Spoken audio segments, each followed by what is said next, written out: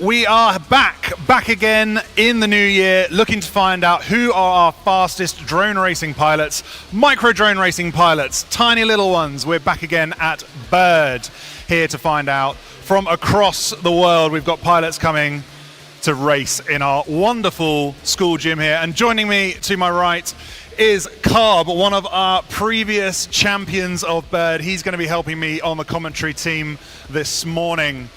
Carb, back again, not racing this time. I'm back again, wimped out this year, I think.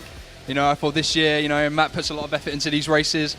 I'll put my time in, I'll help out this year, and this way I don't get the stress. I get to watch all these pilots crash out, do their best, and I can sit here and relax. It's great. Yeah, there are some incredible pilots, and the level of pilots has upped once again. Yeah, it really has. I don't know if you've looked down the list of pilots, but every single one. I think this is the most international Bird you've had this year as well. It is. Again, we have an additional country joining us. We have 9 countries worth of people attending Bird this year. It is a truly international festival of flight here at Leso's High School in West Birmingham, central England. I keep slipping back into commentator voice, but we're having a chat here for we are having a chat while the tech check is going on. Tell us about what they're doing over there. I mean, at the moment, pilots are checking in, making sure their output on their VTX is not going over 25 milliwatts. We don't want them to leak into each other's bands when they're racing. Makes a nice clean environment for them. They're also making sure that their radio power is also overpowering each other. These pieces of tech operate on 2 different bands. We don't want those to bleed into each other. We want everything nice and separated so each pilot has a fair race day for one another.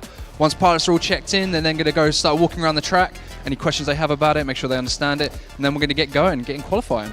That's it, exactly. So we've got a team of volunteers here at Bird, all local pilots and people that have just stuck their hands up, including Carb, all the guys behind on the live stream, all of the race directing, tech checking, running activities, loads of volunteers here helping us run this, and we couldn't do it without them, so we're very, very thankful. But this is not just a live stream for you guys. If you want to come on down, it is free to attend. This is one of the only things in the world that we put on for free. You can come along and watch some of the fastest drone racing pilots in the world. They are here for your entertainment to battle it out and put on a good show for us. And I can already see some people lining up, checking out the track over on the other side. They're ready. There.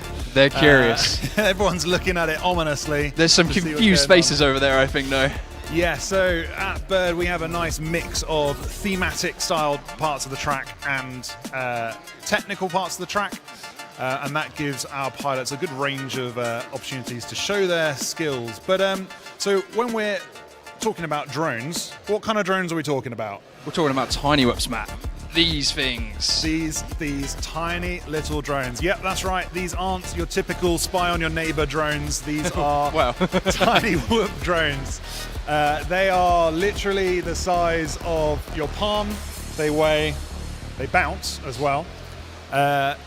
They weigh about the pack size. They weigh 25 grams. 25 grams. If you're competitive, it will be about 17 or below. You exactly. know. So about the weight of a packet of Tic Tacs is what I say to people. But being so small, these are the height of technology, aren't they? I mean, the amount of tech you pack into one of the boards on this is insane. And you know, these drones are great because we can fly them indoors. If it hits someone, it doesn't hurt. You know, and it's such a great barrier to entry into this sport. And you know, it's so inexpensive and it's so much fun. And they do really fly like the open class 5-inch quads that we all know. So. Exactly. Like 5 years ago or so, when people were getting started in tiny whoops, these flew like hot garbage. Brush motors. No. Terrible. But these days, these are full-on racing drones. It's the same kit that goes into these as you would see on the World Champion stage, just a lot smaller. And that makes them incredibly fun to fly locally at home.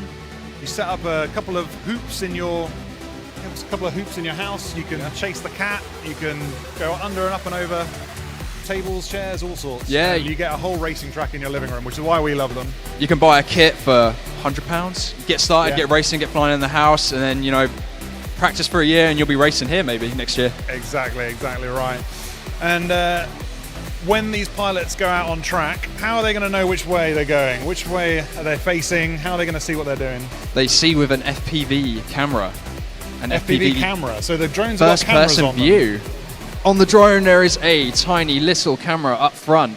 Believe it or not, that is a camera, and that is sending an analog video signal to the goggles that the pilots wear. Oh, I have so a set of the goggles pilots here. are essentially driving a car in first-person view. They see what the drone sees, and this makes for some incredibly fun racing. I have an incredibly special hat. What is this? This is my incredibly snazzy hat that is making a reappearance. It's got LEDs on it. Year. Look at that. Yeah, I'm the LED man. How do you get the goggles down from the hat, though? There's a design for it. With great difficulty. So with my very special hat on, what you can see on the front there is a set of goggles, and really I should get a set. Where's your set? Oh, I can go get my set away. in a Yeah, second. we'll get a set later. But these goggles here, pilots wear them on their faces, and when they put them on, they can see out the front of the drone. So they don't have to like worry about which way they're facing. You don't have to stand at the side and look around. You look out the front of the drone, you see exactly where you're going, and that's how they can see which way around the track. Exactly, yeah. It really is like driving a car, and you know, trying to fly these quads line of sight is near impossible. So yeah, they're so small. This tech allows us to do cool tracks like this, and you know, it makes it so much more fun. And when they're flying these drones, how are they doing it? They fly it with a radio. So this is our, not standard I would say anymore, but this is a standard radio. Radios consist of 2 gimbals and 4 flight axes. We have got throttle, that it dictates how fast the quad or how up and down the quad goes. Our yaw, which is our spinning motion on a single point. We have then got our roll stick, our pitch stick, and that is the up and down the pitch of the drone. And then we have got roll on our left and right, which is this motion. When these quads fly, they don't fly like this, nice and flat, they fly like this. So if I want to fly forward, I push this one up, and then I give a little bit of yaw and a little bit of roll, and that lets us do banks and corners. And obviously better pilots will do less or more inputs of other stick inputs, and then that lets them zip around this course, hopefully in a reasonable fashion. Yes, there are these controllers of varying shapes. People have their favorites. We've got a Radio Master Zorro up here. Radio Master, one of our sponsors on the track today. We are surrounded by some incredible sponsors, actually, and we should take a moment to take a shout out to those guys for helping us put on this incredible race. And at the top of the list, we have 2 incredible companies that have stumped up a good chunk of money. They've got some serious passion in the flying industry, in FPV, and they are Minifigs Me and Menace RC. And those guys, they just come out on top. They really do support us and help put on this event. Yeah, we can't do this event without the support of our sponsors. So big thanks to them, guys, and hopefully we'll see them next year as well. Exactly. They are out on track. You'll see their banners dotted around.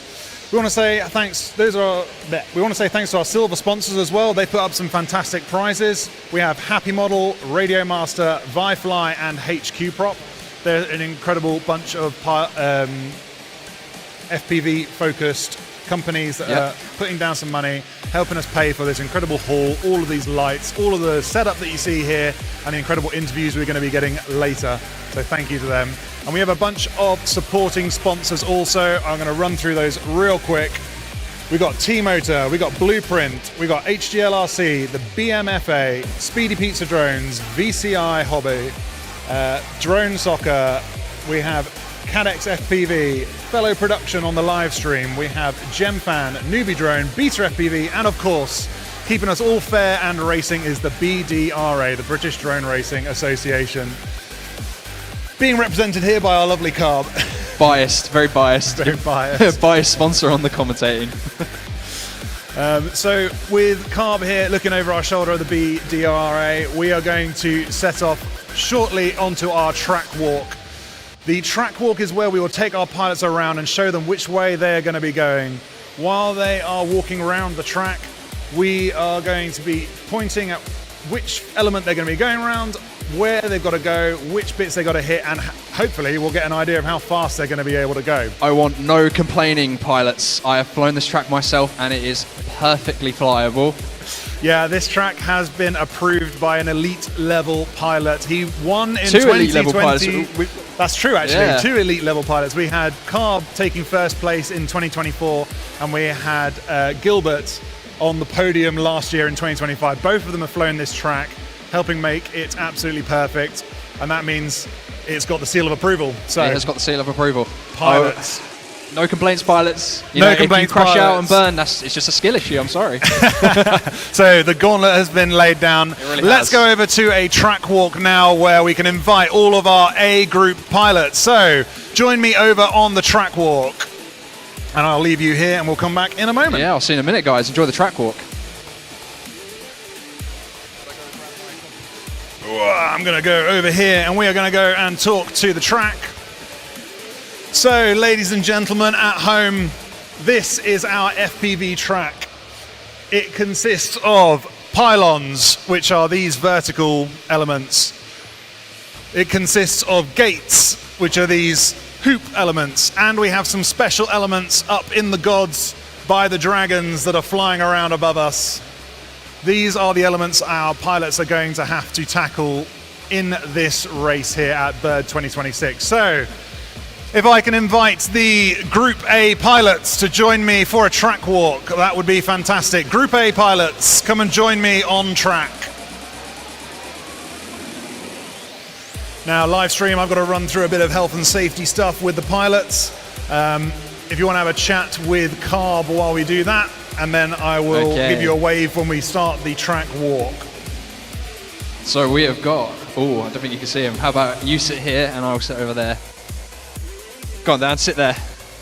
So while we wait for all the pilots to gather, our Group A qualifying pilots, I am joined by a very special individual, Dan Buster FPV. What do you think of today, Dan? That looks very good. We got quite an amazing track set up. We got, I think, good 80 pilots from 9 nations attending the events. It's going to be a good one. We got absolutely loads of sponsors. Menace RC. We got many figs here as well. It's going to be a good race. Are you excited? I'm very excited. I'm very excited for the international list of pilots we've got. We've got, just to list off a few, pilots from the USA, Japan, France, Switzerland, Latvia, Poland, Italy. You know, we have got an international list of pilots this year. And the skill set of pilots we've got this year. We have got Yuki Yamamoto from Japan. We have got, who else do I really like on this list? We've got Joshy Stevens from the United Kingdom. Unfortunately, Dan Miles is not flying at this event. Wimped out like me, it is a shame. But we have got some insane pilots at this event, and I don't know who's going to win. Who's your thought on who's going to win this race, Dan? There's quite a few pilots who stand a really good chance. The ones I've got my eye on, we've got Biwu from Estonia, as Carb said. We've got Yuki, who's flown over from Japan for the race. And then the top 2 UK pilots being King Joshi and -1. I know, Joshi has been pretty rapid, but he's not famous for being too consistent. So if he can keep it together mentally, I'm sure he'll do very well.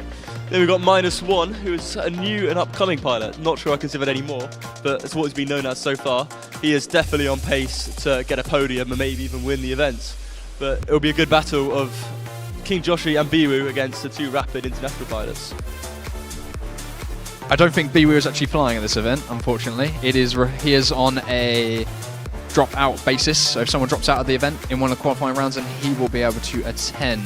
But at the moment, everyone is present, so he is not flying at the moment, which is unfortunate because he is a rapid pilot.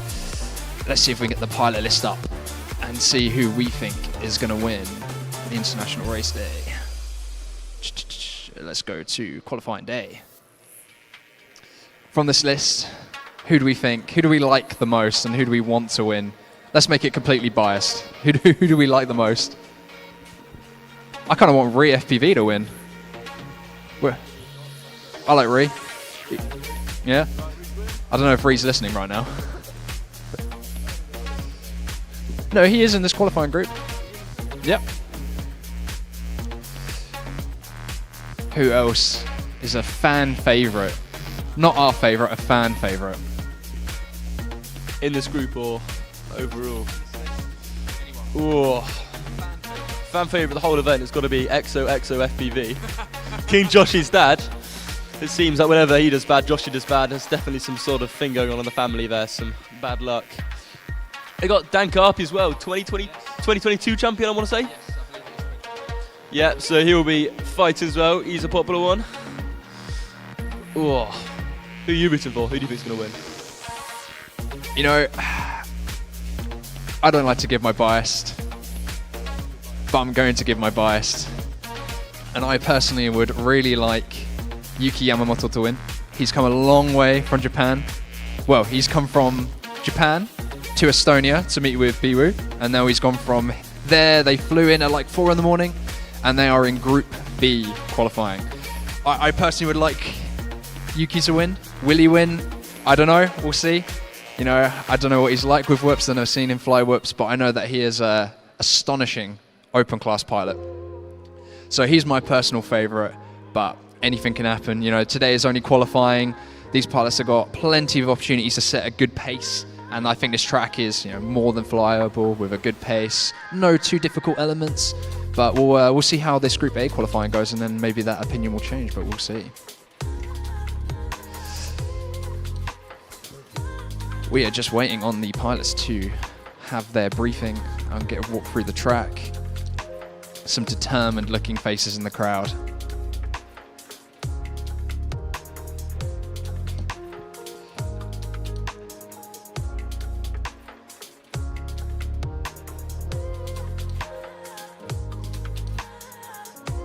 How about we talk about the finals elimination? Enough about qualifying. No one likes qualifying.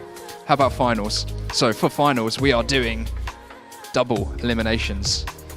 I like double elimination. I think it's a fair format. Pilots get 2 chances. If they mess up in their first round, they get dropped into their second. They get a second chance. If they then miss their second chance, they then get knocked out of the entire race. So pilots have got 2 chances. I think this format gives a lot of leeway, takes that element of luck. Maybe a pilot will get a mid-air in their first elimination round, and then they can go into that second one and, you know, maybe put the hammer down a bit more, get the pace off the line, no mid-airs. I think this format's a lot better. We have both flown this format a lot. What's your opinion on it? No, double elims is definitely a very fun, very competitive way of racing finals. It's really good for qualifying too, because it means you've always got, at every level, different pilots battling to try and qualify in the group they can get into. So even though we've got pilots in advanced class, all the way down to hobbyist class, you'll see people really trying to push to get a little bump up to get into the next group. Okay, with that said, we're now going to pass it back to Matt, who's going to start our track walk. That's right, we are out here with our pilots. Pilots, give us a cheer for some good racing at Bird. We are getting ready for our track walk now, and for the benefit of you guys at home, we will try to show you, but also the pilots, the track. Now, just down in front of the camera, which you can't see, is our starting block. There are 4 pads to start. The front edge of the green pad is the starting pilot plane, the pass plane, the go plane, all right?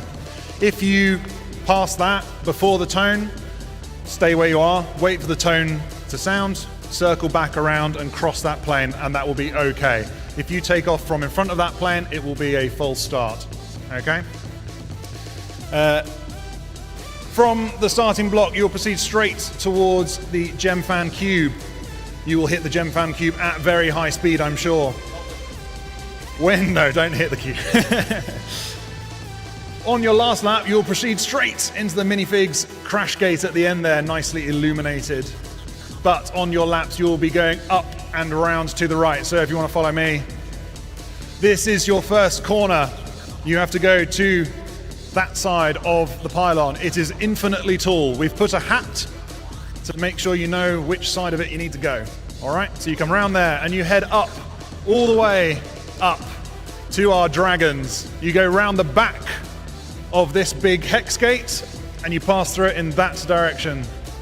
You go round the front of our lovely dragon and then you hit the dive gate. You come through the dive gate, down and into what we're calling the catch gate at the bottom, and proceed to the bottom square gate here. You then go round to the right and up and through this gate in this direction. You are then headed across the top of the Menace RC banner, where you'll come around this side of the hat. So this is facing you, you come to this side. You spiral down through the square, you do a corkscrew over into this square, and then you have a straight run into the bottom left hex tower. You go through the bottom left, you come back through bottom right, and you go back through the top. You then take a hard left up to this square gate here. You go through there, and head across Menace RC. If you guys all stay there for a moment. So you'll come out from the square, you'll head across Menace RC. You need to be that side of the pylon. The pylon is infinitely tall, remember. You'll come across Menace RC, spiral all the way around, and go through the square gate, which is not lit for some reason. We'll sort that out. You come around the back of the Menace RC gate and through the closest square gate. You then go over and through this one. This is to keep you that side of it, all right? I don't want anyone going around that way. This is the only one you don't go round. So you come out of that one, corkscrew over, go through there, and then you're into a slalom to the finish. So the first slalom gate is this one. Come around to the right. This points the direction you're going to be headed. So you'll be coming out this way. You go underneath the hat. You go around this way. You come around the front of this one. You go around this side. One more slalom, back to our starting grid and across the line. Hands up if you'd like me to go through that again. Brilliant. While I go through that again with the pilots, let's go back to the commentary team who will discuss the track. So we can see we have got an incredible track designed by Matt and his crew. It's a technical one. It's certainly going to be testing pilots' limitations. The main challenge we can see is we've got a dive gate, the Dragon dive gate, high up on a scissor lift. So there's a lot of elevation in this track, there are lots of technical elements, and then lots of high speed into much more technical elements. So Carb, how do you think our pilots are going to get on with this track? I think pilots shouldn't complain. I think the track is great. One of the many benefits of being a volunteer here as Bird is that I get to fly the track as much as I like, and no one can complain at me that I'm cheating, because I'm not here to race. So I put plenty of packs on this track last night. When we initially designed the track, there were a few lines that me and FPV Gilbert said, no, I don't really agree with that. I think that's going to, cause issues for pilots.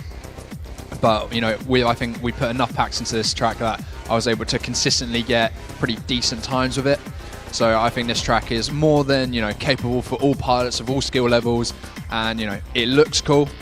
It's going to be a great track to fly. So I want no complaints. If anyone complains about this track, I will go around with a baseball bat and your whoop will be destroyed. Or stolen, if I like the whoop. But I probably won't like the whoop. Because how many people here have got a whoop under 17 grams? They're flying HD0 whoop, which is different from our analog whoop that we have here. HD0 runs on doesn't run on a different band, but it transmits a digital signal rather than an analog signal. So you get better video clarity at the cost of weight and speed. So, I think I don't know. I'm not going to say anything anymore, but I think the track's great before I upset any people anymore, because people might think to lynch me if they really hate the track. I might not make it to day 2, Dan, but the track's great. I think it looks cool.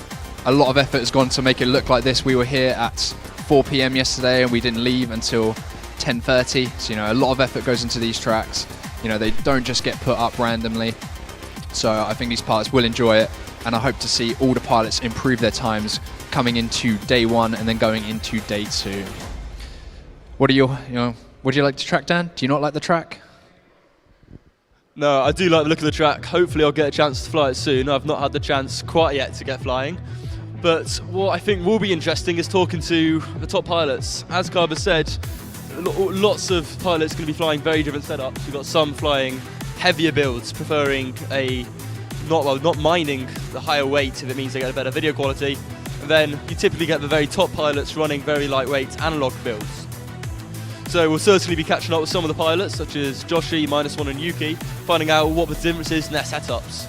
Because this track was not pre-released, they couldn't plan their builds to be suitable for this track. So you might have some pilots running faster motors, that are lighter weight but even less durable, and other pilots going for efficiency so they can get as many laps in as possible. But yes, we'll definitely see how different pilots think their setups help them, and I'm sure lots of our pilots are going to be using parts from our sponsors. So I flew this track on my race 17 gram analog whip, a newbie drone Biden fly. Shout out Newbie Drone Race Spec V2. Thanks Car from Newbie Drone for sending that one to me. Legend.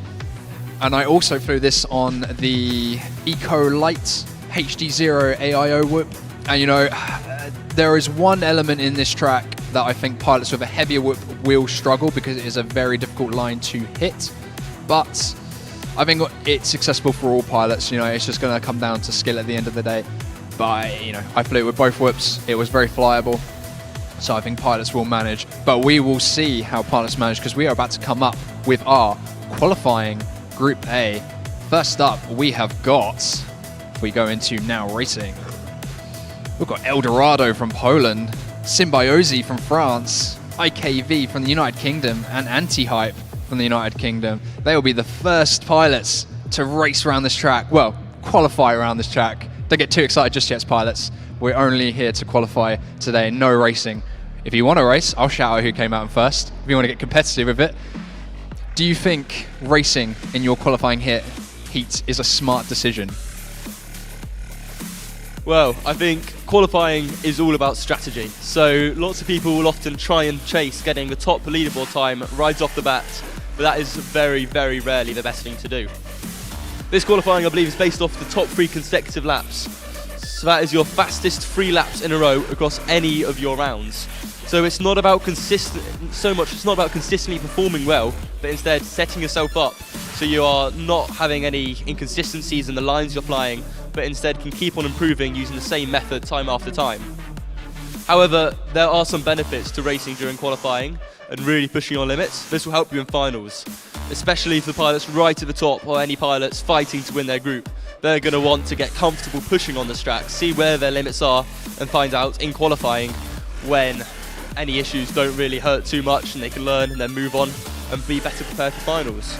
So Carb, as you have flown this track, what do you think the most challenging element is and where do you think people will struggle the most? When we do start to fly, I will point them out, but there is a middle hexagon in this gate, which is a left ladder spiral up. And with the size of these gates, it makes it a little bit difficult because you are coming out from a corkscrew, which at speed makes it very difficult to nail. Pilots are going to have to make sure they manage their throttle very well for this track because otherwise they will going to overshoot. But we are going to pan back over to our man himself, Matt, who is going to talk to us about the track. Hi there, ladies and gentlemen. We have got our pilots prepped on the track and we are going to start getting our pilots flying very shortly. We're going to be starting off with something called qualification. That is when the pilots try to set their 2 fastest consecutive laps on this track. They have never seen it before. They got a video fly through about 10 p.m. last night and that is all they've seen of this track until they arrived here this morning. So now they have had a look around. We've answered any of their questions. They are going to be getting their batteries ready to start qualification shortly. So if our pilots want to get ready for their qualifications, that would be fantastic. And what I'm going to do is I'm going to leave you guys to check out the track here while I go back to my commentary desk and get ready for this incredible racing that we're going to be here at Bird 2026 at Leasos High School. So I will talk to you guys in a bit.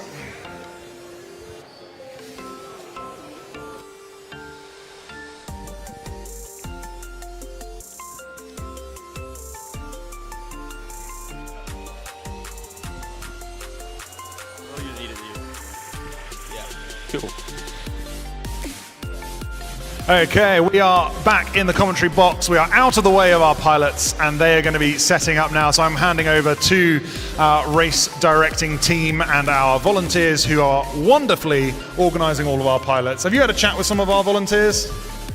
Yes, so I know some of our volunteers quite well. So we've got an incredible race directing team today. It's Kai and Matt, correct? Yes. Yes, so 2 very experienced race directors, both of which worked on the event last year. Yes, we've been talking to them, they're ready to host a very fair competition. They've had a great time last year dialing in the system, and all year since basically we've been working on this system because once we finish a bird we basically go into, we have about a couple of months holiday to get over the effort of the event, and then we go straight back into planning next year's event. I think I'm going to take off my little top hat now. I'm not the ringleader anymore and put you down here, and they've been having a great time testing out all the track system, getting it as good as they can, and now they are here back at the international stage, race directing for us. But alongside our race directors, we have a lot of volunteers out in the crowd who are helping organise pilots around there. They are pushing and pulling pilots to get them into their correct seats. And shortly you'll see them coming up and sitting at the pilot line with their batteries, with their spotters behind them, getting ready for their first lap. Now, Dan, spotters, for the guys, ladies and gentlemen at home, what is a spotter for an FPV race? So a spotter is a pilot who's going to be watching your race as you compete. So they are going to make sure you're getting the track right, so they work to ensure there's no cheating, no skipping elements deliberately or by accident, as well as providing feedback. I believe we're doing the round before spots. Yeah, so the round racing after you will be spotting. So before you go and fly, you will be spotting the previous rounds. It's very useful, it's good for feedback. They can request how they're going to communicate. Some pilots like to ask their spotter to provide feedback, tips after flight, and some say, shut up, I want to concentrate. Yeah, exactly. Some pilots like the feedback, some don't. There's no obligation for the spotters to talk to our pilots here. If they want to coach, they can bring someone up. Because sometimes in the heat of battle, when you're flying as fast as you can kind of forget how many laps you're doing. I don't know about you, I do. When I've got the pedal to the metal and I'm trying to go as fast as possible, I forget laps. So sometimes having someone just sat next to you, just tap you on the knee or give you a word when it's time to go to the crash gate. Because crash gate is how we are ending our flights today. In qualification, the crash gate, which is a net at the end of the course, is parking. We just use it for parking on the qualification day. It means that quads that come close to the pilot line where the pilots are sitting would blow us out. Our video is very sensitive, and any quads that end up close to the pilots will blow out their video. So we ask them to go and park in the crash gate, and that is where they'll end their flight. Once all the pilots are down, then they can go and collect their quads and start again. Yeah, crash gates are absolutely brilliant, much better than a typical landing zone. Yeah. And it's especially amazing in finals. It means the racing ends in full throttle, a battle right to the very last elements. Exactly. You can always review footage and see who was the first pilot to pass through the crash gates, who has won the race. And that exact thing happened last year. We had a single frame of video separating two pilots going into the crash gate. And it was the difference between getting knocked into the redemption bracket of double eliminations or staying in the winner's circle. So it counts. It is very important that you go as fast as possible into that crash gate, because you don't know who's on your tail and who might be trying to catch up with you. And that's one of our favorite things here, is the crash gate. We've got an incredible view from the crash gate over on the other side of the track there, with a nice camera looking in the back of that that we'll have a look at later on. It will show all of the drones shooting directly into the camera, so it should be quite a good shot. We'll hopefully bring you some of that a little bit later. Our pilots are chilling out. Oh, there it is, our crash gate. This is our crash gate. You get to look right down the gun, right down the line, and see all the pilots pile into the crash gate at high speed. And we will see who wins. And like I say, on qualifications day, it's just parking. But on finals day, that is where it will really make a difference. Yeah, we'll also see some pilots trying to be a bit tactical with that crash gate, especially if you're in finals, which is going to be multiple rounds. If you're down to your final whoop, then you are not going to want to hit the metal. You're going to be aiming for that netting, trying to get a soft landing. So although it's a lot of fun, some pilots might disagree when they're down to their final build. Yeah, most pilots here have brought multiple whoops. I know that, the age-old, I think it's the Army saying, if you've got 1 is none and 2 is 1 and 3 is a backup.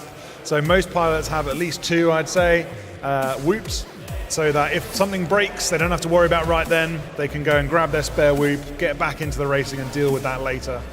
Because how are we running our qualifications today? We've got different groups. Yeah, so we've split all the pilots up into groups of 16, which are going to be competing at different times of the day. So we got A, B, C. So we got Group A, it's going to be starting probably around 10 minutes or so. Group B, we've got scheduled for midday, and Group C for 4 o'clock. So we'll see more and more pilots coming throughout the day.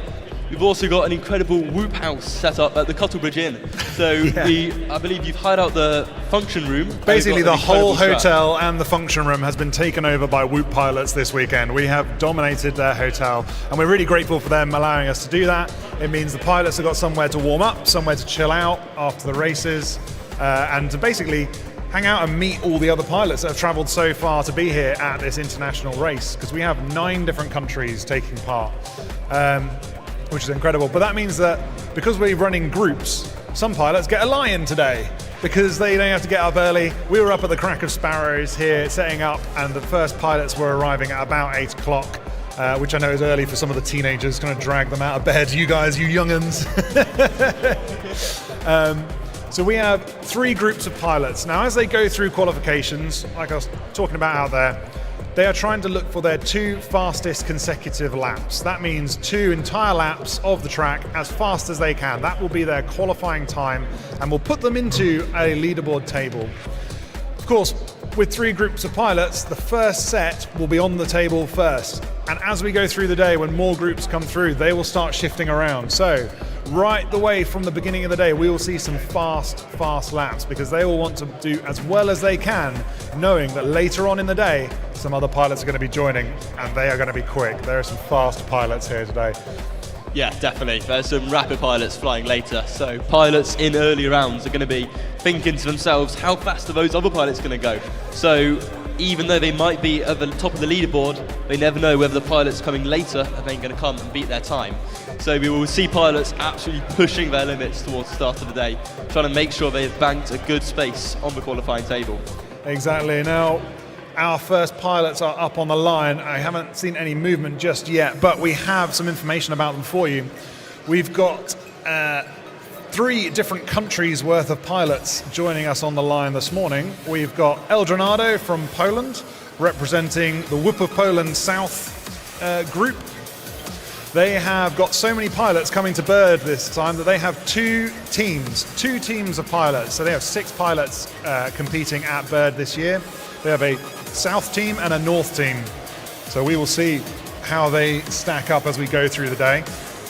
We have ReeFPV from France. You may know him from Instagram. He's been putting out some incredible meme FPV videos on Instagram, so check him out at ReeFPV. Give him a like and subscribe, all that sort of stuff, and check out his videos. They're very funny. I was having a good chat with him in the Whoop House last night. Real nice chap.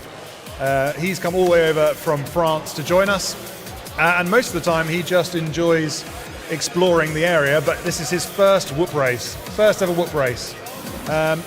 Also on the line we have IKV from the UK. He's again usually just a proximity flyer who enjoys messing around with iGao and flying around in the woods, but he's here for his race debut as well. And of course we have a veteran of the FPV community. We have none other than Anti-Hype. I think he's been to every Bird. There's only a couple of pilots that have, but I think he's been to every Bird. You can just see him in his classic shorts there walking across screen. Oh, okay, no, you guys can't see that yet. We'll be going over to the FPV speed soon, but here we are, our first flight of the day. We're going to hand over to some FPV footage shortly and see how the pilots take on this track. We have Eldronado of Poland, ReeFPV of France, IKV of the UK, and Anti-Hype, the veteran, also from the UK. Arm your quads, starting on the tone in less than 5. So we don't have to commentate every single day, but we'll chat over something. So our pilots are just on the line there, looking to dial in the starting tone, getting all the bugs out of the system as we start them off on their first romp around this track. We've got some beautiful video there. Starting on the tone Dan, in less than 5. It looks like most people are using analog video. Yes, it does. So analog is going to provide pilots with the lightest weight, and we can see they are off already. So we can see pilots for the first time trying out the dive gate, where analog build is going to help them a lot. They're going to find the prop wash, which is when you're fighting your own dirty air. It's going to be a lot easier to manage on a lighter weight build, which analog provides. You can see it looks like we've got Eldronado from the UK out in front at the moment. Oh, is that not the case? Eldronado is from Poland. I'm not sure why he's got the UK flag there. That must be a little glitch in our system. Sorry about that, Eldronado. We know you're from Poland, and we know you are first across the line on your lap up to the back of the room. tackling our Dragon's Dive gate. Nice spin down into the catch gate and around to carry on his lap. Eldronado has come to a couple of birds now and ended up on the podium, I think in 3rd place last year at 2025. And he's going to be a really fast pilot, one to watch for certain. He's already on his first time out on track, tackling it beautifully around onto his 2nd lap, learning the course, learning the fast bits and the slow bits. So we'll see how he gets on. There's certainly a bit of self-pressure on some of these pilots, such as Eldronado. We've got Ree and other pilots who have had excellent results in past bird competitions. So they're going to be trying to maintain their legacy. They know they've got eyes on them. They want to make sure they do as well as possible. Yeah, and being the first pilots out on the track, it comes with a bit of extra pressure. Everybody's watching you. Everyone wants to find out which way around the track people are going to go. If there are any like sneaky lines that are worth taking, any special sections that they can do. But we have a culture of honesty in the whoop community. And the honesty is you go back for the gate if you miss it. Yeah, there's definitely a very strong kind of level of trust in the whoop community. Finish your lap and then land. Hopefully we see absolutely no issues with anyone trying to do something they shouldn't be doing. But we can see everyone is onto their last lap now. The time has reached 0, which means the pilots are forced to finish the lap they are on, and then they have to go into the crash gate. Exactly. So our pilots are going to finish off what they're doing. Land, and our first pilot's in the crash gate. Looks like Anti-Hype has called that one. Lovely view of the inside of the minifigs crash gate over there. Then we've got Symbiosi, FPV and IKV, both stuck on the ground or powered out. Looks like Symbiosi is having an issue with the motor. He can't get going. And he looks like he's stuck on the floor. Out. Prop or a motor, something's not happy.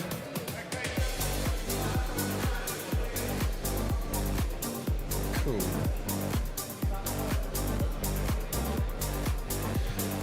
And they are done. Oh, Eldranado's still going. Eldronado wants to run this battery right down to 1 volt. He really hates his batteries. He paid for the whole battery. He is going to use the whole damn battery. There we go, into the crash gate he goes. And so that was your first look around our track here at Bird 2026. The first pilots up with their first battery, and that is how we're going to progress for the rest of the day. Obviously the first ones are going to be a bit glitchy, a bit slow to get started as we dial in some of the settings here on the timers, as we get a few things sorted out, as we make sure people are in the right seats, people are on the right channels. It should all be done, but there are always a few errors in the system that we need to iron out, so we'll be doing that over the first couple of packs. But if we come back to the commentary, we will have a chat about what we think of the track. You've had a walk around, Dan. What do you reckon? So it is definitely an interesting track. It's a very challenging one, but that's often what you need to make sure you're separating pilots by their skill, getting the true winner, the best, most accurate placement of pilot skill. Starting on the tone in less than 19 There's a lot of high-speed seconds. sections into technical elements, such as Arm the your quads. sweeper around Starting on the tone scissor in lift, less when you go than straight 15 into a dive gate, seconds. are very technical elements. There's lots of high speed to low speed, which always pushes pilots and can be challenging. Yeah, we also got a very challenging section in the centre. Arm your It's quads. a Starting on the tone in less than 22 seconds. Gates. They're very small. We've got different gate sizes. Oh, I don't know if we're still on the live stream. If we are still on the live stream, I hope you guys can hear us. We're going to carry on while they sort Arm out your some quads. problems with Starting on the tone in less than 14 seconds. Well, we're definitely better now, but we've got a variety of different gate sizes, so that is something that is going to push pilots to make sure they're really memorising this track so they can anticipate the size of the gate they're flying into, as that's going to make a big difference to how tight they're able to safely fly that element. Yeah, because when you are flying whoops this Arm your small, they can quads. crash. Starting They've got on the little tone in less protection than around their 13 propellers. You can seconds. crash and bounce across the floor, but you lose so much time if you do that. I've noticed, certainly in my flying, that if I fly slower and just don't crash, I end up with a much better finishing result. And it's just simply because other people get stressed and crash. So if I can not crash, fly a little bit slower, but not crash, not waste that time scrabbling around on the floor, then I end up with a better position. I think on some of the technical features, some of the pilots will be taking that approach. Certainly at the beginning, just to bank some laps, and then we might see them start to push and push to get Arm the your faster quads. qualifying Starting on the times. tone in less than 28 seconds. Smoothness is something that the FPV community talks about quite a lot. It really does make a huge difference to your flying. Lots of the time, Arm your pilots will be quads. pushing faster Starting than on they the can go, tone not in flying less smooth. than 19 Although seconds. it feels fast, there's all these fast flicks and movements. They're wasting so much time making these corrections. And battery and as bad well. lines Arm and your battery, which is quads. going to be an efficiency Starting issue. on the tone That in even though less it might than look 19 fast, they're not going seconds. as fast as they think. And as well, you also want to make sure you're flying smooth. This is going to build better fundamentals that you can work on throughout Arm the your practice quads. day. You want to Starting start on the smooth tone and in build less faster than and faster. 14 You don't want to be seconds. practicing different lines around the track each and every time. You won't improve as easily that way. Yeah. So we will almost certainly see difference. Getting the lines is going to be crucial because it is a complex track with a lot of elevation change. And so when you've got to go up and down and catch big drops and rise up for gates, you're going to have to manage that power in your battery. So you don't want to be overcooking some turns, having to catch yourself, putting in all the power, and you're going to be running your battery down real soon. The batteries we use are these. They are tiny, tiny little 1S batteries. I hold that there. Where can I hold that? That makes sense. Tiny little 1S battery. It's about the size of a finger. It's even thinner than your finger. And this runs our quads. They take one battery, and the battery will last about, what, 2 minutes at race speed maximum? Yeah, absolutely. It depends on the race speed. So you can have, I usually get about 54 seconds out of them. So they drone pretty fast. Yeah, and then you can fly them fast. slower and smoother, and then you get around 3-4 minutes sometimes. Exactly. But a lot of it depends on the efficiency of the drone. You can run a lower powered drone, it's going to be more efficient. That's it. We have a lot of things we can change on these drones. They are basically full race drones. So you can change the props for different pitch props. HQ Prop are one of our silver sponsors, and they have provided a bunch of props to all of our pilots to test out. So thank you very much, HQ Prop. You can choose different pitches, different size props as well. We're running a very specific set of specifications for this Tiny Whip race. 31mm props, a 65mm frame is our race spec, and that means everyone's running on the same platform. So the racing, whilst there is differences in the tech, also a lot of it comes down to the pilot's skill when we're talking about the different lines. But Arm these your are the batteries, quads. these are what they Starting look like. on the The tone other thing in I less than wanted to, 5. They're about to send around for their next race. Let's go and watch them on board, shall we?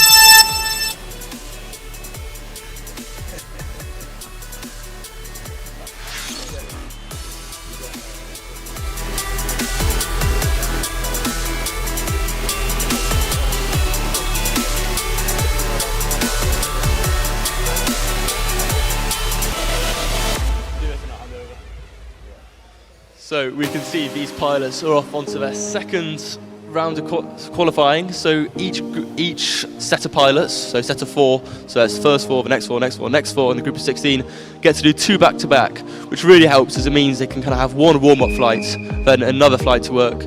Oh, we've had a whistle, which means land now. Yeah, we've had an emergency call from our race director. That might have been a test, that might have been a critical one, but that's good that we have those safety precautions in place. It means that the race directors and the pilot marshals can make sure our pilots are flying safely. There was a reason for calling that one. We'll have to see why that was. But in the meantime, join us back in the commentary box because we want to say thank you to some of our sponsors. We want to say a big thank you to Minifigs Me, one of the gold level sponsors. They are a company born and bred in the UK, a great success story of UK industry. They came from messing around with little Lego figures. I have one here right down on the front. If you want to get a close up on that, is my minifig that I built for myself from Minifigs Me. You basically get to design your own minifig. It is you in miniature form, which is incredible. And they print all custom stuff onto these Lego bricks so that you can make it exactly your own. And I'm there on that little platform with my beanie on, with my 2 dogs either side of me, and the brick behind is a printed brick. You can have a look at that. A printed brick there of my background, which is really cool. But that's one of our gold level sponsors joining us for the Bird International Race Day here in 2026, supporting us, making all of this possible. And we really want to say thank you very much to Minifigs Me because without you guys, we wouldn't be able to do this, and we really appreciate it. So thank you very much. So our pilots look like they're setting back up. You were going to say, sorry, something. I was going to say about our other gold sponsor, Menace RC. So Menace RC are another excellent UK-based FPV drone company. They're very well known for providing some of the industry's best antennas. They're shipped all around the world, and they've also came to this event supporting us as a gold sponsor with a whole shop full of spares for pilots. Yeah, they are here looking after our pilots with a bunch of spares. So if you break anything, you need anything fixing, you fancy some new antennas, head over to the Menace RC shop in the center of our public zone, the other side of our nice big safety net, and check them out. They are an incredible supporter, and we really thank them for being here. They've been around since basically the beginning of FPV, as I understand it. They've been in business for a long time. Many people from across the world will have their antennas and swear by them, and I love them. They're brilliant. They're really good antennas. So if you want to get some of the best antennas on the market, check out Menace RC. You won't be disappointed. We really appreciate them stepping up and being a gold sponsor here for Bird 2026. So our pilots are getting a few gremlins out of their whoops at the moment. We have something in the rule book called the EDOC rule, not previously implemented at Bird, but it is being implemented this year because a couple of pilots, with the drones that we have, that level of technology that's involved, sometimes you just need to turn it off and on again. And that is the reality of our modern world. Sometimes you just need to unplug, plug it back in, and it solves the gremlin. And if that were to happen on the line, some of our pilots would end up not being able to fly if they couldn't go up there and do that. So if you have a problem and you don't get off the line, if you don't manage to make our third feature, which is our drop gate, then we will start a rerun, and we will rerun that race in the EDOC rule. There will only be one rerun if that is called. So if you can't get off the line the second time, that's it. We've got to move on. Our pilots need to get racing. We're going to move on. But you get at least one life there. If you can't get off the line, we'll give you a rerun through the EDOC rule. No, absolutely. Just random issues with whoops does happen along with any technology. Do it with your phone, do it with your whoop. Especially if you just had a 20-mile-per-hour crash into a bit of plastic. Sometimes it goes funny. It's the on-screen display screaming all kinds of random information. Unplug it, plug it back in, and you're good to go. So events like this, that means the EDOC rule is definitely beneficial for pilots. Very useful, yeah. So we'll be seeing if that gets called anytime soon. It looks like we've got some pilots having a few problems. Who is in the pits? Someone's just run back across from the pits, maybe needed a new battery there. No problems. We will kick them off shortly. But pilots from all over the country, did you make it over to the Whoop House by any chance? Yes, I wasn't there last night, but I've got my place booked, so I will be in the Whoop House tonight. I'm excited for just finishing this event and going home and getting my own flying in. So I'm actually doing back-to-back packs. Bought a good 25 batteries with me. Nice. We've got enough recharge. I've got a huge recharge battery that can charge another 1,000 packs. So should be a pretty fun evening trying to get in Josh's head. Yeah, because you train quite regularly with Joshy, am I right? Yes, me and Joshy are very, very close rivals in racing, especially with whoops. We've done quite a lot of whoop races together. I always win them, but he won't accept that. So for those of you at home that don't know who Joshy is, King Joshy is one of the top UK pilots. I believe he's been to World Champs twice, I believe. One of the fastest juniors in the UK. We'll be having a chat later with him as he joins us in the commentary. He and Dan Buster and Carb, and is there someone else at Ware that fly regularly with you guys? Yeah, quite a few pilots. So Ed, Steve. That's it, Steve. I knew there was one. Yeah. You guys all train quite regularly over there on some pretty intense tracks, and that's what it takes to be the best, isn't it? Like, you guys all train hard, push each other. Yeah, absolutely. Having a healthy rivalry is definitely something that helps helps you get faster as a pilot. Over where FPV they train, they've got a really excellent technical track, quite similar to this one, and quite often we'll find ourselves all meeting there, spending 5 hours just battery after battery, competing, trying to beat each other's time, just trying to find the fastest lap amongst all of us. Exactly, and having that rivalry, pushing to go faster, breeds the best pilots. Dan Buster here, also been to several international races, haven't you? Yes, I have. So I've travelled the world quite a lot. I've been Saudi Arabia, China, Korea a few weeks ago. Quite a few others. We've been to Germany, Italy, and definitely more I've forgotten about. Are these all for World Cup races? Yes, so there's two main kind of international standards for international racing. So one is the FAI World Cup and World Championships. So it's World Cups throughout the year, all leading to the World Championships. That's where I competed with Carb, Joshi and Owen Nighthawk. Yeah, Nighthawk. So that's definitely the biggest race. I've done one of those. Joshi has done two of those before.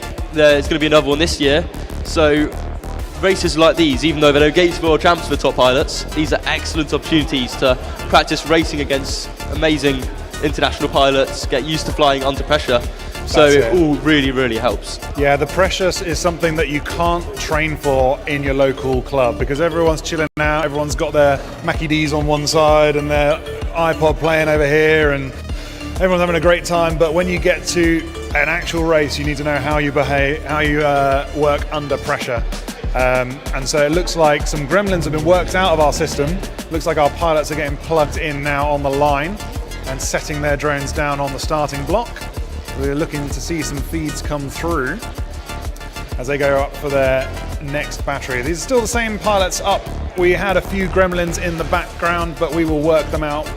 First packs will be a bit slow like this, but we will get to the racing very quickly. Arm your quads. Starting on the tone in Here we less go, than same 5. pilots again. This is the rerun of their second qualifying round.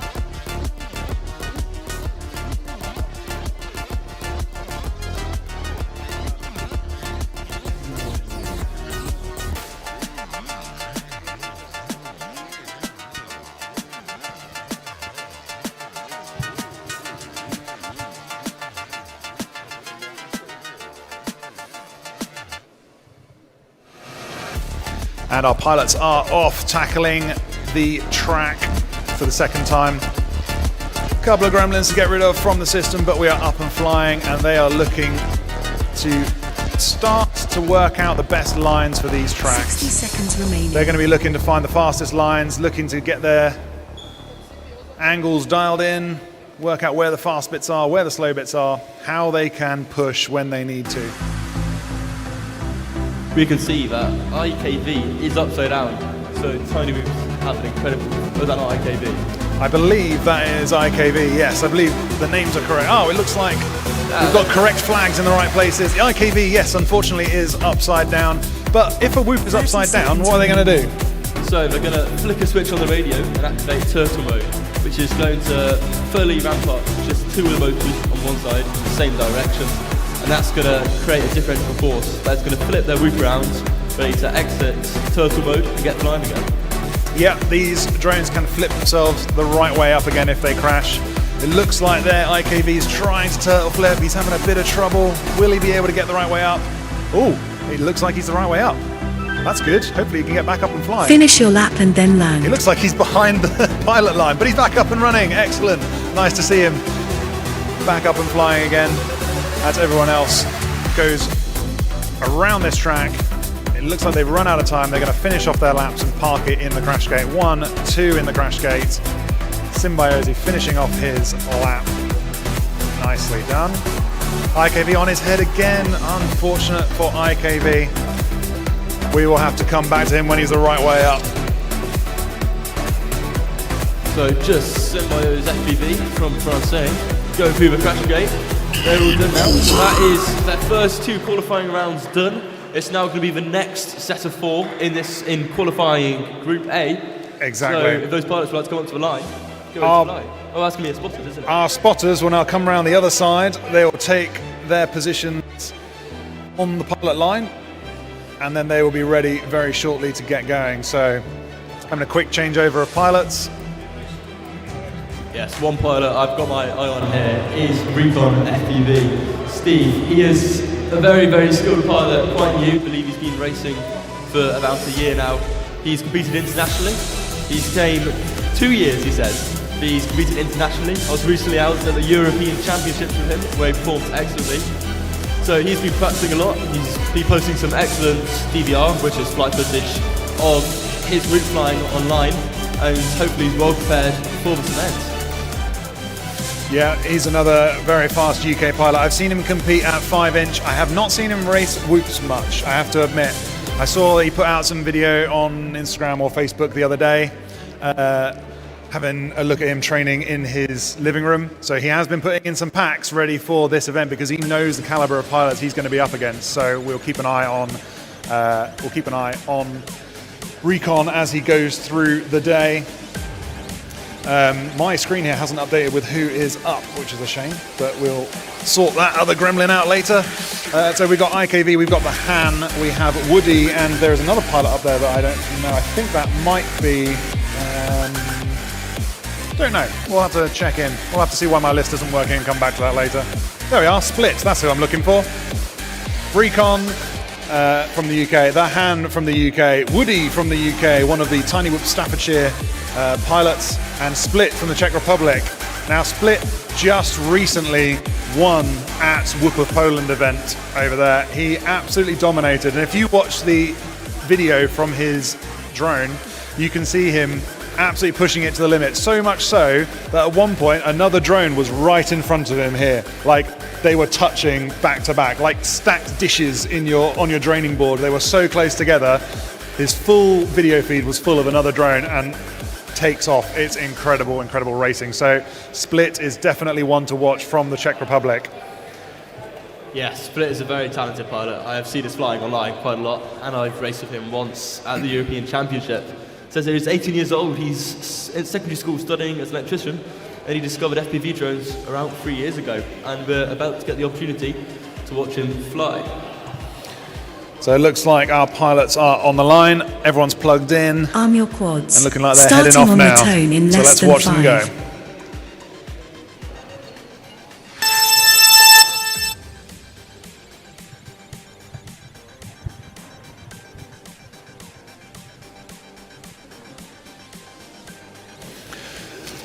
Gremlins are being sorted as we go through. We've got Woody with a nice headshot there, Split with a nice headshot too.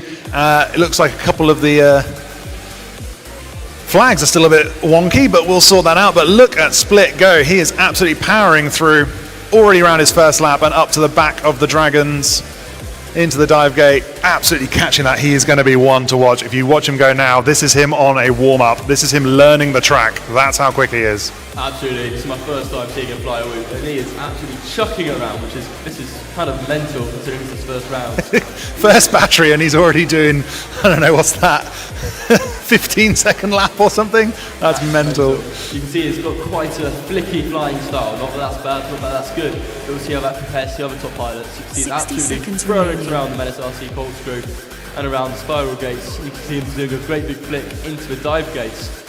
He's not been super consistent so far, but he's definitely got some good laps in. He's going to be trying his best to get a good time on the leaderboard. That is going to be, hopefully for him, very challenging for our other top international pilots to compete with. Yeah, I was looking down the pilot list, putting this event together, and honestly, we have 3 classes when we get to finals. We have Elite, we have Advanced, and we have Hobbyist. And I think Hobbyist is going to be a bit of an insulting term now because there's so many good pilots here that really anybody if it ends up in Hobbyist is fast because they are here competing at an international race. They are taking part in this and competing against the best. They are going to be quick no matter who it is. So with the 3 classes, we will see who ends up where because that's what they're fighting for. This is why qualification day is so important. They're going to be trying to get their 2 fastest consecutive Finish your laps lap and then land to work their way into one of the 3 finals classes. Matt was absolutely right there. We've got an incredible flying level. So, Hobbyist class doesn't seem to do some of the pilot skills justice here. I think this is probably the most advanced flying skills we've seen. Definitely, the highest caliber of racing we've got going on this year for sure. The level is absolutely insane. So we have pilots upside down or in the crash gate. Either or, we don't mind. That's the end of your time on track. They're going to go and get their batteries, going to get their whoops, plug a new battery in, and see how they do on their next one. That was just their first battery out. That is nuts. Yeah, that was a pretty mental round. We're now going to see pilots trying to switch batteries as quickly as possible. Yeah. They know the track now, it's in their head, they're warm, their thumbs are nice and warm. So we're going to see them trying to get the fastest turnaround possible, flying straight away. And I'm very interested to see what kind of times that split puts in this round. That's it. So as the pilots go and get their new batteries, we will be catching up with them again shortly. But we have some other people to say thank you to for making this all possible. We have some silver sponsors down here. These guys also stumped up a load of prizes and a chunk of money to help pay for all the lights, all the events, all the whoops, all the screens, all the live stream, the backdrops, the event venue, all the cameras, everything. And we've got to say a big thanks to these guys for that. So starting us off, we have Happy Model. Thank you very much, Happy Model. One of the manufacturers of some of the best whoops out there, some really competitive equipment they produce. Absolutely, yes. This event would not be possible without so many incredible donors and supporters and sponsors. Happy Model is very well known. They've been in the industry a long time. They produce excellent bind and fly whoops, excellent motors, and excellent electronics. So it's great to have them on board, along with Radio Master RC. We've got quite a few Radio Master RC sponsored pilots here today. My favourite controller, I have to admit, it is my favourite controller. I went through a lot of different controllers testing. When my FR Sky X Lite died, I tried to fix something and ended up breaking it worse.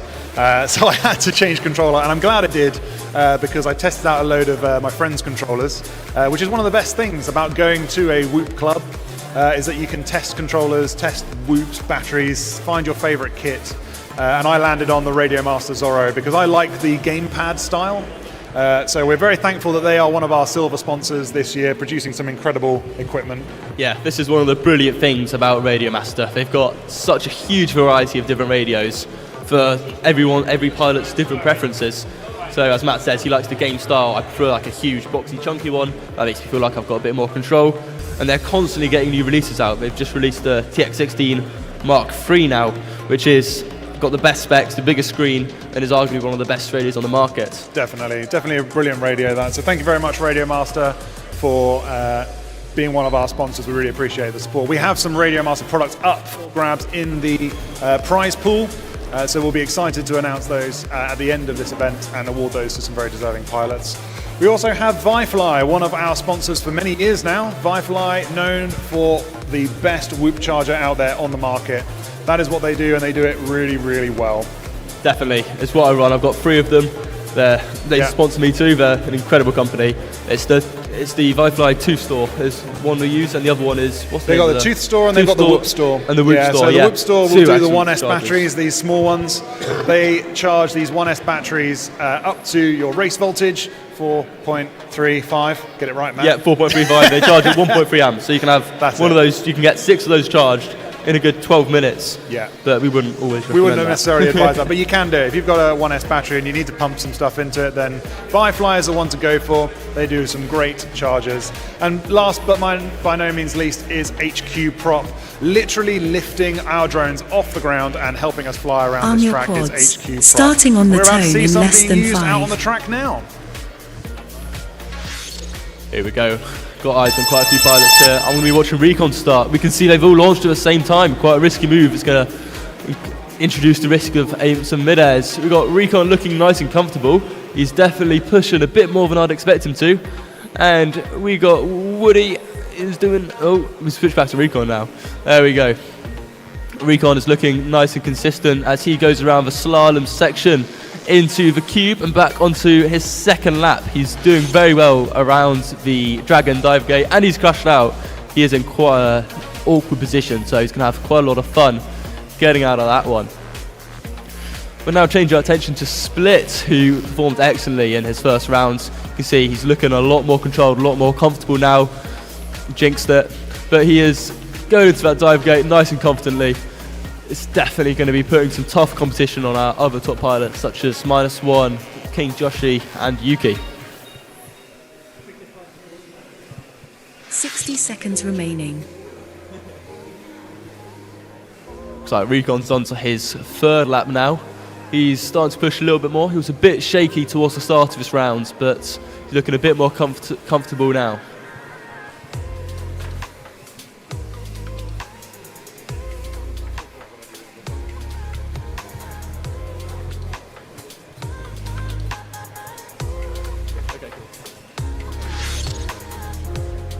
30 seconds remaining.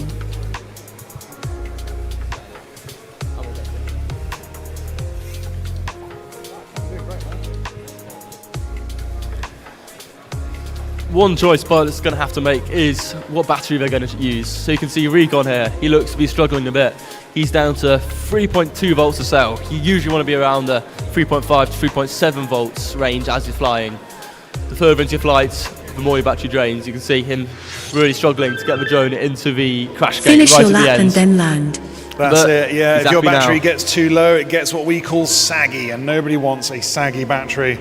And when you're going around corners, you can really feel it. When you get down to the bottom of your pack, you can feel the sag. It just feels a bit sluggish in the corners, like you can't recover from stuff, it doesn't turn as quick, and it just feels terrible to fly. So we want to avoid the saggy batteries, really. So yeah, this track will be one where you want to manage your power, and you definitely want to be using good batteries. Good batteries are going to be key, I think. Definitely. The less efficient you're flying, the more you're going to find your battery, as Matt says, sagging. So you're going to drop the voltage, which is going to mean you can't get as much power delivered to those motors. Yeah. So if you're not flying efficiently, you're going to find yourself struggling to get the power you need when there's a technical element, such as if you're flying all messy around the sweeper into the dive gate, you're going to dive down the dive gate high throttle, trying to pull out of it, and you're going to struggle quite a lot. Yeah, that's right. And we have a fantastic couple of companies that supply batteries to the FPV industry. We have Beta FPV and Newbie Drone, both with some incredible battery on their list of products, both of them offering that folded cell technology, which has definitely become the preferred technology. What do I mean by folded cell when we're talking about batteries? Because these really are the key elements for our flight performance. So yes, these are folded cell batteries. These are the type of battery that you see companies such as Newbie Drone and Beta FPV, two of these event sponsors, producing. So you can see rather than having a lead, they've got the terminal itself, the connector, which is what plugs into your drone, directly connected to the cells, and there's many layers of battery rather than one traditional lithium cell. This means the battery is going to sag a lot less, which is going to help you get the power you need around the track, and it's going to deliver much better flight times. Newbie Drone and Beta FPV are competitors, but both offering two absolutely excellent choices for batteries. Newbie Drone have the Nitro Nectar V2 now, which runs they've got the NX69 connector. NX69. Their highest performance connector they've put on a battery to date, which we're really impressed to see companies like that pushing the technology forwards. Their batteries have been very well received because they plug into both the Whoop Store that we were talking about earlier from Vifly. It can be used straight into that, charge them up like normal, just change them out and you get a better performing battery, which is really nice. And then Beta FPV have just released a Lava 2 battery, which I got my hands on, which has been very, very, very nice. I haven't tried the Nitro Nectar ones yet. I'd love to get my hands on some and try some. So Newbie Drone, if you're listening, send some of those over. We'd love to test them out. Have you flown those ones? Yes, so I've got some with me today actually. Oh, yeah, brilliant. the I'll Nitro get to try Nectars. yours then. Oh yeah, you have to. The Nitro Nectars are definitely brilliant batteries. The Nectar series from Newbie Drone has always been known as one of the best performing cells in the industry. The batteries last a long time, so you're not constantly needing to replace them, as well as lasting a long time as you're flying, which really helps you to get more laps in before having to land. That's more time on the track, more practice time, starting which can on help the you get a tone better in less qualifying than time 5. and better finishing results. One of the benefits of flying fast is you get to do more track time, which is great. Yes. But yeah, when you pick up the cheaper batteries from like eBay or Amazon or wherever, they end up using older technology and it's not as good as this modern folded cell technology. So we're always happy to see the new technology being pushed forwards by these guys. And I forgot to mention, Speedy Pizza also offer batteries. I think they're branded under CNHL, which is great. So Speedy Pizza offer some great battery options as well, using very commonly available connectors like the BT2 connector, and I think they do PH2 connector as well. I'm not sure. I'd have to check with Matteo. I'm sure he's in the crowd somewhere. Give us a shout, Matteo. If we get anything wrong, we're sorry about that. But our pilots are up and they are flying, and we have our latest pilots up. So we have Mesca from Italy. We have Kiz from the UK, representing Hanworth Tiny Whip Club. We have Zumi from Latvia, one of the Robo Pilots guys. They've been coming for a couple of years now. Great to see them back. And Norfolk and Goods, which we're going to have to say very, very carefully. From over in the east, over in Norfolk, representing Mollusk Racing. We'll definitely come back and talk about Mollusk Racing a little bit later. The most fun racing team at the event by a long stretch. So good to see all these pilots up and flying and seeing how they're getting on. And as we can see, Mesco, a very, very quick pilot. But just as I say that, commentator's curse sends him down. Mesco, one of the Italian pilots, he has come here through a trial. Yeah, that's right. Over in Italy, he has been competing in the Italian Whoop League, and the prize for the Italian Whoop League this year was to come to Bird and compete amongst all of these pilots at the top level here at the International Race Days in Birmingham. He competed against pilots from all over Italy. Finish your lap and then land. Team Runaway, to be here and take on the rest of Europe, basically. And we have an American as well. We've got people from across the pond, all the way over from America and from Japan as well. So lots and lots of international pilots. So we're very happy to see Mesco here. Already proved he's one of the best in Italy, and we're going to see him representing his country and his team in the UK today. Having a look at the chat group, we've got 35 people watching right now. So who can we see? We've got ReeFPV from the UK. Hello mate, how you doing? We got Kiz as well watching. We got Derpy Hooves. We got some support from, who is it here? Oh, Pecco FPV supporting his Italian teammates. Excellent. Nice to see you guys in the chat. Hello to everyone on chat. We will be bringing you up on screen at some point throughout the day and checking in with you guys. So if you've got any favorite pilots, give them a shout out here, and we will try and put them off as much as we can from the commentary desk and put them under pressure, and raise the element, make sure they know that people back home are cheering from them, because having the support of your friends from your local whoop clubs and from across the country is really valuable as a pilot. So they've had a lap. It looks like they're ready to go for another one shortly, which would be great. So we'll see them out again on track. What is interesting to watch is spotters. They're just to my front right here, so I can see what they're doing. Although they're there to make sure that the pilot they are spotting is flying correctly and following the rules, at the same time they're trying to make sure they're getting this track memorized, because it's new to them too. So you can see sometimes some of them are twiddling their thumbs, trying to get a little bit of muscle memory in early, so that they can go into their first back ready to compete. Exactly. The pilots have only seen this race track today. It's the first time anybody's looking at this, because I don't release the track before the event. I think part of the skill of Tiny Whoop is being able to adjust to what is in front of you. These were born out of a love of microflight, because you can race around your living room, you can make a track at home, and then we can scale it all the way up to this incredible event here where we can take on international pilots. But it all started in someone's bedroom, in someone's back garden, all messing around there. And now we're here at this international stage. So starting on the tone being in less able than to 5. fly with your friends is really good fun. And I'm rambling a little bit. No, Matt's absolutely right though. When you don't pre-release a track, it adds another element of competition, because you've got to make sure you can quickly memorize that track. There's two options. Sometimes organisers pre-release the track. That means that it's going to be a bit faster racing from the start and it's a bit more competitive. Or you can introduce a challenge, as Matt has here at Bird 2026. So pilots have to not just fly their fastest, but remember where on earth they're going. Yeah, every time we set a track at BTW, it is new. So twice a month we set a race at our local whoop club, and it is new every single time. And this is the new track for Bird 2026. It is brand new, nobody's seen it before. They've got to learn their way around, get as fast as they can, and end up in the highest racing class they can for finals tomorrow. So they're going to go out and look to get their fastest times on this brand new track. And I had two very special pilots helping me perfect the track. I had a good idea of what was going to go where, and we put it out, set it out, and I set them off flying. We had Carb FPV, one of the top UK drone racing pilots, a previous elite winner of Bird in 2024.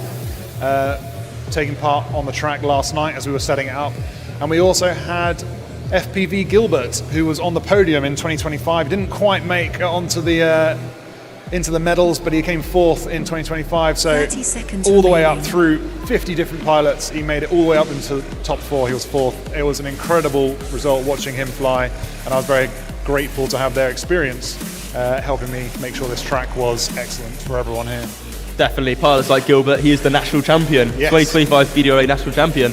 He is here today, so having support from pilots like himself, who know a lot about track design, have a lot of experience, know what works well, and know what's competitive, it's definitely something that really helps out. So when you say national champion, Finish your lap what and does then that mean land. to people at home?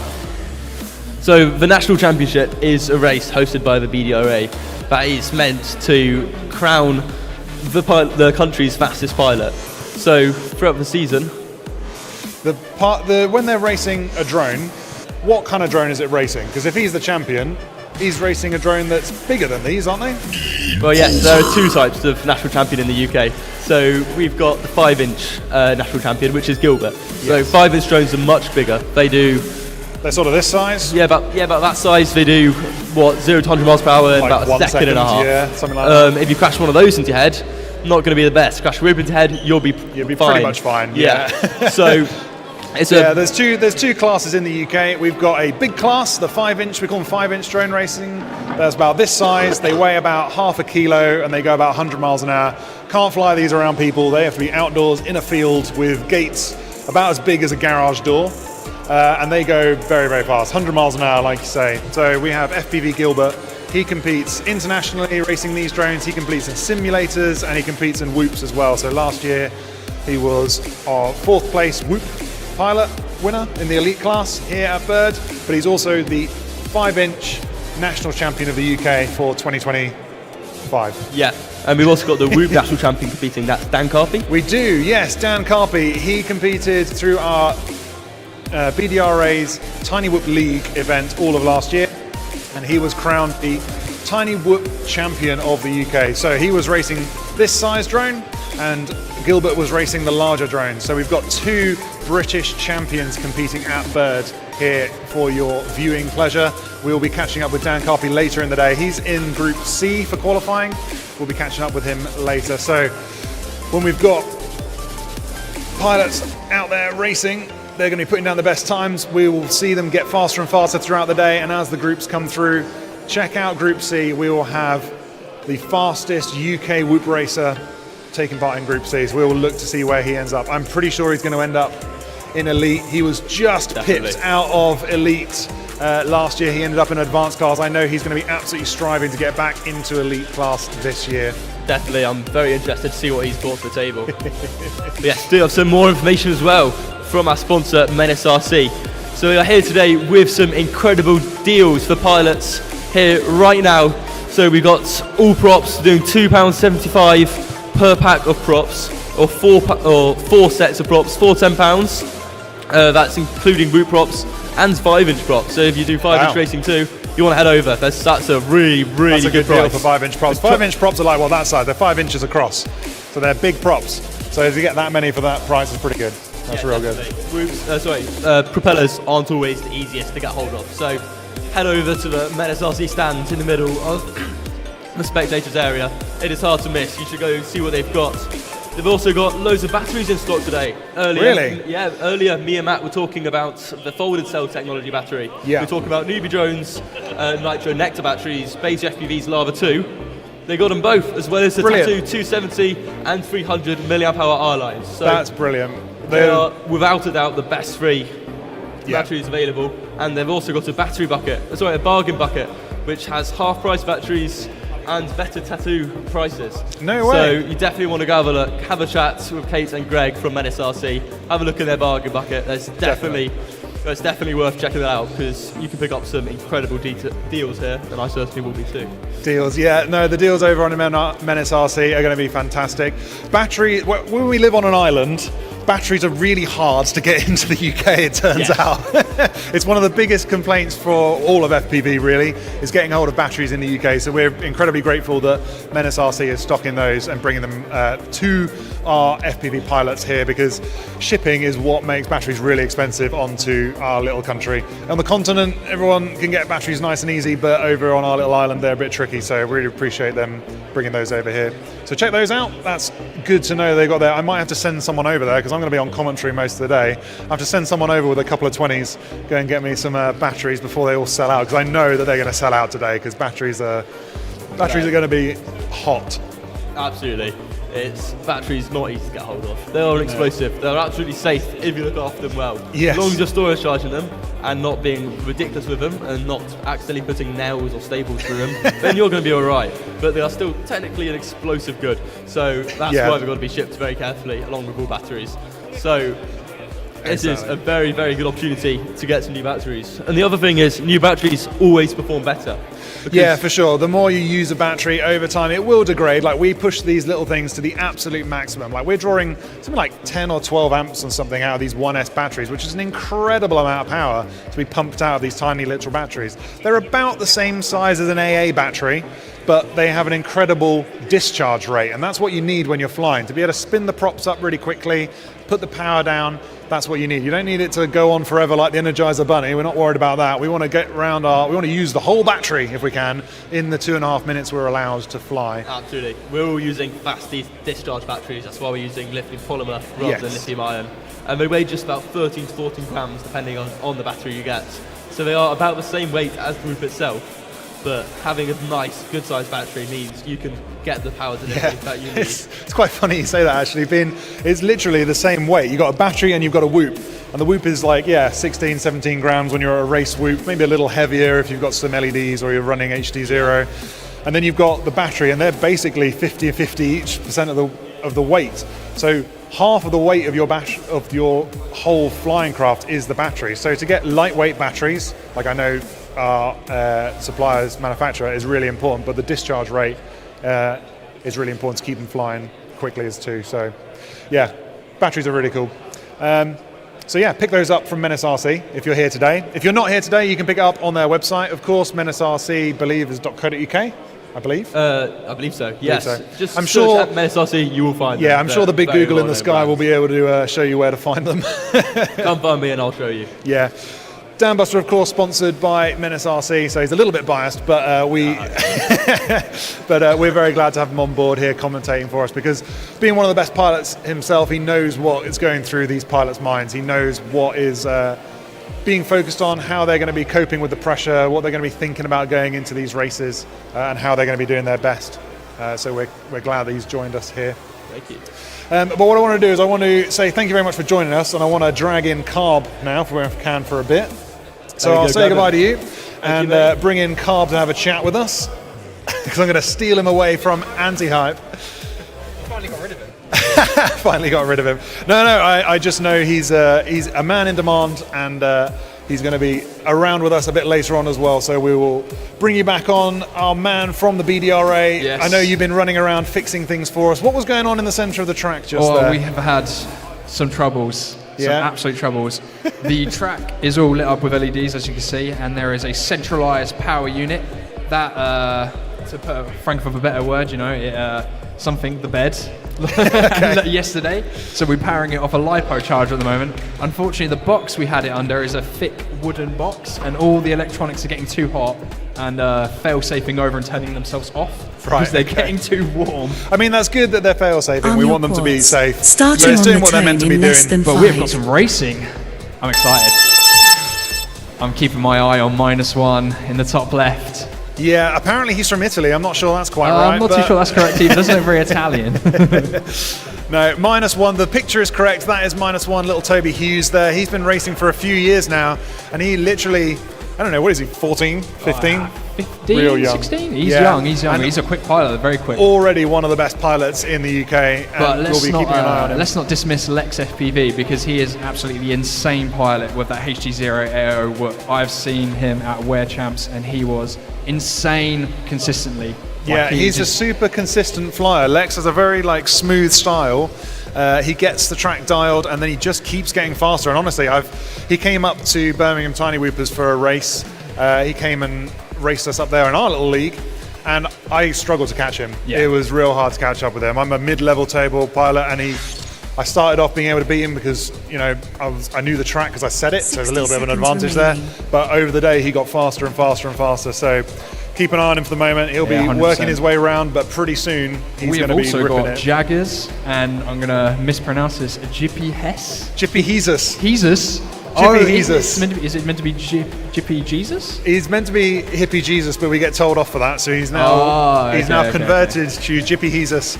Also one of the Norfolk Whoop Club pilots, also on Team Mollusk Racing. 30 seconds so we will remaining. catch up with them later, because he's come all the way over with Norfolk and Good, and Jippy Jesus from Norfolk to race here. ReeFPV crashing out, coming into that drop gate is a little bit difficult. Pilots need to have a lot of throttle control and make sure you get your entry right, because you'll be going out of the drop gate into the other wee beat gate at the bottom with a lot of speed. So pilots need to make sure they get their lining up right, or else they will be hitting the floor, be hitting the top of the gate.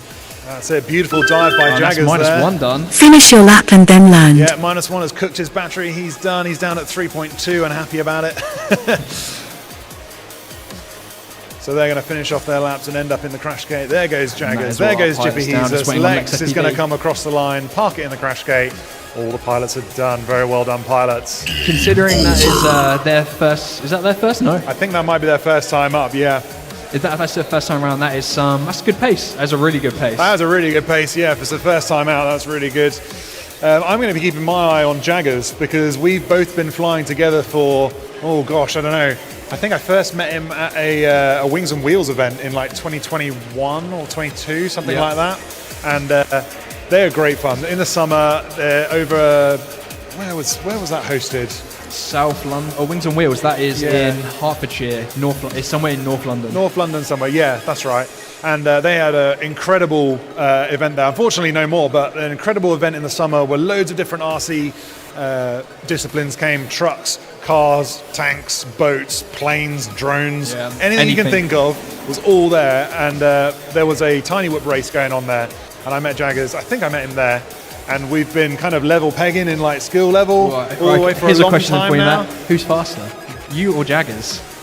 Right, this is the thing, okay? Because I'm a little bit faster sometimes. Sometimes. Because 50% of the time. What happened 80? is we were racing, we were pretty level pegging, and at these Wings and Wheels events and a couple other events throughout the year and across the UK over the years, we've been pretty level pegging, and we were both running angle mode. Now, for a brief interlude, explain the difference between angle mode and acro mode for our guys demonstration whoop? So there's not just two main forms of flights for beta flight, but there is two main starting ones on that most the people use tone for in whoop. less than You 5. have acro, that allows you to do a full 360-degree flip of the whoop, and you have angle. That means you are locked to this 180. You cannot make the drone do a full 360 flip. It is locked. You push the stick forward like this, let go of the stick, and it levels itself back off again. It gets to a limit. They call it angle mode because there is an angle limit on the drone. Yes. You can only get to whatever you set it, like 40, 50 degrees. Some people run a bit more, but you will push your stick forwards. It will get to that limit, and that is where you are stuck. I am just watching Toby though, -1. He is absolutely ripping around the track. This is only his second LiFo. Oh my god. He is going to be a tough contender for this event. Man, he's absolutely flooring it. Oh my god, look, and he's nailed that is it. beautiful. But the commentator's curse sends him down. Of course Toby. It does. We won't pick on you all the race, I promise. I might, but yeah, so we were saying with the angle mode and acro mode, the reason for highlighting it is that there is a mix across FPV discipline of which mode pilots like to race. And what I was saying, I have stuck with angle mode. I am an angle mode advocate, basically because I learnt it and I got good enough to be competitive, and I can't stand the idea of going back to being low on the table and having to work my way back up again. Whereas Jaggers did the brave thing, which was he got good at angle mode and we were having a good competition and it was kind of back and forth. And then he was like, no, I'm going to follow the modern trend, I'm going to go over to acro mode and fly with the best pilots, because all the 30 top seconds pilots, it remaining. seems, fly acro mode. Obviously. With one exception. You know who that is? Dan Carpy? Dan Carpy did, until very recently, fly angle mode, but he has gone over to acro mode recently. He is trialing out acro mode I honestly now. don't know who would be flying angle mode at a very high level scene. Anti-hype. Anti-hype, Okay. one of our previous UK champions, I believe, is an angle mode pilot in whoops specifically. He can fly acro mode, don't get me wrong. He's very good in acro Finish mode. your lap and then He's a land. 5-inch racer. He can fly acro mode to a high level, but at whoops, he's an advocate. And I'm interested to find out later if he's still rocking the angle mode or if he's gone over to acro. I mean, I just spoke to him a moment ago and he seems confident. He is confident. He's a Okay, he confident is rocking pilot. the aggro. Brilliant. Well, that's good, because that means because he's definitely faster than me. So if he's still rocking the angle mode, it means I still have a chance to get better at angle mode and maybe occasionally win a race. But yeah, Jaggers has gone over to acro mode, and at the moment he's a little bit slower than me.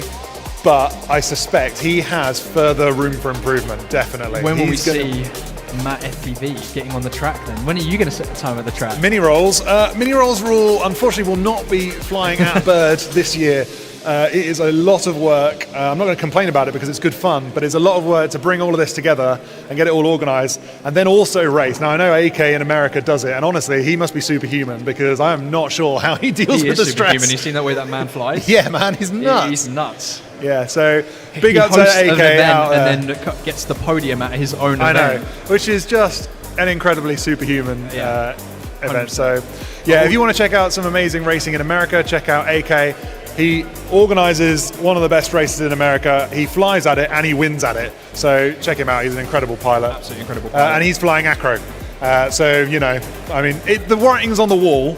If you want to be the best, acro really I don't is the wanna way say to it to your go. face. No, I fully acknowledge that I am limited by You are 100% angle limited mode. by Yeah. flying angled.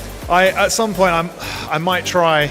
Maybe this year's the year. I don't know. We'll see. I might do a few races at my local club. As they say when you start the gym at the start of the year, why start at the start of the year when you can just start now? Just start now, man. Come on. Yeah, You can fly my whip. I'll let you fly my whip. I can fly. I've got acro mode on my whoops. That's not a problem. It's just whenever I'm racing, I want to be competitive, so I want to fly as fast as I can, and I know I'm How fast. about maybe if we have time, we can get Jaggers and mini rolls and 1v1, the real elite class. Yeah, we will see. So on track we have -1 Jippy Jesus, Jaggers, and Lex Arm FPV your going up for quads. their. Starting on the No, tone we don't. in less They've than moved on. 5. They are We done. have We have- Anti-Hype, IKV, and we have Symbiosi and Eldorado on the track, and they're off. We're having a slight issue with the live stream that is showing the wrong people. Oh, and they're landing. Something happened on the live stream and on the race control. I think some wires have been crossed. Who's let the minions loose with the power panel? We're having a lot of little hiccups this morning, but this happened. Yeah. It is the first qualifying round, but they will be ironed out probably before we get to B. There's a and lot C. of moving parts, yeah. We're going to be running, I'm sure we're going to be running late this morning, almost certainly, but we will pick it up as the wrinkles get ironed out. We'll be picking it up later. A lot But of not a work goes problem. into these events. Obviously, there is a lot of issues to iron out. Nothing ever runs smoothly. Yeah. But we will get there. So, line of sighting it. Oh no, we do have some information. Excellent, right. Yes, it is Eldorado from Poland. We have IKV from the UK. We have Symbiosi from France. And we have Anti-Hype rocking the angle mode. Give us a thumbs up if you're on angle mode. Yep, that angle mode pilot. I'm ashamed. Come on, Anti-High, put it in acro. Come on. Filthy. So all the pilots there lining up. Anti-Hype in his classic shorts in January. I'm not This sure how man, he's doing I have that. never seen him in a pair of trousers. I don't think he owns a pair of trousers. His knees have never known trousers. Some say. Arm your say quads. he doesn't own a Starting pair on of the tone trousers. in less than 5. But on the starting line there, beautifully illuminated with the DRC whoop coops, giving us a bit of information on the front there. Anti-Hype has yet to get off this start block. Oh Having no, some we issues. psyched He's in him crash out. flip mode. Getting a little bit of help from our race line director. A little reboot. That's one of those things, we have a little replug. Well, he might be off. If he's happy to If continue. you were an acro, this wouldn't have happened, Anti-Hype. And he's off. So up and running. But Yeah. as you can see, he is a quick pilot. He's going to have to do the toilet bowl spin down through the dive, though. That is a limitation of that angle mode. It can be quite quick though. I know for certain Dan Carpy runs something like 80 degrees or something angle limit where you basically pitched all the way forwards. It really hates it. The pid loop hates that angle. For that drop, you need to make sure you are aiming for the very edge of the drop gate and aiming for the very top of the gate afterwards, or else you will be hitting the ground or hitting the top of the gate. 0 throttle and then to 100% throttle. 60 but seconds remaining. -1, that man did it on his first live run. It's more than easily able to do without doing the spin round, and it is definitely the quicker line for pilots. So we'll see what they do. Yeah, that's right. There is several elements here that favor each of the modes because we've set a bunch of different elements here. The drop gate, as we said, definitely favors the acro pilot. You can just run up to it, flip yourself upside down, drop through, and then have a big catch. The angle pilots have to toilet bowl that one. When I say toilet bowl, it's a bit of a funny term. It means spinning around in a long circle and going down the hole like a toilet bowl. Plug hole. Maybe plug hole is a better way to describe it. Anti-clockwise. Depends if you're in the southern hemisphere or the northern hemisphere. We don't have any Australian pilots, maybe so that's it's not going to be anti-clockwise. That's true. Do we have anybody from the southern hemisphere? Maybe not. I don't know. Is Japan in the southern hemisphere? No, it's in the northern hemisphere. Then no, they'll be. Is it clockwise? Okay, guys, out there in Chatland, if you are from the southern hemisphere and you want to come to Bird, please come. Finish your Let lap us and know, then land. Okay, we want you to come and race here and tell us if you toilet bowl the other way when you go down through a dive If you gate. attend, you have to toilet bowl. Oh yeah, definitely. No, we want to know if you're no flying the perfect line toilet bowl. You will be toilet bowling. So that element favours the acro pilot. 100%. But as you can see in your top right, Symbiosi now tackling the slalom definitely favours the angle pilot. It's a lot easier to flick left, right on an angle whoop because you hit that limit and you just give it power and it goes the right way. And you hit that limit in the other direction and it goes back the other way. And so you don't have to worry about accidentally turning upside down. No. I mean, it's definitely the easier method for learning. 100%. Yeah. If we've got any new pilots here, then give angle mode a try. Obviously, I'm going to say get into acro as soon as you can, because if you want to be competitive in the racing scene, you need to be flying acro 100%. There are two schools of thought when it comes to learning how to fly. There is pick up a bind and fly or a cheap whoop off of eBay, or Menace RC have got some whoops to sell. So if you want to pick up a cheap whoop from there, they'll be in angle mode and you'll be able to get flying immediately. You can literally pick it up and within 1 or 2 batteries, you'll be flying around a course. Or even better, why don't you try our minifigs? Minifigs, yes. Minifigs Me, sponsoring the event. They have helped us put together a try and fly event. So the netting over on the spectator side, you can go and get your hands on some drones. That's right, you can come down here today. If you're brand new, never touched a drone before, come over to the minifig stand, get your hands on some drones. You get to build a little minifig. You get to pop it on a drone as your little test pilot, and you get to fly it around a track. Pilot. Or crash pilot, depends how you do flying. And then at the end, you can take that minifig home as a memento of flying here today. Yeah. So come down, join in the fun on the minifig stand. But that's not the only stand here we have today for people to try flying. We also have drone soccer. Drone soccer, exactly. They have brought the biggest drone soccer net I've ever seen. It's huge. Genuinely didn't realize they were bringing the big boy down. I thought they were bringing a slightly smaller one, so no doubt they wanted to move some tables around. There is a huge drone drone soccer competition internationally that happened last year, and I don't know if that is the same size. It might be, but the drone soccer scene is honestly just as big as the FPV racing scene. It's absolutely exploding over in China and in Korea and Japan. It's very popular in Asia. Very popular in Asia. Drone soccer, for those that don't know, is drones, soccer. That's it. That's all you're getting. No, take a football, take a drone, mash them together. Yeah. That's drone soccer. Yeah. The soccer ball is a cage. So rather than a solid ball, you get a cage ball, and the drone hovers in the middle. It's attached to the ball. Arm your and you get quads, to starting on the bounce tone into in the less other than drones 5. in the cage. So it's literally dodgems or Quidditch with drones. It is like Quidditch. It is like Quidditch. Without the Although golden snitch. not sure if we're allowed to say the word Quidditch. Are we allowed to say Quidditch? I don't know. Is it we can say trademarked? Quidditch. We can say Quidditch. They're not allowed to advertise it as Quidditch, but we can say Quidditch. Okay. Basically, you've got to try and get your drone soccer ball through the hoop at the other end. Yep. And everybody on that team has to try and get it through the hoop at this end. And that is the aim of drone soccer, basically. There are very, very tactical elements to it, though. It starts off easy, and you learn it easy. You can pick up and you can fly it pretty easy. But when you get good at it, and when you start going to competitions and seeing the teams that are out there, the tactics, it's like real football. Oh, 100%. It's insane. Oh, we have a demonstration coming over. Oh, we do? I don't know if we can get it through the I'm netting, gonna pop though. over and get that. Oh, lovely. Thank you, Mr. Volunteering Man. Well, when we come away from the racing, we will hold up the soccer ball. Yeah, we'll hold up the soccer ball and we'll have a look at our pilots. Eldorado, Symbiosi, IKV, and Anti-Hype. remaining. Anti-Hype hitting the dragon.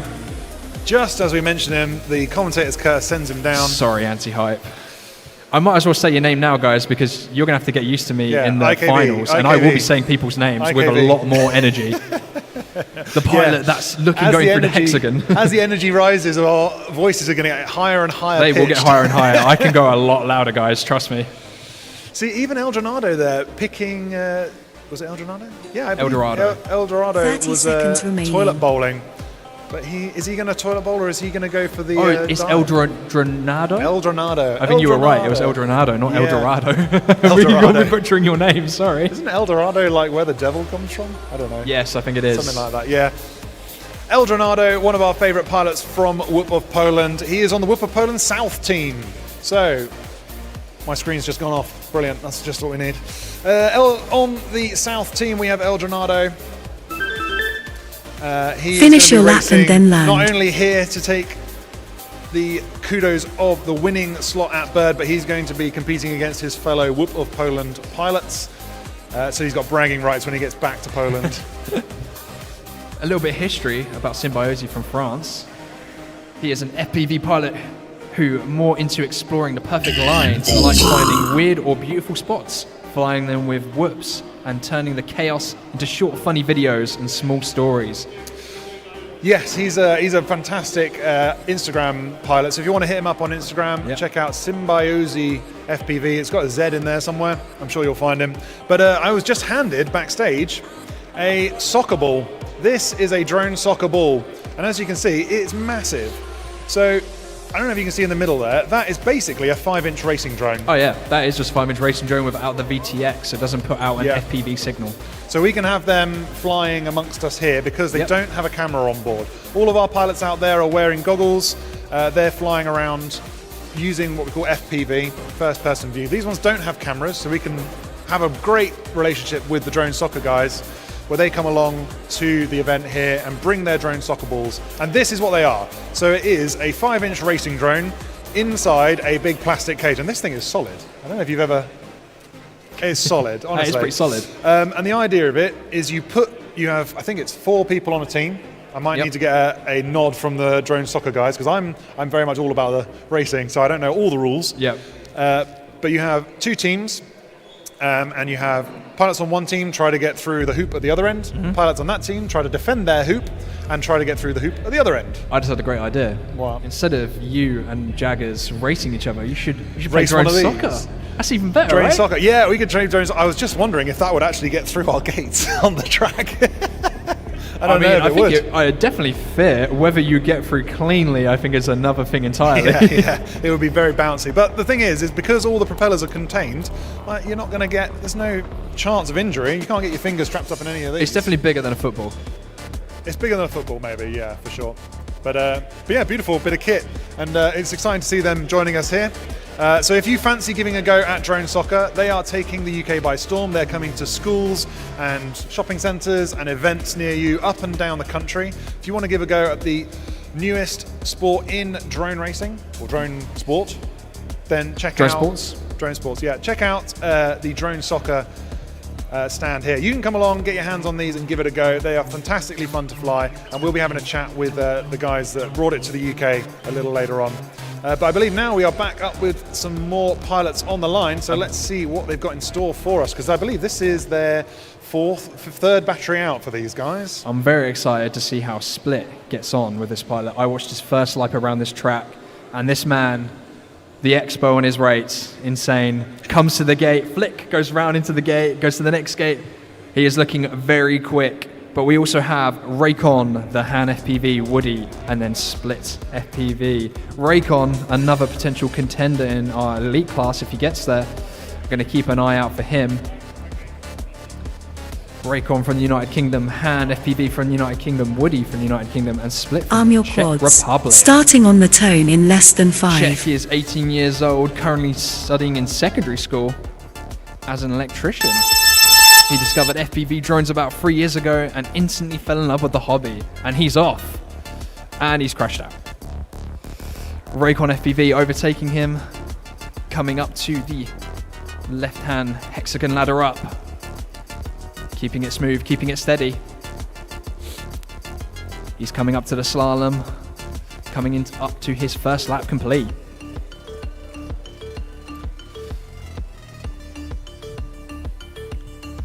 Oh, a slight stumble from Raycon FPV.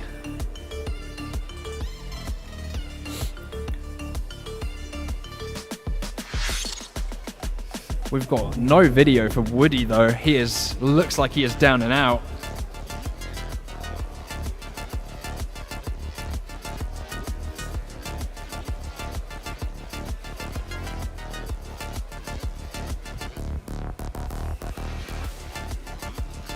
"60 seconds remaining. You've got 60 seconds, pilots.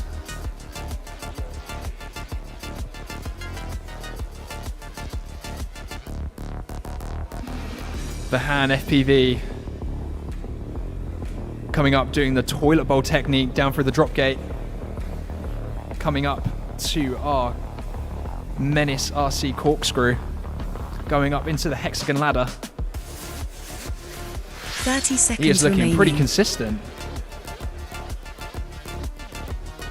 I am seeing pilots now taking the better line on the last corkscrew before the slalom, opting to take that left hand around the Menace RC banner rather than a tight corkscrew, which is a bit not as consistent of a line, but definitely slower.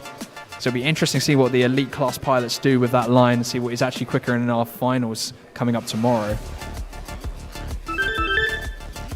Finish your lap and then land.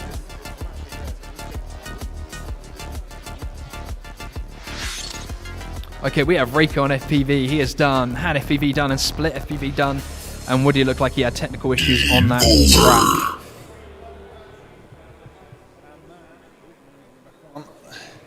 And that is our pilots done another one of their batteries. They're getting quicker and quicker. I'm not sure how fast they're going to be able to do this. I'm interested to find out where we're up to on our qualifying leaderboard, because all of our pilots have now banked some laps. We're going to have a look and see where they are. Our A pilots have all got a 2 consecutive fastest lap now. And 2 consecutive? Yes, 2 consecutive fastest laps. So we're going to find out hopefully what their leaderboard looks like. I'm banking money that -1 is at the top of this list. You reckon? I bet money on it. Eldronado and Split though. Eldronado on the leaderboard. He was 3rd last year in the elite group. Very quick pilot. Based on the flying I've seen. Yeah. And I was, well, Dan Buster was commentating, and I think -1 is looking the quickest so far. A lot of pilots are struggling to get that drop gate consistently, but -1, oh, here we go. That doesn't look quite right. That does not look quite right. So we'll sort that out and come back to it in a moment. Arm your quads. Starting on the tone in less than we've got some 5. beautiful racing for you. And they're off. Oof, they're all neck and neck. Am I seeing a bit of competitive racing, guys? This is qualifying, guys. Remember that. They're all struggling on that drop gate. It does take a lot of throttle control to get it done consistently. I was here yesterday making sure that the track flies great, and it only took me a couple of packs to get it down, but still is very difficult to do consistently. They're all neck and neck. They're all on the Menace RC banner, coming up to the slalom, coming up to the Gemfan start-finish gate. Raycon FPV on Split FPV is in front of Raycon FPV, and Split does the drop gate perfectly, coming around to the Menace RC corkscrew into the hexagon ladder. Raycon FPV not far behind. Was that a Mexican ladder, did you say? Hexagon ladder. Hexagon ladder. Do we have a name for the ladder yet? We could call it the Mexican ladder if you want. Let's call it the Mexican ladder. Mexican ladder, that'll do.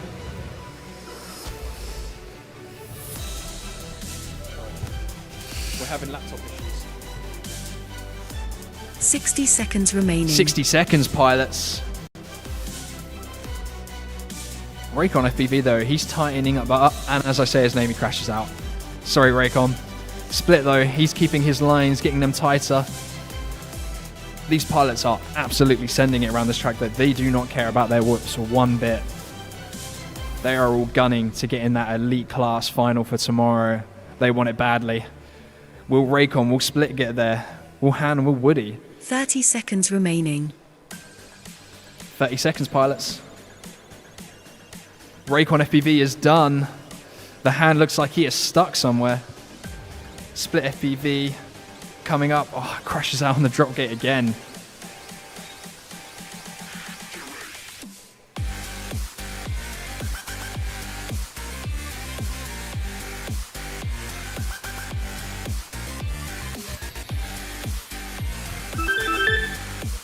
Finish your lap and then land.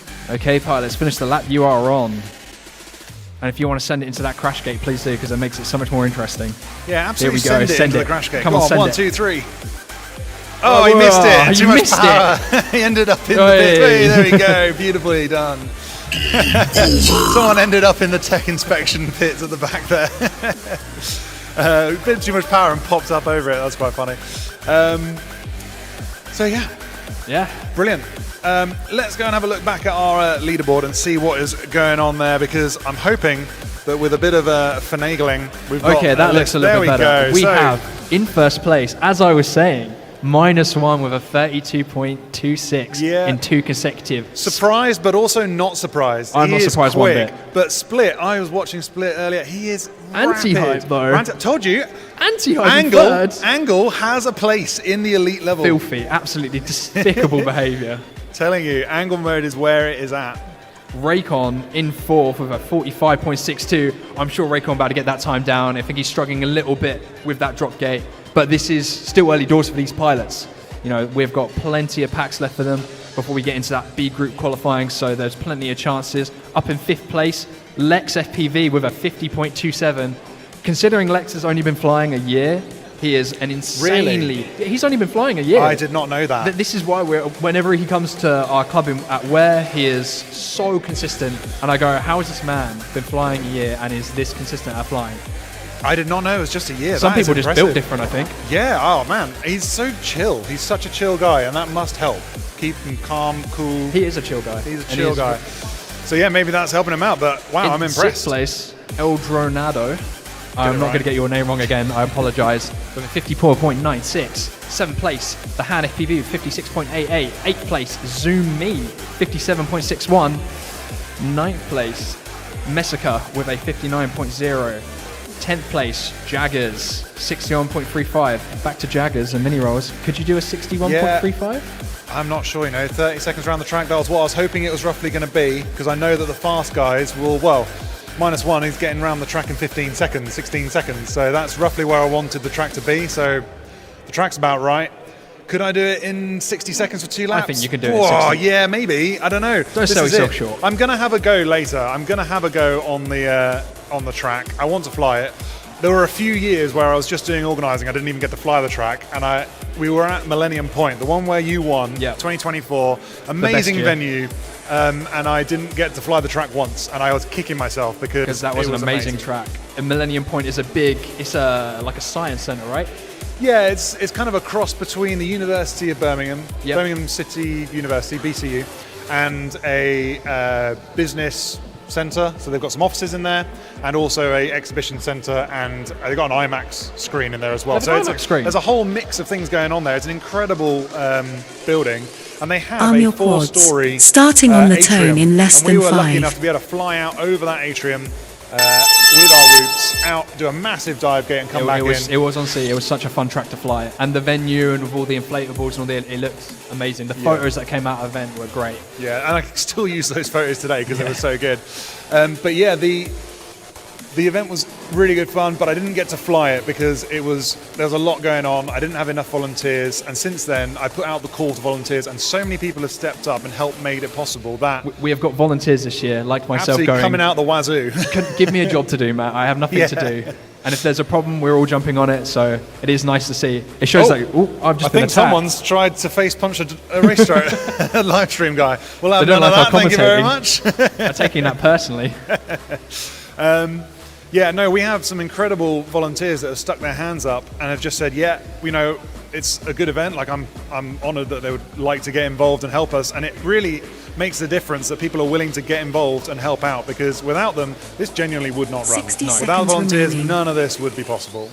And it also means that Matt gets to go to bed at a decent time and not spend till 1 a.m. in the sports hall getting the track ready. Oh, you say that. I was still up until 1 a.m. because I got back to the Whoop House and had a good chat with Birds Aren't Real, has come over from the US. Yeah. And Symbiosi and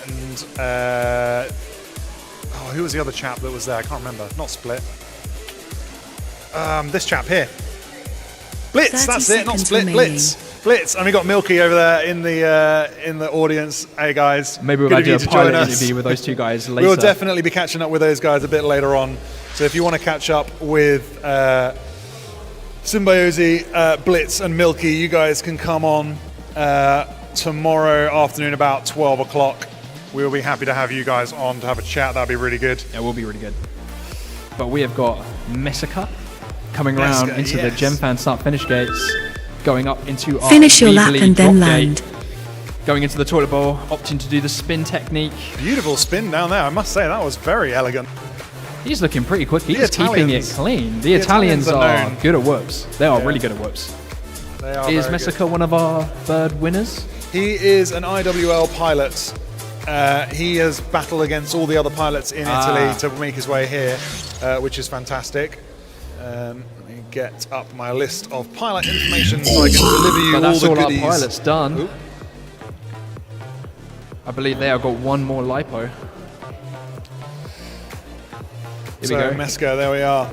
He's an Mesca. FPV pilot from Italy flying with Runaway FPV team. Very fast team. I went and flew with them with Jaggers and Down Carpy a couple of years ago. 2024, right? 23, 24, something like that. It was a few years ago now. I've been saying I need to go back, and this year I am going back to Italy. And I'd like to 100%. go to Poland as well, but I've promised I will go back to Italy because those guys over there are so much fun that I really want to go and There fly is with them a again. whoop race that happens in the USA that is in a brewery, and I would really like to go to that. That whoop sounds race. like the best place for a whoop race. It's either in the USA or Canada, so I'm apologise to Yeah. Zenith FPV who attends that race. He's Canadian, but I can't remember if it happens in Canada or the USA. But that event looks so cool with all the steel drums, obviously where all the mixing happens. The multipathing in there must be absolutely insane. It is absolutely insane, but they are opting to fly HD0 whoops, and I know for a fact Zenith has got his HD0 AO whoop down to a respectable 18 grams. Oh yeah, like And that is a competitive whoop race. HD0 whoops. There was the Eco board, which was Yep. another board that sat on top of your flight controller. Back in your 2024, AIO. that was still a thing. That was the best thing then, but they've got it into one board now, and that makes all the difference when it comes to weight. We have actually got a pilot flying the AO board up Have we? next. Oh, we've got several pilots flying the AO We've board. got 3, yes. Arm Kiz, your Norfolk, quads. and Zuni. Starting on the tone in less all than on 5. HD0. That little crackle, those digital crackles, they look a little different And to the you'll analog. notice the quality of videos the pilots get to see with the HD0 whoop is a million times better than what the analog pilot sees. So if you're a pilot that really needs to see a clear picture, then you'll be flying a HD0 whoop, and you can be competitive with them. Yeah. To make them, you got to make them light to get them a nice quick speed, but it's more than capable. I mean, these 3 pilots are absolutely sending it around this track. Kiz is sending it with a HD0 whoop. Yeah, you can see Mesca is on analog video. That's the older but lighter video transmission method. You see all the crackles across there, makes it quite difficult to see sometimes if we're getting a bit of interference. But the other pilots, we go on board with Zumi, who's having a great time on the Mexican ladder. He's running HD0, and look at the difference in video Amazing quality we get quality. from that. Look at it. And he is sending it. He is a quick pilot from Latvia with the Robo Pilots team. They've come for a few years now and always brought the absolute A game. They have a fantastic race series over in 60 Has a Latvia. Robo seconds remaining. pilot ever won a bird event? No, came very, very close last year. He was just pipped to the post by Nightwing. Literally, He's an it insane was the pilot, last though. corner. He went a little bit wide. Nightwing Oh. snuck past him and took it. It was one of the most fantastic ends to a whoop race I've ever seen. Keeps it interesting. He's a very good sportsman, Ree. He's Yeah. a fantastic pilot. Always happy to chat and be involved with the racing. He's a really nice guy. 30 So he was seconds happy to lose remaining. to such a worthy competitor. Nightwing But I know is a he's very back. quick pilot. He is back this year. I'm actually looking at him right now. Give us a wave, Ree. He's not taking any notice of me.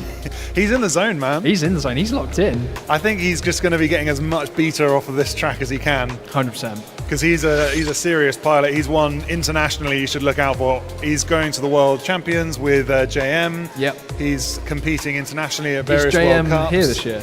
JM's not here, unfortunately. He was coming. He was. Finish your lap Unfortunately, and he then dropped out. land. Oh, that's He unfortunate. had to go to another event that needed him. Unfortunately, we miss you, JM. We'd Yeah, love to have you very back nice again. guy. So we'll Our see you pilots again. are finishing the laps they are on, though, I believe. Zumi's done. He's happy in the crash gate. Come on, pilot, send 1, it. 2, There we go. yes, nicely into the crash gate. Beautifully finished. I'm starting to like the crash gate more. Me and the crash gate, we have a sticky relationship. Yeah, I mean, over the years, Bird has evolved. You know, has evolved. this whole hobby has Tiny Whoops, invented by Jesse P. over in America. Yep. He coined the term, and since then it has blown up across the world. But it's only been around since about 2014, 2015, Yes. which sounds like 10 years, a long time, but we're still, it's grown, and it is a developing hobby. It's I getting remember bigger and better every I year. attended Bird 2022. It was in the brewery in central Birmingham. And that event then versus the event today has, the scale is not, it's massive. The Yeah. scale difference and where this race has gone year in and year out is insane. And I remember in 2022, I was almost going to win that race, Yeah. but crash gates, you bounce out of them. And if you bounce out of that gate in your final, you are not done. So that is one of the developments we've had over the course of Bird. Back in the day, we were developing the rules as we go along. Things Yeah. develop, and we take feedback every year from our pilots. We like to know what went well, what went badly, what we can improve, and what they want to keep the same. And one of the things was the crash gate. And so after some feedback from the pilots, it was decided that entering the crash gate Is now finishes your race. Good. Whereas we had it, you need to stay in the crash gate. And the back of the crash gate is a little bit like a trampoline. You need to pin your throttle to make sure you're in there so that one of your props is in the netting so you're not coming out. So that was how it was back then, and we had a few people bounce out, and there was some tough calls, and because it was in the rules, we had to stick with the rules at the time, which is all fair and above board. Everyone was happy with it on the day, but obviously some feedback from the pilots. We're happy to take criticism. We want to know what went well. From my point of view, things, and I really enjoyed that event still because this was back when we would wear onesies and everyone would wear a onesie because there was an incentive to wear a onesie. You would get time off your qualifying time to wear a onesie. Yes. I turned up in a pink. I went what were on you from wearing? A pink unicorn onesie. That's it, yeah. Off Amazon. But it was so hot in that room that I was dying. But the fact that this event has come from such a humble beginning of doing stuff like that to where it is now, I think is insane. And it shows the sport's growing. It shows the sport's growing, and we are. It's a more serious event now. Yes. But we're still trying to keep the fun in it. I've mentioned a few times Team Mollusk Racing. Jippy Heezus up there representing Mollusk Racing soon. That is a new element we've brought in this year to kind of maintain the element of fun, to bring all the pilots together in a team environment, because I really liked what the guys were doing in Italy with their team racing, and I wanted to bring an element of that to the UK and also incorporate a little bit of fun, a little bit of silliness. So you will see some people around dressed up. Some people will be in onesies, some people will be dressed up in team colours, team shirts, stuff like that. And that is part of our teams competition. Yes. So I'll run you through the teams competition. We have 16 pilots in each group. We have 3 groups. We have 48 pilots in total. Every team has 3 pilots. So they have either been dropped into a random pilot group, or most people have built a pilot team. So we have teams from Poland. We've got Team Poland, Whoop of Poland North and Whoop of Poland South. We've got teams from... Let's get our list up. We've got teams from Latvia, the Robo Pilots team, and we have Team Mollusk. Mollusk Racing, one of the most hilarious team out there. Mollusk, yes, because our favourite pilot, and I am fully biased, he's definitely my favourite pilot, is Les Cargo. Yeah, I agree with that. Les Cargo came on the scene in 2024, and he inched his quad around that massive track we were talking about earlier, with that huge dive gate in the chasmus of the atrium. If you messed up the dive gate, if you look back on the BTW YouTube page, look at the 2024 track, the gap. If you mess up that dive gate, your whoop's it's such a big drop onto Yeah. a concrete floor, your whoop's dead. Yeah, it's a 4-story drop, and Les Cargo is a aspiring pilot, but he's a pilot with a really good sense of humor. He's very slow, Yes. but we love him for it. Hence, he is Les Cargo, Team Mollusk Racing captain. Arm your quads. Starting on the taking tone on in the less rest than of the 5. international pilots here. It's all about having fun That's at it. the end of the day. You can't do this race without have fun. It takes away the, yes, we want to make this race competitive. Yes, competitiveness is important, but at the same time, have fun, guys. You've got to have fun. And Les Exactly. Cargo, he's having fun. He's having a lot of fun. He nearly managed a full lap of that track. Nearly. We were Nearly. so hoping he would, but his battery didn't quite make it. We're hoping this year he'll make it around a full lap because he's also the father of our favorite, or what looks to be one of the highest ranking pilots at the moment, -1 on the top of our leaderboard, flying right now in your top left of your screen. We're We on have board with you, -1. Toby. No pressure. He is the He's- father he's of Toby, sending it. He is sending it. I think he might have been getting tips from his son. I've heard rumours that The master, the trainer has now become Yeah. the master. Toby is absolutely sending it on that slalom coming up I to don't the know if he wee drop knows. plate. I don't know if he knows what partial throttle is. No, he 60 doesn't. But seconds he remaining. he's not pinning the throttle. Into the Mexican If ladder. you look at Toby's screen, in the top right screen, you can see his throttle position. When that reaches 100, he is pinning the whoop to its maximum speed. I haven't seen it drop below 50%. Maybe just for the drive gate, and that's He's going to it. do it right about now on the corkscrew, keeping that throttle, keeping himself nice and high. Maybe could get a little bit of tight. Oh, and he Oh, a mucks up the little bit of corkscrew. There are two ways you can do that final corkscrew. You can either take it very tight 30 or you seconds can take it remaining. more consistently. And I think a lot of pilots are going to go for that more consistent So method. what does the tight line look like going over that corkscrew? On the corkscrew, you need to go from that left gate to the right gate, so you can either corkscrew up and over around it, or instead of going right, you can go left. So if you go left up over the Menace banner, back around the gate to the right-hand gate, that is a little bit more consistent because it is a longer line, but is an easier line to take. If you look at GP Keys' on your Finish screen, your lap he and took then the tighter land. line. He took that right-hand corkscrew rather than the left-hand corkscrew. The rule states you just need to go through those gates in the correct direction. How you get around them is completely up to you. As long as you don't go past that flag on the right-hand side, you can take the left line, you can take the right-hand line. When we were setting this track up yesterday, me and Gilbert think the left-hand line is more consistent, and in a finals, I think a lot of pilots are going to do that one more.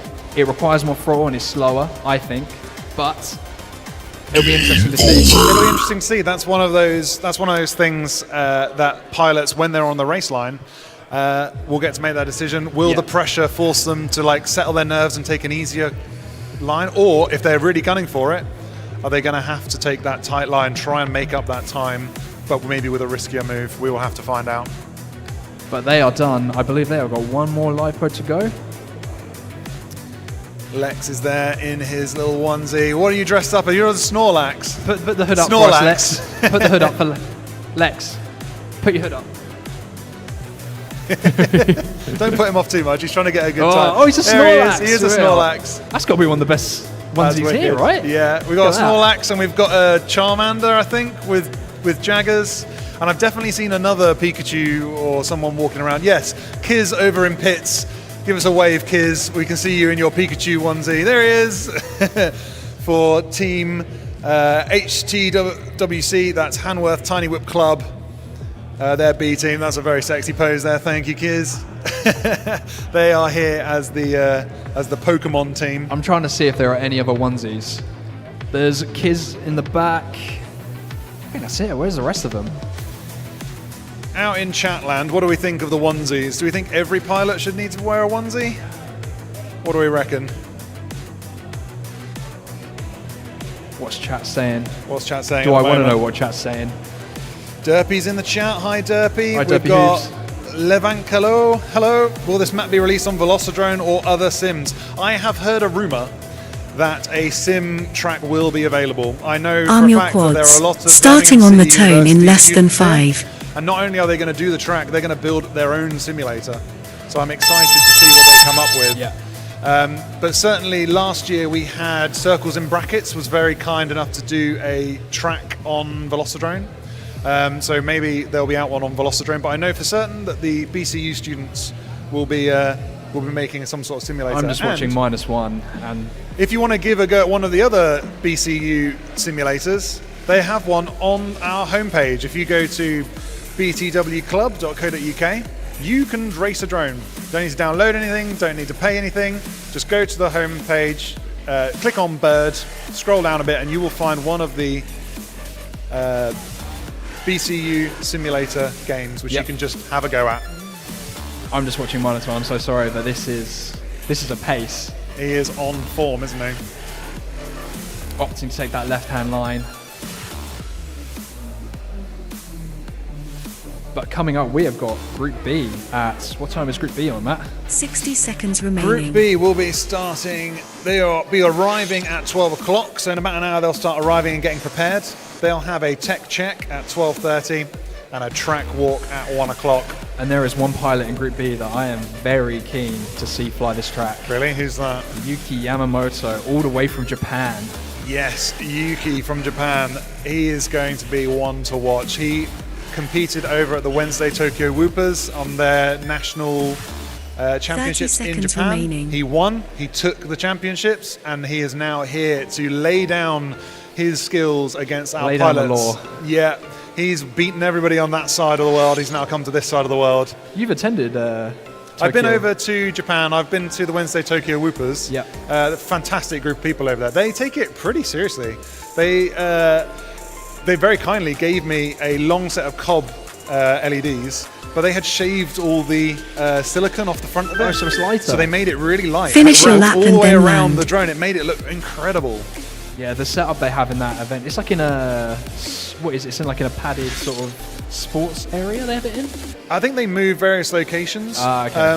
Certainly the finals they had was in some sort of, it looked like a media center or something. It had, what was great, and what I really like about where we race locally, is that the floor has carpet.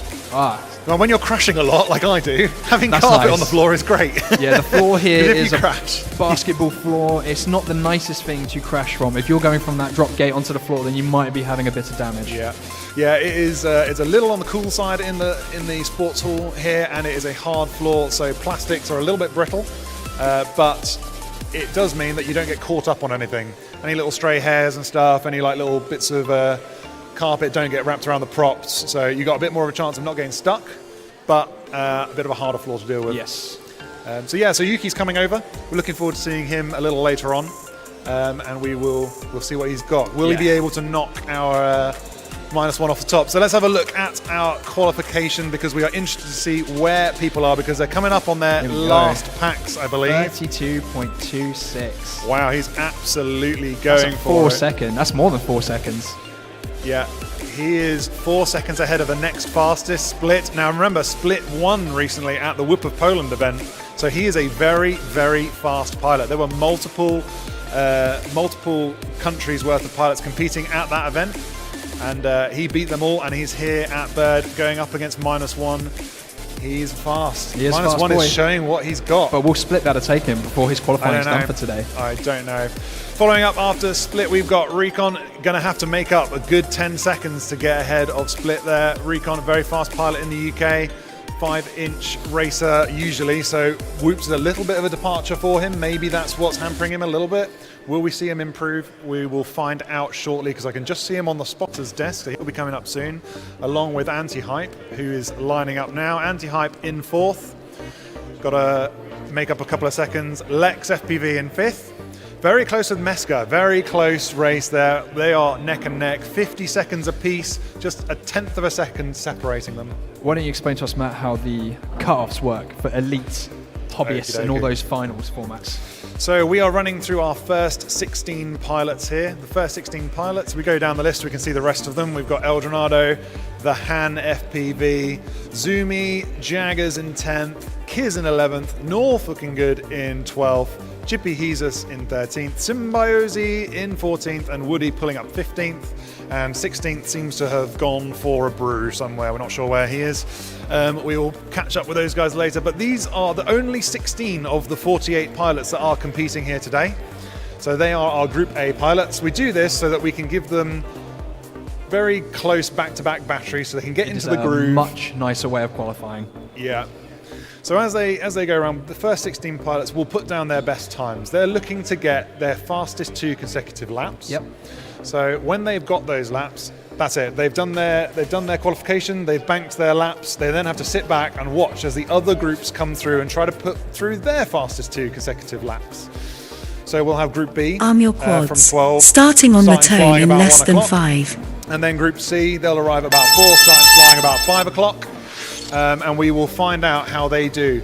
And that means that these pilots really do need to push. So even though it's the beginning of the day and we're not into racing or anything yet, they will be pushing hard because they know They don't have another chance. they won't get another chance. This is their qualifying chance. They need to go as fast as they can, because if you are in the top 16 of qualifying at the end of today, you will be in the elite class for finals day. Yep.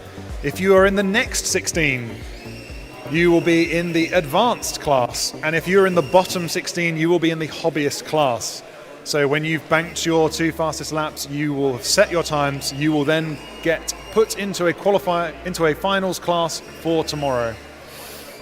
This makes qualifying more tactical than racing.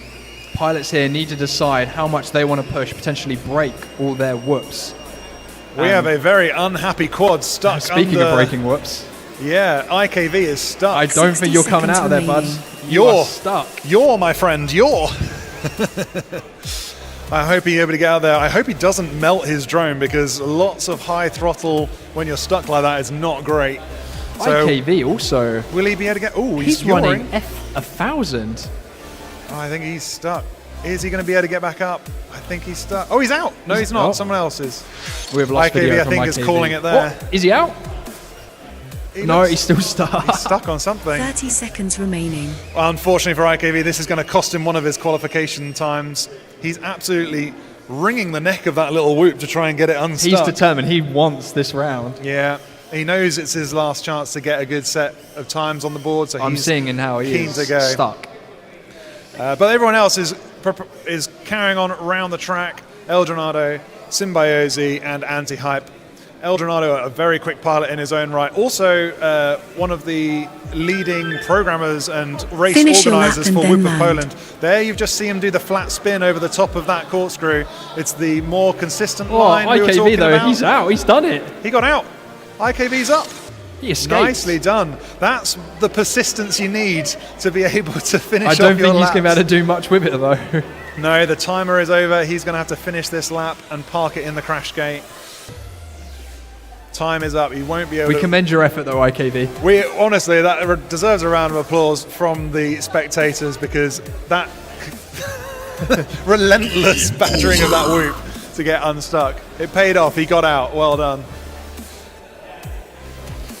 Wow. Coming up next, they've got one more round, haven't they, these guys? These guys will have another battery. So explain why we do back-to-back batteries. We have 48 pilots here. If we made all 48 pilots arrive at the same time today at 8, for example, they would have to do one pack, wait for the next round, and then do the next pack. The time it would take between each pack for each pilot is not So long. so long. It's a little bit detrimental for pilots. Obviously, waking up in the morning, not flying at all, going straight into it, and then expecting to set a good qualifying time is not feasible. You have to warm up, find the best line for the track, get consistent. So we opt to do group qualifying here at Bird, whereas these pilots get 2 batteries and then they move on. So there is not a lot of time between when you're not flying and when you are flying. Yeah. This way, sure, you may have to arrive very early in the morning or very late in the evening, but you get to be so much more consistent. And a lot of events around the world employ this method now. Whooptopia do this method. Weebleed at their event, they do this method. I mean, even in big events now, well, like MultiGP, they employ this method because it is a lot better way of flying for pilots. The advantage is you do get back-to-back batteries, so getting into the flow of things is a lot easier because you're racing more more rapidly. The turnover's rapid, so you get to go back out on track sooner, try out the new lines that you've perfected last time.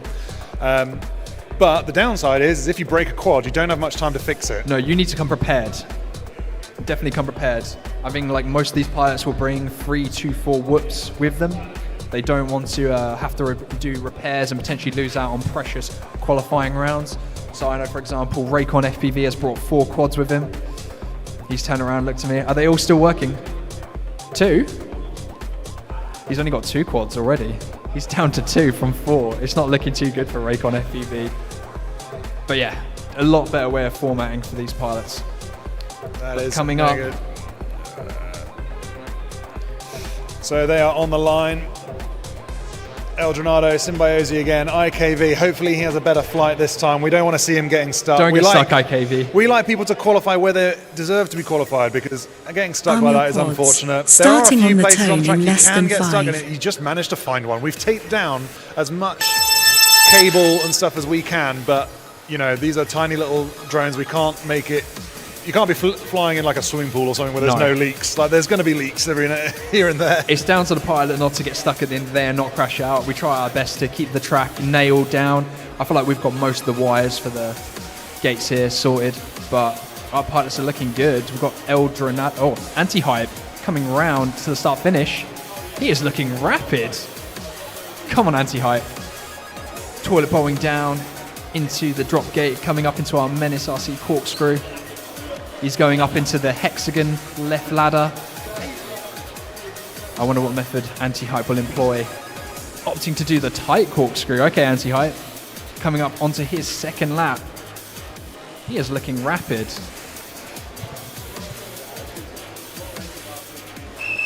Oh. Pilots need to land your quads. They have got one more battery. We had to cancel that round for some reason.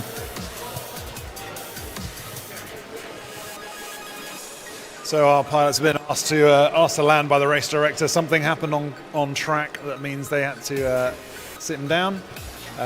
We have the safety precautions in place in case someone randomly wanders in onto the track. We've got barriers up. People shouldn't be doing that. But we want to make sure we're having safe racing here at Bird 2026. Maybe in Bird 2027 we can employ bouncers. Yeah, that'd be nice. Yeah, make sure the riffraff stay the right side of the net. You know who you are.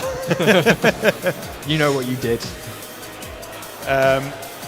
So while our pilots get lined up, we will be sending them back out again because we want them to have a full qualifying pack. We want to make sure IKV has the best chance possible to get a lap in that he's happy with. New to racing this year. It's the first time I've met him.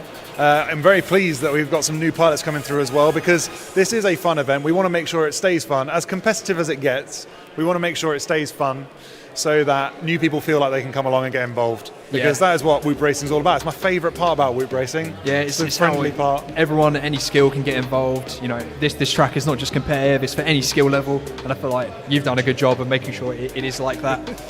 And no complaints about the track so far, though, to be honest. You're liking what, sorry? No complaints about the track so far. No loud complaints about No the loud track. complaints. The loud people are coming later. Yeah, I thought I better not make them get up early. That might be asking too much. You know who you are. You're in Group C. Yeah, we'll be catching up with some more people later on, and they will be getting to tackle the track later in this group finals, this great group qualifying format that everyone seems to like. That was one of the refinements that we made through Bird.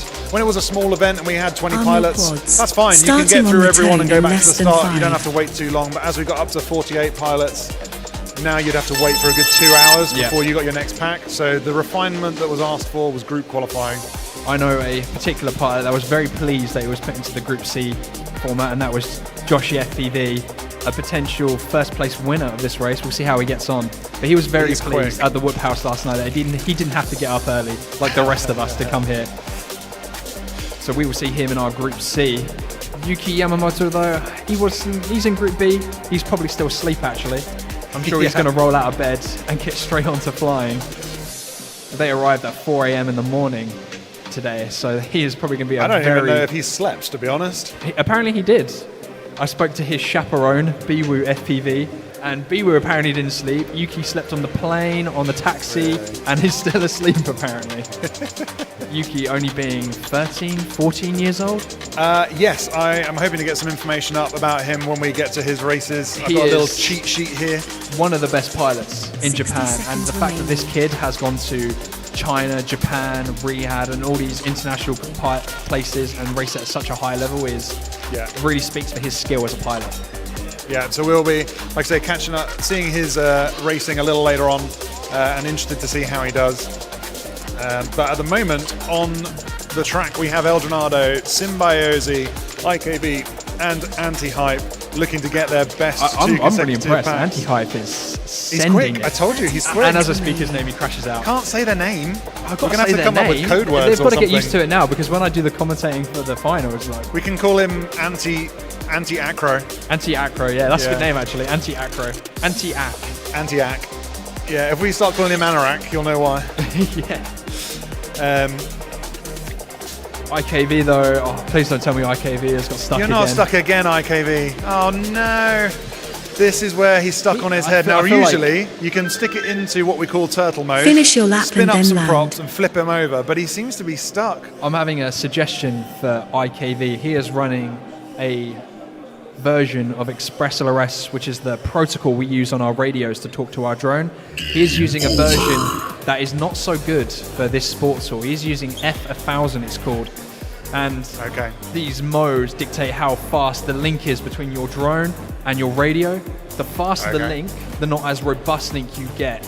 And he has opted to go for the fastest link that ExpressLRS offers, which is called F1000. And I'm looking at his link quality, and it is screaming at him to use something other than F1000.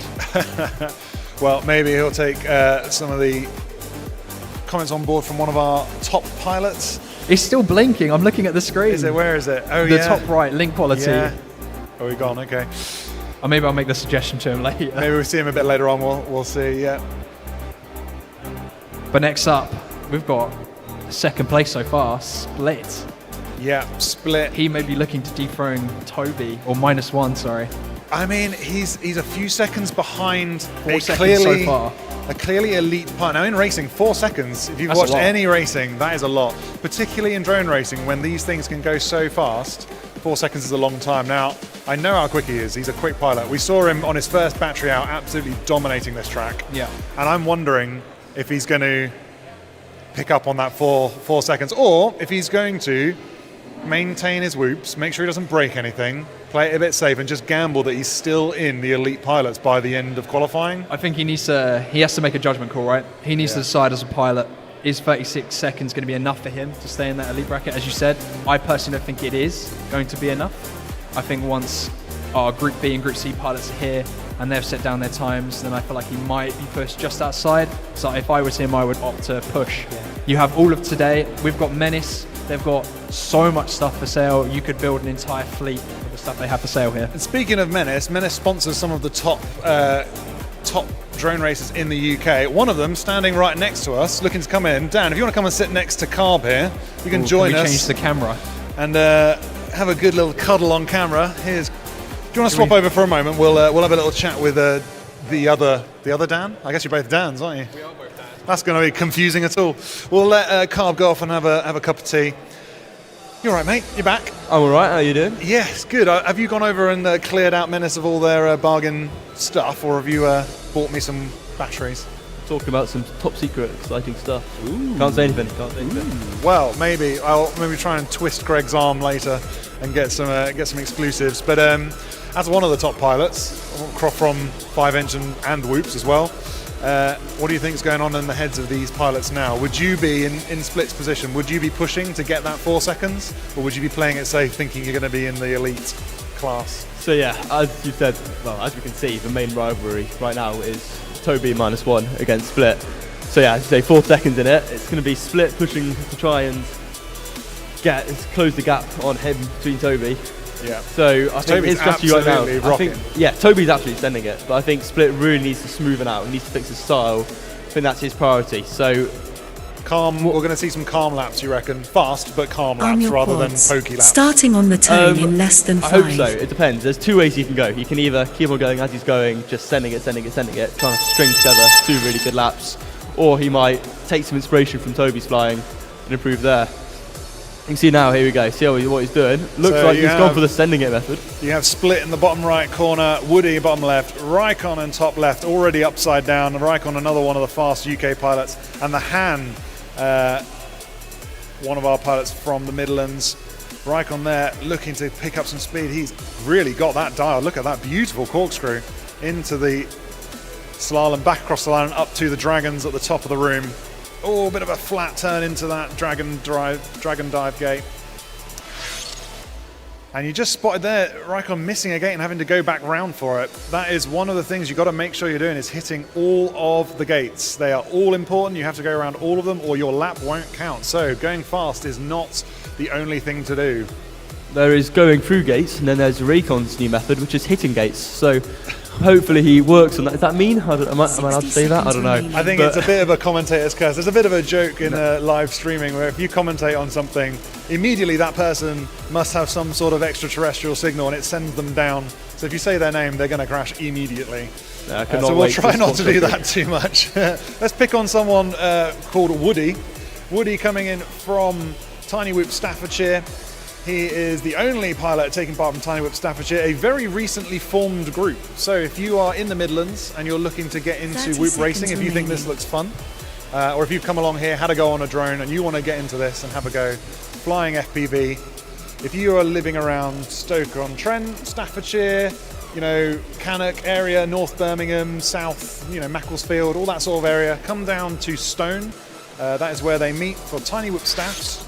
And you can join Woody and our race director Blueprint, as they have just started a new group there. So Woody laying down Finish your lap time and then for land. Tiny Whip Staffs. We're very happy to have him here taking part. Absolutely, it's brilliant to see so many new whoop clubs popping up around the UK. We're seeing new pilots starting to race like Woody. He is doing well. It looks like he's keeping a consistent style at the moment, which is going to really help him out in finals, because consistency is key. It's all good going fast, but not if you can only do that once. You can see now Split is finished off, Raycon's done, and all 4 pilots are done. I believe these are their last batteries up. So this is the first of 2 batteries on his last time up, I believe. Not fully convinced of that, because some of our tech integrations have not integrated or teched in the right direction. So we're going to be trying to sort that out. But the race directing is going on great. I'm just trying to solve a few problems backstage with my little trusty laptop here to try and make sure we've got all the information we need on the screen. There we go. Nice. Raikon, he's down as a South Gloucester Drone Club, SGDC, another UK club, and one of the best places to do 5-inch flying in the UK. They have one of the biggest clubs down there. If you're looking to find out the most information, find the most pilots racing in one place, it's SGDC. They've got an amazing club down there over in Gloucester.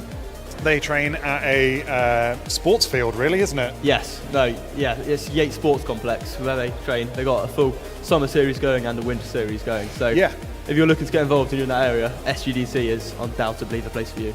And the best thing about those guys is in this sports centre, they've got floodlights over their pitch. So outdoors, if you want to fly in winter, there's no light for starters. You come home after work, everything's dark, which is a bit rubbish. So if you want to fly, it's a bit tricky. But they have a fully floodlit starting on the sports tone field, in so less they than do 5. Winter racing, and they have it floodlit, and so you can race outdoors over there, which is fantastic. So yeah, that's a really fun one. Hopefully they'll be doing one of their quick qualified soon as a floodlit event, and that'd be a great way of kicking off the season. That'd be really good.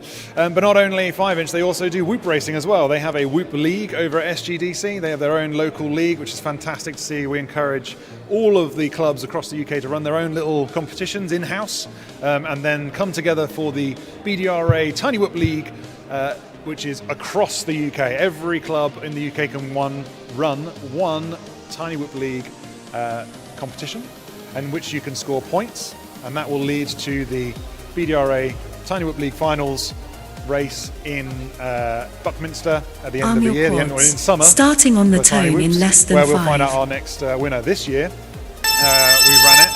I say this year, 2025. Yeah. We ran it. We had pilots from all over the country taking part. It was the first time we'd ever done a league like this. It went really, really well. And we had Dan Carpy taking the win.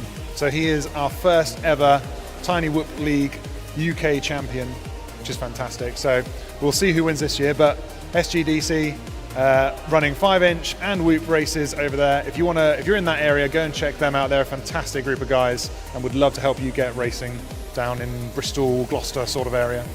Definitely, and I understand the Tiny Whoop Championships this year is running alongside Blazer of Buckminster.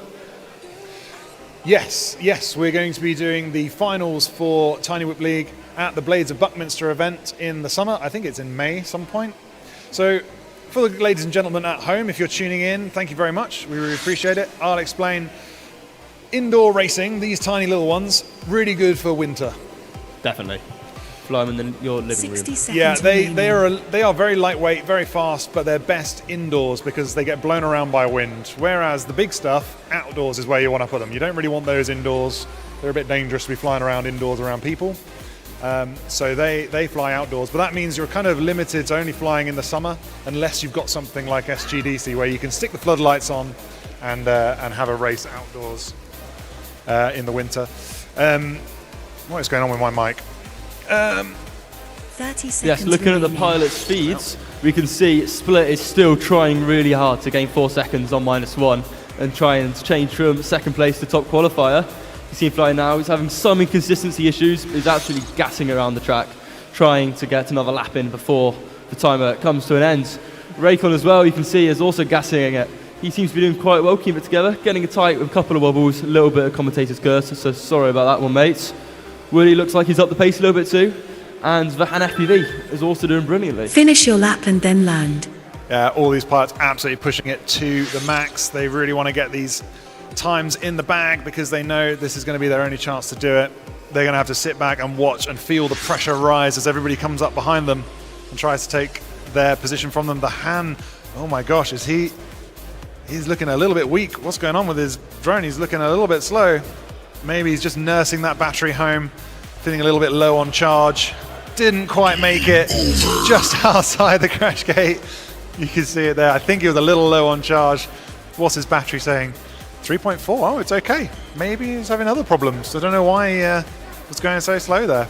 Maybe trying to conserve his battery, not Maybe. destroy it for the next You don't want to round. destroy these batteries, no. I mean, the technology is incredible. The folded cell technology is incredible. But if you do over-discharge them, you can damage these batteries. And what happens when you damage these batteries?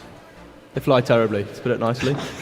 Yes, you can discharge them down, you can fly them for a long time, but it kind of runs risks, because the longer you fly it for, the lower the battery's going to run down, and there's a point where it's kind of the point of no return. So if you try and use that battery again for another race, it's going to have high internal resistance, and you're going to really struggle to get a good time in on the leaderboard. Yeah, and if you really run it down low, it goes puffy, and that's when you know you've done some damage to your battery. Yeah, and don't put that in the house. Don't plug those ones back in. They are unhappy batteries. We want nice, solid, compact, square batteries. No puffy pillows.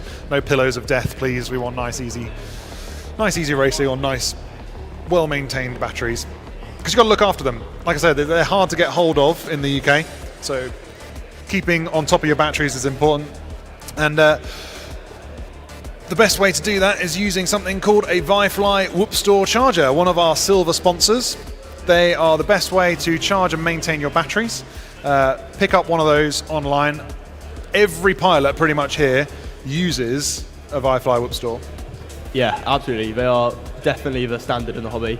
It's got an excellent LCD display on it, so without having to flick through millions of menus, you can see the state of health of each battery, what the charge is, what you're charging them at, and you can just plug and go. So you're at a practice session, rip one out, put it back in, no stop starts, really easy to use and perfect to get along with. And our other silver sponsors, of course, we've got Radio Master bringing us some of the best Oh yeah. bringing the best equipment to the connections that our pilots are having with their quads. Radio Master's kit is used by a lot of the pilots here. I see a lot of Radio Master's kit out in the pits. We've also got Happy Model, a lot of pilots using the Happy Model Mobula 6 Whoop or the HD0 AIO because they partnered with HD0. So if you're watching an HD0 on screen, as some are just plugging in, they're probably running the AIO, the Happy Model HD0 AIO. And last but not least, by no means least, HQ Prop. Are these your favourite props, HQ props? I'm sponsored by GemFan, but I'm going to say yes. GemFan, another one of our supporting sponsors. We're quads. very grateful to have Starting GemFan on on the board. tone in less Up than against 5. HQ Prop, also putting together some incredible props for our pilots. The ultralights, the lightest props that you can put on a Whoop at the moment by HQ. meaning that you can get the lightest weight build to be competitive at races like this. So a lot of pilots opting for those in our races. But back in the air, we have some new pilots. We have Meska from Italy, we've got Kiz from the UK, Zumi from Latvia, and Norfolk and Good from the UK.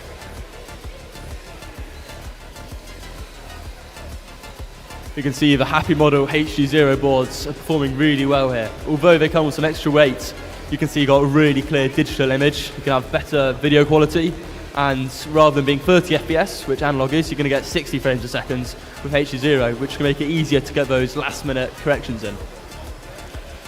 And you can definitely see a difference in video quality. Meska rocking the analog video, and everyone else up in this heat running HD0. You can just see the colours are just popping. It's really beautiful video.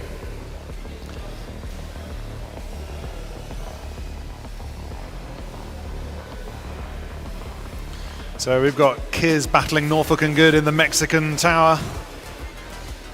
Both of them into the Menace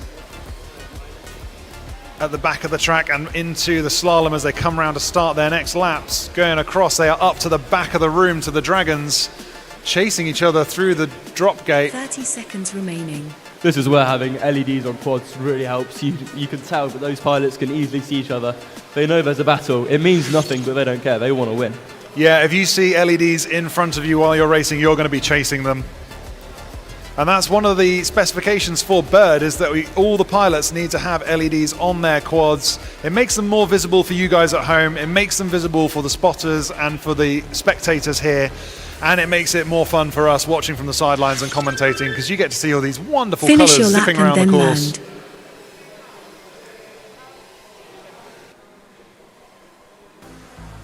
Looks like Zumi from Latvia is done. Norfolk and Good going through the hexagon section. Everyone is on the last lap now, so once they're done, they will have to land.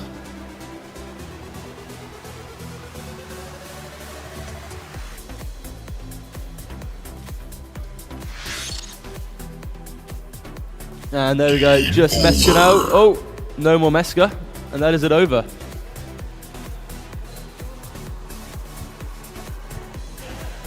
Our pilots are parked and they're going to go and collect them. That was their first round of this set, so they're going to have a second one back-to-back, which is always a great chance. So that's a warm-up. It's a nice warm-up, absolutely. It gives you a chance to get back in the flow, get the track committed to memory a little bit more. So no doubt all those pilots are going to be trying to push this time round, and it'll be interesting to see what the qualifying table looks like soon. Yeah, so we're coming up. I think we're coming towards the end of our qualifying for our first 16 pilots. And what's it looking like? Oh, Split has closed the gap by a whole second. He's got 33 seconds dead. Now only 2 seconds behind. He's knocked 2 full seconds off that lap time. Absolutely. You can really see the intense battle between -1 and Split right now. As Matt says, 2.9 seconds in it, not a lot. And then there's over 10-second gap to the next pilots. And we all know Braycon can do better than that. So I'll be having a chat with him over lunch, telling him to hurry up a little bit. Gonna give him a pep talk. Oh yeah, of course. One of our hopes for a UK podiums, Recon. We'd love to see him up there. But this is one of the first Whoop races that he's come to compete at. So he's here basically to have some fun and see how he does. And he's doing really well. He's in the top 10. He's in the top 16. I mean, of course he's in the top 16. It's the first 16 pilots. What are you on about? But yes, he is, as you say, this is one of his first Whoop races. Yeah. So he's going to be a pilot who probably progresses a lot throughout this competition. So even though he may only be at 44 seconds now, which I say may only be, but that's still a really good time around the track, I've no doubt this time tomorrow we'll see an incredible improvement that will probably beat the improvements of many other pilots. Yeah. I imagine we'll also see some sub 30 second laps, sub 30 seconds 2 consecutive laps soon. That would be an interesting barrier to see if it can be broken. -1's been absolutely ripping around and done a 31 second. I was hoping when we set this track that if I could do it in about 30 seconds, maybe 40 seconds, the top pilots will get it down to 20 seconds a lap, which I was thinking 40 seconds consecutive, that's great.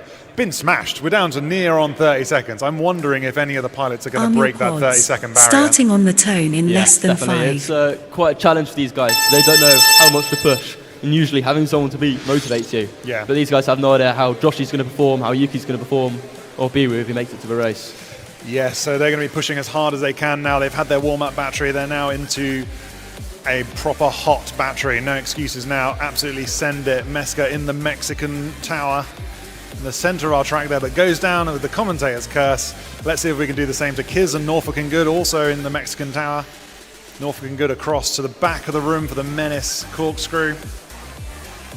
And Zumi is doing what he says on the tin. He's Ron Seal of the FPV community. He is zooming around this track.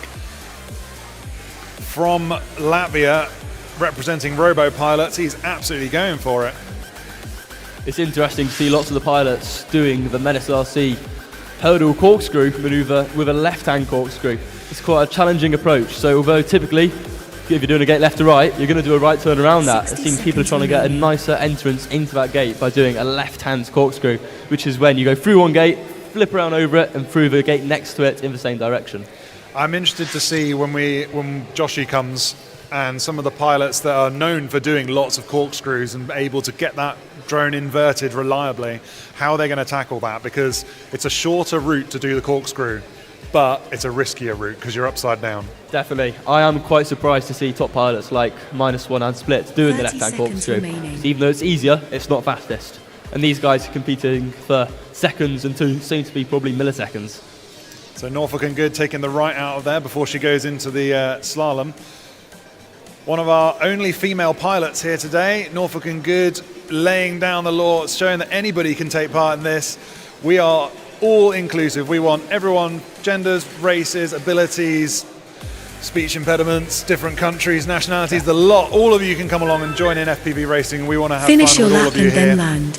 And we're very glad that we have a female pilot taking part not only in whoop racing but in 5-inch racing as well. She's been hitting up all of the FPV racing scene and leading the way for female pilots across the UK.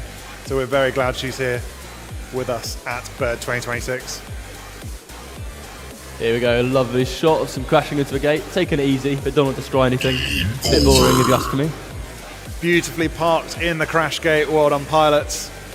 And I believe that was their last one. We will be seeing, what time are we on? I don't even know anymore. God, things are happening so fast, 11:30-ish. And we're getting towards the end of qualification. We've caught up a bit of time from our technical foibles at the beginning of the day. Thank you for sticking with us if you're on chat. I'm wondering if we can check in on chat between our pilots here while we're swapping over. Let's have a look, see what we got. Who's out there in chat land? Let's have a look. Derpy Hughes, always a top pilot. Another one of our female pilots coming out of SGDC we were talking about earlier. Drox in Oxford do winter 5-inch floodlit too. Excellent. Thank you for reminding me, Derpy. I appreciate that. Yes, if you're in Oxford, in the middle, what would we call Oxford? It's the Midlands, isn't it, I suppose? If you're out of London a bit in Oxford, you can go over to Drox. They do 5-inch racing outdoors. I don't think they've got a whoop race going on there at the moment, but I'm sure once they've seen this and once they know what SGDC are doing, they're going to want to get on the whoop train as well. Yeah, absolutely. Have you been flying at Drox before? I've been a few times, yes. They're very close to SGDC. They tend to coordinate quite a lot of their events. They're heavily involved in MultiGP, which is one of their international kind of rankings and competition kind of organisations that organise a lot of drone racing around the world. Yeah. So they're heavily involved in that. They've got excellent facilities. They also have a floodlit facility, so they've been flying, I believe, every 2 weeks with the 5-inch drones. Nice, that's good. That's good to be able to practice regularly. It is, but hopefully we see some whooping too, because as we know, whooping is great for top-end competition, and at the same time, it's a brilliant way to get in the hobby, whether you're doing that for 5-inch or just to keep on going with whoops. Yeah, I mean, how did you get started in the hobby, Dan? So myself, I bumped into some people flying drones in a field and said, damn, that looks cool. And yeah, started off with a whoop, flying the whoop around the living room, learned how it worked. Of course, sim is brilliant. So spend lots of time on the sim, that will save you a lot of crashing and a lot of money. Yeah. And then practice with the whoops. And then for me, I decided I love whoops, but I want to do 5-inch racing and whoop racing. And that's what I do now. Excellent, yeah.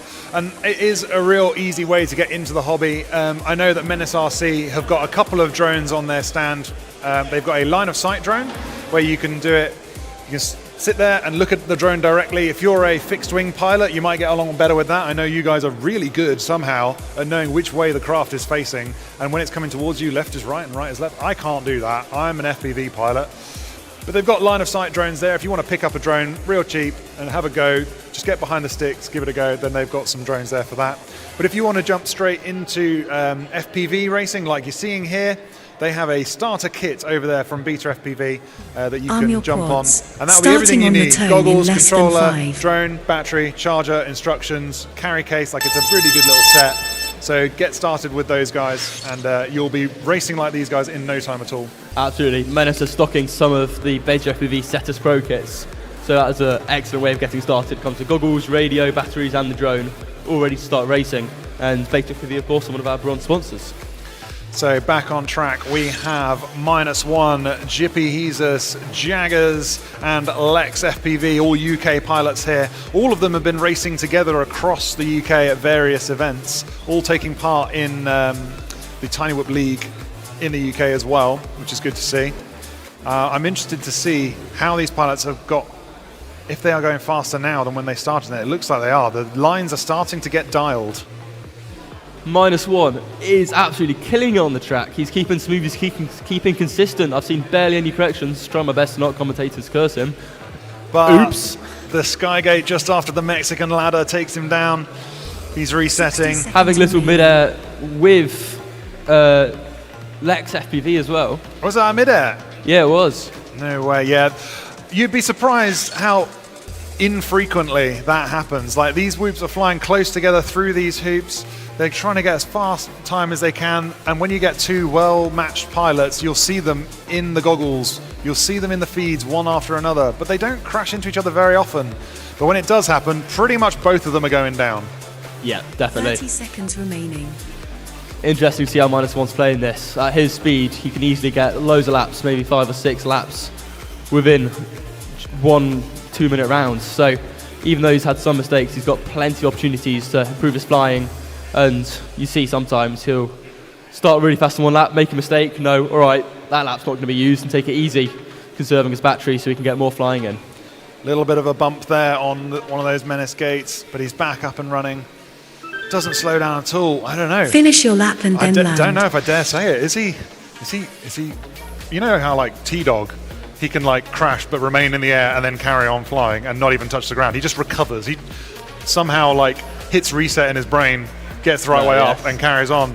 I don't know, -1's pretty quick. No, he's on it. He's got them young reflexes as well, so that's helping him out there. He's definitely very good at, well, when there's an issue, he responds to it very quickly. He reacts incredibly successfully. And that means that in finals, he's got a huge advantage because he can make a mistake, and where other pilots might crash out and spend a couple of minutes trying to turtle mode. Yeah, if you can recover quickly. Is going to be straight on it. Yeah, he's quick. Not only quick around the track, quick to recover, quick to deal with anything that gets in his way. And he's definitely one to watch. Just had some news in the chat from Clive FPV as well. So Drox, Drone Racing Oxford, which we were talking about a minute ago, are starting group sessions with the first one the other week. Nice to hear it, Clive. Thank you for letting us know. We get live updates from our FPV community in the YouTube chat. Thank you very much for letting us know that. Yeah, brilliant. If you want to go down to Drox, get on some whoops, that would be fantastic. Good to have another club doing some whoop action in the UK. We'd love to see more whoop clubs opening up across the UK. It's real easy. The best way we found is to find a pub or a club or something with like a bar and food with like a function room to the side, and go in there and say, look, we want to fly these toys around. If we bring some pilots in and people buy drinks and food, can we use your function room? And most places are pretty receptive to it. I've been very pleasantly surprised. So get out there, ask around, see if you can find somewhere, and then just start flying. And you'll be surprised how many people come out of the woodwork and join up. Absolutely. It's been quiet this year for me, but Bucky FPV last year, all we did was approached also a function room, but this one was a town hall. Just told them what we were doing. I was like, look, not got loads of money starting behind on it, the tone but in less we're trying to than do something fun. 5. We're trying to get more pilots involved, trying to get some kids involved, learning to fly. And you'll find most of the time people are always keen to support you. Yeah, exactly. It's such an accessible sport, so we really encourage people to give it a go, see if they like it, and then if they're setting up a club, it's super low effort. You need very cheap gates. These gates here, sporting the Killer Quads Conduit Whoop Gate project. If you have a 3D printer at home, and you can go to your local Wix or Screwfix and pick up some conduit, you can make gates like this very cheaply, stack them, light them up with LEDs. It's a fantastic resource out there for the FPV community. If you want to print some gates up, you can have a course just like this, maybe just a bit smaller in your living room. But we have some special elements out on track as well. Our inflatable dragons are back, literally raising the roof on drone racing in the UK. Adding a little bit of style to our track here. And I've got to ask you, Matt. Yeah. Where did that 60 scissor lift come seconds from? remaining. Where did what? The scissor lift. The scissor lift. What are you It was calling it? hired in special for here because one of the feedbacks we had from the pilots last year was during qualifying. It was quite bright in here because you might notice that the ceiling is covered in skylights, and the skylights let in a lot of sky, and during the day the sky has a lot of sun in it, and that means it's quite bright, which is brilliant until you want to do a whoop race covered in LEDs and you want to be able to see nice lit up glowing 30 LED seconds gates. remaining. So one of the feedbacks we had was to lower the light levels in the room, make it so you can see the gates a little easier with their lit up LEDs, and it's definitely made a difference here today. I think everyone can agree that the LEDs look great out on track with a little bit lower light. So we used the scissor lift to block out some of the skylights, and then we thought, well, we got a scissor lift, may as well do a big drop gate. And it gives us a nice aerial view of the track as well, which is fantastic. There's a drop gate, and we've got someone coming around now. Let's see them drop through it. Finish Here your they lap come round and the then land. dragon, and in they go. Oh, he missed it. He's going to go again. 1, 2. Nicely done. No, it's certainly working out very well with the light levels in this room. Made it a little bit darker, and then we've got these brilliant, really bright gates, which is helping. And although sometimes it can be fun racing in pitch black, when you can see your surroundings as well as the lit up gates, it's much easier to get an idea of the speed you're going at and an idea of your position. So Yeah. you'll often find that even though complete dark LEDs look cool, it's much better for racing being able to see your surroundings as well. Yeah, pitch black makes the LEDs pop, and you get some incredible photos, I'll give you that much. But yeah, when it's pitch black, you can't see the horizon, you can't see like the edge of the room, you can't see like the angle of the room, which helps you kind of determine Yes. which way up you are, how much of an angle you've got on your drone, because you are flying in 3D space. You know, some of the simulator tracks are all sorts of inside out, upside down, no gravity applies here. But when you're in a real world, it doesn't quite translate. You need to have a bit of a horizon to know where you're going. Hey, Yuki's just walked in with his friend Biwu. Hey, how you doing? We'll see you guys in a little bit getting checked in. We know you're going to be fast. We're interested to see. Did you get any sleep? You didn't get any sleep. Okay, so he's come all the way from Estonia, am I right? And he's flown here, rocked up at the Whoop House, got checked in, had a couple of practice batteries, probably had a bit of breakfast as well, and he's now at the track. No sleep, Yuki. Blimey. Yeah, that is dedication, that is. That is dedication, but you can see these pilots going to have a look at the leaderboard times at the moment. Can we get those up on the screen? Because I've heard some clapping following -1s around then. Let's have a look at our pilots. It looks like we might be at the end of qualifying. I'm just going to confirmation from my race director. There's one more group to go. Okay, well, this is where we stand at the moment then. We have -1 in first, Split in second with 33 seconds, 2 seconds still to make up. I think he's pretty comfortable with that. He knows he's pretty close behind -1. We will see how that pans out later. Raikön in third, Zumi in fourth, Anti-Hype in fifth. I think Zumi and Anti-Hype have switched positions. I don't know. Anti-Hype in fifth, Lex in sixth. He's definitely moved up. He was just below Meska. They've switched places. Meska now in seventh. Eldronado has dropped down a bit. He's down into eighth. Not sure he'll be very happy with that. The Han from Drone Circle with ninth with a 56.88. Norfolk and Good, our female pilot of the day, 10th position. Jaggers in 11th. Kiz in 12th. These two, Jaggers and Kiz, competitive with each other at Hanworth Tiny Wook Club. They fly together quite regularly. Jippy Jesus in 13th, and some Symbiosi in 14th, and Woody in 15th position. So those are your top 16 pilots from Group A. We will see how they distribute amongst the classes later on. And did you say this was the very last round they've got? I believe we've got one more round of pilots. I'm just looking across to my pilot line marshal to see what's going on because we've got a little delay there for something. But while we're doing that, I want to talk to you a little bit about Minifigs Me, because Minifigs Me, one of our gold sponsors, they've very kindly put an activity on where you can go and learn to fly drones. If you're out there in the real world, if you fancy giving it a go and you're in Birmingham, come on down to Bird 2026. You can get your hands on some real drones, line of sight. You can pop a little minifigure, you can make one up, pop him on top and send him around the track as a little test pilot, and then you get to take the minifigure home. But did you know that minifigures have been to the International Space Station 24 times? Why? Minifigures in space. In space? In space, yeah. So these little guys get made up, they got printed up as astronauts, and they got sent up to the International Space Station 24 times. There's 24 minifigures that have been up there and on 2 different missions. So out there in the world, we've got some extraterrestrial minifigures, which I think is incredible. I had no idea about that. It's nuts, right? So we got minifigures that have been in space and flown on tiny whoops. Yep. What else can they do? What else could you want in life? I know that Jessie over in America has got some minifigures made by Derpy as well. She makes some minifigure trophies and things for people every now and again, and one of her very special ones is over there with Jessie P and a few other of the American pilots, which is very nice of her. But if you want to make a custom minifig, head over to minifigs.me, where you can design up your own minifig, make it look like you or a friend or family member. Wink, wink, nudge, nudge. Valentine's Day is coming up soon. You can get your significant other printed on a Lego figure, get it shipped out, and it's a lovely little gift to give to people that are special in your life. Make it very personal, very unique. Nobody else will have one like yours. Absolutely, we've seen lots of support from Minifigs.me for the FPV community. They've supported this event. We know they support pilots such as Derpy, and I've also seen them sponsor with prize money, I believe, for SGDC. Yes, okay. Okay, so it looks like we have finished our qualifications. So with our Group A pilots finished, their scores are on the board. We are going to have a short break while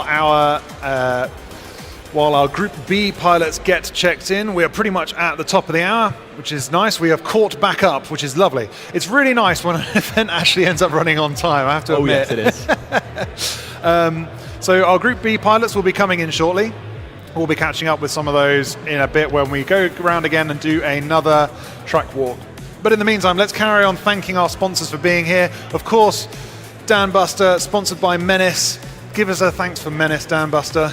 Yes, huge thank you to Menace RC, the UK-based, very well-known internationally antenna company, also exploring all sorts of drone parts and providing our pilots here with a huge variety of, we've got propellers, batteries, cameras and everything. So huge thank you to Menace for their support, and anyone here or anyone local to Birmingham, we've got some absolutely amazing deals on and an excellent bargain bin. So you definitely want to grab stock while it's here. Yeah, it's really nice to have a UK brand stocking parts in the UK, because getting stuff into the UK is an absolute pain. If anybody's tried to buy internationally, try to bring stuff into our little island, the shipping absolutely kills us in the UK. So patronize our local UK shops. Menace RC is the best place to go for all your bits and bobs. He's recently restocked and he's ready to go and service your FPV needs. But alongside them, those Menace RC and Minifigs are our gold level sponsors. In silver sponsors, we have Vifly. We've been speaking about their Whoop charger. Excellent charger they've got. Vifly is pretty much the standard. They have laid down the gauntlet. Definitely. Every other company is scrambling to catch up. We'll see what they've got. So our silver level sponsors, we've got Vifly, we've got HQ Prop. We've been very generous helping us put on this event, putting up some money to help run and pay for the lights that you see here whipping around our track. HQ Prop have also given every single pilot a set of props here and added props in to the prize pool as well. So everybody will be going home with some HQ props, which is brilliant. They are the lightest props you can get for drone racing at the moment. If you want to have the ultra lightweight build, go for their ultralights. They're fantastic. They do some bi-blades, which I really like. Their bi-blades are really good for ultra lightweight builds. High KV lightweight builds are really good. Absolutely. They've got a huge range of propellers. You've got tri-blades, bi-blades. Bi-blades going to get you that extra bit of efficiency, with tri-blades getting you more grip and potentially faster times around the track. But yes, their 31mm ultralight propellers are definitely some of the best in the hobby.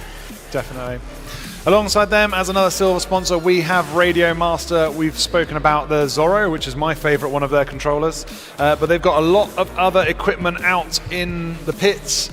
It is absolutely crammed with Radio Master stuff out there. They offer some of the best kit available, so we're really thankful that they've joined us as a silver sponsor. They've put up 2 Radio Master Pockets crushes. Ooh. Crushes, is that a word? Crushes. Yeah, blue ones. Blue Radio Master. I'm mixing up all my words. Yeah, what happened to our words? They're just gone, aren't they? They've gone, yeah. Radio Master Pocket Crush in blue. And they're spectacular. I had one out of the box because I couldn't wait to get my hands on it. And also, I was looking to buy a new controller. I'm like, I know Radio Master's good. I want to try out their stuff. I got it out of the box, had a feel, and I'm like, yeah. But I have unnaturally large hands. They're just beastie. I'm 6'2" and I've got ridiculously large hands. So the Pocket, whilst being very good for travel, like if you're traveling, I've seen a lot of pilots in the pits. They've come with the Pocket. They've got on planes to come here. It's the perfect one for that. But my hands are too fat. I've just got fat hands, so I've gone for the Zorro. Right. But they've put up 2 of those for our prize pool, which is fantastic. And then, of course, last but not least, is Happy Model. Yeah, Happy Model provide all sorts of incredible bind and fly, plug and play whoops, along with excellent flight controllers, all-in-one boards, cameras, and their collaboration with HD0, producing the incredible HD0 ecosystem. Exactly, their HD0 whoop is what makes such good video here possible. A lot of pilots still choose to run analog because it is lighter, it gives them a lighter build. But HD0 has caught up, and I think there's only like 1.5, maybe 2 grams in it between a HD0 whoop and a analog whoop now. Yeah, it's very minimal. So it's not much in it at all. But so and it's interesting to see where it's going to go. It is very interesting to see where it's going to go. The bit that made me take HD0, the AIO, seriously was Tiny Whoop Open last year. I think it was 3 or 4. They had 2 HD0 whoops on the podium, and that meant that if you're up there at elite level flying and you're on the podium with an HD0 whoop, it is not the weight of your build that's getting you there. It is the skill of the pilot, because it's a heavier build. There are pilots that were racing there that had lighter builds and they weren't doing as well. So it is the skill of the pilot that gets you there, and it means that HD0, even with a slightly weighs more, is still competitive. So thank you very much for Happy Model being also one of the silver sponsors. We really appreciate you guys, all of our silver sponsors, putting up hard currency money to make this event possible. None of the things that are going on here, none of the lights, the cameras, all the banners, hiring the cherry picker in so we can block out the lights and make this the best racing environment possible for our pilots. It's all thanks to our sponsors, our gold and silver sponsors that put up hard currency to make that possible. So thank you very much, guys. But while we are on topic with sponsors, let's run through our supporter sponsors, because these have all donated prizes into the prize fund for our pilots. They have all donated something that the pilots will be walking home with. So do you want to kick us off along the top line? Absolutely. We've got the brilliant T-Motor motors. They also produce ESCs, flight controllers, and excellent Whoop flight controller boards. We've got HGLRC. We got the BMFA, British Model Flying Association, and the BDRA. Speedy Pizza Drones, which make incredible batteries and other drone parts. Vulcan Innovations, well known for their excellent drone motors. UK Drone Soccer, who are here today. So if anyone wants to give Drone Soccer a go for the first time, or just to have a nice friendly battle with one of your mates, give that a go. We've got Cadex FPV, well known for their cameras and brand new digital systems. We got Gemfan, another brilliant prop manufacturer just like HQ Prop. Newbie Drone and Beta FPV, 2 of the absolute best Whoop producers for plug and plays and every single part you can buy for a Whoop. And yeah, Beta FPV, one of the supporters right from the very beginning. Beta FPV, I'd like to give them a little bit of a special thank you, because when the gauntlet was first laid down, right back at the beginning of Bird, when the idea of it was posed by the Germans. They called me up and they said, right guys, we've beaten everybody in I'm not going to try and do it in a German accent. No, please. We have beaten everybody in... No, that's French. That is very French. Try again. German. The Germans. Just sound angry, yeah. Yeah, you just sound angry to be German. No, the Germans, they were beating everybody in Germany, and they want to beat all the English. I'm going to stop trying to embarrass No, myself. let's not carry on like that. Let's That's stop a bad immediately.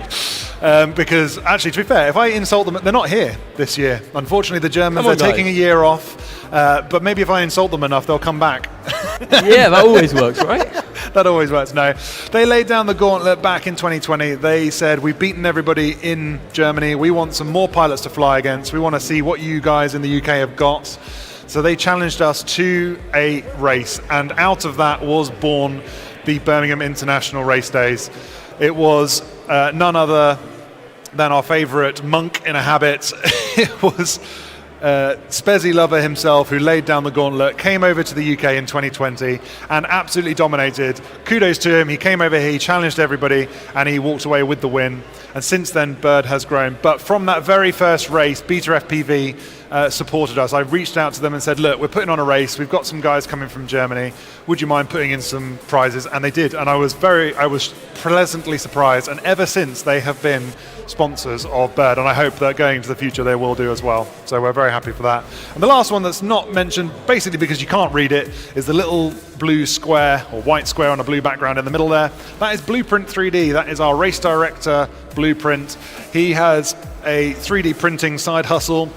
He is constantly tinkering on CAD, making useful things for the pilots at Birmingham Tiny Whoopers, his club, Tiny Whoop staffs, and anybody else that wants to get hold of useful 3D prints. Check out Blueprint 3D, because he will have some interesting stuff for you. And he's putting some prizes into the prize fund as well. Little antenna screws, little covers for the antenna things, which are really useful because doing up those little SMA connectors is a right pain. So yeah, they're very, very good. So thank you very much to all of our sponsors. We, of course, have our live stream aficionado bringing us all the wonderful video out there in YouTube land, putting together all of the lighting for... Well, nobody really wants to see my face, but it's lit up nicely thanks to Fellow Productions, who is an incredible resource that we've been lucky enough to rope into our live stream production here, helping raise the game on live streaming FPV in the UK, and we're very, very happy to have them on board. So thank you very much, Fellow Productions. Your expertise is very gratefully received. Looks like we've got some pilots starting to get ready. We can see all the pilots in qualifier round B are starting to test their drones. They're getting checked in, and I've seen a couple of drones doing line of sight tests around the track, making sure there's no issues with propellers, motors, or anything similar. I'm wondering if somewhere out in the real world, if we have ReeFPV, because I'm wondering if he would like to come on to a chat with us, because it'd be great to catch up with him on the live stream. But yeah, you're right. We've got Group B pilots coming and getting in the pits now, getting set up, getting their drones ready, setting out all their kit, plugging in batteries, getting themselves sorted and ready. While they're doing all that and getting tech checked in, we have a couple of our volunteers are allowed to fly the track because we have what we call standby pilots. And for whatever reason, if one of our race pilots can't compete, they can't attend, we have some standby pilots ready to fill their shoes if trains are cancelled or flights are cancelled or any home emergencies. We've got some standby pilots, and for our standby pilots we like to make sure they get a chance on the track because a lot of effort goes into putting this all together, and one of the thank yous we can give them is to go out on the track and have a little chat. So I see Ree over there. Ree, if you want to go around that way and walk all the way around the back and come up on live stream, that would be fantastic. What I'll do is I'll send Dan Buster over to find him. Cool, and we will have a chat with Ree in a moment. I'll go get him. Brilliant. Right, we've got Ree on the way. Ree, of course, is one of our top pilots that we're looking to see make a splash here at Bird 2026.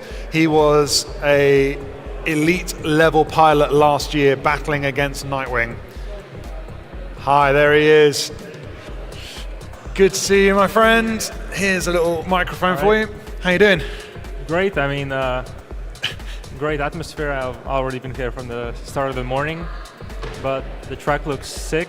You like it? Yeah, it looks really flowy. I like that. I've heard that faster pilots have approved of it and improved it of the line, so they look really nice. The dive looks crazy, man. Yeah, I think it's great that there's something a bit more difficult, so it's not necessarily that the fastest pilot will always get through, like be first, because if he messes up and some slower pilot just gets Slow through, but steady wins the race sometimes. Exactly. I think that's great. I don't know if that's going to work great for me, but we'll well, you are a very fast pilot. Last year you were on the podium right there to the very end. Tell us what happened last year. How did your qualifying go? My qualifying, if I remember correctly, I was like 5th.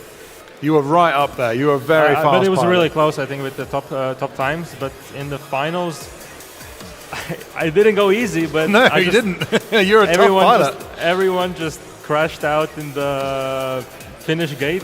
I think twice someone missed the crash gate, and I just went in.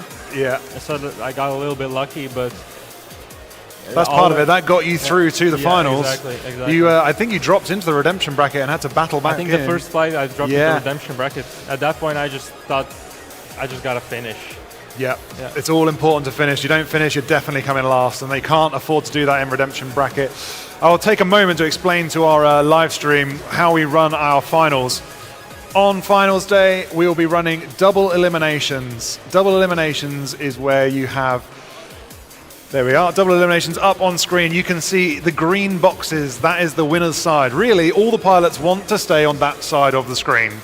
We'll be running through races from 1, 2, 3, 4, all the way up to 7.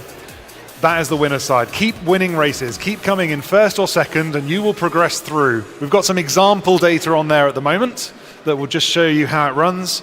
The example data shows you that you keep winning races, you come in first and second, you'll make it all the way through to the finals. However, if you come in third or fourth, you will drop into the redemption bracket. The redemption bracket is your last chance saloon. If you end up in the redemption bracket, you've lost 1 life. If you lose another life, that's it, you're out. The little skull appears next to your name, that's it, you're done. So if you are in that side, you definitely have to keep winning. And that's what happened to you, Reed, wasn't it? Yeah, I think the first flight I dropped into the redemption bracket, and but I just finished through and got all the way to the finals, where one of the closest finals I've ever had happened. Even with the mistakes, we finished I think less than a second apart from each other. It was the closest race I've ever seen end. Yeah, you were neck and neck pretty much all the way around, one in front of the other. There was a couple of overtakes, but it was very neck and neck all the way around. And then on the last corner, what happened? I mean, I think you just got ahead. The thing is, on HD0, it's heavier and it uses a lot more power. And I was losing all of my power in the last, there was a dive, and I lost majority of the rest of the battery there. And so in the last turn, around there was a dragon you had to fly around. I saw him overtake me, so I just had to finish, but I hoped you got to keep going as hard as you can. Yeah, and so the last turn, I just ran a little bit wide. I ran a little bit wide and I didn't want to crash. Do you think that was part of the saggy battery? Just the end of the battery? I think what led up to it was a saggy battery because the first 3 laps were fine, and then the 4th one was not as good. No, and the pressure was on then because you knew the gauntlet was laid down. This was the final race. Of course. And round that last corner, the very last corner, just before the straight, just before you got to go into the crash gate, just swung a little bit wide, and that let Nightwing, American pilot, come through and clinch victory. Yeah, it's really a shame he's not here. I would loved it if Nightwing came back, because to see you guys battle again, I know you're really keen to battle against him. After the race, I asked him if he's going to come next year. He was really stoked to do it. But then when the spots were announced, he said he actually cannot make it, unfortunately. Oh, no. Which is that's unfortunate. A shame. So I know it would have been really good to see a rematch between you guys. Exactly. Hopefully we'll see him again in future. But we do have another American pilot here. Birds aren't real. Oh, nice. Yeah, one of the OG kind of pilots from way back in the day, which is really nice to have him over in the UK with us racing. We'll be catching up with him a little bit later. But yeah, so what do you reckon to the track then? Looking at it, have you been watching DVR? Yeah, of course. I mean, one of our pilots is also flying. Yeah. So I've been kind of hoping that he goes through. He got pretty good time, I think, in the last quali, but yes, I'm going to pop on my little computer. You carry on chatting about the track, and I'm going to see if I can bring up some data about him. I already forgot it, but so I mean the most notable is the dive that is on screen right now. It's really there's not much space to catch yourself because it's so close to the next gate. So and then right after there is a sharp turn, so you want to kind of enter slowly into it. And also one thing I've seen nearing the end, there is a power loop that you have to do. So I think the intended way was that you do it to the right. But what I've seen that fastest guys are doing it actually to the left to continue turning left, which is interesting. Which I didn't expect that at the start. Yes, yes, that's it. So there's two ways to do it, and some of what we believe is the tighter line, the shortest line will be to do a right corkscrew. Yeah. So I'm interested to see if you or other pilots will be doing a right corkscrew, or if you'll be taking the longer left-hand turn. It's actually better to do it left because you're already entering the turning left. Yeah. So carrying on the momentum in that direction. Exactly.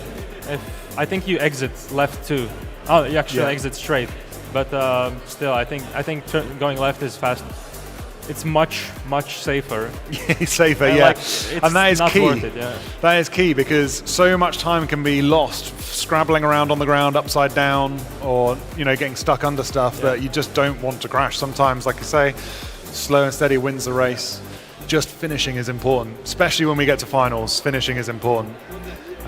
So that's good. So out in chat land, have you got any questions for Ree? Pop them in the chat and we will have a look there to see if we've got anything. Who are the pilots here representing robo pilots? So first is Zumi. Yes, we've seen him up there. Yes, he's I think it's his first international Really? race. Yeah, he's doing. I'm really So surprised good. how he's controlled himself under the stress. Especially in the last flights, he finally got the hang of the dive. So it's really interesting. Another is Edwards. Yes. And he's been here last year as well. Was he the youngest chap on the team? Yeah. He's been flying since 5 years. Oh, you can see there right he is. here. He's been flying since 5 years old, I think, already. And his first race was before he was 7, I think. Wow. Yeah, real young pilot, but one to watch. Like, he's quick as well. So I'm excited to see how Ed does. Look out for Ed on screen. Very simple name, very small guy, but powerful pilot. I'm excited to see how he does. And that makes up your Robo Pilots team. And then the last one is me. And you, of course, yes. ReeFPV, we'll see. Because you were second elite level pilot last year. Yeah. How do you think you're going to do this year, looking at the competition already? The competition is crazy. I would be livid if I got into the finals. I'm actually not sure if that's going to happen. I see the pilots here, like all the way from Japan. I don't know if Biwu's going to get into... Unfortunately, Biwu is just stuck in standby. He was just not quite... we just ran out of tickets, and he bought a standby ticket, which I'm very grateful he did, because a few people did drop out, but he's like next in line. If somebody drops out, then maybe Biwu will get to race. But so far, I haven't had any word that anybody's dropped out. So at the moment, he's not, which is a real shame. I'd love to see him race. Like another incredible pilot. It would be great to have him on track. Certainly he'll get to race, he'll get to like fly the track, and we'll get his opinion on what he thinks about it a bit later, which would be great. But yeah, there's some incredible competitions here. When I saw all the tickets getting bought and who was buying them, I was like, oh my gosh, there's some serious competition going on. The pilot level has upped. Yeah, exactly. So yeah, were you at the race in Poland recently with Split? No, I haven't. You didn't get to go to that one. I haven't raced against him, I think, with Whoops ever. So it's going to be interesting how it's going to go. Interesting. So not even in your home countries. No. Have to travel all the way to the UK to face off against each other, and we'll see you versus Split a little bit later. That'll be an interesting one. Split, I know, is very, very fast. He recently won the Phobos Poland race against some incredible competition there. We've got Ferris from Poland and Kirek also. Some very fast pilots, and he beat them. So I'm very interested to see how he does here. And I think he's one to watch alongside, well, probably one of the UK hopefuls is -1. Yeah, I saw his flying and I was like, there is not a chance he's not been flying this track for the past week. I know. But I hand do not on heart. believe it. Okay, he's a British pilot and I set the track and I'm British. Yeah. there may be some, like, I would love him to win, that'd be great. But hand on heart, the track was only set yesterday and everybody got the track at the same time. We did a video fly through of the track and we sent it out on YouTube and sent it out to all the pilots. Everybody got to see it at exactly the same time. You've all had the same amount of time on the track. And somehow he picked up the controller, set off, and he was setting fast laps from his very first battery. It was incredible. When you have no explanation how he does it, you accuse him of something, man. There's no way. I don't know how he does it. I don't know how he does it. No. So I'm interested to see how he does. But yeah, so I'm wondering, I'm going to have a quick look on here. Are there any shout-outs you'd like to do to friends back home? Yeah. Sorry? Do you want to shout out to any of your friends back home? Friends? I mean, mostly you have friends? I'm sure you do. You must do. You're a nice surely. guy. I mean, yeah, my family's probably watching the whole race. Yeah. Yeah, and my sponsors, thank you. Who are your sponsors? Shout out your sponsors for us. Can you remember them all? That's the thing. Yeah, that's You're the thing. probably sponsored by so many people. Well, since last year, RoboPilots was the only one. Yeah. But this year it's RoboPilots, Strengthen, Drone Shop, Beta FPV.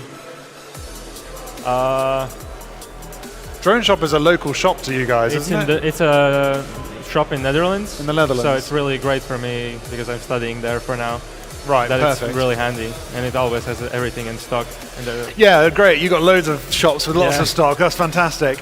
Luckily, we're catching up. Menace RC over there has a load of product in stock. Have you had a look? Yeah, I saw the look.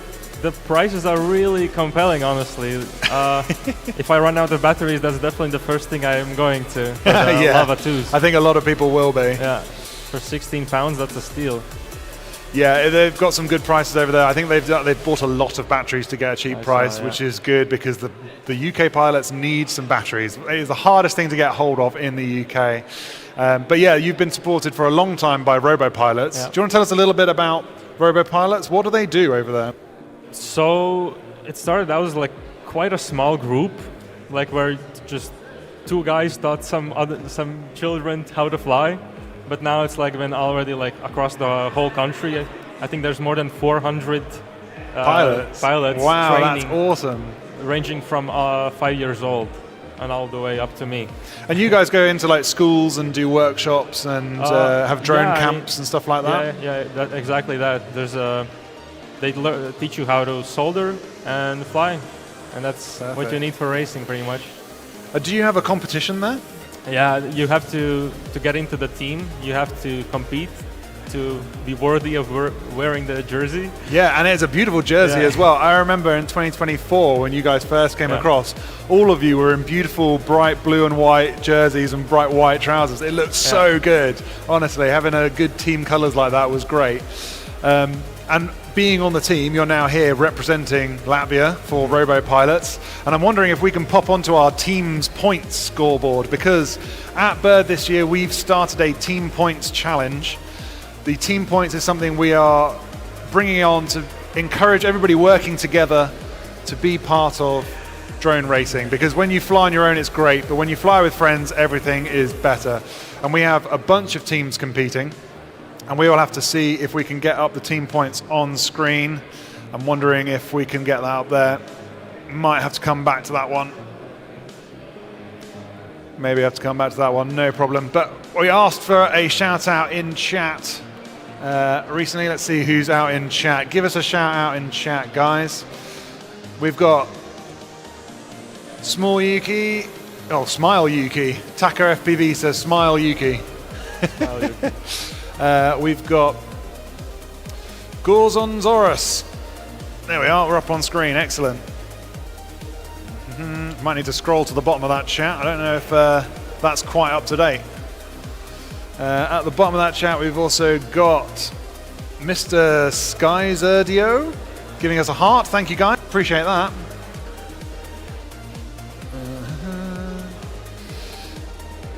Who else is in chat? Not Ginger KV. Shout out to Arlo FPV.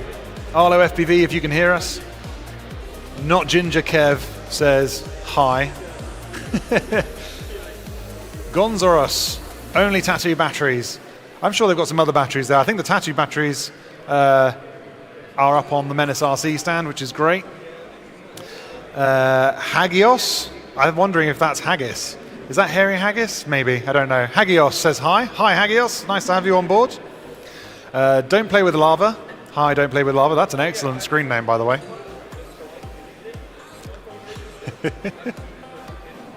Hello, track looks awesome. Maybe some Hairy Haggis WLED gates next year. You know what? Well volunteered. I love your enthusiasm, and we would be very grateful to accept some Hairy Haggis WLED gates next year. Say hello to ReeFPV. Hi, Ree. Hello. You all right? That's from Evit Karklins. Is that? Oh, that's my mother. Girlfriend? Mother. Evit, is that right? Evit. Yeah. Evit. Yeah. Hi, Evit. Thank you for letting us borrow your son and come over here and show the whip pilots what to do. Who else we got? We have May Elds. I don't know how to pronounce that. Mailds? Hey there.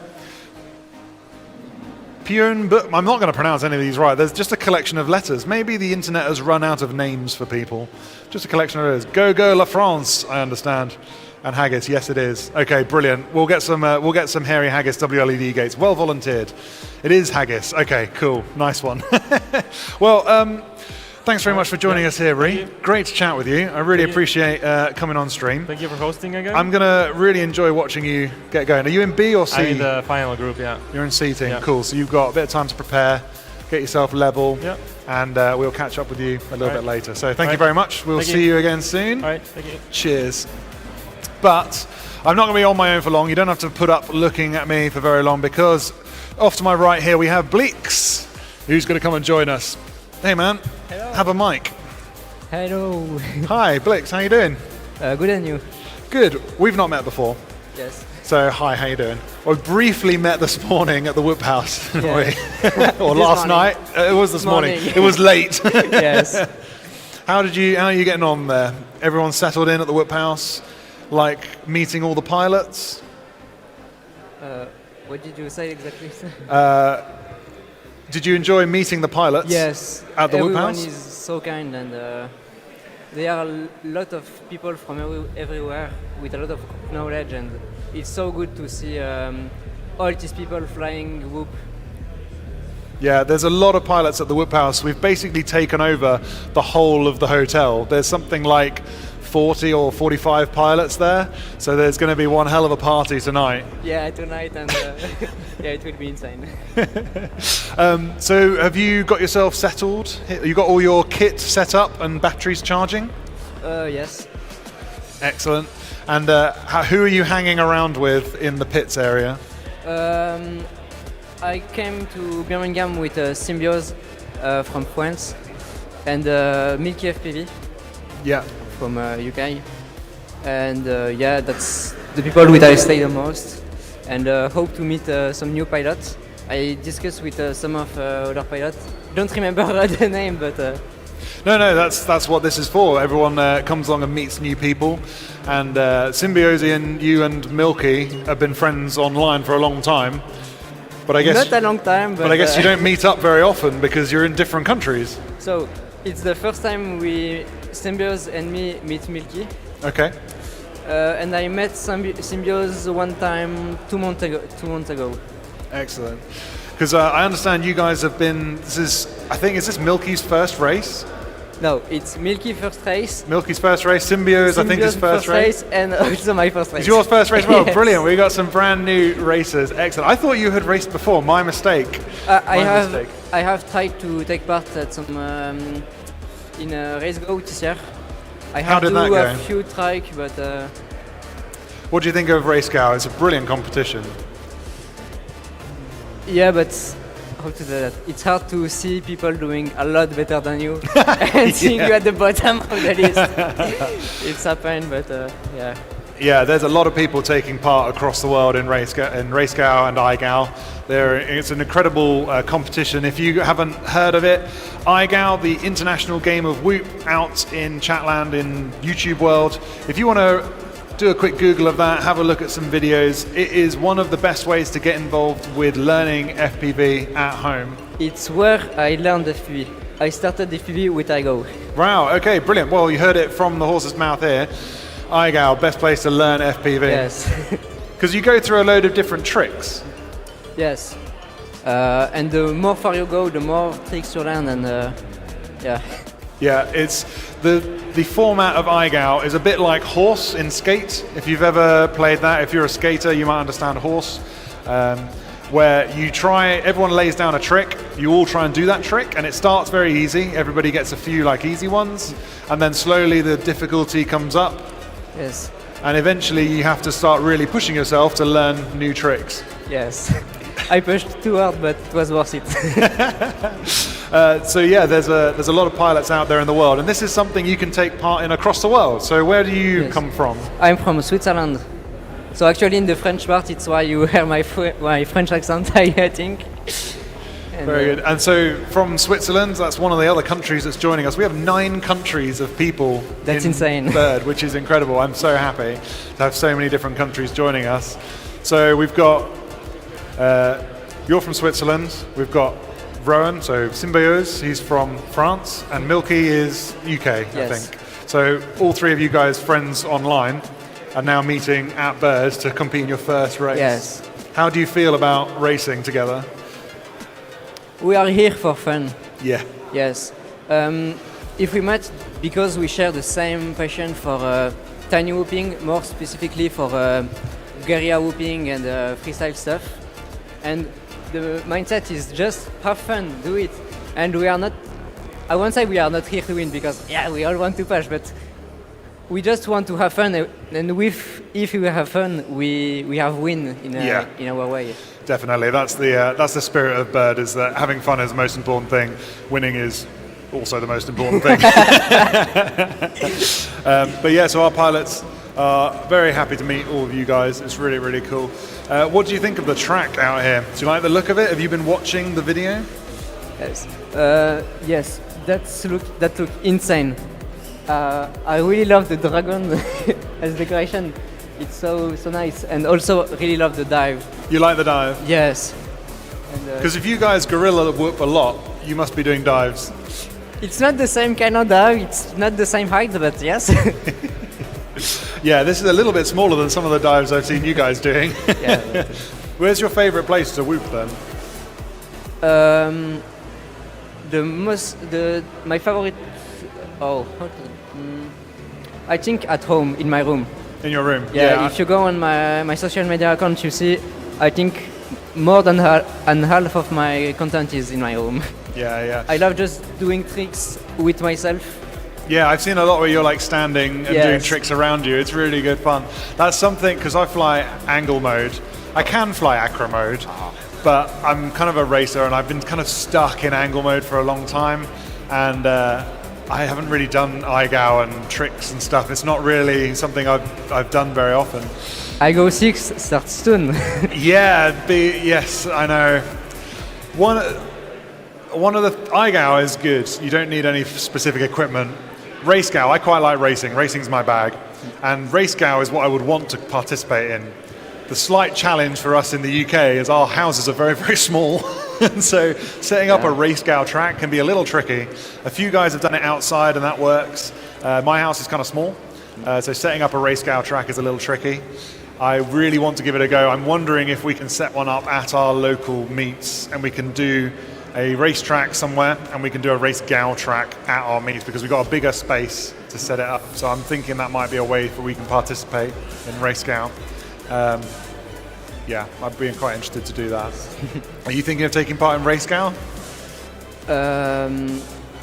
What can you? Do you want to take part in Racegow? So I have taken part this year. Okay. I have do a few tracks, but don't have much motivation. It was more to learn how to race before to go here. I was a bit sad about seeing me at the bottom of the people. I was not so good. All right. And I think it was on track 4 or 3. I pushed it really. I took a lot of hours turning in the track. I submitted it, and it was. I did I cut. I didn't pass a gate. I think. Oh, I you didn't missed notice one. it. So was disqualified. Yes, got disqualified and don't have the motivation to continue. That's a shame. Yeah. If you practice a track over and over and you memorize the wrong line, it's hard to break that and get it right later. So, no, I understand. Brilliant. Well, I really hope you guys have fun. If Milky or Symbiosi want to come and have a chat, send them over. That would be great. I think they will come. They'll come over a bit later. Brilliant. What time are we on? 12:30. Excellent. So check. I think we'll be starting soon. Let's have a look. Tech check-in starting now. We actually caught up on time, which is fantastic. So we are running to schedule, which is almost unheard of in live streams. So excellent. That's brilliant. Is there anything else you want to ask me about drone racing here? No, just thanks for this. That's insane, and thanks for the opportunity to race and show to other people. That's insane. I loved it. No, you're very welcome. We would love to have you here. Thank you so much coming over, Blix, and we will catch up with you guys a little bit later. So guys, there you have it, a real international crowd of pilots. I'm wondering if Mr. Jack Prosser over there isn't doing anything more important. If you want to come and have a chat with me on stream as well, because he is the UK 5-inch drone racing champion. You're going to have to go all the way around that way, I'm afraid. Yeah, the netting has blocked us off. The UK drone racing champion, Jack Prosser, is coming over to have a chat. He was here last night helping me out. He's stepped up as one of our volunteers and helped alongside Carb to refine the track for our pilots here. We've got some serious skill coming to this race, and I wanted to make sure it was really good. So here you are, Jack. Cool. How you doing, man? Good. Yeah. Good. Enjoying it. Doing How well. was it last night setting up? What was, from your perspective as a volunteer, what was it like? What was it like? Bit manic, no? Well, doubt. it always is setting up, isn't it? Yeah. I enjoyed flying the track. I got loads of whoop packs in back to back, which doesn't always happen at these events. So, you know what? It was fun. It was good to help out. Cool to see everything that goes into making this happen, and how it came together. Yeah, there's a lot of moving parts, and so we had a team of about, 10 or so volunteers last night, Jack being one of them, came and basically helped lift and shift stuff into the hall, put up banners, constructed gates, helped with the live stream system, putting together screens and all the activities over there. And now you're helping us out today, here. What are you doing today? So today I've been helping with the try and fly and the minifigures. So just getting people up in the air on a line of sight whoop, letting them have a go, which has been really good. I think I'm on some camera operating in a bit, maybe some showing people through the goggles. We've got our hot lap system where people can watch our pilots fly, so I think I'm due to be on that later as well. And helping UK Drone Soccer get their drones up in the air. So we've just had the first ever Class 40 flight in the UK, has just happened at Bird. Nice. I'll definitely take that as a historic moment. That's ace. Absolutely. Yeah, they've got a big old net over there next to the minifigures net. Yeah. And it is a lot bigger than I thought it was going to be. These things are massive. I had it on earlier, and it is this big. It's like, I don't even know, it's like Space Hopper size. Maybe not quite Space Hopper, maybe a baby the Space Class Hopper. 40. Yeah, they're It's- massive. Yeah, I mean, it's a full 5-inch drone like we race outside. Yeah. But in a cage. Have you seen the actual cages for those drones? Yeah, the World Cups and stuff, they are Yes. full like metal cages. They are mad. Probably 10 by 20 meters. Wow, really It's big. quite big. Flying those at full speed, it's insane to watch. That's It's good. massive, yeah. The Drone Soccer guys, also one of our activities here. But you've been working on minifigs. How many people have we had come through minifigs? We've had a few. Bit early in the day, I think, Yeah, for some probably people. 5 to 10. We've had some of the students on filming have been having a go. We've had a few pilots as well waiting for their heats. But yeah, no, it's been good to talk to some, children that are interested in flying, which is always great to see. Yeah, that's part of what we really want to do here at Bird, is inspire the next generation of pilots to pick up a controller and give it a go, because whilst these are the elite pilots, these are the really fast ones, and it looks really impressive. The rate these guys are going around looks insane. The skill is top notch. You don't have to start at this level. You can start with some nice, easy drones and get the hang of it, and then progress onto racing like this. And it won't take you long to get here. We've found out that Lex FPV has only been racing for 1 year, and he's already a very quick pilot. I'm challenged by him, and I've been racing for years, which really goes to show how much effort I should probably put in getting faster, to be honest. I need some coaching there, Matt. Yeah, I definitely need some coaching. Well, coaching then. As one of the top pilots, what is the best advice you could give to someone starting out?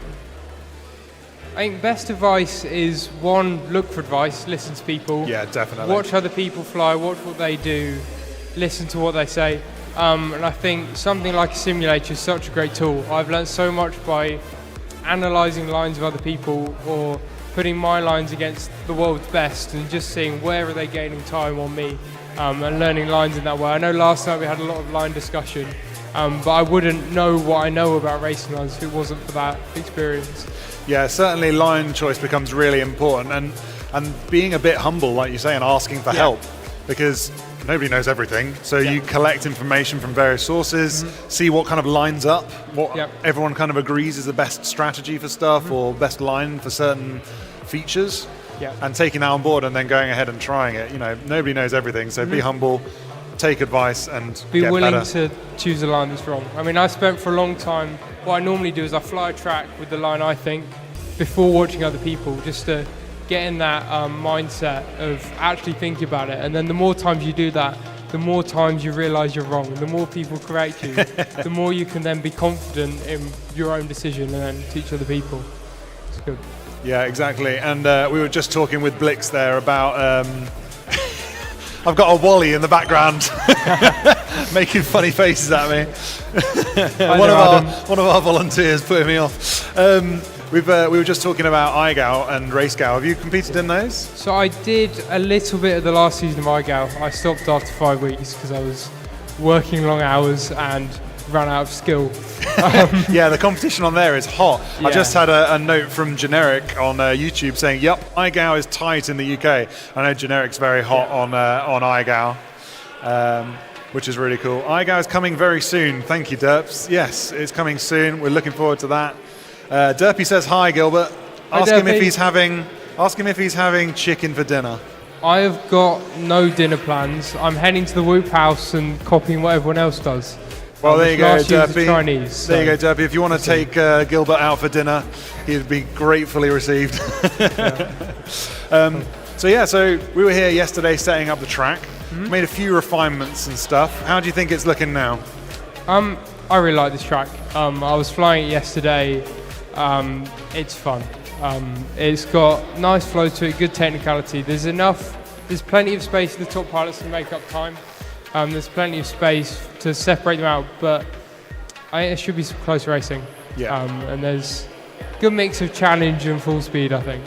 Good. I'm glad you said that, because that is definitely one of the aims, is not to overwhelm on the technicality side of things and have a few open sections where you've got a bit more of an easy line. Yeah. But for the pilots that are fast, they can stretch a lead in those places. I like that drop gate. We're seeing most pilots are, I believe, spinning through it. So they'll take it, do a 360 and then aim for the gate. But we're seeing our top pilots go for that line. Go for the tightest line and try and catch it. Having done that yesterday, it's not easy to get every time. It's fun when you get it. I really like it, but it is a challenge, so it's good. Last year you said that the event compared to simulator. Does this have similar characteristics? I think that element does as well. So I've got the advantage on that. I know I feel more comfortable than most pilots because I've flown those dives loads. I mean, you look at the Drone Champions League, which I do, most of those simulator tracks have got big dives, or FAI or DRL. They've all got big, tight dives like that. I mean, not every track. Somewhere in there, most tracks have it, and they're really fun to do. All you've done is fly in your local sports hall or around your house. Setting that up is really hard. Yeah. It's a hard one to practice. You've got to have a good couple of frames and be able to set it up high, and then you've got to have something to catch at the bottom. I did break one yesterday. You broke a Whoop yesterday? With a camera mount. Oh, no. Yeah, my camera mount broke the other day as well. It's an intense move, but it is one that will separate the men from the boys, as we say. Absolutely. We'll find out who the elite pilots are, because we will see them do the proper dive and catch at the bottom there. It is tight. You've seen -1 absolutely nailing it over and over today. He was flying good. Yeah, I'm glad to see him doing that. Yeah, he's a quick pilot. Had a good battle last year, so. Yeah, I'm interested to see how he gets on. Who else have you got your eye on in the pack? So.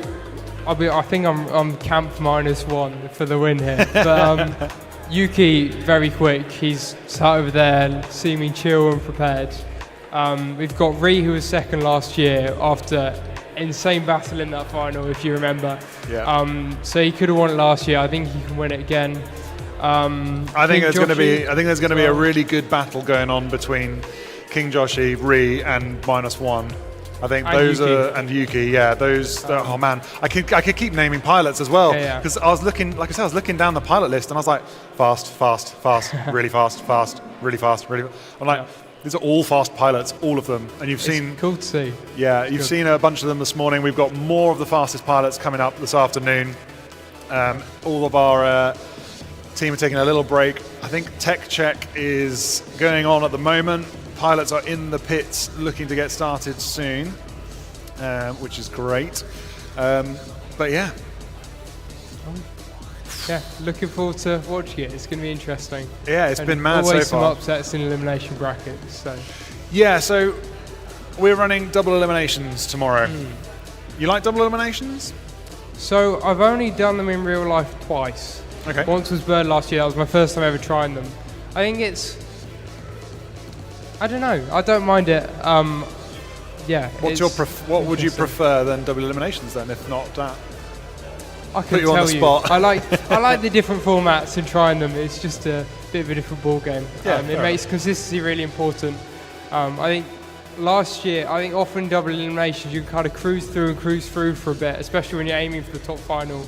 And then I hit a heat with Ree and Nightwing, who were the top two. Like I haven't been practicing this pace, and now you just got to step it up a bit. And that's where I dropped below the bracket. Seeing them the next time in the grand final, right?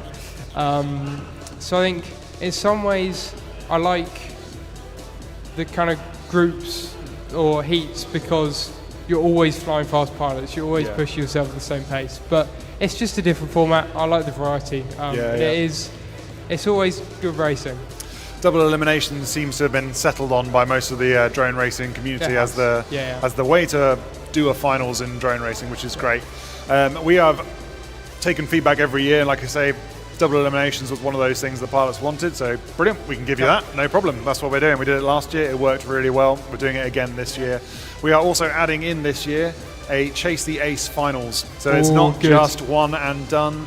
Chase the Ace finals is where the final race will be run until one pilot gets 2 wins, 2 first place finishes. So when a Muppet like me makes a mistake from the lead and then crashes out, they've got another chance. You got another chance, yeah. That's It's cool. not done after just one race. There will be more than one race in the finals. We will get to watch the top pilots race over and over until one pilot gets 2 aces, and they will be the winner of Bird 2026 in the different classes. And we'll be seeing that in Hobbyist, in Advanced, and in Elite. I was not aware of that. That's very cool. I'm looking forward to that. Yeah, it will be really, really good. We're hoping to show you that a little bit later on, and obviously all day tomorrow we'll go through it. So those are a couple of changes that we've got. We're pretty happy with the setup here. You seem happy with the track, which is great. Yeah, not sure how the pilots will feel. Have mixed opinions, but there always is. Yeah, everyone's got comments on the track. We like comments about the track. We like comments about the setup at Bird. We want to make this the best drone race we can possibly make for you, the pilots, and for you live stream as well. Because if we can make this sport massive, if we can make it into, well, I don't want to tar it with the football brush, but you know what I mean. If we can make it as big as football. Formula One's the normal Formula comparison, One. I think. Formula One. We want to be the flying Formula One in drone racing, and that's where we're going. That's where we're headed. That's our ambition, and we're really headed out there for it. So join us on this journey. Tell us what we can make better, and if we can do it, we will do it. So that's absolutely. where we're going. While we got you up here, is there anyone you want to shout out to, sponsors and things? I want to shout out. Well, thank you, Menace, who have supported me for getting to Korea a few months ago. That was brilliant from them. So huge shout out to them. Good to see them today and catch up. I've got to shout out the wildcard team, Bambi, my manager, for a great season last year and hopefully more of the same. Yeah, of course. Yeah, and everyone that supported that Korea trip, by the way, there was a long list of people. Thank you so much, because we had a great time, incredible experience. made new friends, met friends I've had for so many years, got to fly new drones, try new things. It was really exciting. So yeah. Yeah, it was brilliant. So yeah, appreciate that. I'm wondering if you want to chat about anything else, because we're just waiting for them basically to finish off getting checked in and get on to the next round of qualifying. What do you reckon? Yeah. Anyone you particularly want to chat to? We can call them over. Ooh. So is -1 still here after That'd be getting interesting. top Yeah. qualifier? I don't know if you've interviewed him yet. If he's but still that'd be here, cool. let's go and get him. I can see Dan Carpy hanging out over there looking very shifty. Dan Carpy would be a good interview, actually. Yeah, he's just over there by the Former tech check-in Bird guest. He winner? can hear me asking Yes. about him, but he doesn't want to come over. British Whoop Racing champion stood over The there. ever chatty, Pretty yummy. oven-ready Dan Carpy, the top UK Whoop Racing champion of 2025. And Blackpool race winner. And Blackpool 3 times winner, yes. Yeah. He did exceptionally well at Blackpool. He was knocked off the podium for one race where Dirty McStinky came and knocked him off. And after that, he was like, hell no, I'm not going. I'm going to lose again. I definitely won the last win. He couldn't have drawn with Dirty McStinky. No, you don't wants take to win. draws. We're looking for wins. These pilots, you and everyone else that's here, all the pilots want to come first. And that is the only language they know. So he was And not going to... some of us like to have fun. Not all of us, but yeah. Some take it very seriously. We like to include the fun element at Bird, Yeah. which is why we wear ridiculous colours. We have lights everywhere, dragons hanging from the ceiling, Chicken hats. chicken hats, on the podium. And I've just seen Dirty McStinky, just seen him walk in. Be another good interview. Yeah, Legendary So we'll camera mount be- designer and we'll be fast catching route up. pilot in his own right. yeah, we'll be catching up with those guys in a little bit. So brilliant. So what I'm going to do then is see if I can bring in someone else for a quick chat. Maybe Cool. we can get... you want to go grab the race director and see if he'll come on for a quick chat? That'd be Who's really the race good. director. Kai on Oh yeah, cool. Blueprint. Yeah. Yeah. Go and grab him over. We'll get him over here, have a quick chat with him about how the race has been going. There he is.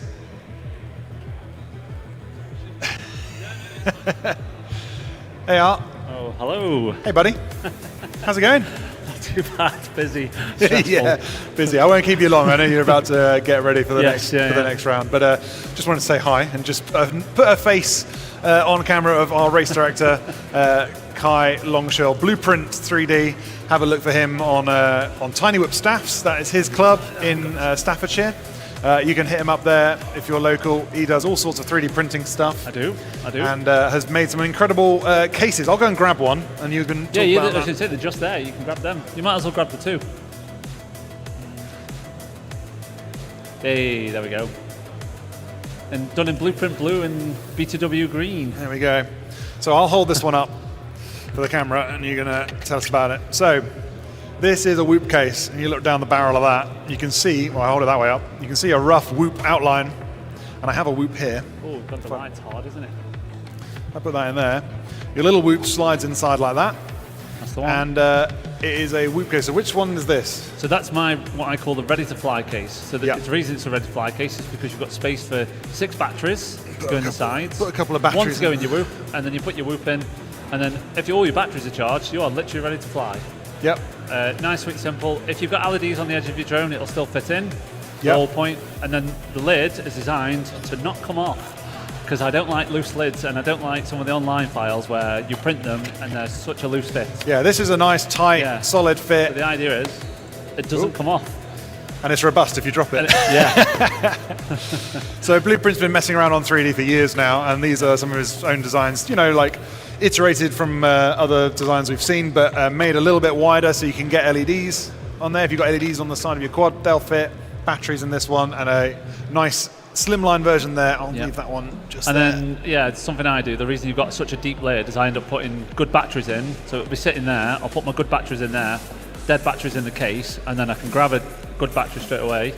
And the dead batteries, tip them out, put them on charge, and then I've got quick, easy access. Exactly. As well as nice thick walls. I've gone thick walls. I want them to be durable. Yeah. So have a look at those. Are they on printables and stuff like that? These aren't on printables because I sell you say these. these. But I know you've got a printable things with a few other stuff on there, which Yeah. is also good. So- Your robot arm is incredible. Yes, my little Hue arm. Yeah.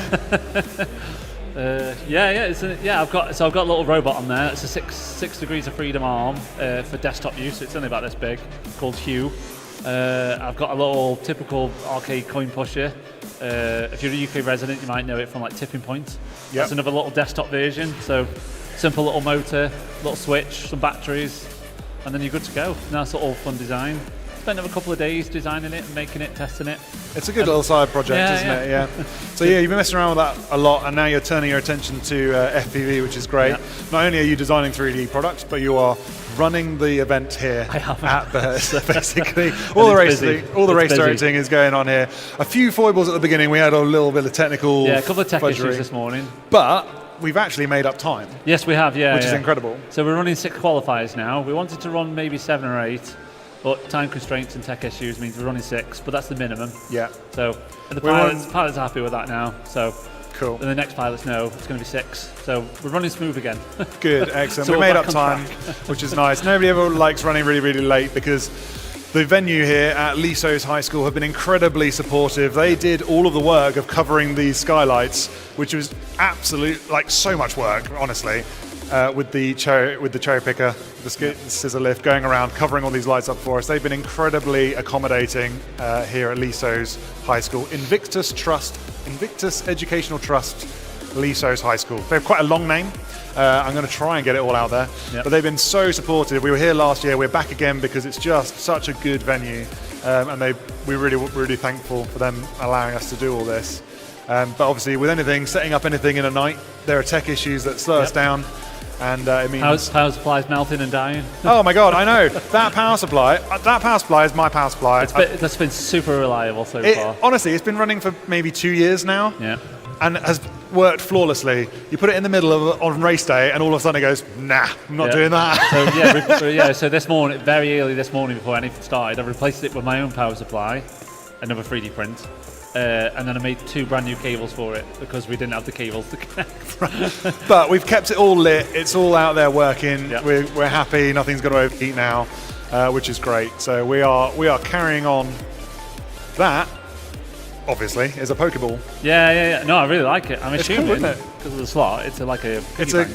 So what I'm going to point out here, guys, and I think this is Dirty McStinky's fault, is that is the way up Pokeballs go. Yes. Right, red on top. Now, he printed this, presumably because he doesn't know that much about Pokemon, although I'm not sure how. Everybody knows about Pokemon. He printed it that way up. Yeah. So so he's got the colours the wrong way around. So the colours are the wrong way around. Yeah. So it's a little coin in the slicer. Little coin thing. To do the colours and a little opening there for your little piggy bank. Yeah. But it should be that way up. It's a really nice print. Yeah. I like that. So we'll. It's the best thing with 3D printing, though. You can do stuff like that. You've got an idea, you can make it. Yeah. And then you're done. Similar to what I did. Yeah. Just got an idea, let's make it. Brilliant. Well, how are things going other than the tech issues on race control? Happy with everything? Yeah, not too bad. Got, like I said, a couple of niggly issues on the back end, but I think we're all fixed now. Brilliant. It's just nerves now. There's a lot of stuff to go wrong, but we're keeping on top of it. Mark's doing amazing with the live stream. Me and Matt Neal looking after the race now. We're running fairly smooth. And then we've got Dan, as lovely assistant on the VAR, who's just smashing through the videos. Brilliant. So everyone's times now are live, up to date, and they know where they're at. Brilliant. So already people know where they're roughly going to be for the double eliminations. Once we ran obviously the B and C, then you'll know for sure. They'll know for sure. At the moment, top 16, they've got their positions. But if you look at someone like Toby, who's already top of the leaderboard with 32 seconds. A ridiculous time. Insane times. He is obviously going to be in the advanced. Elite pilots. I'd be incredibly shocked if he's not. Yes. He's such a fast pilot. But not only you guys on live stream, race control, and Mark on live stream from Fellows Production. Yes. But we also have Rich from DRC, who's been doing all of our data handling tech stuff. He's brought along the whoop coops for the beautiful go shot at the beginning. He's done all our networking here. He's done a load of back-end work. Guys, you have absolutely no idea how much this guy's been working in the back end to help all of this data come together, because all of the pilots' names are in a database. All of them come through multiple computers. They go through the race computer. They go into the live stream. They even go up to the spotters tables where he's built little iPads where you can flag bad laps and you can count laps, and you can't see, but just off camera here there is 4 screens that are for the spotters, plus an additional 4 screens for parts of like the race director side where they can telemetry tell me they are ready. These are some issues we flagged during the race. Yeah. And then, just in front of them, that we've then got another line of all sorts of different tech. We've got LED lit tracks. I've made some custom LED launchers. And obviously we've got the full racetrack that's fully lit up. We've got so much a lot of people have put a lot of effort into bringing this I all might do together. a custom behind the scenes post on time, which to Instagram, just to Definitely. kind of give you an idea. I mean, we are All running the back on cables, all time the now, tech. which is nice. I've just been given a heads up. We've got 3 or 4 minutes until we do a track walk. Oh, I need to get where some we will food. go. So go and get some food. Go and get yourself sorted for the next one. And then we will crack on with the next group of qualifying. Shout out to Menace RC, our first shop, and I've already bought some stuff off him because Brilliant. they are amazing kit. Brilliant. They've had their antennas for over 4 years Oh yeah, now, ages. and they just work. They're so good. They're so good. So big So, shout out to Menace, and especially obviously they're a gold sponsor. So Yeah. massive shout out to them guys. And Minifigs obviously here as well. I'll definitely grab some of them later on. Yeah. Just having a chance yet. to I'm come around. hoping Nick can come along. We will miss you if you don't, but I understand why you're not here. A little personal issue going on, but we would love to see you down here. But if not, we really thank you for your support. So thanks very much. Yeah, thanks very much, Blueprint. Yeah, We'll see thank you very you much. a little bit later. Have fun. Leave it there, yeah.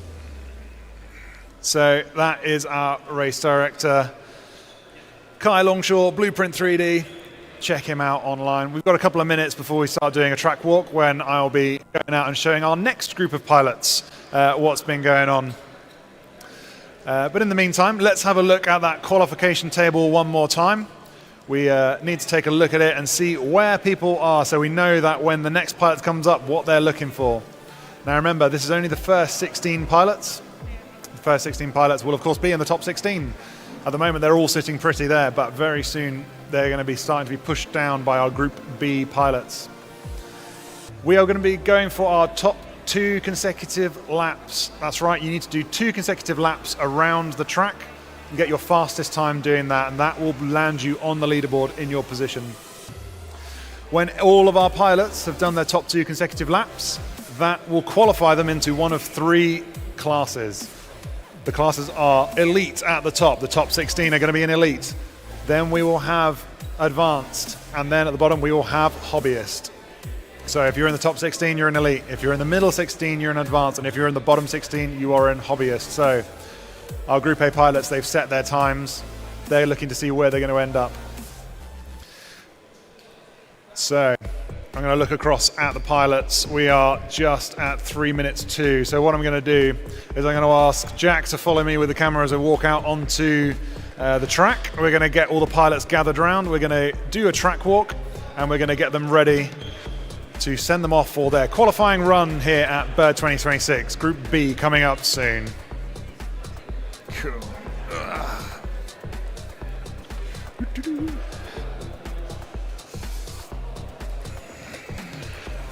Oh, I need to tie a shoelace up. Okay, pilots, join me out on track, please.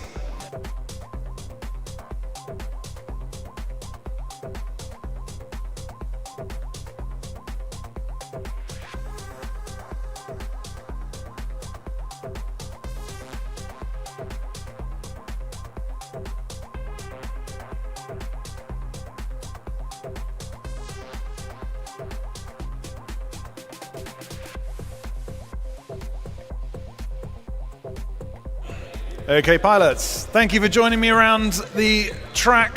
Welcome to Bird 2026. Please give us a big round of applause for all of our volunteers. And pilots, you happy to be here? Yay! Is it too early, Stinky? It's midday, is it too early? Right, we're here, we're going to have a fun race. I'm going to ask Carb to jump back on commentary and have a bit of a chat while I do some health and safety stuff, and then we'll get cracking with the track walk. Okie dokie. So.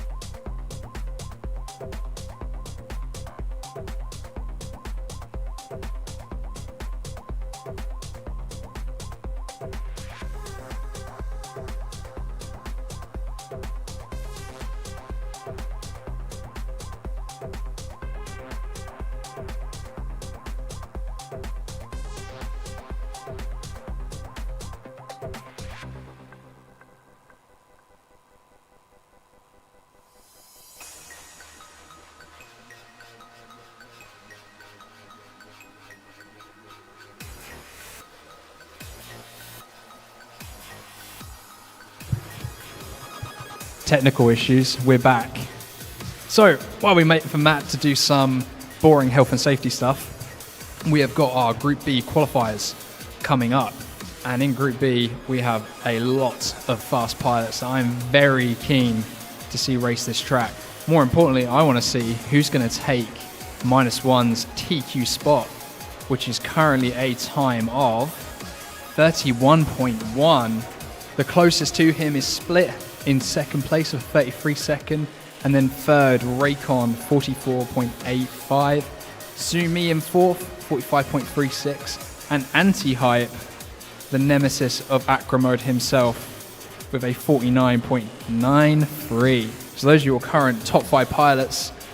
We might see some change up with Group B coming in, and potentially some potential maybe a new TQ. Hopefully, I don't think Toby will be too pleased if his TQ spot gets taken off, but we will see. But in Group B, we have, let's go to our pilot list.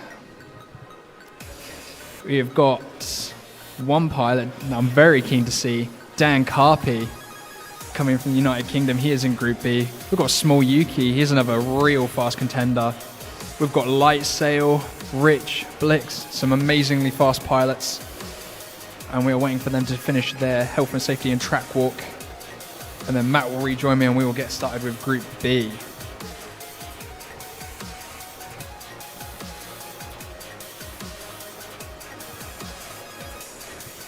Remember, pilots, you need to be in the top 16 to be in part of elite class if you want to have a chance to win Birmingham International Race Day 2026.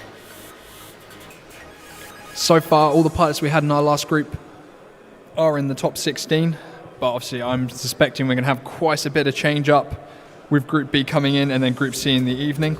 So nothing is final yet, pilots, but unfortunately Group A, you have done everything you can to stay in the top 16.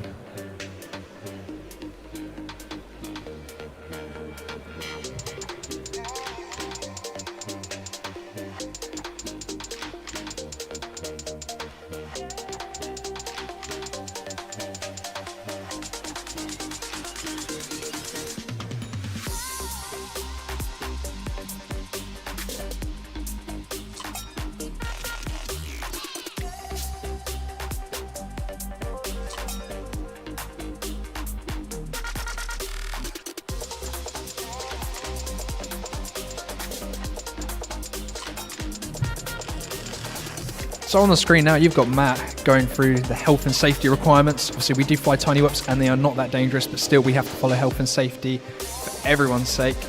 Obviously, no flying whoops into people's heads is usually top of that list. No going out of the track boundaries. Make sure your fail-safe is set. Make sure your VTX is set to the correct wattage. It's not also just about safety, it's also making sure that we have a fair race for everyone. So, milliwatt output to 25 for the VTX. No more than 100 on your TX power for your radio. Obviously, these pilots have never seen this track before, so it's important that we have another track walk for each of the qualifying groups. So Matt will be needing to do this all over again for Group C before we go into our finals group tomorrow. These pilots look ready, determined. They've seen -1's TQ spot and they want a piece of the action. Maybe one of them can dethrone him. There is still a 2-second gap though between Split and -1, so who knows? No one in his group was able to do it.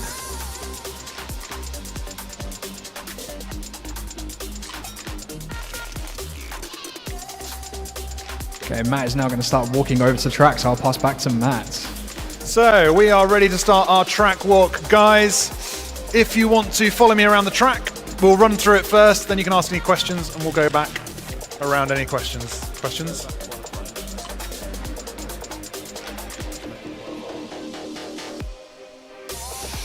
Because of some time delays this morning, we are running 6 qualifying packs you'll get, okay? We wanted to do 8, we really did, but we ran out of time. So we're gonna get 6 qualifying packs, okay? You'll be going up 3 times with 2 batteries each time, okay? Right, your starting block is over here. It is nicely lit up by the DRC whoop coops, and we have Blueprint has made a nice starting block. The front edge of the green pads is your go plane, okay? If you go across that plane and take off, that will count as a false start and you will be disqualified. If, however, you circle back around it and cross the plane after the tone, that will count. That will be okay because you have not gained an advantage. Okay? From the starting block, you are straight down the line and through the gem fan cube. From the gem can cube, you come around this pylon. You come to the left, that side of the pylon. From there, it is a long run up to the back of the hex gate, up on the Dragon's Tower. You go through the back side of the Dragon's Gate. You go around our lovely dragon mascot into the Dragon's Dive Gate. You go in the top of the dive gate, if I have to tell you, and down and out this circular gate here. You then proceed to the square gate on the floor. You come round and over the top through this gate. Okay? You head straight across Menace RC and you go around the left side of this pylon. These pylons are infinitely tall. Okay? So if you're high, it's okay, but we will check very carefully to make sure you're this side of it. The hat tells you which side of the gate you need to be. Okay? So if it's pointing that way and you're coming towards it, chances are you need to be this side of it. You go round the pylon, through the square, corkscrew the Menace into the next square gate. You then go straight ahead into what we are affectionately calling the Mexican Tower, because we've called it a hexagon tower and now it's the Mexican Tower. So into the left one, back through the right one, up to the top, and then left to this high gate here. Okay? You go straight through the square gate, you go across Menace RC. If everybody just stays there for a moment, thank you. As you come across Menace RC, you have another pylon. Again, infinitely tall, but you're going to want to wrap this one quite tightly, so I'm imagining you're going to be here. You go right round the pylon and through the front of this square gate. You have a long flat turn around the back of the Menace RC banner, through this square gate, and then you come over the top and through this square gate. This pylon is here to stop you from going that side of it. You have to be that side of it. Okay? So it's to stop you from doing a flat turn that way. Yes. You have to go from there to there. You have to go from there to there. You cannot go this side of this gate. This is the only one you don't go around. Okay? Every other pylon means something. This one is stopping you from going around it. Okay? From that, you exit and go around the first of the slalom gates. You come around this side. You look for the hat, you go around that side. You look for the hat, you go around that side. You look for the last hat, you go around this side. That needs to be a little bit further up there. Tighten that up. There we go. And you are back onto your start line. This is the timing gate. At the end of your laps, please park your whoops in the crash gate. Do not fly back to the start to the pilot line because you will blow video for people. Okay? In qualifying, the crash gate is for parking. On race day, the crash gate will determine who wins. So it's important to get in there quickly. Okay? Are there any questions? Okay, I did it twice for the other guys. I'm going to do it twice for you guys to keep it fair. I'm going to run through it a little quicker. Stop me if you want to ask any questions. Starting block. The green squares, the front edge is your starting plane. If you cross it before the start beep, you have to circle back around so you don't get an advantage. Cross it after the beep, you're okay. You cross it before the beep, you're going to have that disqualified. Starting line through the gem fan, right up to the back of the hex. You come through from the back of the hex in that direction. You go around the dragon into the dive gate. You go down through the dive gate and catch into this gate. If you want to spiral, that's fine, but if you dive it, it's quicker. From the catch gate, you go into the low square, round this side into the high square. You go straight across Menace RC, heading for the left side of this pylon. You're going to be that side of it. You go round there and into the bottom. You then corkscrew over this way, into this one, and a straight shot for the Mexican tower. The Mexican hexagons. This will obviously be covered shortly. Yeah, it will be covered out the way. Don't worry, we're just letting the power supplies cool down so they don't melt.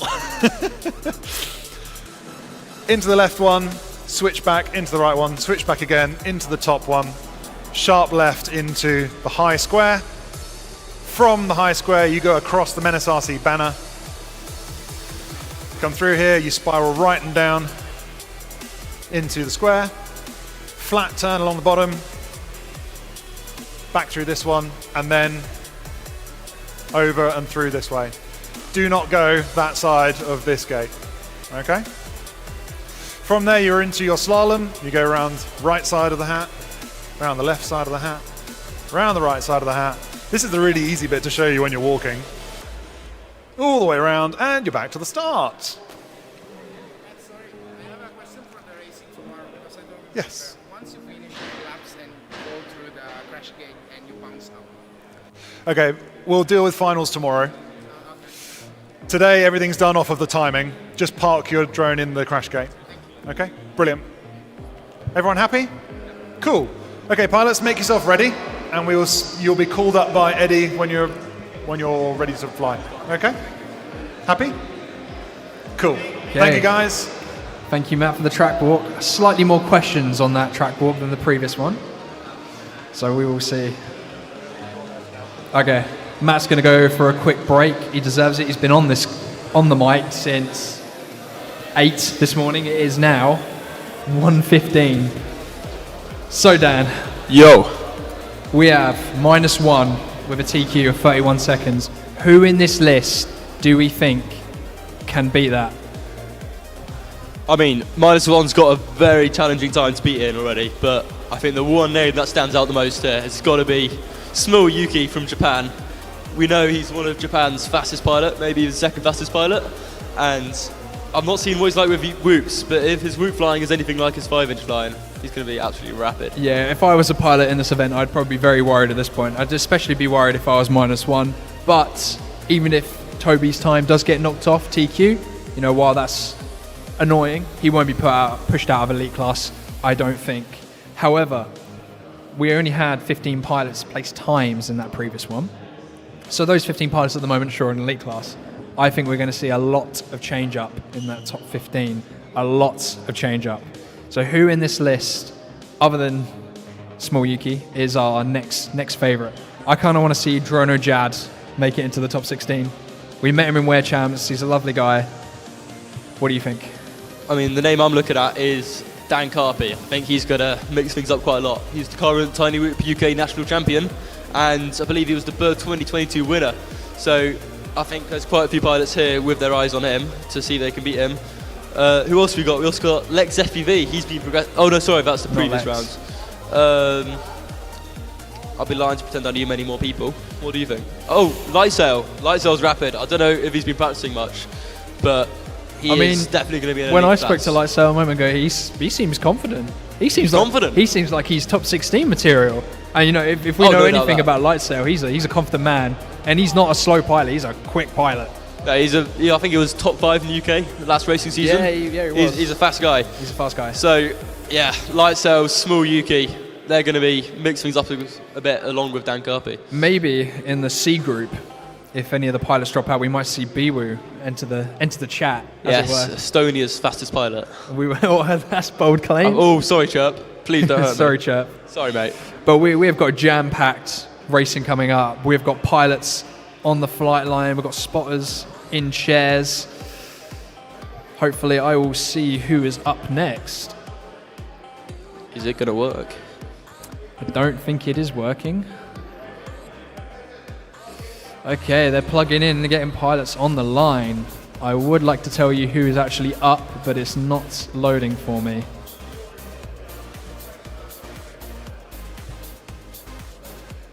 We can read off the screen instead. Oh yeah. Well, I can see we got Les Cargos in the bottom left. Well, you can't see that, but we got Les Cargos. We got Kyrek, Florix, no idea who put number. Oh, and Archie FPV. A personal favourite here, Les Cargo, minus his one's dad. It's got to be in the genes, surely. I mean, if he flies anything like -1, it's going to be pretty good. Quads, starting on the tone in less than 5. Good luck, pilots. And they are off.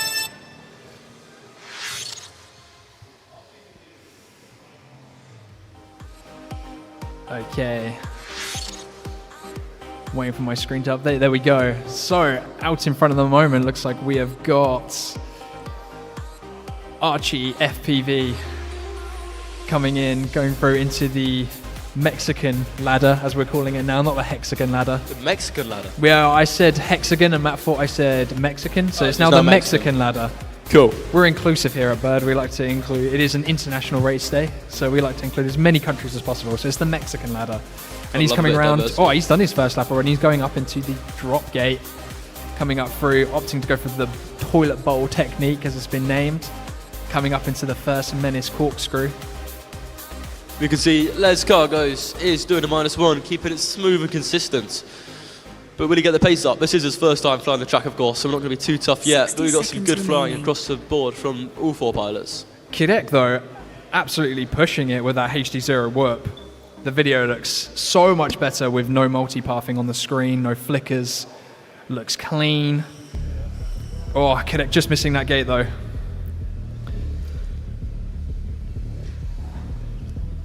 Fyrox, how are we pronouncing this? Ferox? Having some slight issues there, but it's back up in the air. Kidek, though, looking the strongest in this group from what I can see right now. He is absolutely sending it. Even his OSD is telling him to push, push, push. It's interesting watching Archie FPV's flying style. He's keeping it nice and tight and quite smooth in the technical sections, but as soon as it's onto a straight, he lines it up and he is pelting it. You can hear his quad here in the room. Is Archie FPV flying in angle mode? Oh, he is flying in angle mode. He is flying angle mode, there we go. That might be why he's struggling a little bit there. Another win Finish for your the lap and then land. Oh yeah. Now we include all pilots, right? Yes. Even angle ones. Sure. Sure. We don't have favoritism. For sure. Okay, a whistle was blown, so pilots.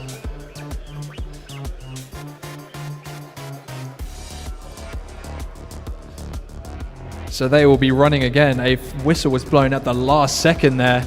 I'm not too sure why, but they will get to have that one again. And this is the first pack for our pilots, so that is a big benefit for them because they nearly got a full qualifying round without having any issues. What do you think of that group, Dan? What do you think of that group? Oh, I don't know, Dan. What do you think of that group? I don't know. I feel like my opinion on that group is purely dependent on your opinion on that group. We are both called Dan. We are both called Dan. Dan's Which Dan were you talking to? That's so true. Maybe you're lonely. Too many Dans. Personally, I think Kidek looked the strongest. When he flew at Ware Champs, you know, he looked insanely strong. And the battle he had with Lex FPV, the back and forth in the... What was the format we run? It was the brackets, not double eliminations. It was the Chase the Ace. That's yes. it. No, there was some excellent racing between those two at the ReeFPV Group Champs. Just to give a bit of background, Chase the Ace is a format where you need 2 wins to win the whole thing overall. If the other person gets the win and you got that first win, then it keeps going and it keeps going and keeps going until you've done 8 races, at which point it's done on points, I believe, if I remember that off the top of my head. And we had Lex versus Kidek, I believe, in that race, and it was back to back to back to back. 1 minute before Kidek was win, next it was Lex FPV, and it was insane racing, absolutely insane racing. So hopefully we see something similar like that tomorrow for finals day.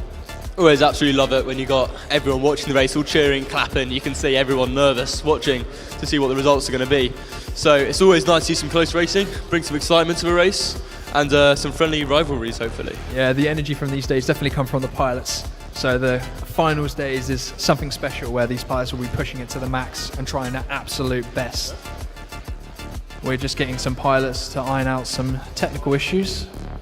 Hopefully we won't have these problems on race day, on finals day. Not a lot of moving parts for this sort of event, so we do run into some issues every now and again. but it looks like we should be getting going soon. I got us though, Carb. You were here for track setup yesterday, right? I was. We were here at 4:30 and we left at 10:30. Blimey, 6 hours. 6 hours. Where were you yesterday, Dan? I was enjoying some evening Weetabix. At what time? Don't worry about it. Weetabix at 5 p.m. Mate, it's fine. Criminal behaviour. Absolutely criminal behaviour. Forgive me. We're getting a thumbs up from Kidek. Good flying, Kidek. We don't pick favourites, but you are our favourite.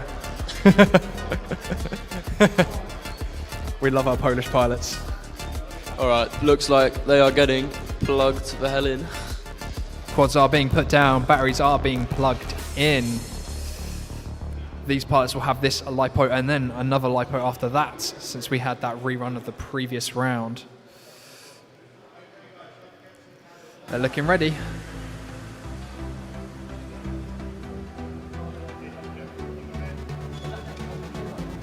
Arm your quads. Starting on the tone in less than 5. Where you run off to? Some sponsorship dealerships. Oh yeah, you need to wear your Menace t-shirt. I'm wearing it. It's just a bit chilly. Where's the It is a meeting, bit Matt? chilly What's in it. going I'm on? still wearing mine. Right, but they are off. ReeFPV wasting no time doing the toilet bowl technique into the drop gate, coming up to the Menace RC corkscrew. Kidek, though, not far behind. These pilots are racing. They're neck and neck. Going into the split S. Going up, opting to do the right-hand corkscrew. Kidek, though, not far behind. They're both coming up to their first lap complete. Archie pulling away with a slight lead by the looks of it, but Kidek keeping it slow and consistent. Doesn't want to make too many stumbles. It is very difficult to fly a HD0 Whoop around this course. They don't have as much power as the analog quads do, so you do not have as much room for mistakes, in my opinion. It does look like ReeFPV is struggling with his video quality a bit. Maybe Menace Periscope or two would sort that out. Yeah, a lot of multipathing. A big benefit of the HD0 Whoop is if you look at Kidek's or Fyrox's screen, you know, the video is crystal clear. You can see everything in such a great view. I feel like for pilots who usually fly on that muscle memory, that's not as good. It's a lot more information to process. Yeah. But if we look at ReeFPV screen, not as good video as maybe he was hoping. There's certainly quite a lot of skill to managing to ignore all the useless information on your screen or the breakup and just focusing on the flight itself. But he's managing it though. 30 seconds. He's pulling up. He wants to maybe take Toby's TQ spot, maybe. Oh yeah, come on Archie.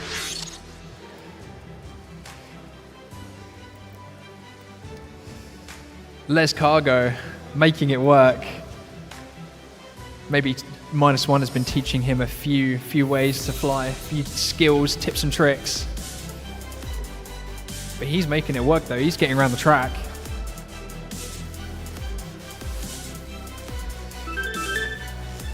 Finish your lap and then land. Okay, these pilots are done. Please finish the lap you're on. And also please send it into the crash gate because it's so much more interesting to watch. ReeFPV coming up to finish his lap. Sending it into the crash gate. Yo.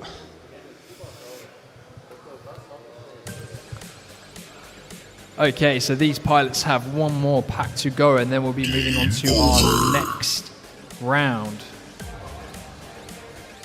For those pilots who have just joined us, please don't forget to go and check out the Menace RC stall in the middle of the spectator area. They've got some great deals on. They're doing prop packs for $2.75 a bag. They've got base FPV Lava 2 batteries, Newbie Joe nitronectors, tattoos, R-lines, all perfect for what we're racing today. And they've got a bargain bin with some excellent prices on batteries. So go check them out. Batteries are not easy to get hold of. Yep, for once a UK store has actually stocked good product. No way. No way. What? And what? Menace They do RC, they've got everything an actual Whoop racer wants. Good frames. Imagine if they made antennas as well. Oh, they make antennas? Menace make antennas? Really? This is a dream come true. All jokes aside, Menace RC actually stocking useful Whoop products for once. A motor KVs above 24 kV would be very nice, but only Menace seems to be stocking them. Not throwing any shade. Come on, listen to everyone else. But no, great antennas. I've travelled the world with those antennas, been Korea, China, World Championships, and the periscopes. I love periscopes. You used the Menace RC to get your 5th place finish at Multi-GP European. I did, Champs, yes. didn't you? Sticks above my head and I love it. Did you have any bad video? None at all. Seems like it's a good product then. So much good video, the person next to me also had a good video. Do you want to shout out the shop URL? Who? The shop URL. Where can these people buy these Menace RC? menacrc.co.uk. I'm hoping for a nod. I think I've got that right. There we go, menacrc.co.uk. Go check it out. Anyone watching, I know there's 50 of you. There's not 50 new visitors on Menace RC. I'm going to have to talk to you guys about that. And we should also shout out our minifigs.me, our other big sponsor that makes Bird 2026 possible. Absolutely. You can get your own custom minifigs with these guys. There's a stall over there. Go visit the minifigs. Guys, you can stick one of their toys on a drone and and take it on a fly. If you are in the Birmingham area and you would like to try and fly a drone and get to build your own Lego minifig and attach it to the drone and then keep the minifig afterwards, come down to either today or tomorrow. Get in your car now, come down, get a Challenger ticket, and then you get to build a minifig and fly a drone. We'd also like to thank Happy Model, Radio Master, Vi Fly and HQ Prop, our gold level sponsors, and T-Motor. I don't know what that one is. That is Kai's 3D printing company. HGLRC, BMFA, Speedy Pizza, VCI, Drone Soccer. Oh, you're a VCI pilot, aren't you, Dan? Indeed. Is it a good motor? Some may say the best motor. But it is as good as a T-Hobby motor. What do you think? As a T-Hobby pilot, I think it's better than the VCI. Do you reckon there might be a little bit of bias going on here? I think there may be some bias going on, but one product we can agree on is the GemFan props. GemFan props. Which one are you running for 5-inch? Arm your quads. GemFan props. Starting on the Yeah, but tone with- in yeah, less but than 51377. 5. A real exactly. man's prop. It's the best. You'll know it. But enough about props. We have got pilots up in the air. All launching at the same time. They're keeping it close. Hopefully not going to have any mid-airs. ReeFPV getting through the dive gates. Les Cargo's approaching it. Kid X Firing showing us through what's it. going on. He's not wasting any time. He knows the track. He wants to send it. He's heard about the chips outside and he is in a rush. Show us what you got, Kid X. I know you can send it faster than this. He's actually sending it around ahead of ReeFPV, coming up to his first lap done, coming up to his second now, going up to the drop gate. Oh, opting to go. Oh, what a clean corkscrew down into that drop gate. Getting up round over the Menace RC banner into the hexagon ladder. Going up into the split S. Oh, opting to go for the left-hand turn. It's interesting to see the amount of pilots doing that left-hand turn. I've seen Toby's doing it as well. I had a little word with him, but it does actually look like it might be one of the fastest lines. You can get a better entrance, but of course it's not as tight. And if you're going to do both perfectly, right hand is going to be better. Distance-wise, it is a longer 60 seconds line. remaining. So yes, it's technically slower, but it is more, it's easier to do. So the right-hand corkscrew, I think, it will be interesting to see pilots try and do it and try to do it consistently, and then to see how much faster it is. I do wonder what Joshi and Yuki are going to go for in qualifying Group Well, C. we get to see Yuki FPV hopefully coming up next. I was about to tell you if he's coming up next if I could see. Oh, yes, of course. But I don't think I can see if he's coming up next. He is our Group B, so he will 30 be seconds coming up, remaining. if not in the next round, but the round after that. So I will be very interested to see. He was watching the track on my phone not 5 minutes ago, Oh, yeah? and he said it looked interesting. Not too difficult. He said they don't fly this sort of track in Japan, which I thought was very interesting. So I'm not too sure what sort of tracks they do fly in Japan, but obviously I'm sure he'll be able to handle it. What do you think?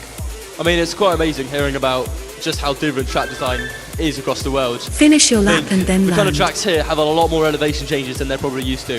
It's not every day you see a scissor lift in the middle of a track and some dragons. I doubt you see that too often in Japan. So that might bring in some challenges. I know pilots like Joshi have done bigger tracks with greater elevation changes like Bird 2024. Yeah. I know he's done that before, so he'll have a bit more experience. But Yuki, this might be new to him. He might be great at it. He might struggle, but not long and we'll find out. Believe it or not, people, the pitch axis, which is this axis that goes up and down with the drone, is the most useless axis for a pilot because is the one we use the least, and that is why our roll axis, that left and right motion, is the highest for us and is the one that lets us do the quickest movement. But those pilots look like they're done. Les Cargo giving us a smile. Thumbs up. So, Carp, I've got to ask. I think one of the the big rivalry people are talking about is King Joshi versus Yuki. If you had to say what it's going to be down to for who wins, what would you guess it is? We know they're both incredibly talented pilots. I've been flying for 5-6 years now. Yep. Most of that has been with Josh. I remember when King Joshi started at Race Castle. Throw back to the Race Castle days. And I remember when he first started flying with me, and I thought, yeah, he's nowhere near as fast as me. And then in a blink of an eye, he's now a little bit faster than me. Oh, you'd say so? A little bit faster. Okay. But Josh's biggest Achilles heel is he is not very consistent. And that comes down to, I think, how young he is as a pilot. How old is he? Do you know? He is 16 years old. 16? He's 16. Blimey. He's a young boy. So, he hasn't got the levelest of head on top of his shoulders. So I think he can. I think he can do it. He has put a lot of practice in for this event. A lot of practice. So we'll see. I don't want to give my opinion just yet. I want to see the qualifying times, and then I will make my judgment. Cool. Fair enough. Could we get the results on the screen for the top 3 qualifier at the moment? Apologies, pilot. Computer magic man. I need to turn on my hotspot for someone in the pits. There we go. So another quick overview of what the competition is. -1 with a 31.1 second, 2 consecutive laps. Split with 33, then Recon 44, Zumi 45, Kyrek with a 45.5, Anti-Hype 49, Lex FPV 50, Meska 50.36. Then it is Eldronado with 52.43, RGFPV 52.24, Jaggers 54.54. So very close results. We're looking at just a 5% increase in order to overtake someone there in their fastest time. Then we've got Firex 56.28, Vahan FPV 56.8, Norfolk and good from, you guessed it, Norfolk 61 seconds. And unfortunately in last place, we love him, but he is in last place. Les Cargo with 144.93. I think he can make an improvement to that time. He can do it, no doubt. No doubt. It's early days. But that's only 20 places on our leaderboard so far. We have still got a lot of pilots to go. So we will see. We've got pilots placing quads down, getting ready to fly. Up next, we have got, just waiting for my screen to update. It's not updating. So we've got an Air 65 there from Big FPV, one of our silver sponsors. Gotta love this sliding cam. Look how nice that is. Apologies, commentators. I need to sort my Wi-Fi out for someone.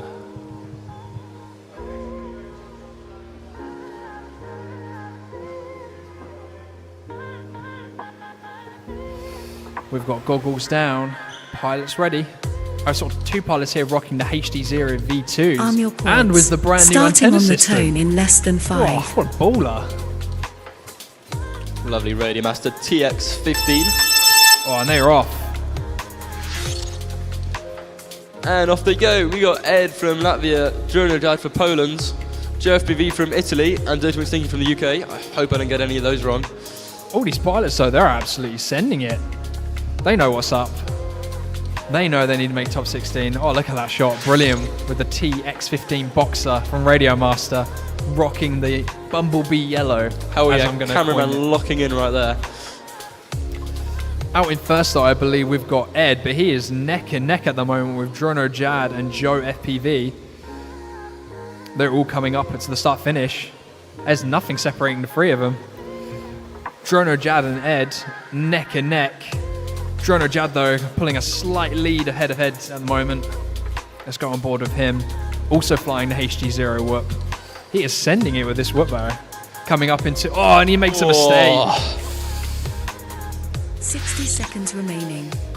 Ed's out in front of Drono Jad. Oh, looks like Drono Jad's having some slight trouble underneath the gate. He's stuck under a cable by the looks of it. Will he be able to recover? Looks like Jono Jad is on the floor. Looks like he's trying to get going. He might have a lost prop, dead motor, or oh no, he's just stuck underneath one of the power supplies. Ed coming up brown into the drop gate. Going up into the 30 seconds Menace remaining. RC hurdle, corkscrewing round.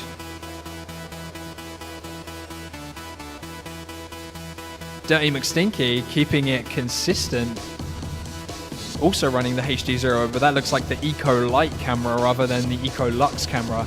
A much lighter version of the HD0 Whoop, saving a lot of weight, making them go a lot faster at the cost of slightly worse video quality. But he is sending it around the hexagon ladder.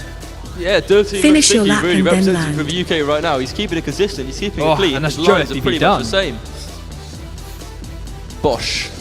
Bosh. Okay, we still have one pilot up in the air at the moment. Ed from Latvia, part of the Robo Pilots team, going up into the hexagon ladder, going up into the split S. Gotta say, some incredible performance from our youngest pilot here, flying all the And way that's from all of them Latvia. done. Okay, don't go anywhere because we have one more lipo left for these pilots, and then we will be getting into the next round after that. Who do we like the most out of that round, Dan? He was our favourite. Favourite, I gotta say, Dirty McStinky was looking really good. He kept clean. I really like it when we can see consistent lines, leaves plenty of room to improve throughout the competition. And at the same time, Johnny Ad was actually sending it as well. Yeah, I mean, personally, I like Drono Jab because I'll pick something different than you. I won't follow the crowd. Dirty McStinky though did look like the strongest pilot though in that group, but that was only their first lipo around this entire event so far. So maybe it will change. Maybe we'll see who's a little bit quicker, who's a little bit slower. But they all looked neck and neck in that first couple of laps, couple of gates. They all looked very, very close until Drono Jad, made a slight hiccup, got stuck, and then had to bail out. But hopefully, he won't have as much bad luck in the next one. All right, the pilots are getting their batteries plugged in. They're going to try and get a quick turnaround while their thumbs are feeling nice and fresh.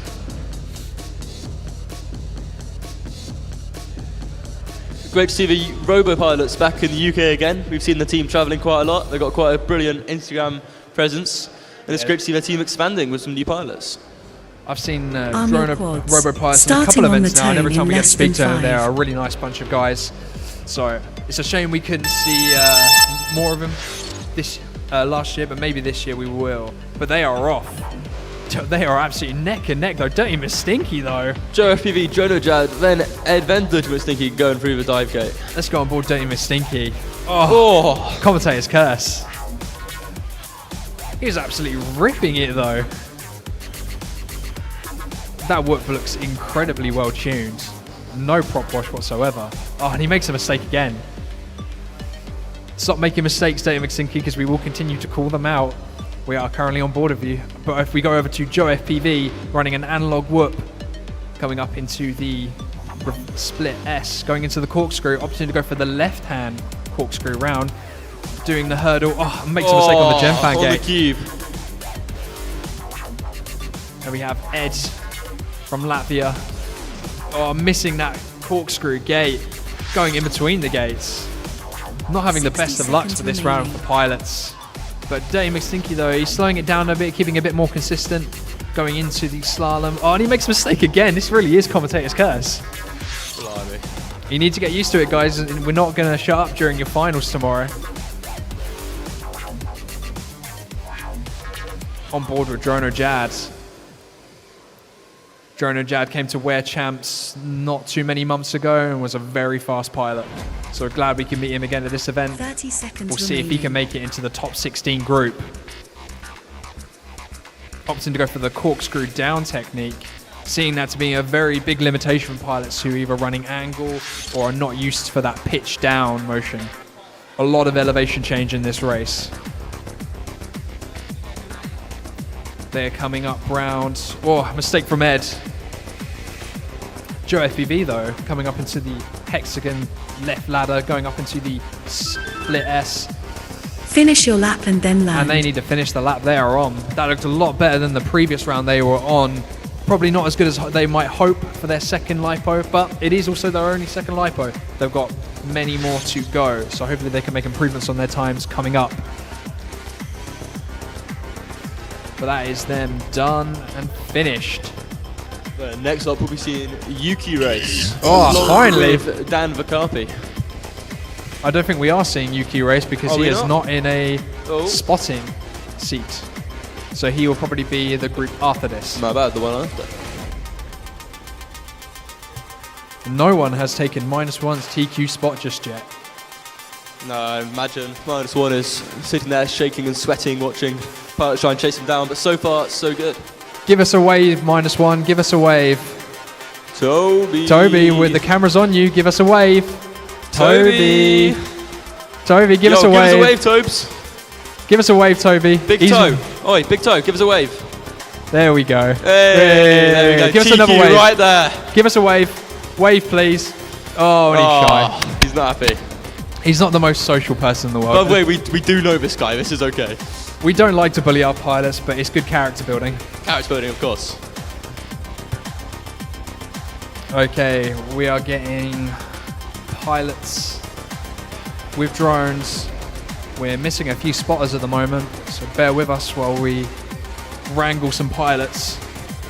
The most important job at this event is to wrangle pilots, because pilots are notorious for not wanting to spot until they need to race. We're naming and shaming you, Light Sail. Oh, and he's giving me a cheeky smile. Yo. Light Sail, 4th place in the 2020. I think so, pretty sure it's 4th. 4th place in 2025 UK Championship. That is a very respectable finish. Hey, that's Davnav from the BDRA there. Give us a wave, Davnav. Hey! That is your BDRA treasurer. He holds the keys to the bank for the BDRA and is a very important role for us.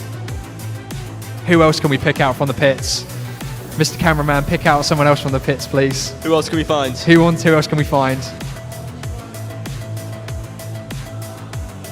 Oh, hey. get on the guy in the middle. Back to Toby. Oh, it's Les Cargo. There Give us a wave, Toby Les Cargo. Les Cargo's Give us a wave. Come on, Les Cargo. Give us a wave. Oh, he's in his world of his own, look. Give us a wave, Les Cargo. Sandwich. He's not taking any notice. He's just sat eating his sandwich. However, Toby is famous for being good at waving. Oh, there's Kidek. Oh. Give us a wave, Kidek. I'm a bit worried about how many maybe people they can't hear us. Are they or just, maybe they don't want to listen to us.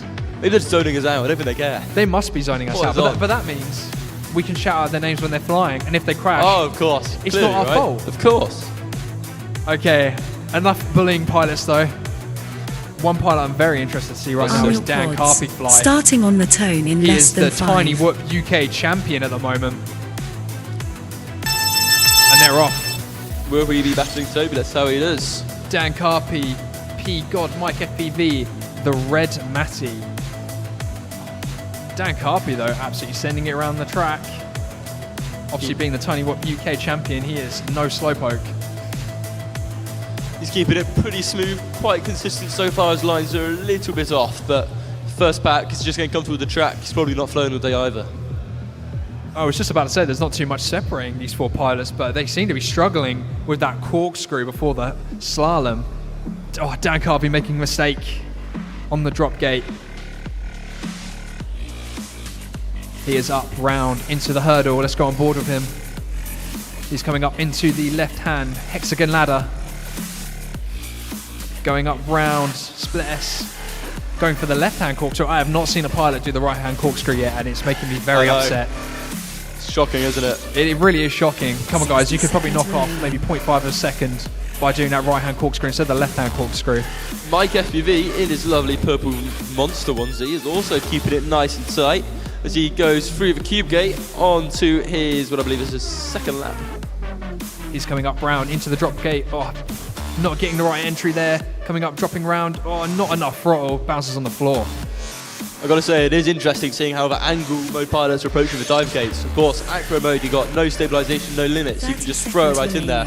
But the kind of angle mode pilots can't really bank their quad as much. So they're just dropping it through the gate, and it's definitely losing them quite a lot of time. It seems like to be a big limitation for the angle mode pilots with that drop gate. They can't quite get the pitch down to make it a nice one clean motion through the drop gate. But some of them making it work though with that little corkscrew motion, you know, as they come down the toilet bowl, as we're calling it. Yep. We're seeing Dan Carpy, though, obviously being in acro mode, just doing the one sweeping motion. Finish Obviously, your this lap is the and then first land. lipo for these pilots, so they're still filling out the track, figuring out the lines they want to take, taking it the best way they can. It looks like for red, Matthew's got a bit jealous of the cables, looking nice and cosy. He wanted to join him for some chill time. Oh, and that is, I can't see who that is because I don't have the list up. We have one pilot done. There's someone. We have someone in the bottom right of our screen, though. He looks like he is really stuck. Narrowly avoiding a crash, but he's keeping it together. That's P-God done, the red Matty done. 2 Brits still flying. Bosch. Is that the sound we're making now when people crash? It is. It's a bit, tiny roofs don't really make much noise. Oh my god, KPV has just walked onto the scene. KPV! Oh my god. He's giving us a How's wave. it going, mate? KPV, the 2024 UK Drone Racing Championship team manager. Not only VTAM and team manager, Owner of the best team manager. pricklysticks.com. If you want a good stick end and you're in the UK, go to Prickly Sticks. Is it .co.uk or .com? .co.uk. Pricklysticks.co.uk. Carb, which prickly stick are you running? I'm running the Kimchi Prickly Sticks. And how prickly is that stick? It's very prickly. I do like my It's a prickly stick. Prickliest stick of them all. All fun and games here at Bird 2026. But we've got some eager pilots, so getting sat back down and getting lipos ready for their next round. After that, we have got a pilot I desperately want to see fly this track, Small Yuki. Yeah. We've said his name so much, the pressure must be mounting. So this will be this set of pilots last time before they get a break, and then this is this is their second out of 6 qualifying round that they get. So they've not got they've not got a lot of time to get it dialed in. But unfortunately, due to time constraints, pilots only get to do 6 qualifying rounds. We have 48 pilots to move through at the end of the day, and we want to make sure every pilot gets to fly their full qualifying round. And to make sure that happens, they only get 6 of them. So they have to make sure these 6 qualifying round counts. Arm your quads. And I think a lot of the time it's not a Starting on the bad tone in less than format 5. because I think it shows the raw skill of a pilot rather than the ability just to bash out a track. But they are off. exactly, and by leaving less time for qualifying, of course, we're leaving more time for the double eliminations finals, Exactly. which gets lots of competitive racing in there and gives pilots a great opportunity to battle people with their skill level. Okay, we've got Mike FPV struggling a little bit with that drop gate. Dan Carpy coming up to the split S onto the corkscrew, opting to go for the left-hand corkscrew. We have one pilot, Dan Carpy hit again.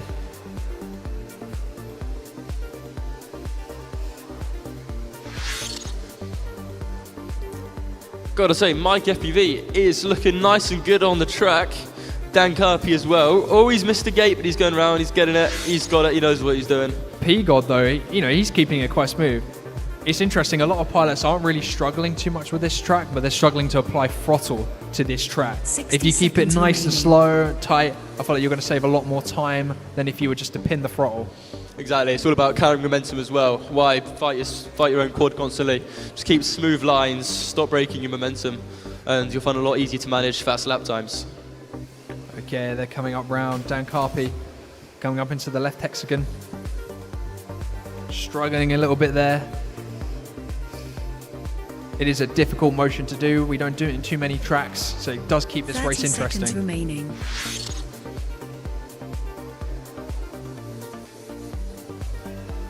Oh, and he's made a mistake again. P-God, Mike FPV, and we have a Oh, landing. we got a whistle. I don't know what happened there, but these pilots will likely be getting a rerun.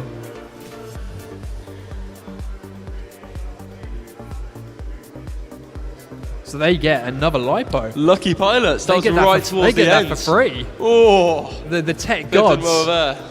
laid down and said, yeah, you can have another lipo, why not? Free practice, why not? It may be a bad thing if they're onto a good time, but that was only their second lipo, so it's good that it happened now. Opportunity to warm up, get ready.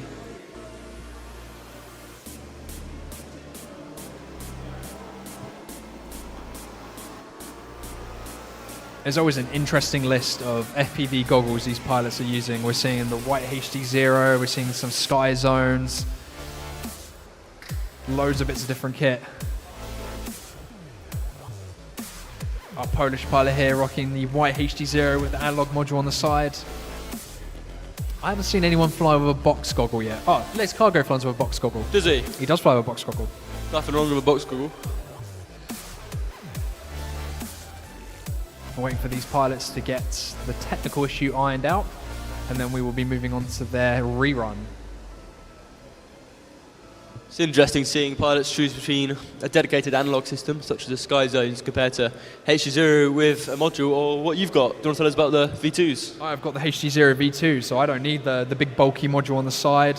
All I need is the one left hand here, and that does analog and HD. So this is an all-in-one system, but this is the latest and greatest, as they call it, from HD0. You get on okay with it?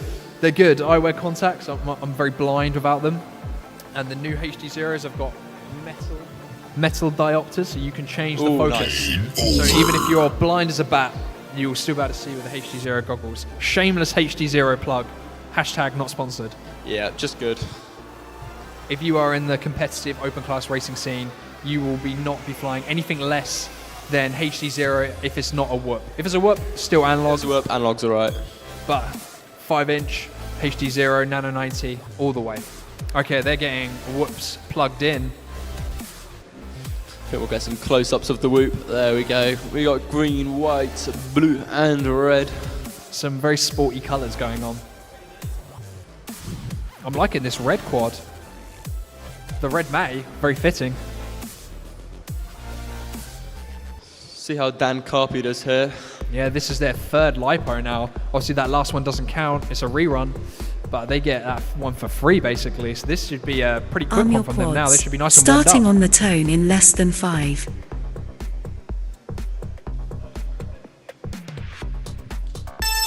And they are off. Dan Carpy out in front at the moment, coming up into the drop gate. Keeping it nice and clean. Ooh. I'm seeing a lot more throttle control from him. This looks clean, looks good. Can hear a few whoops hitting the floor. Oh, the red Matty struggling a little bit there. Let's go on board with Dan Carpy. Keeping it smooth, keeping it clean. The elevation change on this track is a killer. You must increase your pitch a little bit and your rates. Dan Carpy seems to be nailing the throttle control. It's quite challenging in this track. Oh, that was quite a lot clean. of fast and slow elements, and clean save as well. Dan Carpy's nailed the dive gate into the gate below. Clearly that LiPo that he got for free because of the rerun has done so much for him. He only needs to get 2 laps consistently. Oh, I'm missing the gate. Having to go around, but he's doing it in a clean fashion. Remaining. -1 is going to start getting a little bit worried after seeing this though.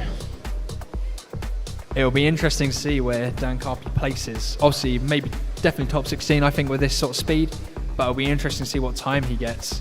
I still want to see a pilot do that right-hand corkscrew on that last Menace RC hurdle. I've yet to see a pilot do it. Oh, Mike FPV's making it work though. Go on, can we get one single right-hand corkscrew, I beg? Oh, Mike FPV's battery. Remaining.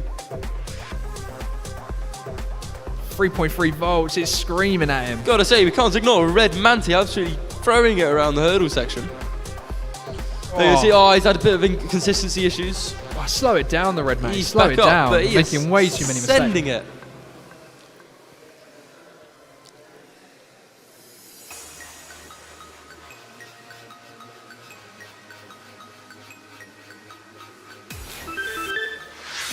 Finish your lap and then land. That is you dumb pilots. Finish the lap, you are on. Dan Carpy, though, probably very happy with that qualifying time. Whereabouts do you think that's going to place him on the qualifying leaderboard? It'll be very interesting to see if we can get that up. Let's have a look. We'll just wait for the pilots to finish and get that round seeded. Oh, we have it already. Dan Carpy at the moment, I don't think that is his current I don't time. think that's updated, but That's he is not currently updated, 7th. But even on his first LiPo, that he is 7th place currently. Should be landing in elite class. Absolutely no Let's see what it issues looks at like all. once the times have been updated. Pilots going out to collect their quads. That is them done for this round. We have got a very fast heat coming up next though.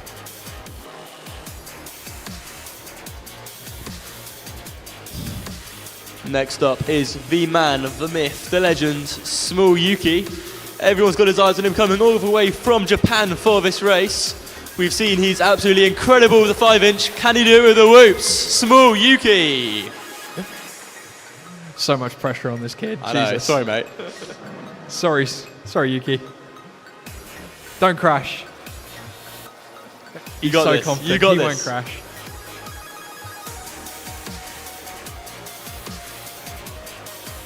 -1, potentially quaking in his little boots. It doesn't matter if he's not TQ though, as long as he's top 16, then you still have a chance Top to win. 16, it comes down to consistency at the end. You've got It really does. Going fast consistently. Qualifying is all about tactics. It is not about racing as much as we would like it to be about racing. It is not. It's always about tactics. And a long time no see, we are seeing Lightsail putting his quad on the block. Very fast pilot, 4th for the British Championships 2 years ago. Not sure about his most recent placements. But I'm interested to see how he performs. I'm not seeing him fly a whoop in quite a while, but we know he's a very talented We have had pilot. an update in the time. Dan Carpy currently sitting in 3rd with a 39.5. Oh yeah. On his second lipo. That is a right shift in the leaderboard. Still got what happened to my mental math? 6.5 second gap on splits, but of course splits had 6 batteries, Dan Carby's just had the 2. So I've no doubt we'll be able to shave off quite a lot of lap time. The Red with some Matty though, continued quality. coming in 4th place on their 41.03. Okay, we've got pilots sitting in chairs, getting ready to fly. Some beautiful onesies while we're at it as well. Ooh, little Radio Master segue. We're having some slight drone technical issues. Looks like it might be resolved now. We have 4 bums in 4 chairs. They are ready to go. Alrighty, eyes are on Small Yuki. No pressure, my friend. I'm getting thumbs up from pilots. They're looking ready. I'm very interested. Arm your quads. Starting on the tone in less than 5. Less than 5. And they are off. They are off. Small Yuki with a great lead. He's already down the dive into recovery gate. And a mistake. Insanely fast start considering he's only just seen the track. Lightsail though, out in front at the moment. The fact I have not seen Lightsail fly like this, I have not seen him fly in so long, but he is holding his own. He's certainly still got it though, I say as he hits the flag, but no doubt with a little bit of practice, once he gets comfortable with the track, he'll be laying in some brilliant times on the qualifying leaderboard.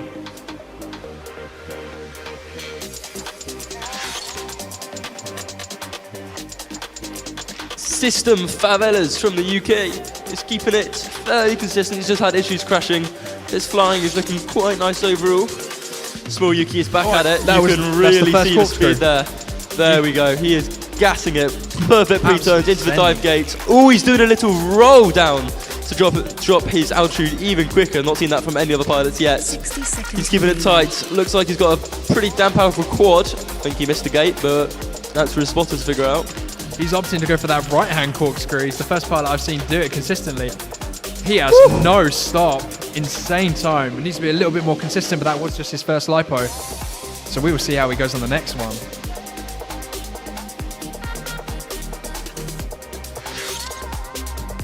James TX coming up onto the Menace RC hurdle. 30 seconds. Light sails done. System, I'm going to pronounce this wrong. System Phasils.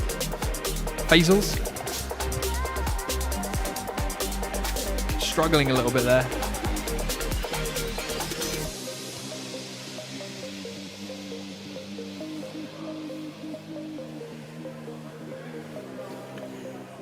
System coming up round to do his probably final lap. Hello. Finish your lap and Welcome then back. land. Hey, Mini Carb. Rolls FPV. Good break? Mini rolls rule. There's no. Oh, Mini FPV rolls here. rule. Mini rolls rule. I feel like all It's an pilots' advertisement name. as much as the name. Why is it people don't like mini rolls though? Well, I can't be their friend, obviously. I was having bits of chocolate last night as we were like setting everything up, just get lagging on the energy. And they're like, you can't have that, it's not a mini roll. I was like, it's a compressed mini roll. It's a compressed, what was it? Just solid chocolate. It contains one of the ingredients of a mini roll, and therefore it is a mini roll. I've just realised, I was watching, I was like, holy crap, that guy's going fast. Yep, Small Yuki's out on the track. He is ridiculous. The funniest thing is that kid was soldering the LEDs for his quad not 1 hour ago, so... Oh my gosh. Wow, preparedness is not his strong suit. Leaving it to the last minute. I'm very keen to see what that time was, though, and see how Yeah, we'll have an off. update soon, I'm sure. Dan Carpy, though, in third.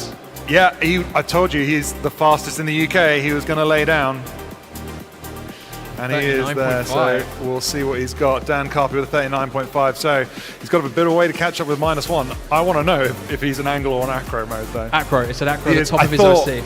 I thought it might be. He's pretty much converted over now. It's a shame to lose one from the angle fraternity, but we'll let's see where anti-hype is, because he is flying an angle and he is anti-hype 10th he's still currently. 10th place.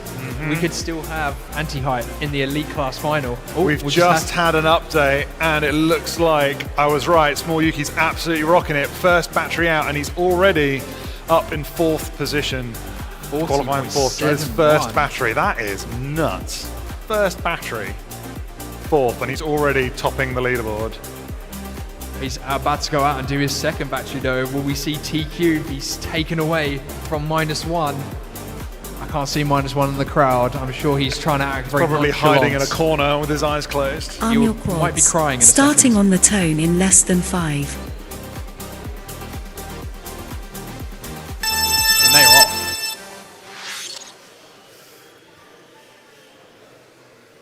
No stop from Small Yuki. Absolutely sending it. Oh, needs to make it a little bit more consistent. James TX going up round the Menace RC, or the left hexagon, or Mexican now as we're calling it.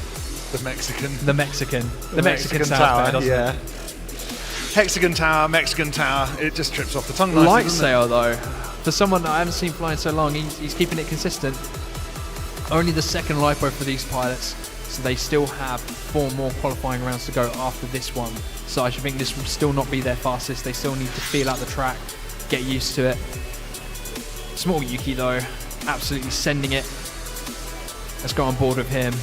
No stop whatsoever, absolutely no stop. Man, his batteries must absolutely hate him.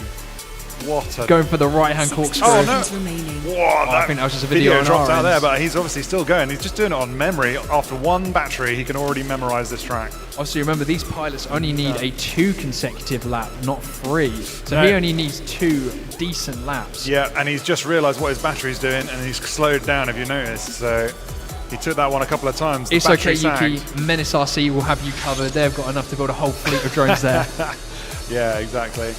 They've got all sorts of kit. I was just over there. I had to take a few minutes, just go get some food, just to have a little comfort break and a little bit of stretch my legs. And now I'm back in the hot seat, quite literally, looking at some of the most amazing flying. System Favelas having a terrible time. System. Oh, he's the right way back up. Favelas. Favelas, that's it. Favela. Favelas. Well, I don't know if the Italian, like the Spanish, like the Italians pronounce a B as so a B. I made the mistake Favelas? of thinking he was British because the UK flag is next to his name, because that's not quite Oh updated no, that's not correctly super yet. helpful, is it? I wonder why that's Finish there. your lap and then land. And that is the pilots finishing the lap they are on. Let's see if there's any more change on the leaderboard. Someone's absolutely killing their work. That is them done. That's 2 lipos, something in there. 4 more qualifying rounds to go. But we will not be seeing them for another 2 rounds.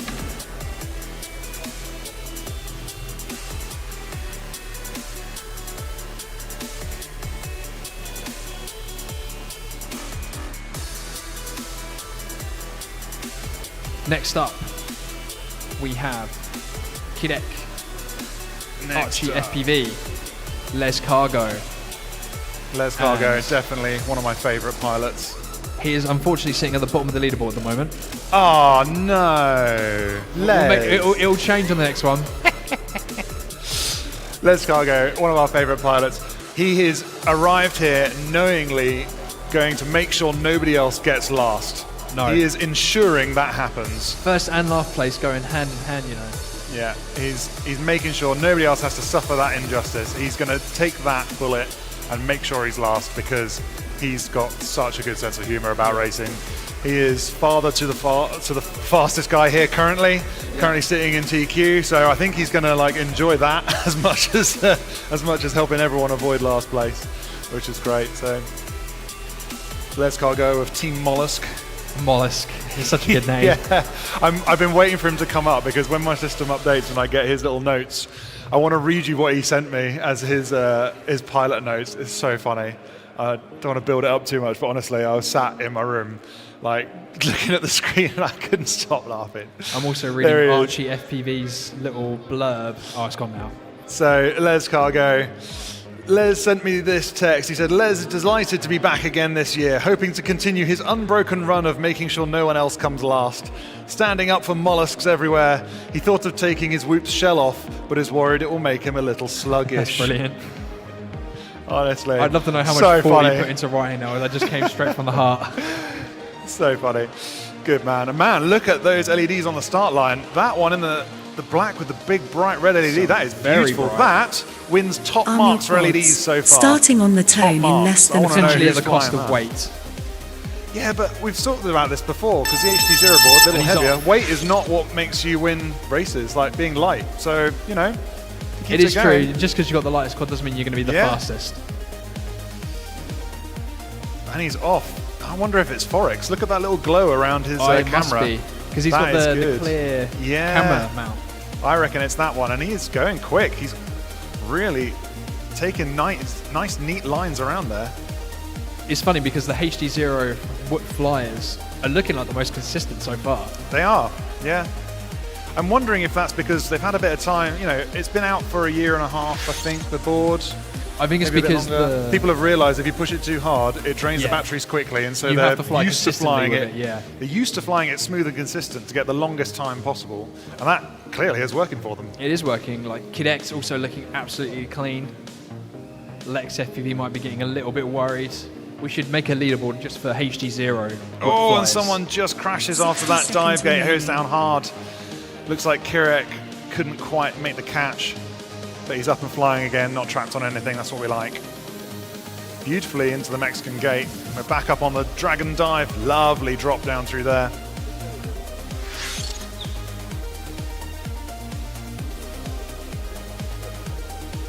And yeah, that LED not slowing Forex down one bit. He's going for it. Oh, another attempt of Kirak on that dive. Doesn't quite get it. He's going to have to line up again. Is OSD saying push, Nicely push, push, done. but I don't think he can. Got through it. What is the thing that makes it say push, push? That's the low battery. Is that CAC? He's changed it, yes, CAC. Okay. So he's changed it to say push, push, push instead. Yeah, because what does it normally say? Low battery, or land now. Yeah. No, that's cool. I like that you can change those sort of things. It's funny. Unique. I think the Gem fans send it. What does it say when it Finish says your land lap now? and then land. Armageddon. Armageddon mode.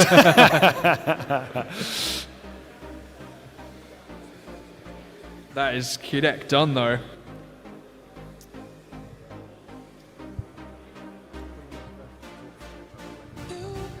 Yeah. Okay.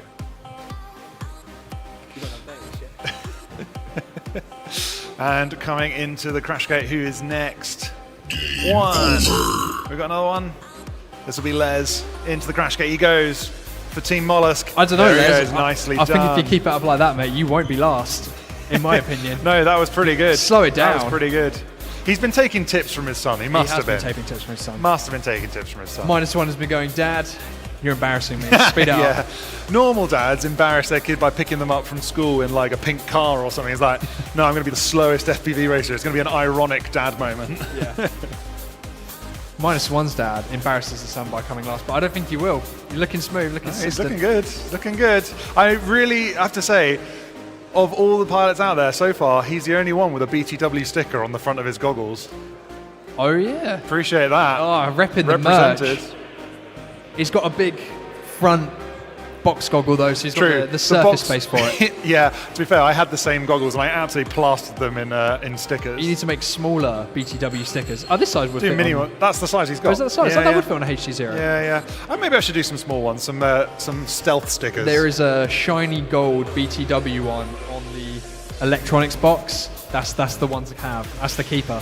Yeah, if you're out there in the world of Whoop and you fancy getting your hand on a nice big gold BTW sticker, that is our gold membership of BTW Club. You can pop on there and join our gold membership. Less than 5. You get access to all of our Whoop nights, you get a pilot t-shirt, you get insurance included in that, and part of our club you get access to all of our events and tickets before anybody else. It is the best way to support BTW Club. And we would really appreciate you joining. And as a thank you, you get a nice big gold sticker. They're exclusive to the gold membership. At the moment, it's not open. We ran out of spaces for them. I'm getting some more printed. I didn't want to open membership until I had some more. Nice. So I thought I better just pause it for the moment, but they're on the way. On the point of stickers, I have a VIP Tiny Whip sticker from the 2024 bird that I still haven't used. And I wonder how rare it is. Because it says on it, don't share, I haven't given it to everyone yet. So I want to know what that is, how rare it is. Because I saw it and I was like, this must be... I've got one and it's on my my sticker door. So I've got a cabinet. My loving wife has allowed me one cabinet in the office to put all my Whoop stuff in. And on the inside of that door, because it couldn't be on the outside of the door, that would ruin the decor. On the inside of that door, it's absolutely plastered with stickers. So it's all nice. Beautiful, like decoration. Yeah. Opens the door, horror. I'll show you. Yeah, well, not horrible. It's just lots of stickers. Somewhere in here. There it is. Oh Christ, that's a lot of stickers. Yeah. So how are you meant to have more stickers? You've got no other cupboard space now. I've worked it down. There's another door behind that. I can put on the style of that one. When I run out of space, I think. But then speaking you'll of have to start bargaining with your wife to get more door space. Speaking of stickers, I went over to the Menace shop and I picked up some batteries and I picked up some of their stickers as well. 30 seconds. Okay. Their original Menace sticker, which is awesome. So I went and got those, and I got some batteries because I wanted. These are the bargain batteries, the tattoo ones. Bargain batteries? Those are not they're bargain. Good. They're really good batteries. They're a good price point, but they're you just can't get them in the UK. So while they're in the UK, I thought I better get some. They're also selling the Newbie Drone Red Cockroach lighters. Can't say the F word. Lighters frame. Yeah. And they don't sell that in the UK, so I bought one just for the sake of buying one because I wanted it because it looks cool. I literally, speaking of like parts I've been buying and stuff, got an order in with WeBleed over in America, and luckily Birds Aren't Real's coming over from America, and he said, "Yeah, I'll pick up the order for you." She is in. So he's brought Group over. C? Where? He's in Group C, isn't he? Yes, I believe so. So Birds Aren't Real very kindly picked up an order for me and James TX and brought it over. So I've got some WeBleed crown frames in bright BTW green. Oh, they're the one with the spikes, right? Ooh, okay. And I was interested to see how they compared to some of the other frames I've been flying, because I've flown all of them, apart from that one so far.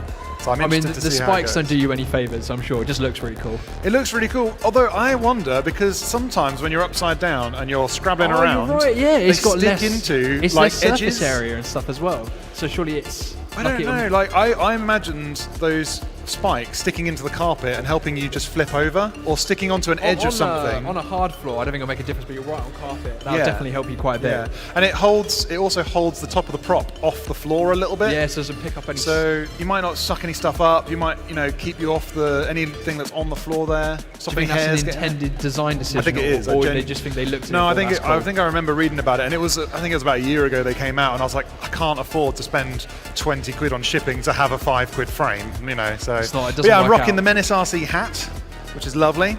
I went over and got some batteries. Got to get those because I had to go over there in a break, because if I didn't, they'd be gone. So I went and got some, and I picked up some stickers. Quick. So if you want to get some stickers, you want to get some batteries and some merch, head over to Menace RC. I'm going to be rocking their hat quite happily. He's just let us know after I've plugged him that he's off for some food. So it's alright, we did a lot of Menace RC plugs while he was on camera. So yeah, it's great. I had a little time to walk around, had a bit of food, got myself, a bit, refreshed my voice a little bit. Yes, I had a hot chocolate from the van outside, and the barbecue brisket wrap. It was so good. It's so I'm good. so glad they're there tomorrow because it was really good. Yeah, they're really good.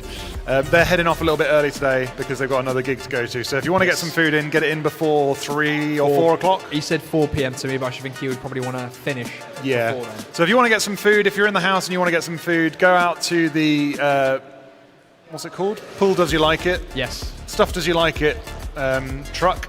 They're heading off at 4 o'clock, so get out there before that because there'll be a queue, because I know that they're very popular with their food. They sold out last year. Very quick for a one-man band, to be fair. Yeah, he's a really good guy. We had him last year, he was really good, so I'm glad to see him back. But enough about food. Next up, we have got Ed from Latvia, Dirty McStinky from the United Kingdom, Drono Jad from Poland, and Joe FPV from Italy. I must say, Joe FPV is probably the most boring call sign I've ever heard.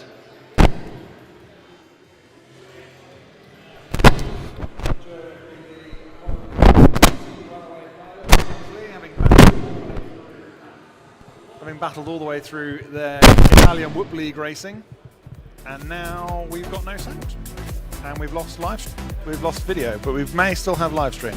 I'm wondering if you guys can still hear me. We're going to keep chatting anyway. Hopefully, it's just the audio in the venue that's gone wrong, and we'll get that back up for our spectators here. In the meantime, I'm gonna. Okay. Just had a note from my live stream guys just saying, yeah, you guys can all still hear us, which is great. I'm sure you love hearing our voice all How many day people we long. got in chat at the moment? Yeah, let's have a quick look in chat. Chat's while been these neglected. Ooh, I think we're back in the room. Oh. We're back in the room. Aren't you guys lucky? You get to hear us again. Let's have a look.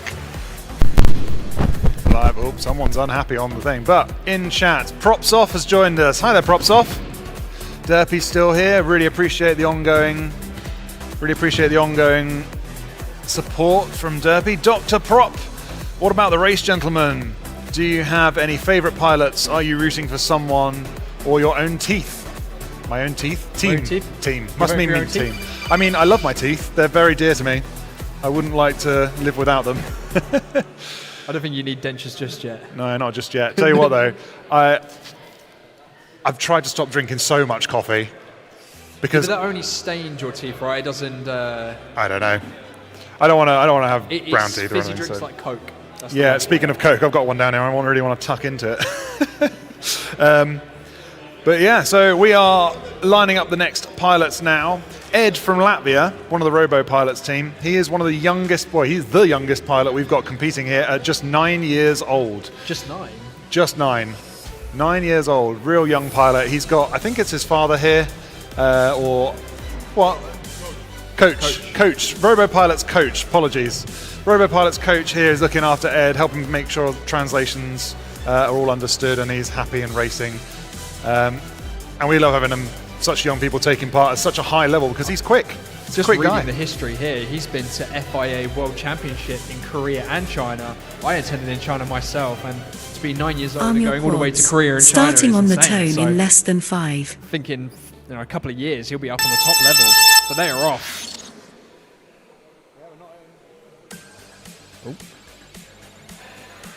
Not only is he competing at the World Champs in China, he also dances in a folk dance troupe and sings in a choir. So he's a multi-skilled individual. Multi-skilled guy, this one, and he's going to absolutely kill it. Look at him going around the track already. I was doing when I was 9 years old, but it wasn't that much. I wasn't doing that much, no. I was probably learning how to ride a bike. That's about it. I was probably doing something similar. It's about as complex as my 9-year-old life got. Dirty McStinky though, keeping it the most consistent here. I really would like to see a leaderboard with digital pilots only and see who is the fastest. With who pilots? Digital pilots only. Digital pilots only. I wonder if we could pull that information out. I'm sure Did I we could. request? I've got that information in the back end. I can do some stats after the race. We should, definitely. And we'll see if there's like a drop off of digital pilots at the top end, or if they can get all the way through. Oh no, someone's stuck on the drop gate, but he's dropped to the floor. That's okay.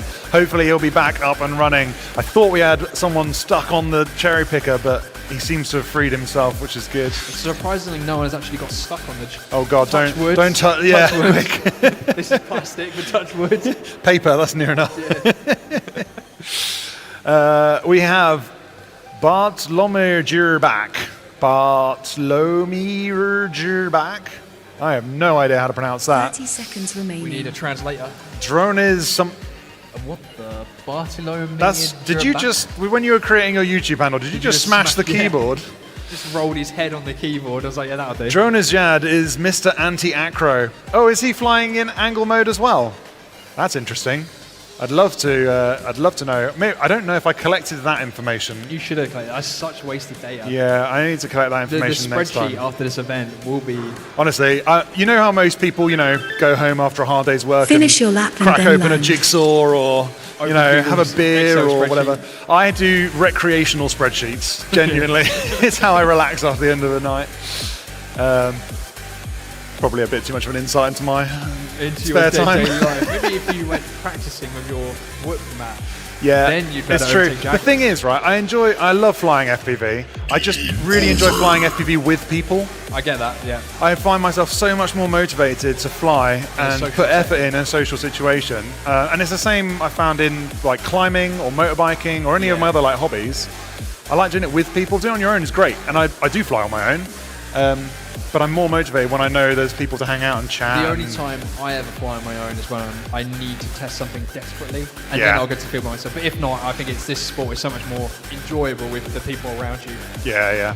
Even if you are there just taking the piss out of each other and Yeah, making... that's it. Honestly, sometimes I'm at BTW and I barely fly because I'll set up the track and I'll do a few jobs here and there and I'll chat with people, have some food, fix probably something on the whoop that I didn't fix from last time, and then I'll be like, cool, I'll do 3 packs. Obviously, the social setting at Bird is very important here. We've got the Whoop House, which is open 24 hours a day for our pilots. If they want to go to the track and they want to practice, then they are more than able to do so. Lots of pilots were still up at very late o'clock last night. Yeah, practicing. very late o'clock. I got back to the Whoop House about 11:30, 11ish after getting some food and stuff. People were still up, ripping the track in the Whoop House. And then I was about to go to bed, and then Symbiosi and Blix came and down, and they're like, oh yeah, we just arrived. I'm like, it's 1 a.m, guys. Yeah, like, it's bedtime. And then I went to bed because I'm like, I've got to get up early. And even after that, Small Yuki and Biwu turned up at 4 a.m. Starting on the I was tone not in up at less 4 than a.m. That's it, there's no way. But we probably went to bed at very similar times because we needed to be here early doors. No time for the obligatory McDonald's this morning, unfortunately.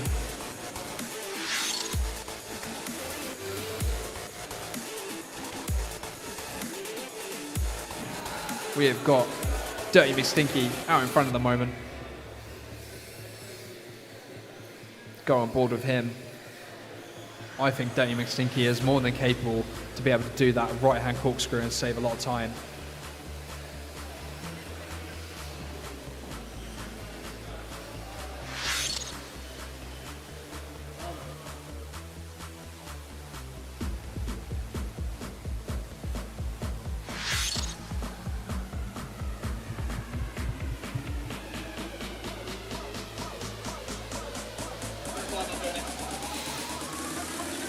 And we are watching some incredibly fast flyers, but unfortunately Ed is on his lid. There he goes, turtle mode engaged. He's back up and flying, tackling that slalom. And we're going up to the top round the dragon with Ed down the drop gate. There he goes, nice spiral into the catch gate as he goes on to the next element.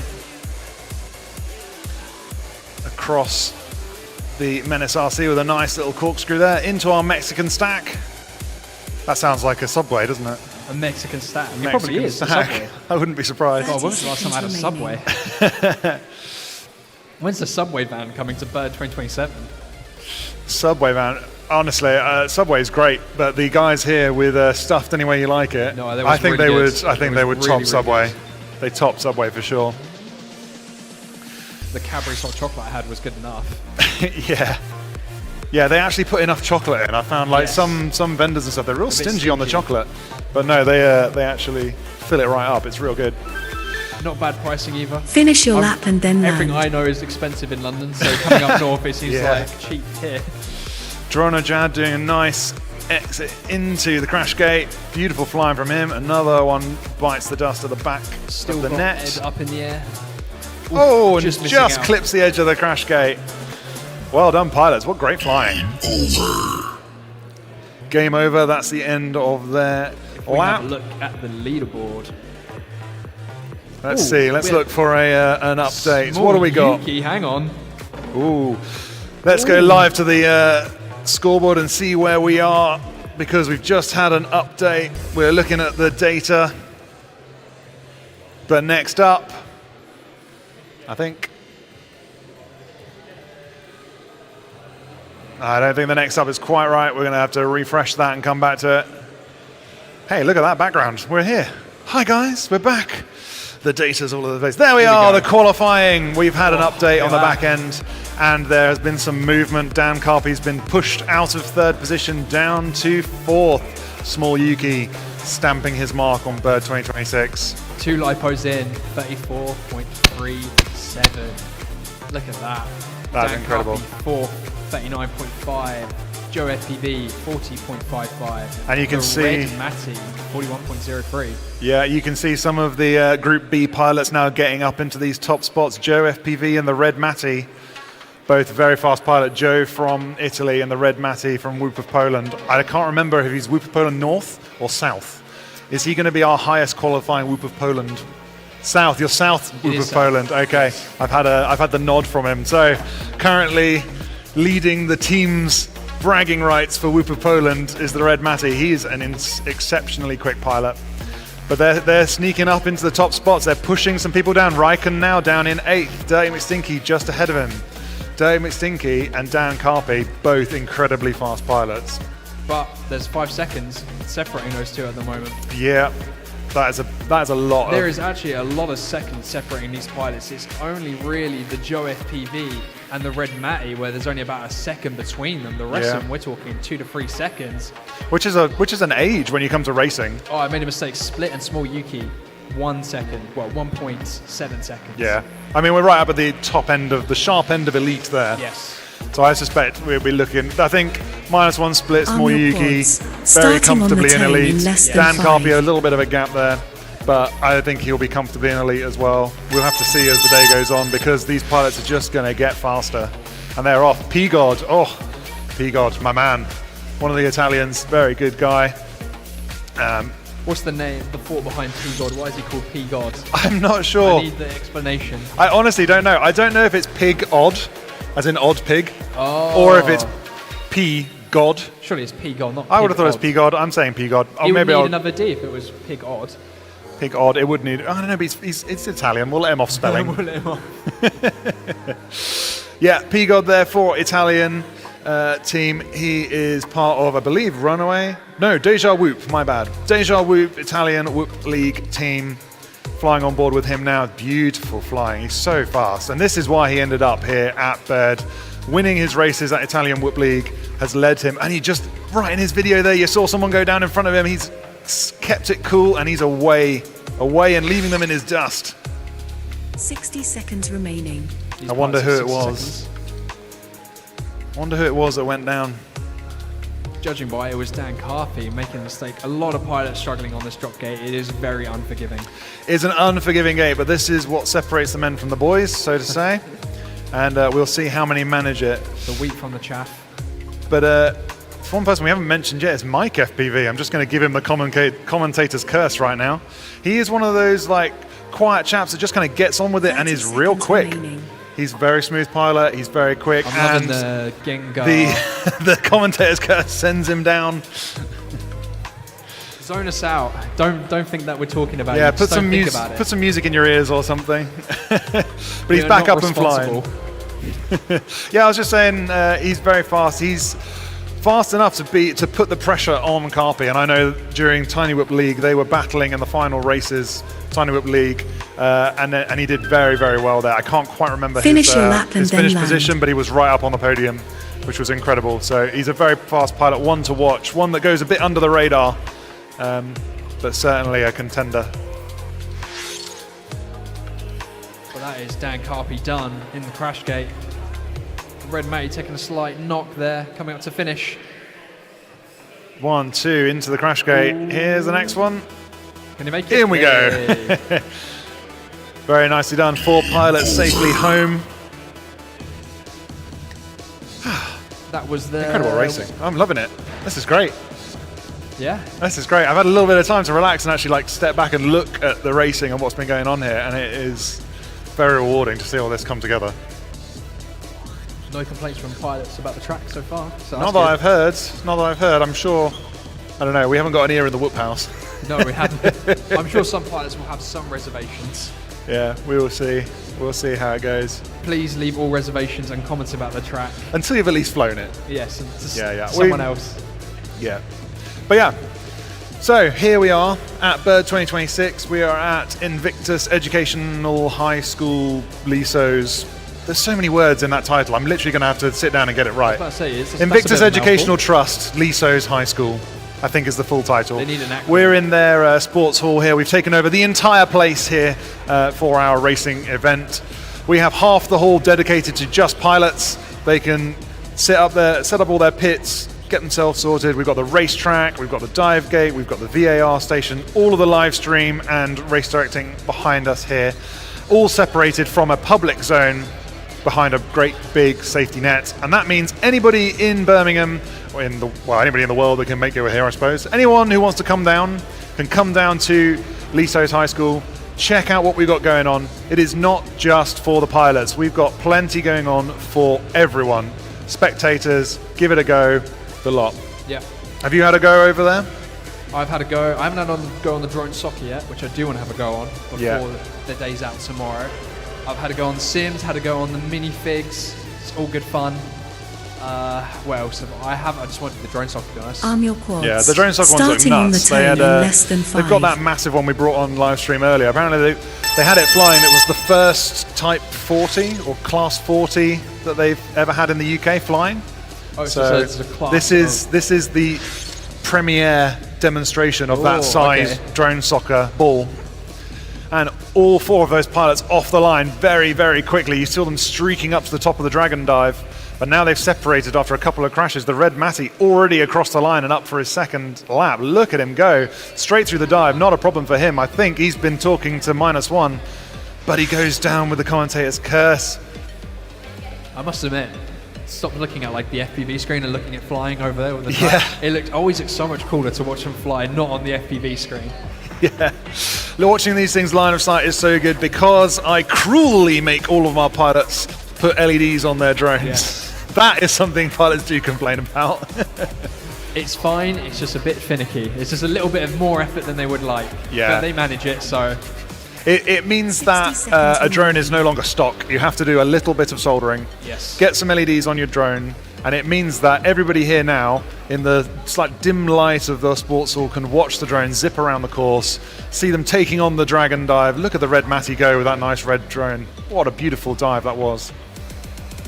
It always looks so much cooler watching it line of sight than it does on the FPV screen. Got a bit of a chase going on with P-God.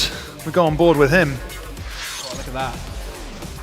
As he's chasing down, it looks like Mike, I believe. Yeah, and unfortunately, I think he's just taken Mike, had to go back and redo the dive gate. Beautifully lined up there. Oh, he's going to have to go back for that one. There he goes, P-God sorting out the track. Nicely, I think Mike's back in it though. He's there with him. These two are very evenly matched, it seems. Yeah, now Mike just ahead of P-God and Dan Carpy.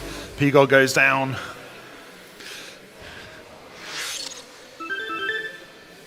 Finish your lap and then land. Okay, pilots, finish the lap you are on. So you got Mike, and who's that in front of him? So, for those of you just joining us, the reason they've only got a certain amount of time to finish their laps is because if you keep going, your batteries will go flat and you won't make it to the crash gate. We give them 1, 2, 3, 4. They're all done. All done. Nice. That was nice. And I believe that was their 4th qualifying round. okay. So they have only So two they more will have 2 more qualifying rounds batteries. Yeah. So they are looking to get their 2 fastest consecutive laps on this track. That will be their qualifying time. If you're just joining us, that's how we're qualifying for this race. 2 fastest consecutive laps they want to get. When they've got that, that will rank them on the leaderboard from fastest to slowest, and will put them into our finals classes. Elite being the top 16, advanced being the middle 16, and hobbyist being the bottom 16. left. Everyone's a winner here at Bird. Everyone's a winner. You just take part. I hope everyone's having a good time, and wherever they come on the leaderboard, they have a good time doing it. Of course, it's nice to be at the top, but we want to make sure everyone has a fun time. It doesn't get much more fun than dressing up. That is true. And there's some really good costumes roaming around. I can Do share with you? you of Lex FPV. Lex. What's he dressed as? He's dressed as Snorlax. Oh yeah, Snorlax, I remember. Last year we had all the Italians turn up in all sorts of different things. He told me not That's to share brilliant. that. Okay, we won't put that on the I'm gonna live have to share stream. that to someone. Yeah, we've got people dressing up because we also have a teams competition going on. And we have a leaderboard of points that all of the pilots can score. So during qualifying, during these flights that are going on, where they end up on the leaderboard will contribute to their points. The points they score. If you go faster, you get more points. If you go slow, you get a few less points. But everyone will end up with some points for their team. But not only do you get points for flying fast, you also get points for looking good. And that is why this is the incentive. This is why pilots are dressing up, because there are some serious prizes on the line for the team's competition. Minifigs Me has put up a £90 voucher per team, so you can go on to Minifigs and get your entire team made up and custom printed on a minifigure as for your place at Bird. That's pretty cool. Which is really cool. So, who's your favourite onesie at the moment? I have to say, Superman onesie, James TX. I'm a little bit biased. He is a BTW club pilot, but he's Superman. Come on. Yeah, as far as we've onesies, got a Snorlax, we've got a Gengar, we've got it's true. Pikachu. It's true. Pikachu's pretty essential. Yeah. It looks like we've got a Toothless here as well. Is Archie wearing a Toothless onesie? I don't know what that is. No. What onesie are you wearing? Arm your quads. Is it a Pokemon? Starting on the tone. We'll find in less out from than Archie 5. what his Pokemon it's is. the cat with the gold. I can't remember. Oh, okay. I wasn't a Pokemon kid, so. And 1, 2, 3, 4 are off. Already someone through the dive gate. I didn't even see who that was. Sending it. That small Yuki way out ahead. He's basically finished a lap already. What has it been? 5 seconds? I don't even know. Look at him go all the way up to the dragon. Not even posing a problem. That dive gate doesn't pose a problem for him at all. Very smart from Yuki there. Made a small mistake. Instead of rinsing his batteries, taking it nice and slow so that he gets 2 consecutive at a fast pace. So I think he'll pick up the pace in a minute. Yeah, there he goes.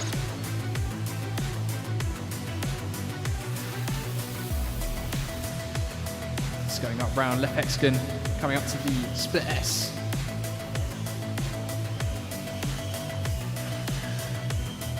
And Yuki is happy with that. He's done his fast 2 consecutive laps. He had a little bit of a celebration pop there, and now he's just going to cruise and keep his drone happy. I can totally respect that. If he's happy with that, he knows he's not going to be able to push through a saggy battery, so he may as well just cruise. Although his cruising is probably faster than I can fly, to be fair. Look at that beautiful corkscrew. Did you see how tightly he wrapped that? You can't do that with your Can I help? angle mode. Not a chance. Another win for the Acro team.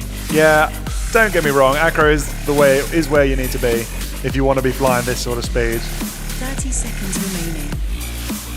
He's doing that corkscrew that we were concerned would be faster but trickier. Less. It's definitely faster. It's definitely faster. Yeah, the flat turn is, It's just safer. not as consistent. But I don't know. This guy, Yeah. you've seen how consistently he's flying. I think he had 2 crashes on that whole run. Quick guy. I want to see what his next qualifying round is going to be like. James TX doing a great showing for BTW Club, one of our regular flyers there. I don't want to curse him too much, but he's doing real well. Round the Finish back your of that lap Menace and then RC, land. doing the flat spin. And that's the thing, it's nice and consistent. You carry on that left turn into the slalom and across the line, smack into the center of shot. Beautiful. Still got 1 pilot up in the air. Whoa. System Favelas. You can do it. Look at him go. And he's done. Boom. That's all pilots down. These pilots have still got 1 more lipo to go. So I want to know what that's done to our leaderboard. Game over from our race director, which means we've had an update to the thing, and we had an update from the last round and we didn't even realise. Yeah. The red Matty's moved up. Yuki is in 3rd. He's pushing harder. He's closing in on split. I'm surprised he hasn't clocked split yet. That is his target. And then after that, -1. Will -1 be knocked off that TQ spot by the end of today? I don't know what he's done, but he's flying on rails. his part of me flight. doesn't want him to have TQ, and the other part of me wants him to have TQ. Yeah, exactly. It's really nice to have a Brit coming up and taking back, because biased. from the start, yeah, we can be biased with commentary. We've got no influence on what's going on. Race day, guys. There's plenty of international people here. International Race Day has literally gone international UK, international UK, international. Every year, someone has taken it away from the UK. Oh, so yes, in the first race, Yeah. it was Spezilover German took the first ever Birmingham International German, race. right? German, Yep. yeah. Then it was Dan Carpy in 2022, because we missed 21 because of COVID. So 2022, it's Dan Carpy. UK brought it back. Yep. Nice one. Thank you very much, Dan Carpy. You'll see him here again. Top pilot, stands a chance. He's right up there. 2023, Polish took it. It was, I'm going to have to bring up my notes. Arm your quads. Oh, God. Starting on the tone in less than I'll 5. find it. You guys commentate on this. I'll find the notes. Okay. I should know this off the top of my head, really. We will see. And they are off. No stoppage from these pilots. Neck and neck going into that drop gate, going up the left hexagon. No stop whatsoever.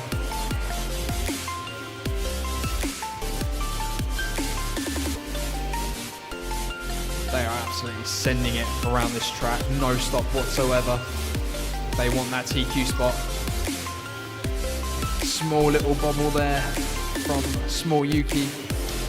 Oh, and absolutely sending it into the Chem fan start-finish gate. Oh, and System from Italy not quite making it into the drop. Light sail though, keeping it consistent into the slalom. He's been practicing hard, I have to say. He's been coming religiously to the BTW things. Yeah. He did not tell me that. He said he hasn't been practicing.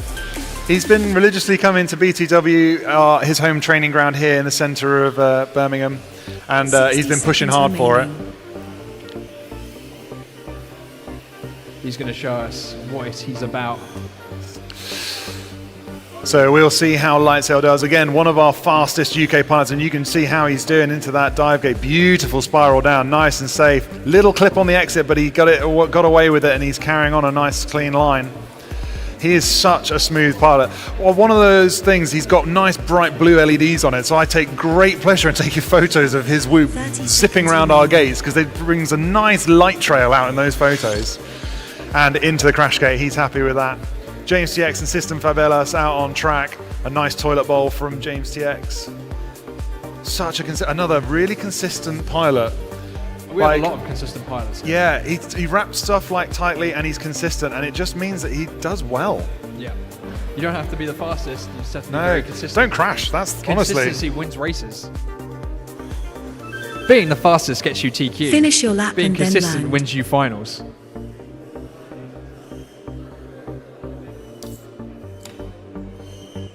We have some pilot out there absolutely killing their whoops trying to get it to crash flip. That's right, and we'll just go on board with James TX while System Favela sorts himself out. Because it's he's shaking his head. The head. He knows he's not recovering from that. It's not worth killing the whoop. He's stuck upside down. James TX there, just timed out. Unfortunately, couldn't finish that lap. Parks it in the crash gate like a champ. Okay, pilots, collect your quads. Well, like I was saying, over the years of bird competitions, I've got all the data up in front of me now. Back in 2020, the Germans took it. They challenged us to a race, and Spezilover came over with a couple of friends and took the first ever one. So Germany took the first ever bird. In 2022, Dan Carpy brought it back to the UK. We were very happy about that. In 2023, we had Phobos of Poland, so Polish pilots. Phobos, I know, a very strong pilot there. Yes. Really, really quick. In 2024, none other than Carb, sitting beside me, took it back to the UK. Yeah, nice little smug smile there. I mean, you don't need to be modest about it. You won, I man. deliberately asked my mum to take a photo of the trophy that's sitting, because it's not in London, it's back at home. Right, yeah. I said, can you take a photo of that gold trophy, please? I need to post it on my Instagram for some smugness. I'm not surprised. I'm surprised. Yeah, it would have been nice to bring it along and be like, I should have brought it along. I wanted you to compare it to these trophies, because these trophies look insane. I'll collect one and bring it up here in a moment and show you guys, because Blueprint 3D, again, not only is he race directing and done a load of 3D printing printing for all of our pilots here. He saved my bacon when it came to designing and printing the trophy. Yeah.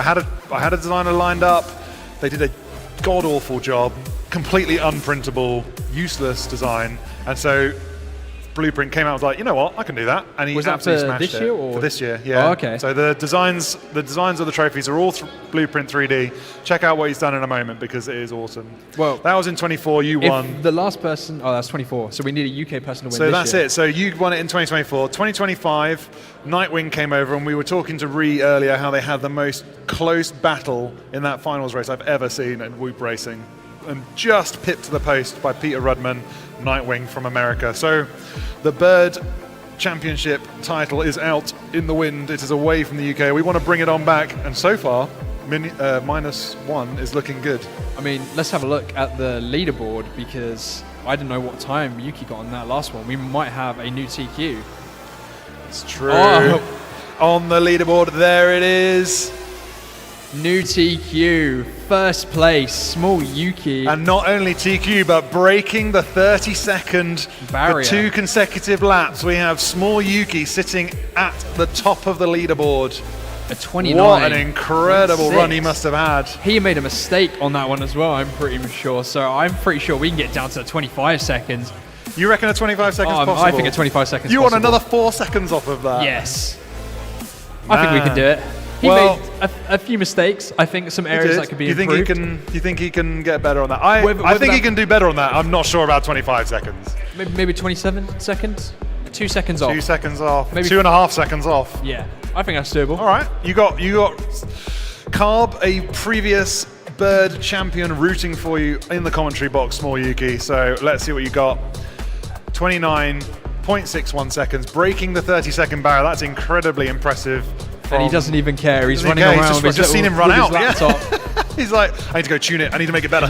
He probably does need to make it better. Yeah, I'm wondering, because you mentioned it before when we were setting the track, that the dive gate forces something called prop wash. Yes. Can you explain to people what that is? Because I'm not entirely sure, not being able to do dives as an angle pilot. Is something that happens when your props meet turbulent air. So if you fly into the drop gate that we have here and then apply loads of throttle, you are in turbulent air. It's not clean air, you're just flying through it. On tiny whoops, it's not as much of an issue because the amount of turbulent air they create is not as much as a big 5-inch drone. But it still affects whoops, especially in these areas here. So it's important that you tune your drone to be able to handle prop wash. And you do that with the PID controller, it's called.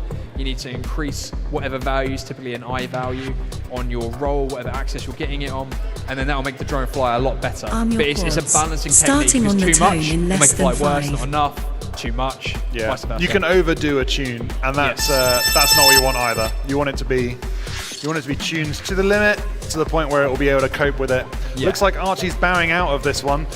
I'm not surprised. Archie doesn't have the best track record when it comes to reliability of whoops. That's a bit Ever harsh. since he started flying, he used to be the youngest pilot. He's been surpassed by Ed this year. He's a very young pilot. He's a very good pilot. He's very quick. But he doesn't have the best reliability of quads. He's wearing a onesie, so that's he is worth wearing a some points. onesie, so he gets points for that for sure. But yeah, nice to see him here continuing to compete at a very high level. Hopefully he'll get whatever is wrong with his whoop fixed and we'll see him back soon. But out on track, we have Forex, Les Cargo and Kirek. And you're right, Les Cargo is doing well. He's going to do deliberately bad in a minute. So he stays he's insistent on coming last. 60 seconds remaining.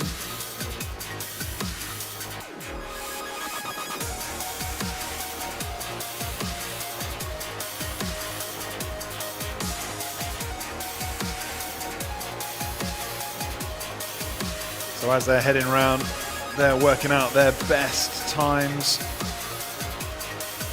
Kirek looking great. Kirek a really strong pilot, but of course commentator Curse sends him down. Not going to be happy about that, but beautiful dive nonetheless. Look at that spiral, what a man. Kirek coming from Poland in the Whoop of Poland North team. He's been flying for 6 years, since 2021, and he's co-founder of the Whoop of Poland with a load of his friends out there, which is the biggest whoop league in Europe. And I have to bow to them because they did an absolutely incredible race over in Poland where they took over a monastery and had something like 90 pilots. 90 competing. pilots? Yeah, Finish it's your nuts. lap We've got and then 48 land. here, and that's hard work, but 90 pilots. Imagine that. All Europeans?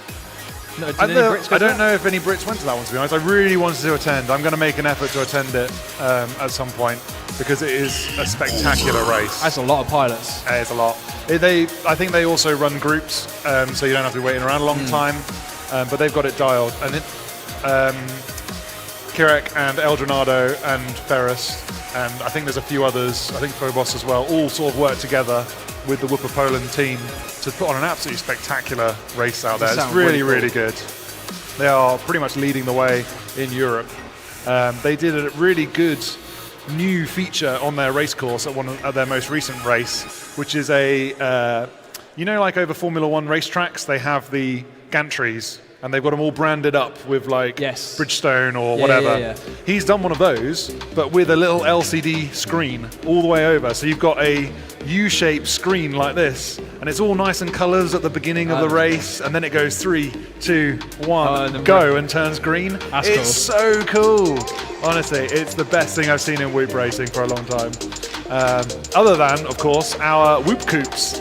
The screens you've got down there at the front of the track on the starting gate, those are brought to us by Drone Racing Circle. Rich FPV, I don't know if he's got FPV, he's just Rich.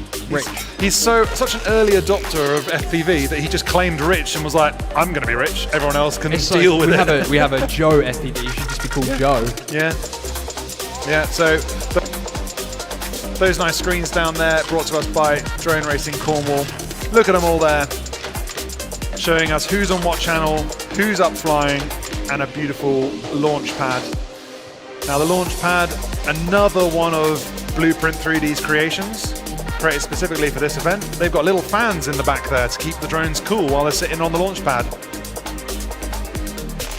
And that just makes sure no VTXs overheat, make sure the HD0 boards, they run a little hot. They do run hot, very hot.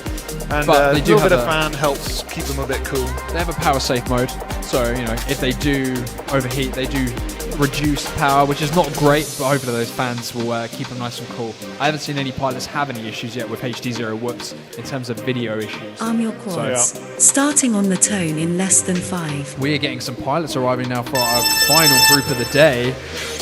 And you see that little flashing LED at the back there. I believe that's probably Kirek, one of the Whooper Poland guys. They really wanted to use those flashing LEDs as their LED contribution, and unfortunately they don't meet our specifications this year, but I'm going to have a good chat with them about availability of those boards and see if we can't make them available for next year so that everybody can take advantage, because they are beautiful little LED boards. Real lightweight, they just go onto your battery connector and will save, it makes it a lot easier to put on than the LEDs you have to do otherwise. So I'm interested to have a look at that a little bit later. Maybe we can borrow his quad once he's finished qualifying. We need a demonstration. Show those off. Yeah, that'd be really cool. I mean, these pilots have not got too long to go now. We will be starting our Group C qualifier starting at 10 past 5. So not too long to go now. Obviously, we have got at an hour. It's only 3 o'clock actually. Yeah, we had a slow start at the beginning of the day. Because of some technical issues, and that meant we couldn't do all 8 qualifyings we wanted to do. We really wanted to give our pilots 8 qualifying runs, but we were running real late on time. And so it was made by a good call by the race director to do 6 runs, and that means everybody gets 6 runs. And it's a real tricky call to make that, because are you going to be able to make up the time later? If you did the 8 runs... 6 runs is not a lot to get a good qualifying not a time. lot. You have to really play it safe and think, okay, am I confident enough to push in these 6 runs? Yeah. Or should I play it safe, keep it tight, get an okay time, keeps me in the lead, or do I absolutely send it? Yeah. Obviously, if you're Yuki, you're absolutely sending it. But yeah, I mean, he went out on his first battery and got, I think it was 5th or something, on his fourth on his first battery. Just an insane level pilot. But yeah, you're right. 6 is not a lot. It is, I wouldn't allow any less than 6. Because that is, I think, the minimum that is reasonable to be able Finish to qualify your lap well. and then land. We would love to have given them 8, but with a few technical issues and a few moving parts. If you ever come to one of our races, you'll see the number of wires that are scattered across this event. You'll know what we mean by a lot of moving parts. So it wasn't surprising to have a few things that needed rounding out. I can't imagine how many moving parts that 90 pilot event takes. That must be insane. Oh, look at that. Someone's right stuck in on the center of gate. the Look camera. at that. Beautiful shot there. Who's stuck on the gate?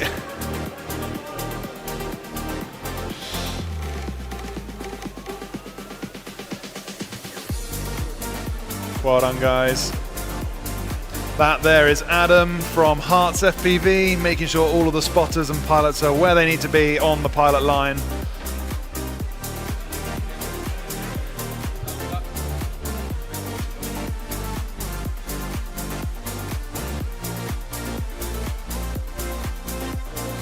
Well, I was going to get a drink as well. Where's bacon?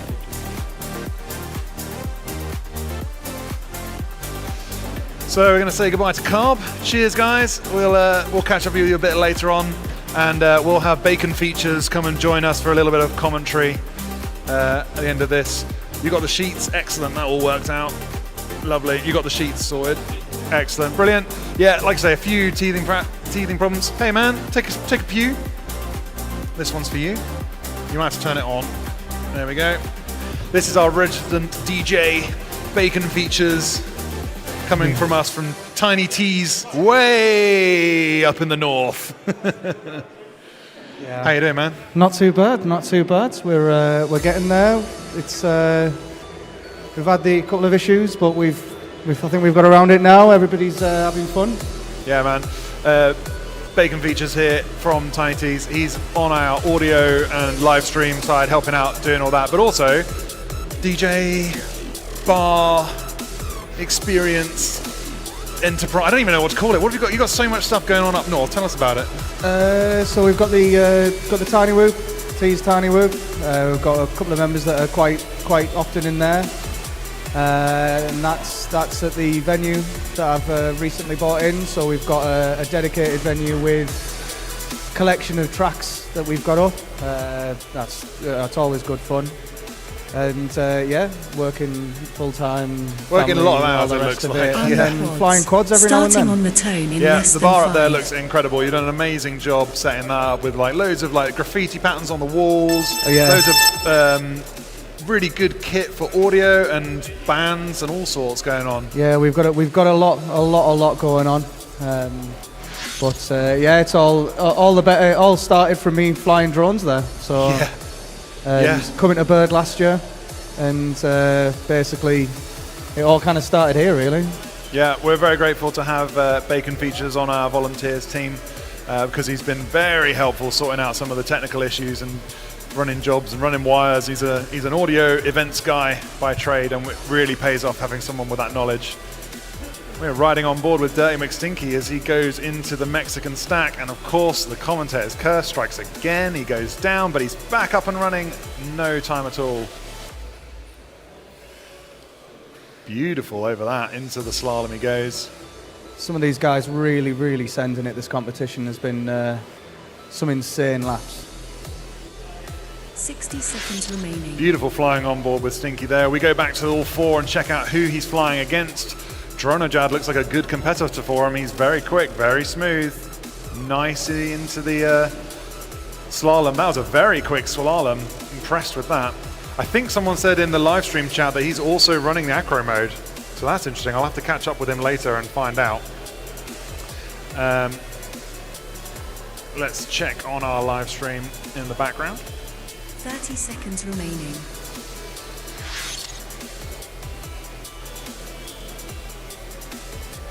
Oh, and Joe has got trapped behind the the scenery. He pops out the bottom, luckily, and he's back up and flying in no time. McStinky and Ed have oh no, upside down. In. Stinky's done though. That's all right.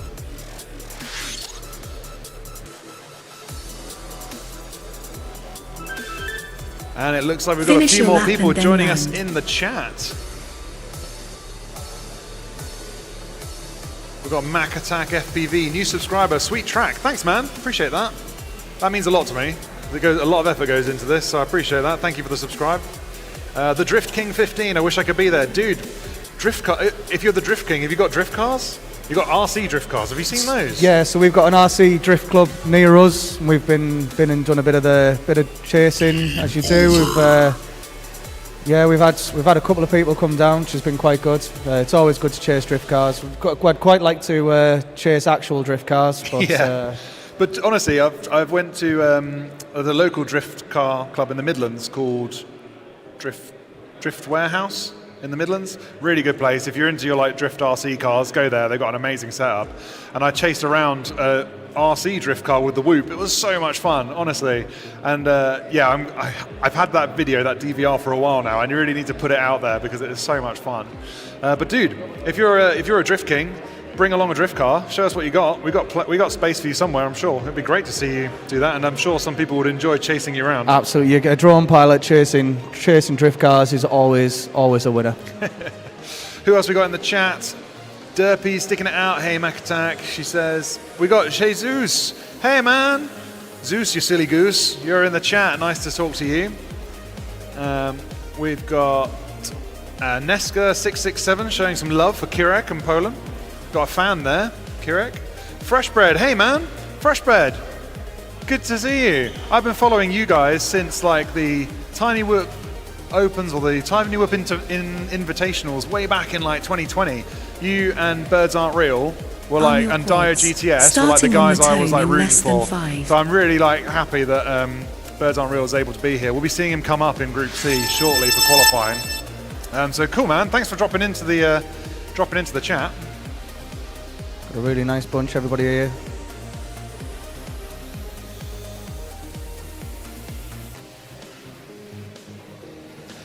And we're back up for our second packs with this group of people. Ed having a few issues there on that dive, but he's back up and running. Our youngest pilot of the entire competition. Flying since he was 4 and he's now 9, so he's got a few years experience that even some of our older pilots don't have. There's also flying Aqua. That looks like a motor gun. Something went wrong there. He just dropped out of the sky. I wonder what that was. Joe with a little tap, but he's still flying into that slalom. Back round to start his next lap. Up to the dragon he goes. Nicely quick. He's chasing. Who's he chasing? Oh, someone. He's got past them. 60 seconds remaining. Ed seems to be falling out the sky every now and then. Oh, Dirty McStinky back into the scenery. Oh no, Stinky, you gotta yaw for days. There he is, he's up and running. He's actually ended up in the pits. Luckily he's up and running, no problem. It's a bold move, let's see if it works out I think he's a little lost on where he was at, but he's going to call it, yeah. 30 Fair seconds enough. remaining. Dirty McStinky parking it in the crash gate. Oh, staying out of the way of any other pilots. He's a good sport, that man. Wants to make sure he's not in the way of anybody else if he's not going to be able to score a fast lap. Up on the dive gate, we've got a couple coming through now. 1, 2. Oh, but Dronajad goes down hard. He's back up and flying.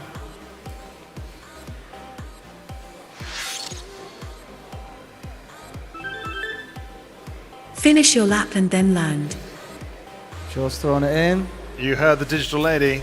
There's your time. Time to finish your laps. Everyone's on the floor at the same time. What is going on? All the pilots. Ed looks like he's got a motor wire or something. He keeps on falling out the sky. Yeah, something's wrong. Maybe a slipping prop or something like that. I'm not sure. He's going to have to take a look at that quad because he's dropped out of the sky a couple of times there. I'm wondering what's wrong with that quad.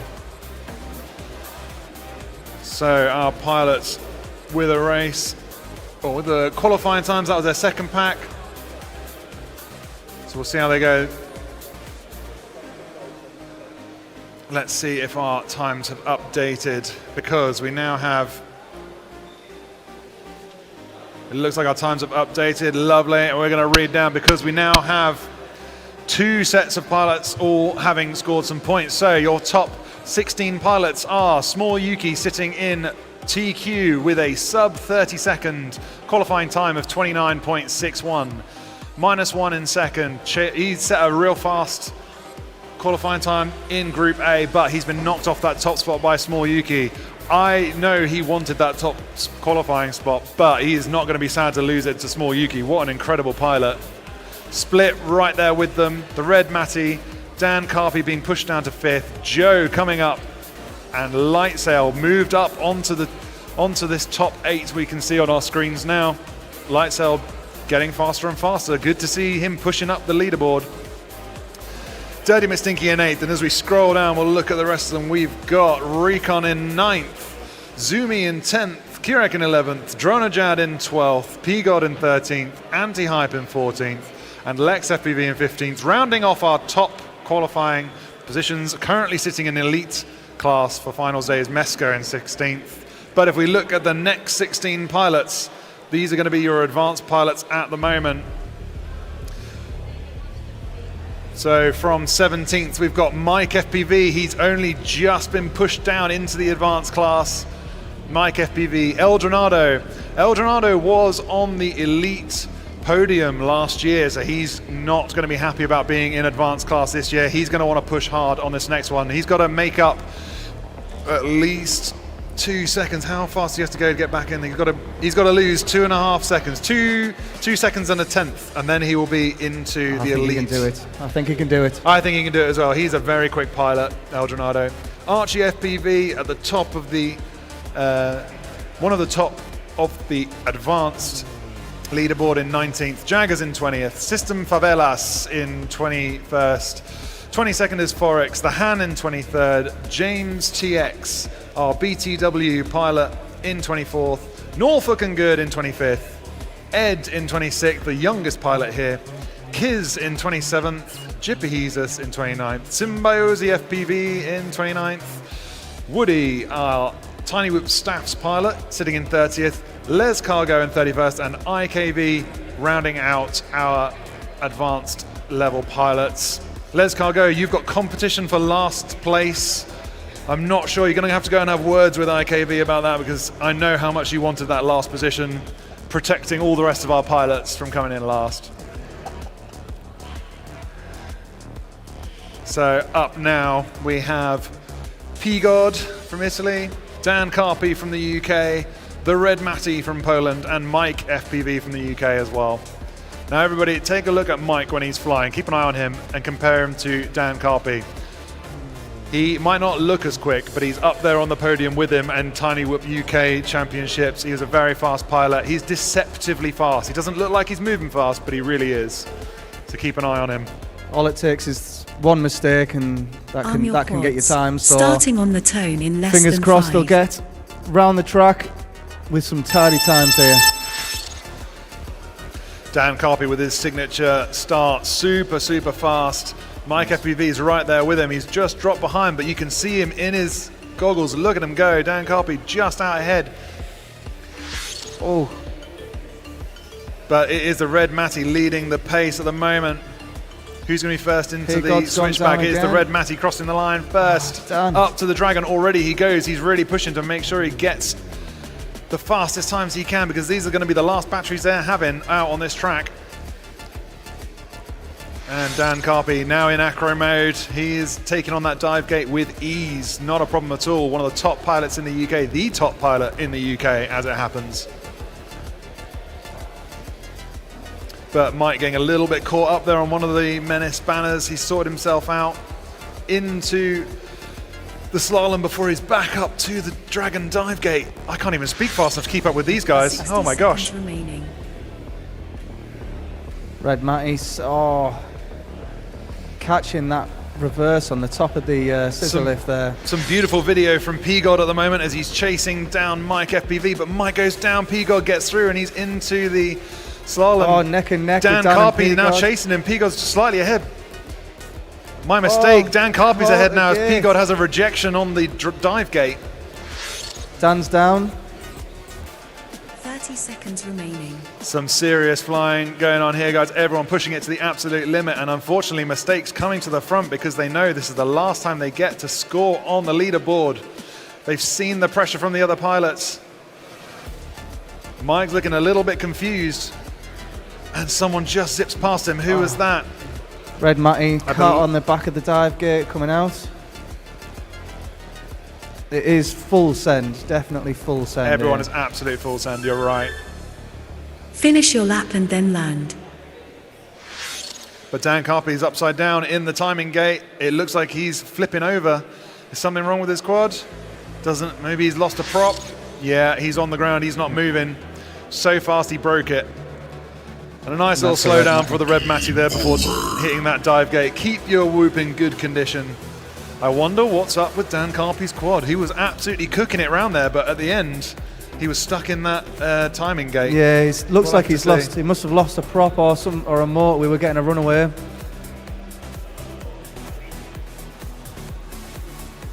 Our pilots collecting their whoops and coming back up for their. They're coming up for another battery. They are. So that was their warm-up one. They have one more battery to get their qualifying times. My mistake if I said that earlier. See if someone can get a nice group of consistent laps here. That's what we want. That's what we're looking for. Nice consistent laps. Dan just running off there for another battery. He got a new quad. He broke a motor wire. That is why it was not going anywhere. There's no recovering from that if you got back-to-back batteries. And this is why we ask our pilots to have more than one quad to bring to the race, because if something breaks like that, you're not going to be able to fix it between batteries. So he's gone and grabbed his backup whoop, which is nice. He'll plug that in. I know, however, Dan has favorite whoops. And I know, he must have favorite children, so he's got favorite whoops. And so now he's not using his favorite whoop. Will he be as fast as before? I hope he doesn't tell the whoops that he has a favorite, though, at least. I don't know. We'll have to find out. We'll try and get the ever chatty Dan Carpy on live stream later.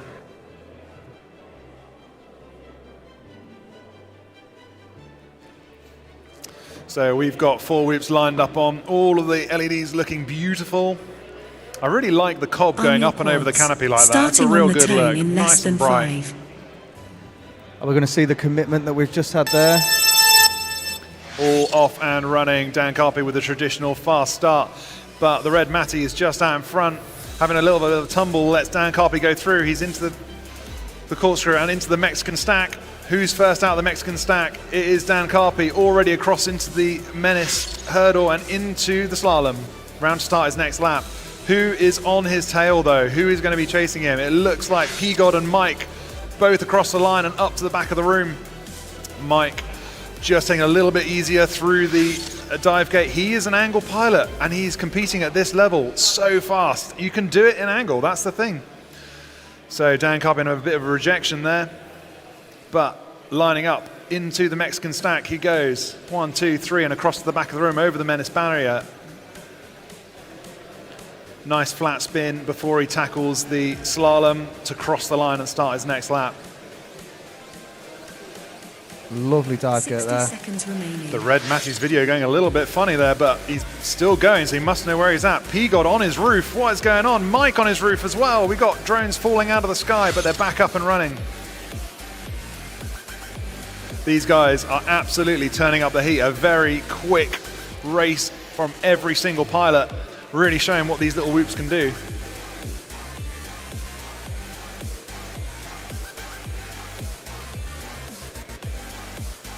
Seconds remaining. We've got the Red Matty just leading Dan Carpy, but Dan Carpy slips through, and you can see now in Red Matty's video, Dan Carpy just ahead, but both of them have a bit of a rejection on the drive gate. Who's made it through first? The Red Matty does first. Both of them go down on the 270. Still chasing, very, very close here. Beautiful video chasing each other through the Mexican stack in the middle. All of them, the little race pressure getting a little higher. This is going to be good practice for the race at the end of the day because the pressure is real. These pilots are pushing hard. Across the line they go. Red Matty parking it neatly in the crash gate. Dan Carpy reverse parking. And sliding out. There he goes. Beautiful racing pilots. What an incredibly fast race that was. Man, that is going to be hard to commentate. If those... that wasn't even Small Yuki out there who's at RTQ. We'll see where these guys ended up because all of them were very quick. I am going to struggle to commentate the fastest races. Some of the speeds these guys are going is absolutely insane.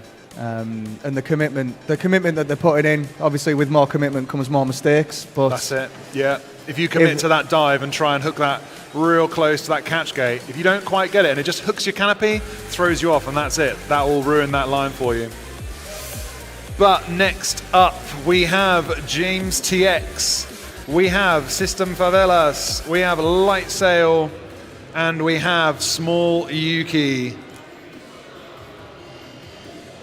Lovely suited men. Our lovely smiling shots there. We got two blokes that look remarkably similar. So the racing twins, I believe. A nice stock image there, filling in for where someone didn't have their headshot taken this morning.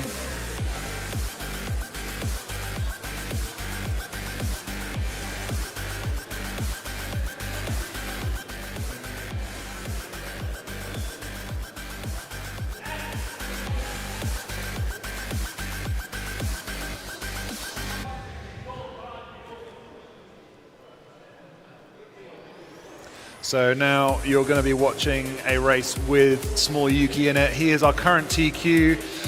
Carb thinks he can get it down to 27 seconds. He's already broken the 30-second mark. What is he going to do here? Because he's coming up next. Keep your eyes peeled. You're going to need them. You're going to need to hold your eyelids open, because if you blink, you will miss him. Arm your quads. Starting on the tone in less than 5. Small Yuki in the bottom right of your screen.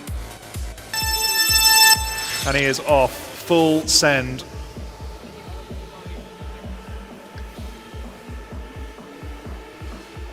Yuki making a real tight work of the Mexican triple in the middle there, but he goes down on the high gate to cross over to the Menace RC. We're going to have to see how he does to get back into the flow. Yuki, such a good pilot. He's one of the only ones I've seen do the corkscrew, and he was lining up nicely there for another hot lap. But who else do we have running? We have Light Sail and System Favelas and James TX. Light Sail, one of our hopes for the UK. Very fast pilot, as you can see, real pushing it now to get those best times. He's been racing since 2021, so he's got a lot of experience flying whoops and enjoys all of the competitive racing. He's one of the most competitive guys I've met. He's very softly spoken, but a very competitive guy, and I know he wants it hard, so keep your eyes peeled for these guys, because he will be quick. System Favelas having a bit of a rejection on the dive gate, and another little tumble there. He's ended up in a net. Will he make it out of that? That is not a happy place to land. Really not a fun place. That looks like he's hanging. I think we had someone unsticking from the net. We'll have to ask VAR if that was the case. 30 seconds remaining. Small Yuki catching that gate again.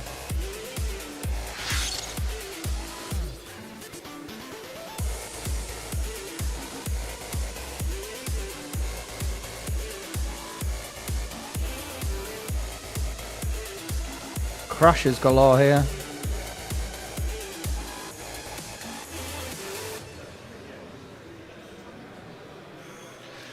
And Yuki's upside down. He's leaving it there. Finish your lap and then land. He's done what he can do. We'll see what effect that has on the TQ board.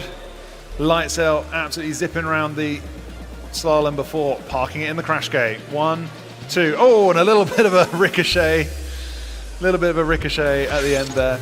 Here comes. And System Favelas has just so called it pilots there. down. That might have been a warm-up for a couple of pilots. They've got another battery. Back-to-back batteries helps them get into the flow. And so if they're going to do a hot lap, this is when they're going to do it. Question is, do they just hold back that little bit for some consistency? Or do they just go full send? This is your last battery on qualifying. So if they're going to full send it, now's the time. If you hadn't had a good 2 consecutive laps, then now you absolutely have to bank one.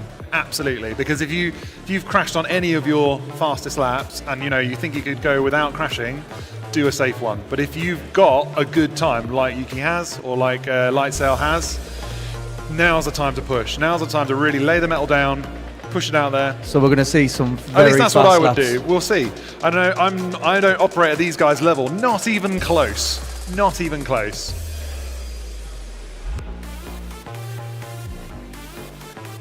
Race director just going over to check something on track. Have a little word and we'll catch up with him in a moment. Pilots are standing by to plug in.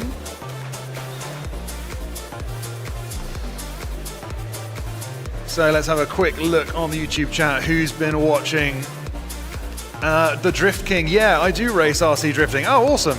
I chased with my Air 75. Does anyone know if there is a whoop racing around Lincolnshire?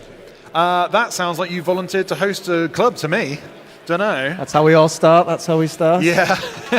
So, Drift King, if you're up in Lincolnshire and you can't find anyone to race, I can't off the top of my head think of someone around there. Lincolnshire, where is that in the country? I can't remember. But if you want to check out where most of the drone racing clubs are, you can go to the bdra.uk website. It is currently undergoing a bit of renovation, but on there you will find a map of all the whoop clubs and drone racing clubs across the UK. You want to check that out, you will be able to find somewhere near you. And if you can't find somewhere near you, get yourself a whoop, get a couple of hoops and set out a track and start a whoop club, because it's great fun, honestly. I mean, that's how you got started, wasn't it? Sorry. We're missing a pilot, so someone has wandered off, and if they're not there, they're not going to get to send their next. All right. System Favelas, you have 10 seconds to report to the flight line, otherwise we will be going without you. If you've broken all your whoops, then that's that. Seems like he's wandered off. Oh, I see someone running. I see someone running. Okie dokie, he's back. In the nick of time here, in the nick of time. A little bit of lost in translation. It's 2 batteries back to back, and I think he just got excited and was like, "Oh, that's it, I'm off." It's not the last group. We've got Group C yet. Okay, yeah. This is the last flight of Group B, just from the race director, hot off the press. Yeah, we had a little bit of a kerfuffle there. System Favelas thinking he was done, wandering off. He really, really doesn't want to miss out on any races, and I understand why. Oh, now and Yuki's running. Oh, everybody's running out of batteries. What is going on? It's pandemonium for the last flight of Group B. And you see all these pilots, they're all on edge, they're all got the adrenaline pumping, because they know that these is going to be when they get their fastest laps. So, setting them down onto our nice drone takeoff pads. Let's see what we got. So that's all pilots ready. Someone having a replug.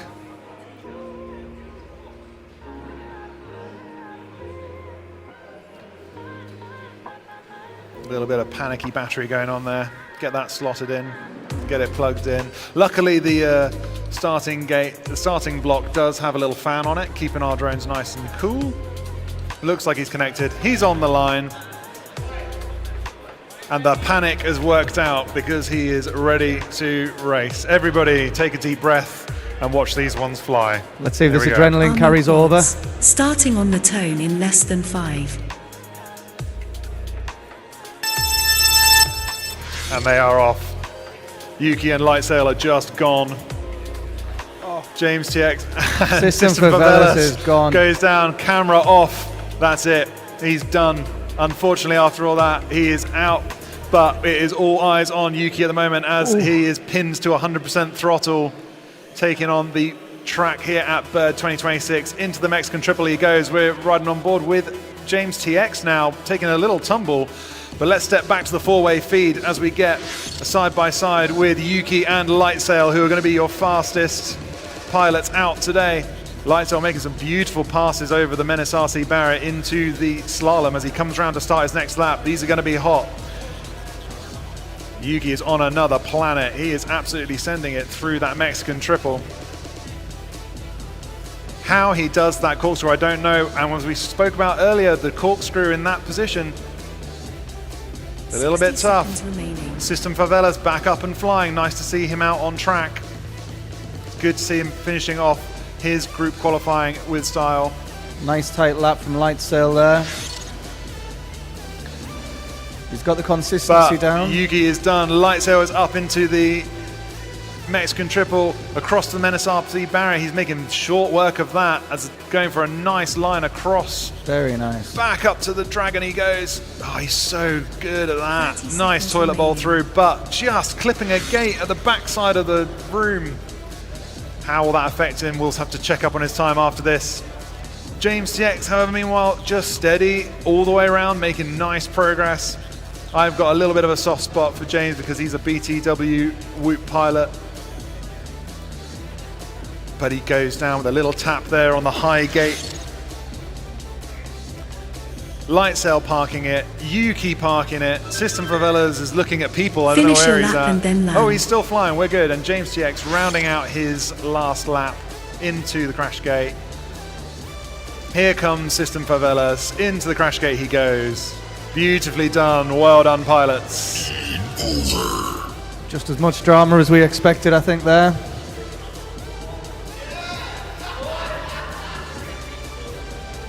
What has Yuki just done? He's very happy with his flight. We're going to have to look at the scores to see. Just waiting for an update to come through on our computer. He's looking very happy with that, even after running around to get a new lipo. Do we have that 13-second lap? It was 13.8, but with VAR. Okay, we're just getting a little bit of VAR. information from the sidelines. A 13.8 second lap, but that is going to go through VAR because that is by far the fastest lap I've heard of on this track. And if he manages two of those back to back, he will be down under 27 seconds. Carb looking very smug having called that one, but let's let VAR do their job. We'll catch up with them in a bit because that was the last race of Group B. So all of our pilots have had their 6 packs each, which means their scores are on the doors. But before we go and check out their scores, I need to take a breath. That was some hot racing. That's some hot work. Some commitment, definitely some commitment on track there. Some people gave their all. Yeah, man, that's some amazing. incredible racing. I've been waiting to see Yuki fly like that for months. Since I knew he won the race out in Tokyo, I've been looking forward to seeing him come here and take on the rest of our pilots because the level has just stepped up. And guys, he's the guy to beat. He is up there. -1 laid down a good gauntlet, but Yuki has absolutely sent it. And I don't know how he does it, but we will see. So the elite bracket this year, I think, is going to be. The elite group is going to be hard to commentate. Honestly, it is going to be hard because they're so fast that I'm not sure how my tongue is going to keep up. We're going to have to tag team it. I've got Carb on commentary with me for finals, and we will have to see how we do that because keeping up with these guys is going to be hard work. It's like you're commenting horse racing, I think. I can see him in the background going, nah, so fast. You reckon he can go faster? Okay, well, we'll see. We're waiting for an update from the VAR team. Hopefully we will get that through from them soon. But we want to make sure we're delivering you all the correct information. Over in the corner there, you can see our Birmingham City University students just interviewing Small Yuki about that last lap. We'll get his opinion on what has just happened. They are working with us here at Birds to help us raise the level of our production. They're putting together some interviews for us, catching up with pilots, getting all the gossip from the pits to bring us some information live from the desk. And hopefully we'll be able to go to some of their interviews a little later.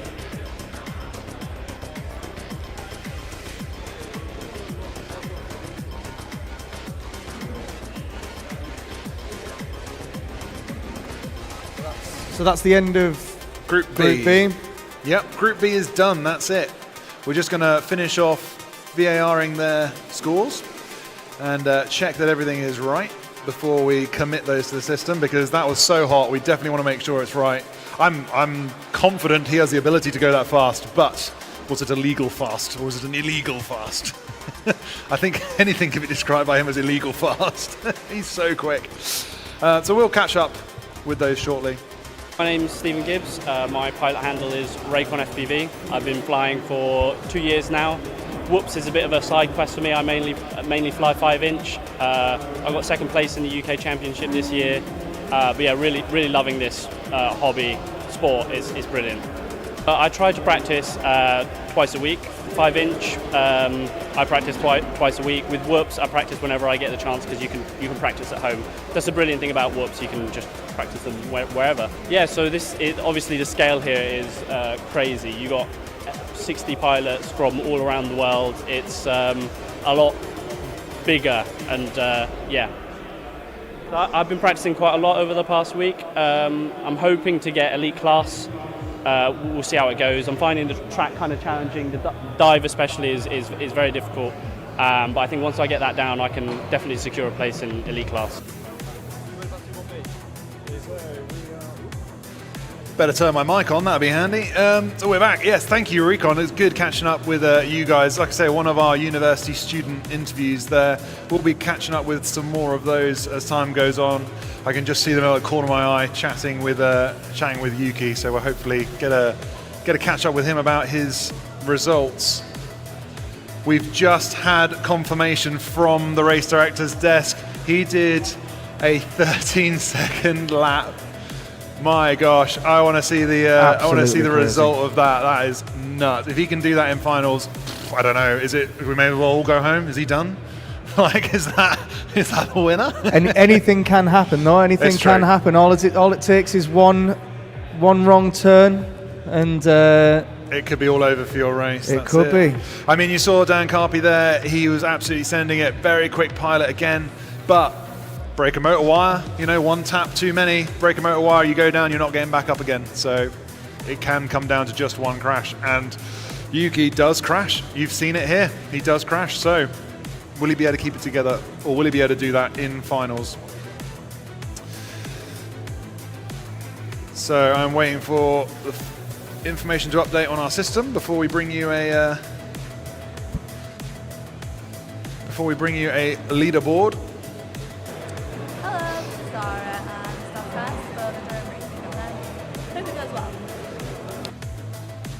Oh, one of our university students, I think, trying out a little live bit there. We'll try and cut back to that in a minute.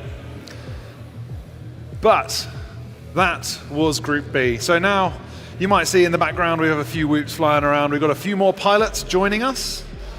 The whoops going around, these are our standby pilots. These are guys that have joined us to get involved with flying and help us on race day. They're here volunteering, and as a thank you for that, we let them have a go around the track. At the moment, up flying is Pickle FPV. He is a very new pilot to drone racing. He's found us. I think he found us on Instagram and came along to BTW Club. He started 6 months ago in the simulator, and now he's flying really quick. Mostly a freestyle pilot. But I think we've kind of hooked him in for racing. So he's getting a taste of an international standard track here, seeing how he likes it. Yeah, we've got yet more freestyle pilots having a go of racing this week. I know I was talking to Symbios. Yeah. This is his first racing event at all. Yeah. And he's come here. Yeah, so he's set a tough challenge for himself there. But yeah, no, it's great to see new pilots coming through and wanting to compete, because it's all about having fun. And I like the attitude he's got with Milky and Blix to just come and give it a go. It's great to see people coming along, having a go at it, and seeing what they can do, just having fun. Once you get the bug, I'm sure he'll be back to racing. Yeah. Pickle's definitely got the bug. He's been coming religiously to the BTW Club meetups. And I reckon after not too long, he'll be up here competing for elite standards. I reckon he'll be a new -1 or light sail pretty soon. So yeah, looking forward to seeing how he progresses as a pilot. But I think I'm going to call in our friend from Menace over here to have a bit of a chat for a while, if that's it. So thanks very much, Sam. Good to chat with you. We'll catch up a bit later. Hey man. Yo. How's it going? Not bad. How you doing? Yes, good. Did you witness that ridiculous racing? I did. Absolutely mental lines from UK's. Oh did my god. Insanely well. He's so fast. Honestly, him and -1, there is a distinct style difference of flying. Yeah. There's some sort of next level that these two pilots have reached that everyone else just, well, I can't say they haven't. They're very fast. They're only a few seconds behind, but there is a noticeable difference. Do you know what that is? It's hard to tell. A lot of it is their reaction times. The reaction times are absolutely on point. Yeah, that definitely helps. They've got a position where most pilots kind of aim for the centre of the gate and we just hope we go through the gate. These faster guys, they're aiming exactly where they want to go. They're getting the tightest lines around the track. They can position that quad absolutely in the right part of the gate, not even just the centre of the gate. They're choosing parts of the gate. So for when they're coming out that dive gate, they're not aiming for the centre of the gate because they know they need the rest of the depth of that before they hit the floor to be able to catch that dive to go on to the next one. So they're aiming right at the top there. Exactly. And I think that must be the difference, being able to aim for a specific part of the gate. Yeah, going into qualifier round C, it'll be interesting to see, can Joshi hold the same kind of flying style and prove he's just as good as -1 and small Yuki? Yeah, definitely. The level is just incredible. To me, I'd always describe it as it looks like they're flying on rails because there's just no like drift or anything in it. Like they seem to be going around corners just locked in.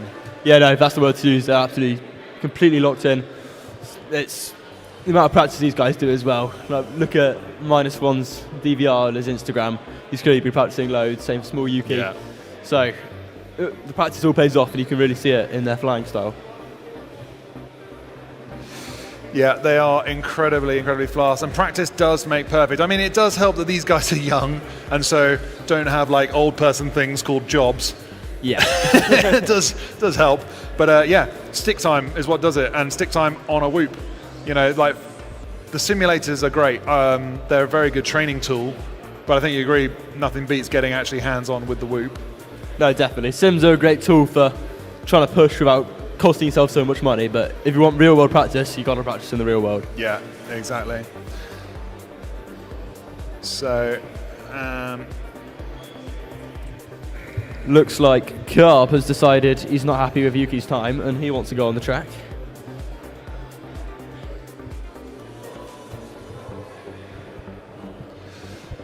So our standby pilot's having a nice time flying around there. It looks like Carb FPV is having a couple of packs going up there, wanting to get a little bit of a flight. I wonder if we can go on board with Carb and see him race around, because he is one of our previous Bird 2024 Elite winners, and it'll be interesting to see what he makes of this track now, having had a few packs to dial it in. He's on a random channel. Is he? Oh, okay. He's on a random channel, so maybe we can't dial in with him. Okay, yeah, tech check is going on over there, so we won't want to blast them out. So Carb is having his own free flight. Fair enough. We'll catch up with him later and just ask him about it. But if you have a look on the BTW YouTube channel, you will see one of Carb's flights as the official track walk video for Bird 2026 race. He did the video for me because he's a much better pilot than I am, and he can consistently do laps without crashing, although watching him from here, he is crashing a little bit.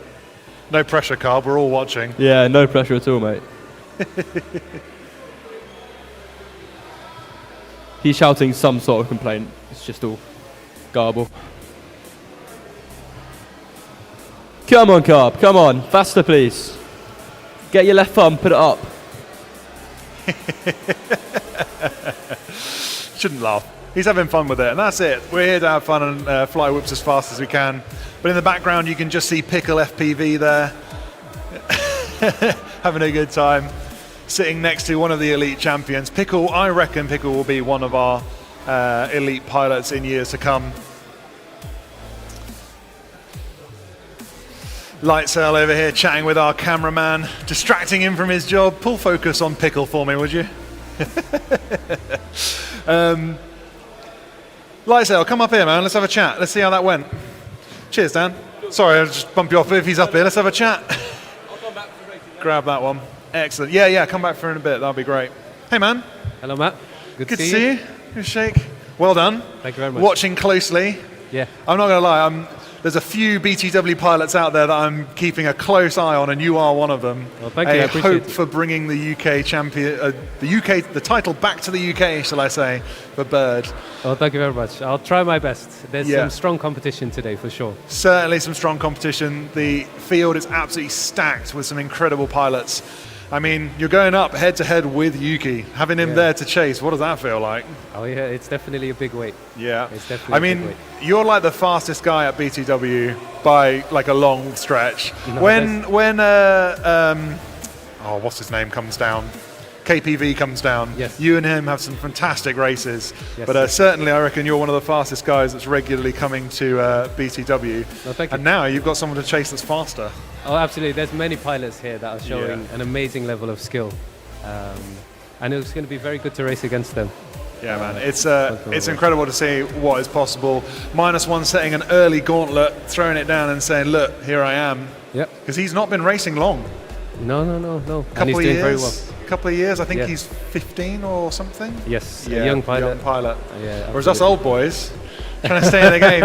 Well, I say us old boys, I'm the old one here. Me too, I'm in that boat with you. Yeah, So, but you're right up there with them, up in the elite bracket. I'm very sure you'll end up in the elite category because you're an incredibly fast pilot. But you've brought a Whoop over here with us. Show us that. What's going on with this? Absolutely. So this is my latest build with parts from ReeFPV, who have kindly sponsored this event. So we thank them for that. So shall I hold that up while you tell me about it? Absolutely. Yeah, I'll have a look at that. YouTube land. Absolutely. So you've got a nice big pigtail going up and out there. That's different. I've not seen that done before. You can see how that pigtail sticks up like that. Most of them, they pop out the bottom, but this one stopped right up out over the top. Why have you done that? It goes around the back and then eventually it plugs into Oh, the I battery. see. Oh, and it just means that it can't possibly get tangled in your props or anything like that. And it's the right length, I suppose, to get just to the battery. Yep. Minimum length of wire required. Yeah, indeed. So this is one of Light Sail's builds. Tell us a bit about what's on board here. So we have ReeFPV's new frame. That's the Air 2 frame. Yeah, literally only came out not long ago. Indeed, yep. Many improvements to... As a sponsored pilot, I guess you get a little bit of an advanced warning of these things. Yeah, indeed. And we thank them for that, for sponsoring the pilots and the events themselves. They're very definitely. generous. Big fan of ReeFPV. Thank you very much for making this all possible. Absolutely. So they got their frame, the Air 2 frame, which has got a few less duct spars. I don't know if you can see. Usually there's a few more spars, but they've cut it right down to the bare minimum, and I believe they've opened up the ducts a little bit as well. So you've got a bit of extra clearance if you do hit something, a bit of extra clearance before you touch the props, which is nice. Yeah, those props are definitely going to be less damaged, that's for sure. Yeah. I've noticed that when using them, so they're good for that. We've got the ReeFPV 4-in-1. We've got... 4-in-1 is their sort of triangle-shaped flight controller, and it's got off-board ELRS, but onboard VTX. Yeah, which I kind of like wonder about, because you can get boards with everything all in one. So why has this happened? Why is it off board like that?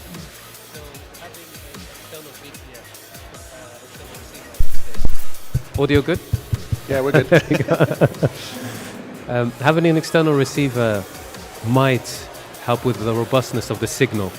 That's true. I've noticed that. So when you it's have... true. The little flat ceramic antenna on there is bigger than any antenna I've seen on AIOs. Usually it's just that whip, which can get bent around and may not be quite the right length, whereas these ceramic ones, they are perfect every time. Yes. But they take up quite a lot of board space. So maybe that's why it's off board like that. You would be surprised though. The combination of the receiver and the flight controller weighs less than the all-integrated flight controller. Really? Wow. Indeed. Top tip for you racers out there, if you want the lightest weight build, you want the 4-in-1. There you go, from the horse's mouth, from the top racer here. Sponsored by ReeFPV, maybe a little bit biased, but if it's the lightest build, then that's the one you want. Yep. Because going down the lightweight route, what else are we rocking here?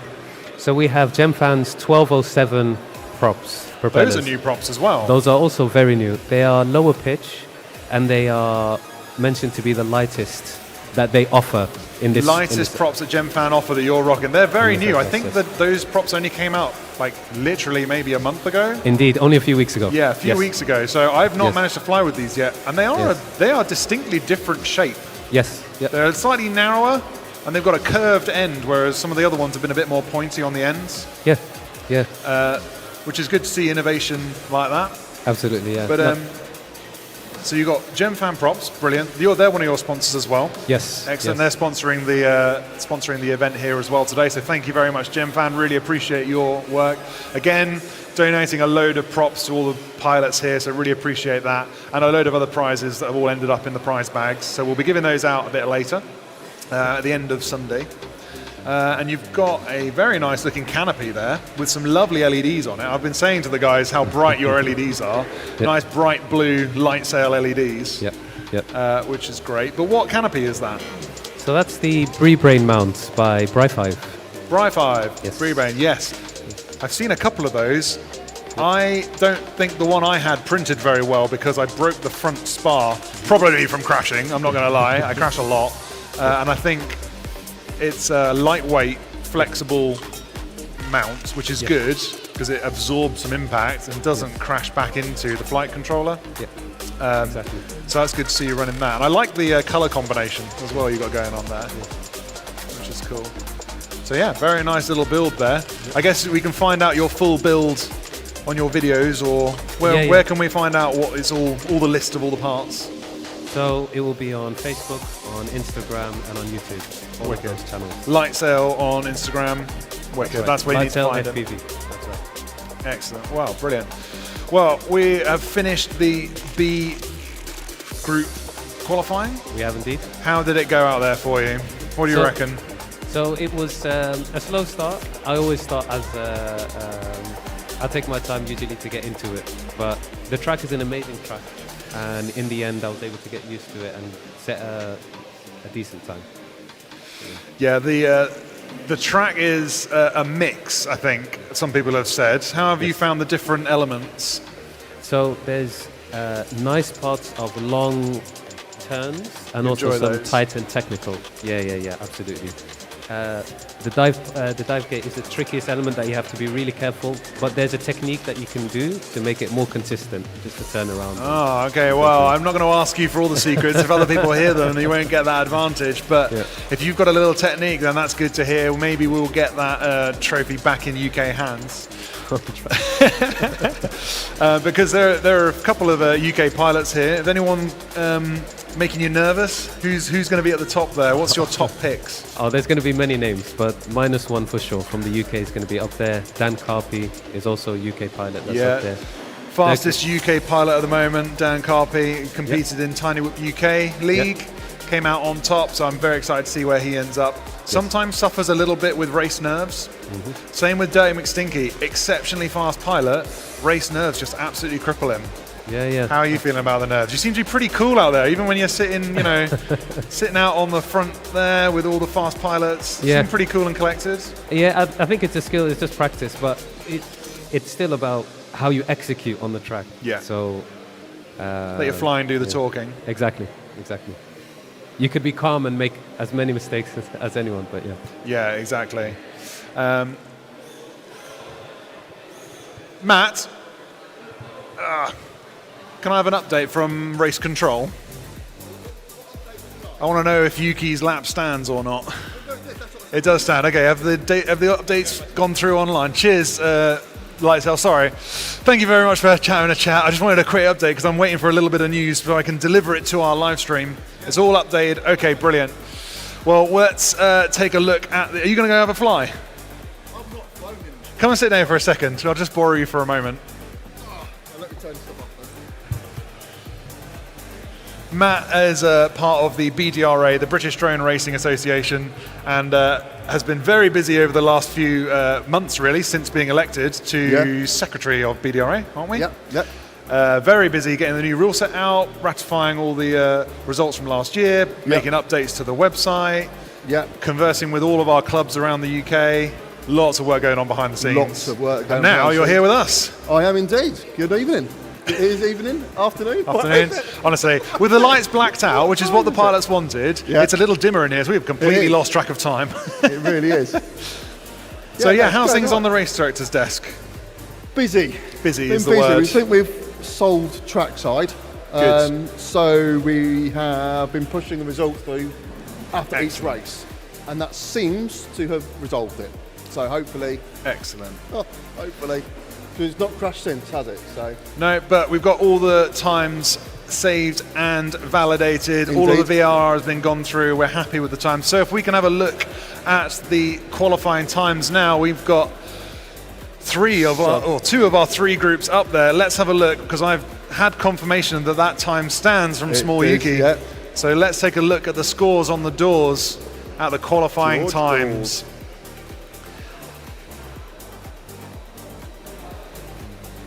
Bring them up on screen for our live stream. There they are. Sub 30 seconds. I mean, sub 30 seconds. That's ridiculous. If I do that in one lap, I'm going to be happy. Yeah, genuinely, that's what I was thinking. I'll be happy if I can do that in one lap. That's what I was thinking. I always think to myself, if I can do a lap in about 30 to 40 seconds, I know the fast guys are going to be doing it in half that.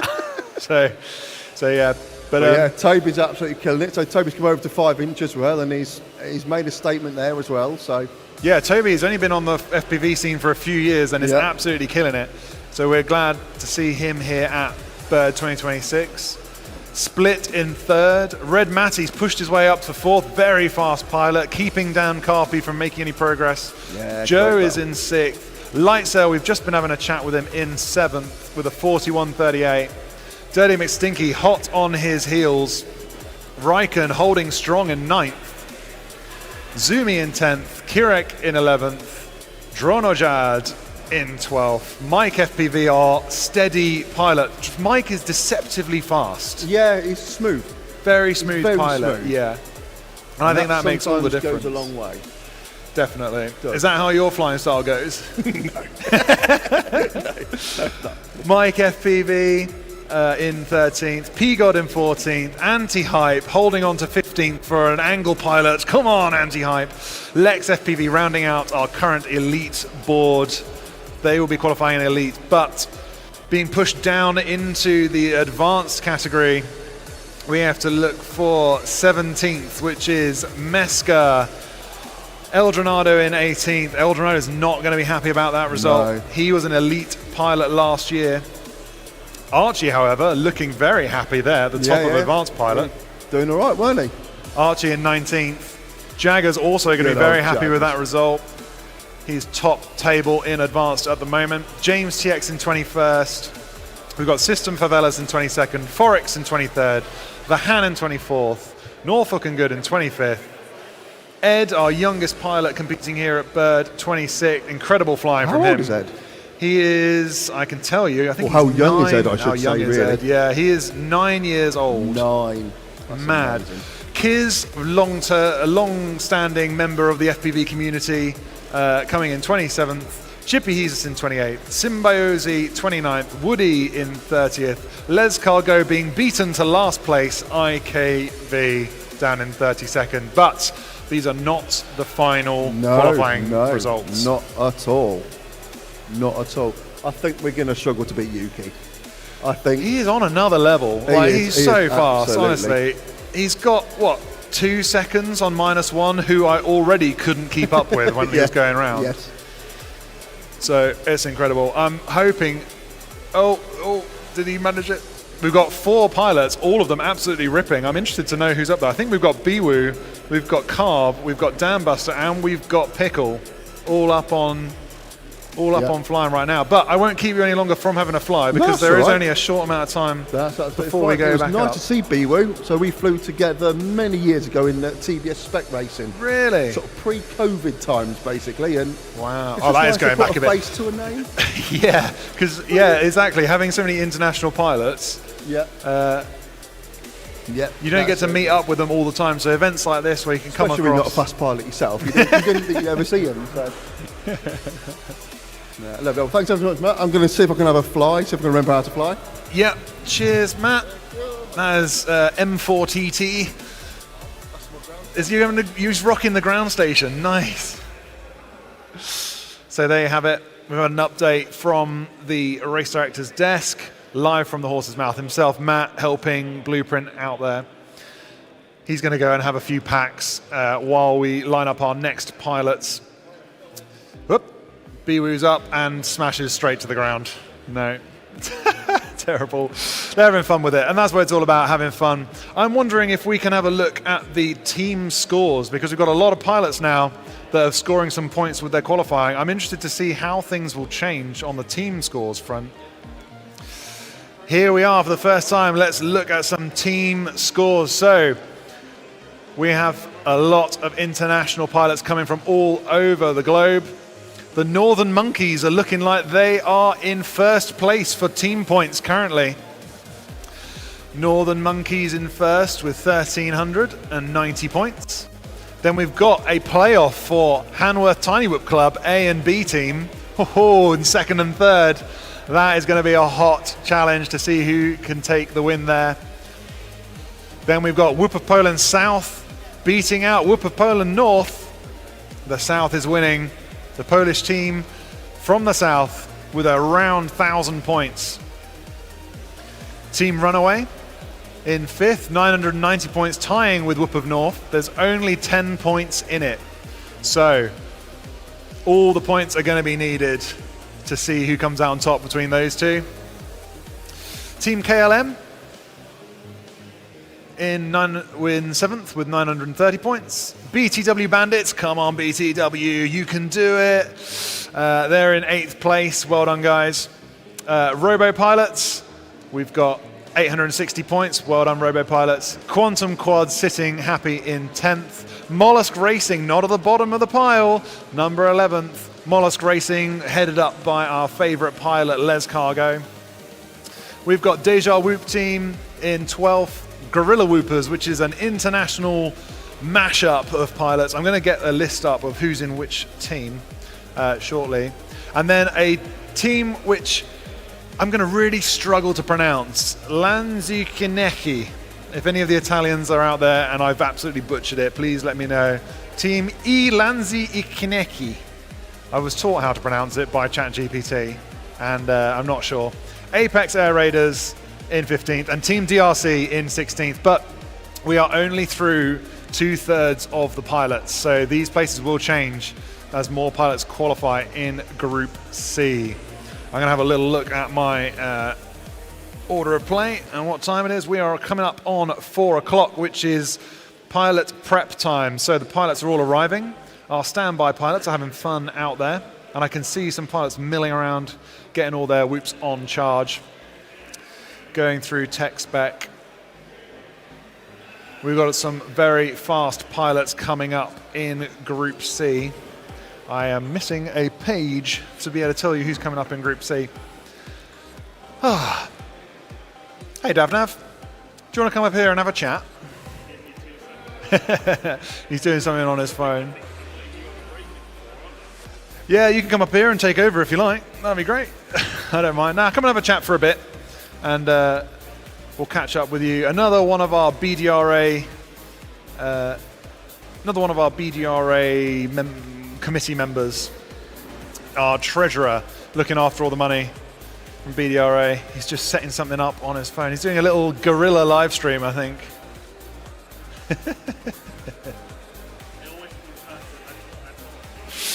So while he fiddles around with his phone, come and...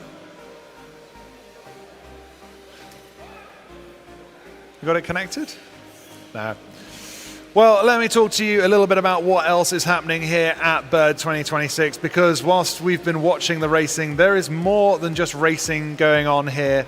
We have lots to do. If you are in the Birmingham area and you think drone racing looks like something you could enjoy, come down to Bird. We are at Liso's High School of the Invictus Education Trust here, taking over their sports hall with all of these drones, but not only racing drones, not only the pro pilots, but we have line of sight drones you can come along and get involved with. You can come along, get yourself a challenger card, take on the Bird Challenge, and get your hands on some line of sight drones with Minifigs Me. Our gold sponsor, Minifigs Me, putting on a fantastic activity over there where you can build up a little minifig, customize him with all little parts we've got over there, make him look a bit like you, stick him on top of a line of sight drone, and send him round the line of sight track.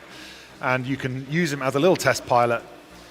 And when he's had a little test pilot, a little flight, you can then take him home with you as a little memento, which is great. But not only minifigs me, we've also got Drone Soccer in the house. Drone Soccer are coming up and coming activity in the UK. They have come all the way over from, they're bringing the sport from the east over to our neck of the woods. They are the first company to bring it into the UK and taking it by storm. They're popping up in sports halls, in schools, in all over the shopping centres, all up and down the country, looking to grow drone sport as a looking forward to drone soccer as a sport in the UK. But well, now we have Davnav. Nice to see you. Hello, nice to see you as well. Let me check if that's on for you. That's all right. I'll sort that out. No problem. There you go. Is that better now? Can you That's hear me? better. Much better. Right, sorted you out with the mic. Nice to see you. How you doing? Nice to see you too. Yeah, you've been over in the spectator zone. What have you been doing over there? So we've been doing hot laps today, letting people have a look at what the racers are doing around the track. We've been letting people see what's happening around the track, but also providing a simulator with the BDRA as well, the BMFA, sorry, who also have simulators behind us, just for a bit of fun on that one. Yeah, excellent. They've got a whole stack of goggles over there. So if you've noticed, all of the pilots here are wearing special VR goggles, video goggles, that send the video from the drone back to their goggles, and they fly as if they're sitting on board. These little drones have little cameras, and it comes live back to the pilot. And we have a set of goggles over there that you can get behind, and you can, well, probably make yourself sick at some of the speed these guys are going. There seems to be a minimal amount of people that seem to be getting sick from it, which is always a good thing, at least, isn't it? Yeah, the goggles are proving very popular over there with the BDRA. So thank you guys for coming and putting that on. It means that you can get a feeling of what it's like to be on board. If you won't be flying at this speed, but when you first start, but pretty soon you're going to be flying at breakneck speeds around courses like this, and this is a way that you can come along and have a go. But you said they were tiny cameras, Matt, didn't you? They're Did not always tiny cameras, are they? No, not always. Sometimes people bring along much bigger drones. Bigger quads. So these are, I said I was going to get a 5-inch drone on screen. So this is the other type of drone racing. This is the other type of drone racing that goes on in the UK, sanctioned by the BDRA. This is a 5-inch drone. So I'll hold up a whoop next to it so you can compare size. There you go. The other way around it. There we go. So 5-inch drone next to a whoop. These are the differences, and there are some significant differences. Obviously, size being the first one. Yep. It's about 10 times the weight. So I think this one's about kilo, roughly 800 grams 800 to a kilo grams with a battery. So yeah, about 8 to 10 times heavier than a whoop generally. Probably more than that with some of the weights that people are managing to get whoops down to. Yeah, these are flying now. at 35 grams, so 10 times would be 350. So probably 20 times as heavy. Exactly. I'd say as a whoop, and just hold it up there for us. You can see the propellers on the 5-inch drones are not protected. So on our whoops, we've got nice little ducts that go around them, make them nice and safe. These ones are definitely not safe to go anywhere near when they're spinning. You do not want to go near these drones when they are spinning. These are little sharp knives that spin round and really can do damage to you. So we only fly these outdoors, and we make sure we do it far away from people, behind netting if necessary. And we fly through gates that are about the size of a garage door, probably. 8 foot champion size, 5 foot for GP size, I believe. Yeah, exactly. I can't remember if that's the other way around. I'm not particularly great with the with the namings of them. So BDRA sanctioned the races for the 5-inch drones. Thank you for bringing that one up on there, because it just shows what the difference is, and the technology is pretty similar. It's almost exactly the same. It's just the whoops have taken them and made them a little bit smaller so that we can use them inside safely. Yeah, that's it. The whoops are the smallest you can make racing technology with drones, and it's one of the only things men will boast about having the smallest, so it's always good fun. And every technology just gets smaller and lighter, and this is the culmination of that process, making things as small and as light as possible so we can race safely indoors here. Because if one of these hits you, it's not too much to worry about. The worst thing that happens with these is it gets tangled in your hair. Exactly, and that's I mean, so we've got our safety menace caps we don't ask questions about the tangling in the hair. No, Nav has a very personal... I have a bit of a reputation. Yeah, we used to fly in a pub that was overpopulated one night, and unfortunately ended up in someone's hair. But that was about the worst that happened, to be honest, and got it out, carried on. So yeah, it was really good fun. But so now with the BDRA, give us a bit of background of what's been going on behind the scenes. We briefly touched on it with Matt, but I know you've been doing a lot of work behind the scenes. Yeah, so the aim is in the next few years is to develop what we're doing to be a lot more professional in how we operate as a governing body in the UK. So we've just released the new rule set for 2026. Which hopefully will go into effect in the first races coming up. I believe the first one is a floodlit in March. Yeah, a few refinements to some things, and also bringing it in line with our international counterparts. Exactly, yeah. It's there's been a lot of work in hopefully trying to get the races to a standard where we can build into the FIA's structure of racing, and hopefully get some high quality pilots going out to international races to represent the UK. That's it, and I mean it all starts, when you first pick up a quad, the easiest ones to get started with are whoops, but you can see the quality of pilots here. They're all very, very fast, and so that translates straight into 5-inch racing, where you can go to world championships and represent your country on the world stage. Like we have an international here, but this is very much a fun race that a lot of internationals come to, as opposed to the absolute official FAI. It's the one that isn't F1. Yeah, that's it. It's the one that isn't F1. Yeah, we're so close to F1. We're the future of F1, really. We've just even named our governing body the same. But yeah, we've had a lot of discussions. I'm also on the BDRA committee. I focus mostly on the whoops, and I let the other guys do the big stuff. And you guys have been in close conversations with the clubs around the country about this. Yeah, so we work with our delegates to hopefully build rule sets that will make as many people as possible happy, whilst also providing that standard across the country. That's it, and that's what we want to hear back from our pilots. What makes them tick, what gets them pumping, what makes a good race for those guys, but also making sure we're aligning with our international friends, because really that's what we want to do. We want to breed good racers that understand the rule set, understand the tactics involved with those high stakes races on the international stage. And like I say, this is where it all starts. So the whoop racing is where you can pick it up, and then you can get to this sort of level, flying really fast at our international races, and then take it all the way through to international races abroad with the 5-inch quads you've just shown us. All the skills between the two completely transferable, and it's just a great way to get into it with whoops. Yeah. I've been flying both. I started with 5-inch, and to be honest, I wouldn't recommend it to people as a starting point. No, there's a big learning curve when you do any FPV, really. Yeah. And if you add in expensive quads that are also very dangerous, it just is a bit of a recipe for disaster. So I always recommend people start on whoops, because it won't take long before you get the hang of things, and then you can quite competently go out with a 5-inch and be completely safe. But you'll get grounded in the basics on whoops. I mean, we can't rule out the simulators as well. We've brought simulators here today. We've got one on the FPV Hot Laps, and the BMFA have also brought their simulator here, and they're a great tool for learning to fly. If you break something, it doesn't break. It doesn't matter. You just press the button, come straight back to it. Reset, go again. Reset, go again. Yeah, fly as many times as you want. No broken arms that take like an hour or so to replace, and resolder motors and all that balls. Like, you just click reset, pop it out and go again. And it is directly comparable. Like, some people criticize simulators for not being like real life, and I sort of fall into that camp, because you don't get the real world consequences, which means you do fly different compared to the real world. Yeah. But that is also a good thing, because it means you can find your absolute limit, and you can train those really hard parts of flying that would otherwise destroy so much kit that it would be cost prohibitive to do it. Exactly, but I mean, we can see from some of the pilots here, we've got pilots here that started during COVID, who started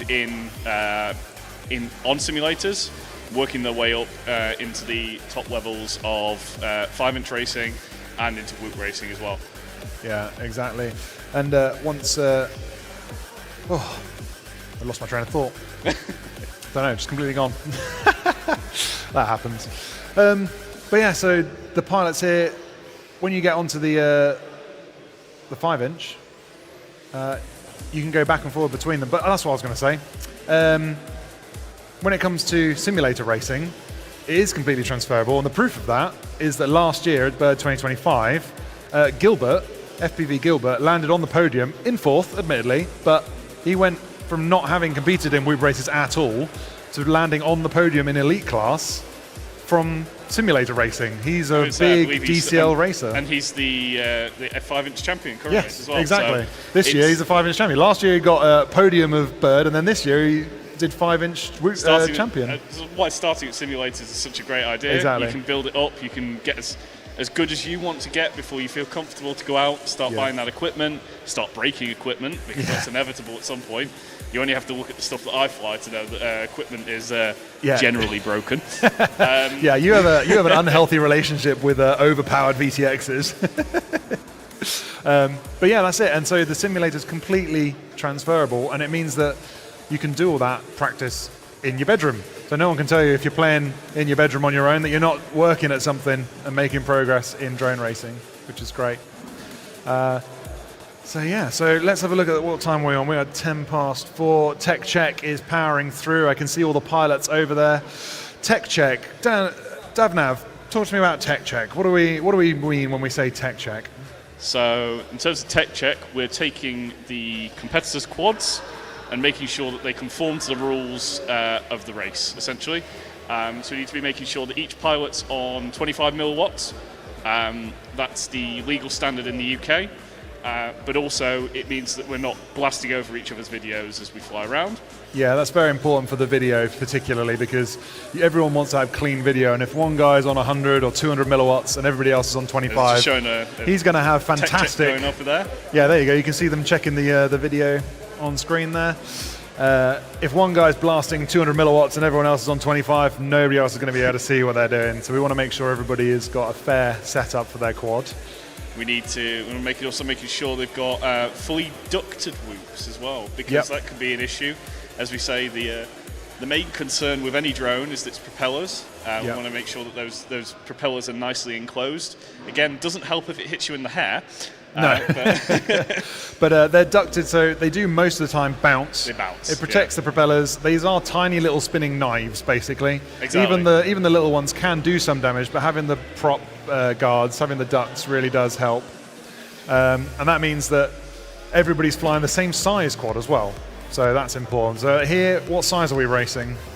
Oh, these are 65 mil, aren't they? They are. Put you on the spot there for a moment. 65 millimeters, and unlike 5-inch drones, which is propeller size, this is 65 mil in frame size. Yeah, don't ask me why there's a change between measuring frame size to measuring prop size. That just seems to be the way the world has landed. But what we mean, I'll hold the drone up so you can see it. What we mean by 65 mil is diagonally from that motor post to that motor post, as our favorite YouTuber Nick Burns would say, motor post to motor post is 65 millimeters, and that is the class of drone we are flying here. 65 mil ducted micros compared to the 5-inch, which measures prop diameter, but that's a whole other thing.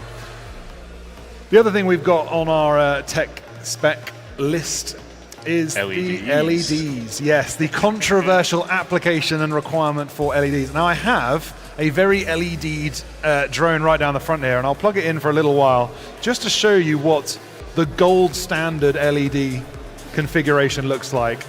You get lots of kudos for coming up with a drone that looks like this. We'll stick him down there so you can have a look at him. There he is. That is the gold standard LED. We want full wraps of LEDs all the way around, and if you can do color changing as well, even better. And you can get some nice LEDs from our friends at Menace. Yes, Menace RD stocking some fantastic LEDs. The LEDs they stock are they've got a little test button over there. Yeah. If you press that and look at it at the same time, you're blind for about 10 minutes. Honestly, it's so bright. I'm just going to take that and stop it from overheating. Yeah, you nice view of one there. I think it's that exact whoop, isn't it? It is that whoop, yes. That is our gold standard LED whoop sitting there rotating nicely. That's my number 4 race whoop, if you can tell. But where's number 1? I did have a bunch of whoops that were all the same build. They were all identical, and I put LEDs on one of them so that I had one to show off what the gold standard was like, and I flew it. And actually, I have to admit, it does add a lot of weight. That many LEDs does add a lot of weight, but I found I was enjoying flying it a little bit more because you got a little bit more weight to throw into corners, and it just kind of, it's a bit less twitchy, it reacts a little slower, and maybe when I'm getting a little bit grey in the whiskers, that maybe I need that little bit of softening of the whoop to be able to perform at my best. I think you find that across all disciplines of FPV, to be fair. You get a bit more prop wash the larger and heavier the aircraft is. I think was it Dan Buster was on about that earlier this morning? Yeah. So the larger the props are, the more prop wash you get, which means that your quad essentially feels weirdly lighter. It feels like wobbly, and wobbly and out of control a little bit, but the onboard computer does an amazing job of counteracting it all. It just gets a little bit tied in knots, and that's what the wobbliness is the onboard computer trying to work out why it hasn't got clean air and just getting a little bit wobbly, and then sorts itself out, and then you can carry on flying when you get out of that dirty air. But yeah, the LEDs rule.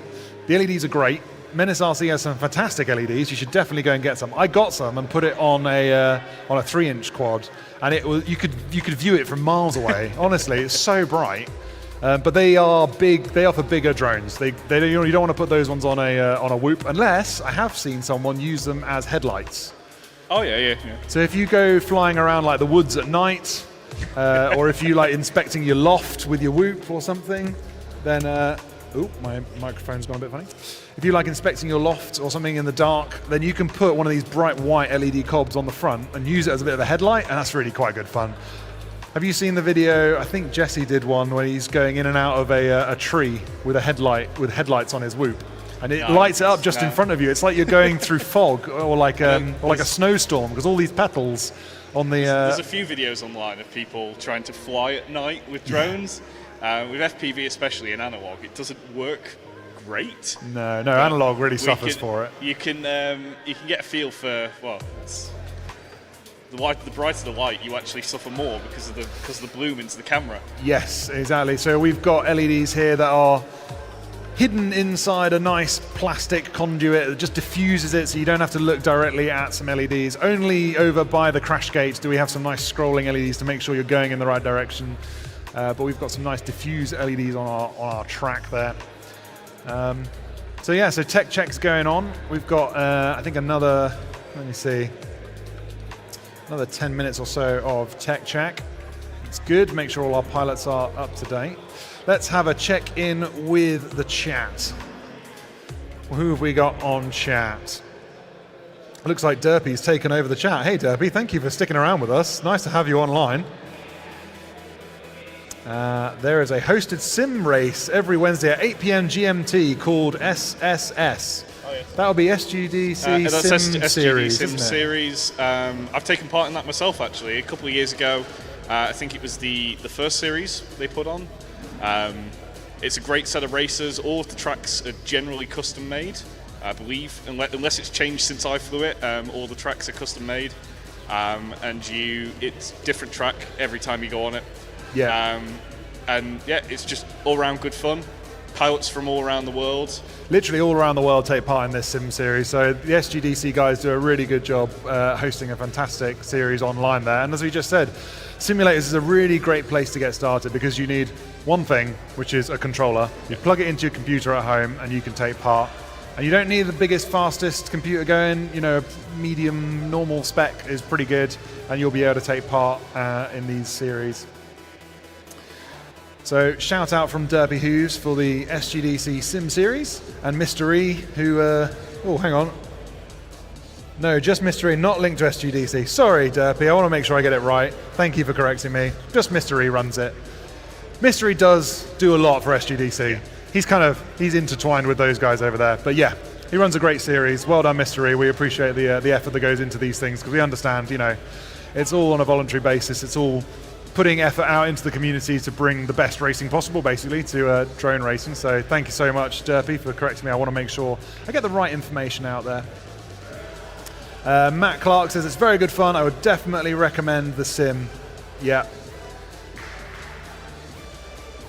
Bry5 is a goat. I agree. Is he a goat? Greatest of all Greatest time. of all time. Yeah. Yeah. I used to think that was greatest of them all, but then I realised that would be Gotta, which isn't quite right. It just proves I can't spell. That's all that does. So there we go. I'm wondering if over in livestream, if we've got another interview from Yuki, if they've managed to turn around that interview and we can have a look at that on livestream. I'm itching to see what he was saying after that race there. 13 seconds is insane. 13 seconds 13 was. seconds for a lap on this track. Like I said, when I set this course out, and I know how many track features I need to make it about 30 to 40 seconds for me. I'm a middle tier pilot, bottom middle tier, I don't know. I might make it into advanced if I had a good day, I think. Although looking at the pilots here, I'm not sure I would. But I know that 30 to 40 seconds for me to do a lap is probably about right for this level of competition, because I know that the elite pilots are going to be doing 20-second laps. They're going to absolutely knock me off the board. And then Yuki comes along and does 13.1 seconds, I think it was. 13.1, I think it was.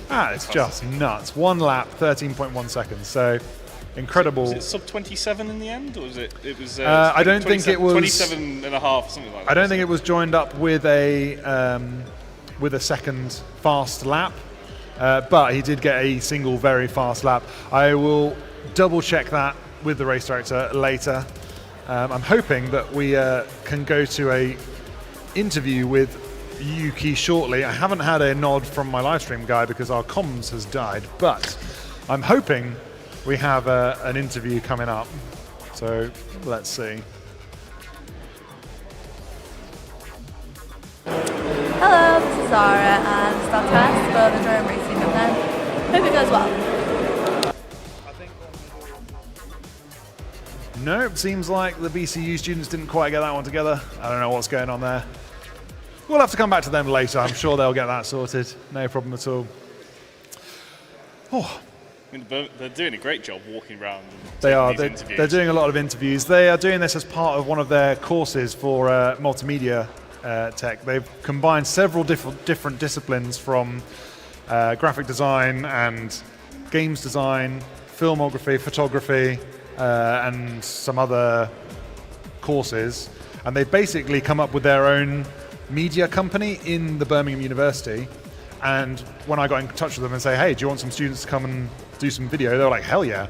So we now have a miniature media team going around interviewing people, which is quite cool.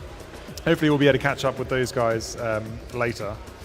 I'm hoping, I'm just looking at the screen of the pilots, the standby pilots flying around. I'm hoping that's not the screen that pilot on. Is that R2, R5? R5 is seeing? He's on probably R5 at the moment. Yeah, he's just staying out of the way of the channels that TechCheck's been using. I think it looks like TechCheck's done, which is nice. So pilots will be getting ready.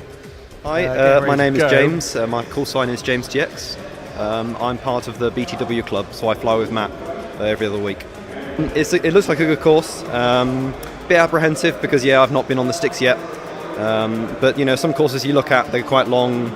You wonder if you're going to get lost somewhere through, but this one looks good. It looks like it's manageable. Okay, so last year I was in the hobbyist class, so kind of the lower group, but I managed to come second overall, so kind of very happy with that result. Hopefully looking to get into the intermediate class this year, but I know there's a lot of very fast pilots here this year, so who knows what could happen.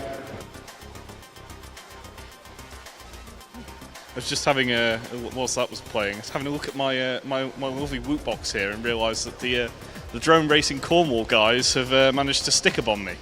That sticker wasn't there before. Hold it up and show the camera. Whoever put that sticker there, well done. You managed to do that successfully without me even noticing. But on that, this. I just wanted to get up. I was just going to play around on my laptop there because I wanted to bring up the teams and who are in the different teams because we were looking at them earlier, and I wanted to bring up who was in each one because I neatly and very cleverly stole Yuki for BTW Bandits because we didn't have 3 BTW pilots taking part after one of them defected to another team. We gave the pilots the option to create their own teams for this event, and Lightsail, the traitor that he is, went across to another team. He went across to, let me get it right, where's their team? Where he is? There he is, Team KLM. Lightsail defected. He's one of the fastest BTW pilots, as we said. We had a chat with him earlier. He defected to Team KLM. He's very, like I say, these top pilots are very competitive. Any form of competition and they want to win. So he's over there on Team KLM with -1 and King Joshi and Lightsail. So my BTW pilot wandered off, and I was like, oh, we're going to have to substitute. You managed to steal Yuki. We're going to. You managed to steal Yuki. I say steal. What I did was anybody that wasn't in a team got randomly assigned to a team, okay? And Yuki ended up in BTW Bandits, who had a place missing. And I swear, down the lens of the camera, I did not fix it. He ended up in BTW Bandits. But looking at him fly, I'm very glad he did. Because holy crap, he's going to be pumping in some points for our team, which is nice. On his team, joining us in the BTW Bandits, is James TX. One of our BTW pilots, a big faithful, so thank you for joining us, James TX, and Generic FPV. We've not yet seen him fly. I can see him over there behind the netting with Chris. Hey guys. These guys also very much helps in the background set up part of this race. They provided technical advice and cables and internet connectivity, so very thankful for those guys. So we've got Generic on BTW Bandits as well. So we'll see how they get on. Seems to be some great teams. It's nice to see some of the returning members again. The Czech guys are back this year? Yes, the Czech guy. We've got one guy from Czech Republic in. It is Split. Czech Republic. He's in with Quantum Quads. So it was another random assigned group with FPVZ, Split, and IKV ended up in Quantum Quads team. So we'll see, because Split, a very fast pilot, is definitely going to be adding some points into their team. I am absolutely loving the name Mollusk Racing with Les Cargo. That is. That's just. He's such a dude. Love Les Cargo. He was keen to make sure nobody else came last, and he's got competition for last place with IKV. So we'll see who manages to do it. But I've got hopes that Les Cargo's been taking tips from his son, -1. You know, it's nice to have someone of that caliber being able to train you, and I don't think he's going to do as bad as he wants to. So we'll see. But he's on a team, Mollusk Racing, with Norfolk and Good and Chippy Jesus, both of them hailing from Norfolk. It's a long journey up here. It is. Which is further, Norfolk or Cornwall? Oh, I don't know. That is a good point. I'm willing to bet Cornwall. I mean, they have like a 5 or 6 hour drive. Norfolk, 3.5 hours, 4 hours? I think last time I drove to Cornwall, it was about 4 hours from Derby. Far. So, yeah. It is far. So let's have a look at the team racing points at the moment, because I can tell you who's on each team, and let's put them in order and get them up on screen. We've had a look at BTW Bandits. Not that I'm biased or anything, but I am keen to know where they end up overall.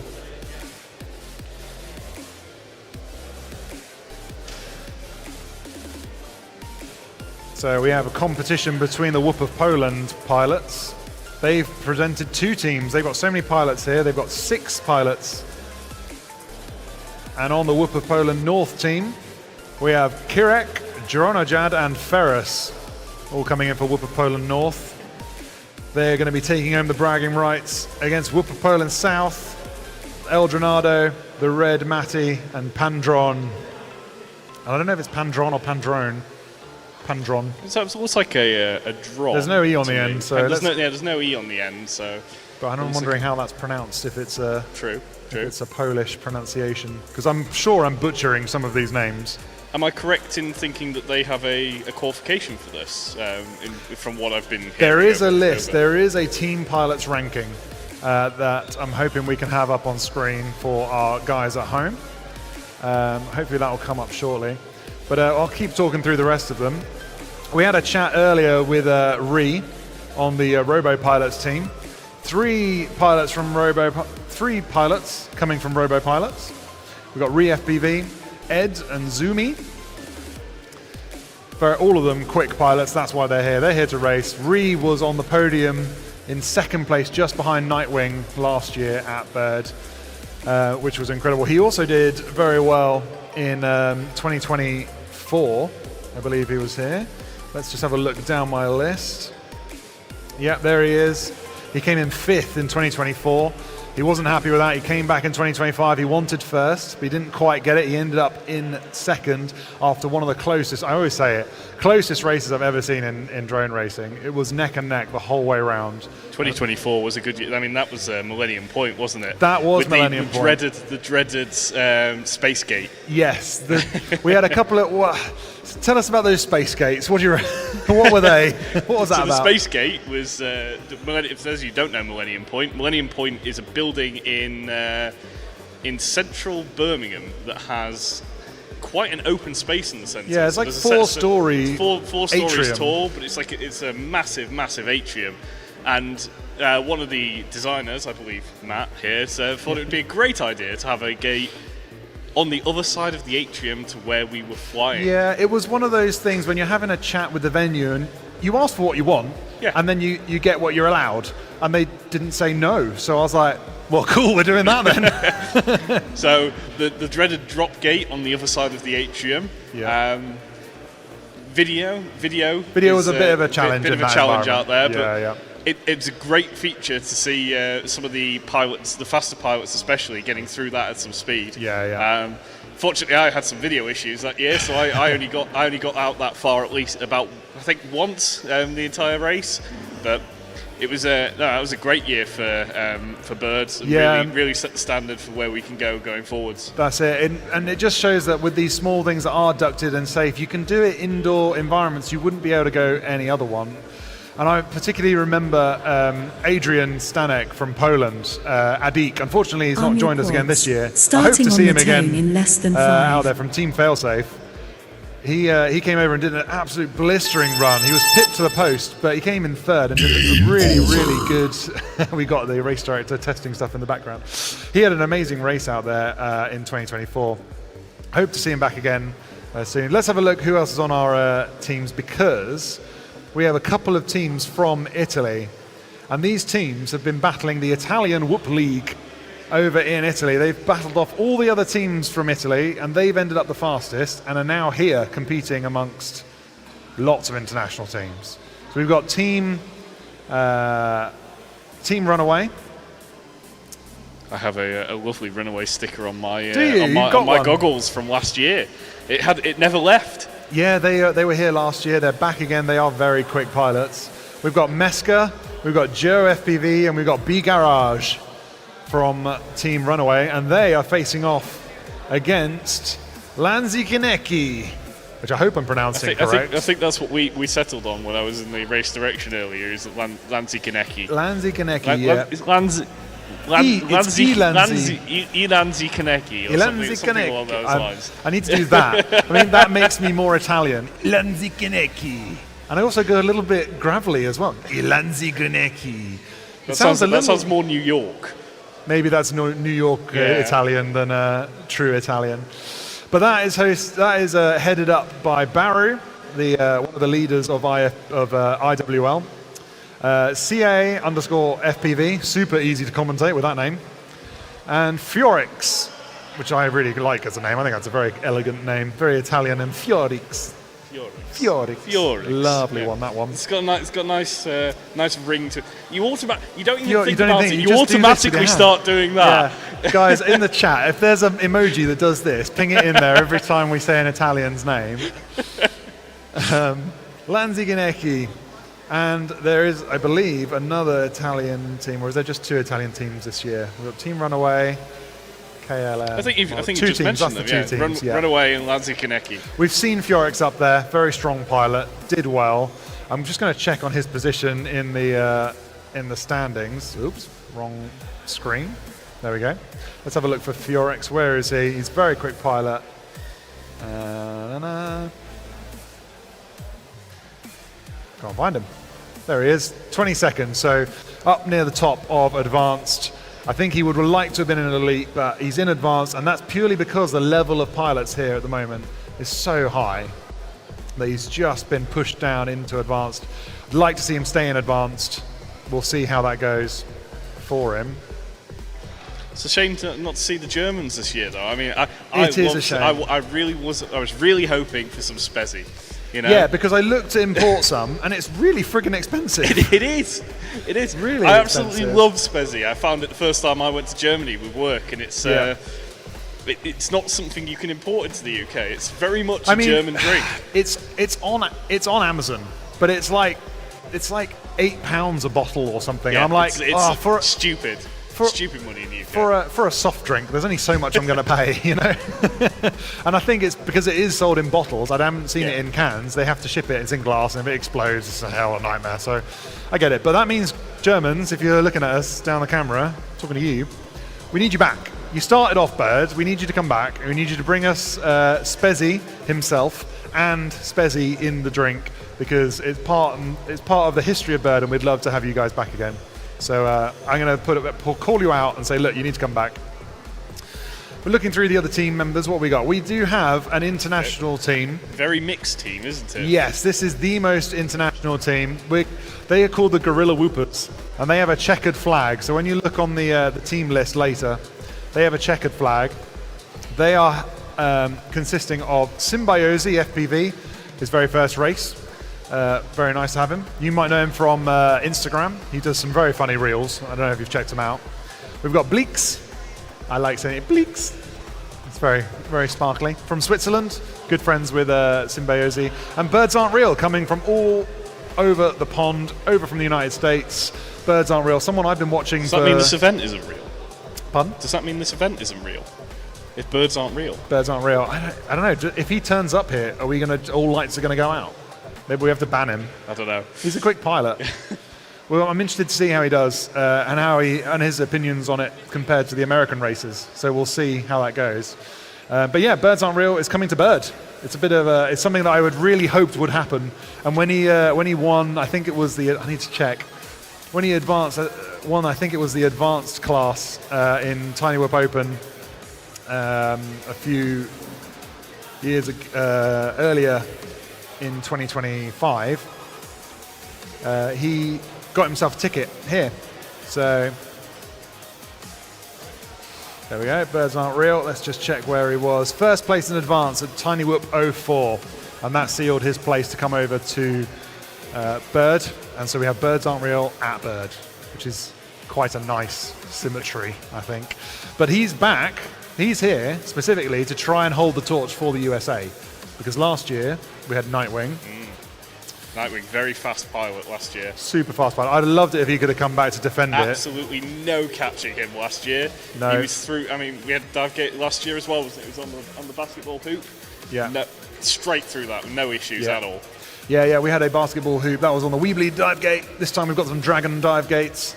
And yeah, he was incredibly fast with a battle with Ree, and he ended up taking first place. So I was hoping he would come back to defend his position, but he sent a Birds Aren't Real in his place. So hopefully he'll be able to hold the torch. We'll see how he gets on, because he's coming up in qualifying next. So we'll see that shortly.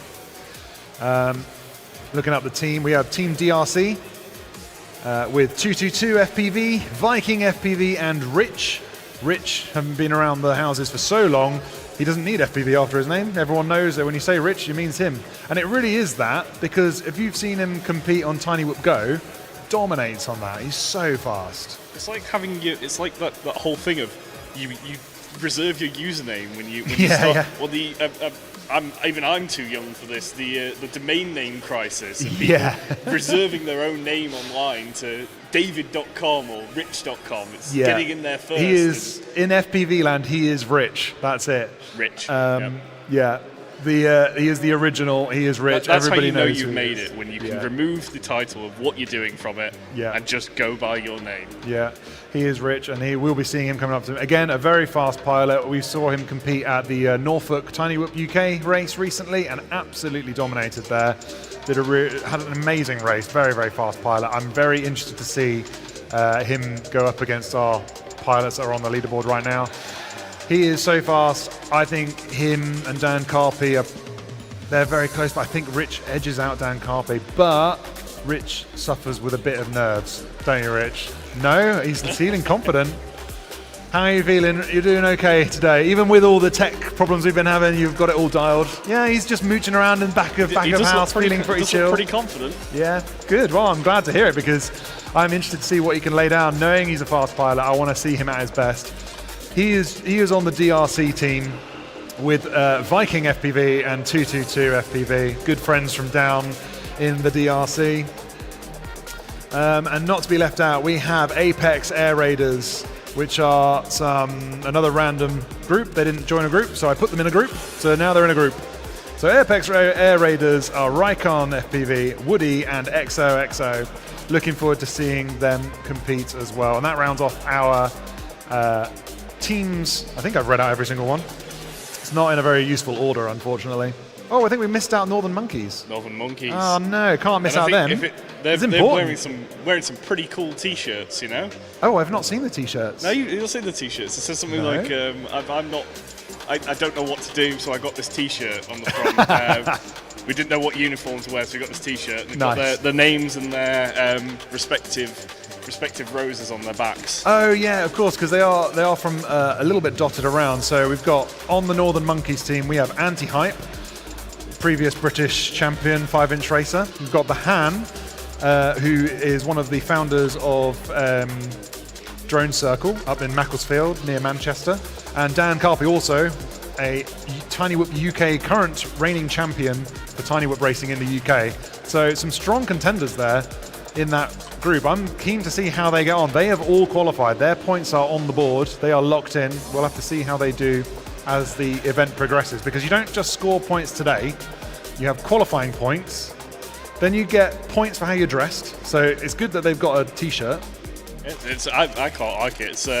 It might be a bit tacky to some people, but I really like. I think it's Lean a great way to go. It's just, I don't know what I'm doing, so I bought this T-shirt. Yeah.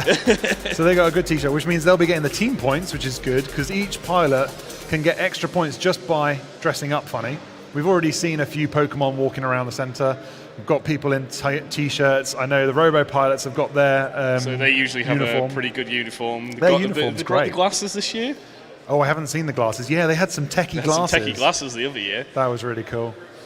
So yeah. So brilliant. So I think we are coming towards a point where we're going to start getting our pilots ready. We are approaching the top of the hour with the track walk. Oh, I've just heard from our live stream desk that we have Yuki's interview, so we should definitely go and look up Yuki's interview, because I'm interested to see how he did. So, roll that clip. Go on, cut. Go on, now. Ah, that's what live streaming does. So my name is Yuki, and I'm 15 years old right now. I'm coming from Japan for this competition, and I'm mainly doing drone racing in Japan, and sometimes I'll go to international race like this. And yeah, I'm doing drone racing for like 6 years. So I actually got TQ, first place in qualifying. I didn't expect that I'm gonna get TQ in this competition. So I was really getting nervous that I can get like first place or a good result in qualifying. It's because qualifying is really important for an elimination round. So I'm just really happy, and I could push, and my consistency is doing good. So I'm just really happy about it. So I'm feeling a little pressure about it, but flying calmly and do not crash. That's the most important thing for drone racing. I mean, I think I can think that thing for like a lot of sports. So just calm down and do my best, and don't care about others. I think that's the most important things for, this competition actually. Japan has really formal, and a lot of people coming for, it's like, a lot of things different compared to Japan. And I feel like this type of international competition is like really, everyone is so laugh, and I can have a conversation with them. And so I can relax and I can have a conversation with international competitors. So feeling really fun actually. So, we've got the wrong face. I think we just agreed You've that got I a was going better to face. introduce That's you. what you've got. You've got the better looking face. No, you've got the better looking face. So, Matt's just gone to do his get ready for the track walks and bits and pieces going forward. And we've got Carb back. Oh. So, it's 2 BDRA members now. BDRA uniting in committee force. members. Yeah. BDRA membership treasurer. Membership treasury? No, just well, membership, the membership secretary. That's it. Don't even know what I do for a job. And then we've got BDRA treasurer. I'm the treasurer, you're the secretary. It's been a long day. Yeah, it has been a very long day. How are you doing, Carb? How are you feeling? I'm doing good. I'm not racing, so all I have to do is just watch people fly. And, you know, so far it's just been great. It's been a great experience. Have to get here a bit early, which does suck a little bit, but, you know, these events do require a bit of prep. So got in nice and early, watched all the finals go through, got a nice feel of the skill of all the pilots, and so far, you know, we keep saying it, but little Yuki at the moment taking that #1 spot. Will that change though with the next pilots we've got coming up? Yeah, well, that's going to be a great question. We've got some good pilots in the next mix. I don't have the list in front of me, but there are quite a few fast pilots coming through, and we might see some changes to the leaderboards going forward. Yeah. Good fun. Let's get you've got the laptop in front of you. What if we could get our leaderboard up and actually look to see who we've got, not just necessarily from 1 onwards, but I want to look from like 16th and look who's actually in that 16th place cut-off for elite class. That's where it matters, because at the moment we've got Lex down at 16th place. He wants to stay there. I think he will stay there personally. So But we know we got Yuki at the top with that 13-second lap, putting him on a 29.61. oh, so that 16 wasn't his fastest two consecutive. So he got a wasn't it? No, it can't have been, because he got a 29.61 on a previous qualifier. And then he got the 13. Ah, that's a shame. So 29.61 without a 13-second lap. If he can do 2 13-second laps behind each other, that's 27 seconds. Upwards of 27 seconds. Can we see well, I mean, he's finished his race. We won't now. Maybe in finals. But in the finals, do you reckon we'll see a sub 60? The timing for finals starts from the moment the buzzer goes. It doesn't start from the minute they cross the start-finish gates. So that's probably a second already from the distance to there, and he might play it smart where he doesn't want to go immediately. He wants to let the pack go first, avoid any crashes that might happen. So I don't think we will, because most people are not going to do their qualifying pace and a finals pace, because you want to be more consistent. You want to make sure, you know, you don't have mid-airs. You want to be more consistent in a file than you do for your qualifying. Qualifying is all about getting that fastest time. You don't care. You've got that's till tomorrow finals. So, working our way down the list, we've got Small Yuki with 29.61, -1 behind him with a 31.1. Split with 33 on the nose. That's quite hard to do to get a direct time in. The Red Matty with 38.22, Dan Carpy with 38.97, Joe with 40.34, Light Sail with 41.38, and I cannot see the time. Can you see that final time? Dirty McStinky with a 44.03. And if we scroll down the list, we've got Raycon with a 44.85. I feel like he will stay in elite class. I don't think there's enough pilots in our C group for him to be pushed out. 10th place, we've got Zoom Me with a 45.36. We've got 11th place, Kidek with a 45.5. 12th place, Dronojad with a 45.74. Mike FPV, 13th place with a 47.12. P God, or we haven't decided if it's Pig Odds or P God or Pigod. I want to say P God. P God, okay. P God. 47.42. It's still pretty fast. Anti-Hype with a 49.93, and then we've got Lex just on that cut-off with a 50.27. Now, unfortunately, with pilots like coming into the C group, there's a chance he's going to be pushed out of the elite class, unfortunately, and going into the advanced class, which is fine, because if he is, you know, in the elite class at the bottom, of the elite class, but he will then be at the top. That puts you at the top of the advanced, doesn't it? It'll be easy prize winning. There's a term for this. It's called sandbagging. So he will be sandbagging just for the prizes, which, sure. But it's a shame because Lex is a very consistent pilot, and for someone who's only been flying for, I think it's around a year now, it's a shame. But I think next year's bird, he'll definitely be in the elite class, 100%. So, moving on to the pilots that are potentially going to be in the advanced class, we have the pretty safe ones at the top. We have Meska in 17th with 50.36, El Dorando with 52.43, Archie FPV with 53.24, Jaggers with 54.54, James TX with 55.35, System Favelas with Favelas with 55.51. We have Fiorix with 56.28, and again at the bottom we have the Han FPV with 56.88. Okay, moving on to our hobbyist class, we have Norfolk and Good with a 61.24. No, this is still the bottom of the advanced class, isn't it? Okay, Norfolk and Good with a 61.24, Ed with a 61.59, Kiz with a 61.95, Jippy Hess, Jippy Heezus. I'm never going to get this right. 63.3, Symbiosi FPV with a 75.49, Woody with an 82.27, Les Cargo. Hang on a minute. Les Cargo with 128.92, but IKV with 137.9. Yeah, remember we still have 16 pilots to go, Carl. Yeah. God, so it really is a long day, isn't it? Some of these pilots are subject to change. More importantly, Les Cargo's goal. Les Cargo not in last. He's not in last. You failed at your goal, Les Cargo. I don't even know if he's here anymore. He might have packed up and gone to the whip house. But he is not last place, which is not. That's a good thing. It's a great thing. But not a good thing of him because he wanted to be last place. No, there's no such thing as last place here. This is an international race, and honestly, turning up is a great feat for most people. There's some really great pilots here. It's a great environment to work with other people and to fly around some really great pilots. Exactly. I mean, we're hoping we're going to get our Group C started soon. We were meant to start at 5:10. It is now 6 o'clock. Wait, is that clock wrong up there?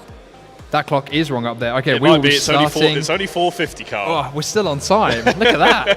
I want to, be done for today at a decent time so I can go get some dinner, have maybe a McDonald's. No, I think I've had one too many McDonald's. Well, we spoke about the pilots and the prizes that they're looking to win this year, and some really good prizes this year from some really good sponsors, isn't there? Yeah, if you want to read off our top. Our top sponsors this year. They've had enough plugs, but they should have a few more, maybe. Yeah, Minifigs.me and Menace. They're obviously both providing some really great services to birds, really helping to push along this kind of content to other people, and really hoping to build the hobby across the UK and internationally. This is an international race, after all. No. And then we've got our gold level sponsors of Happy Model, Radio Master, Vi Fly, and HQ Prop.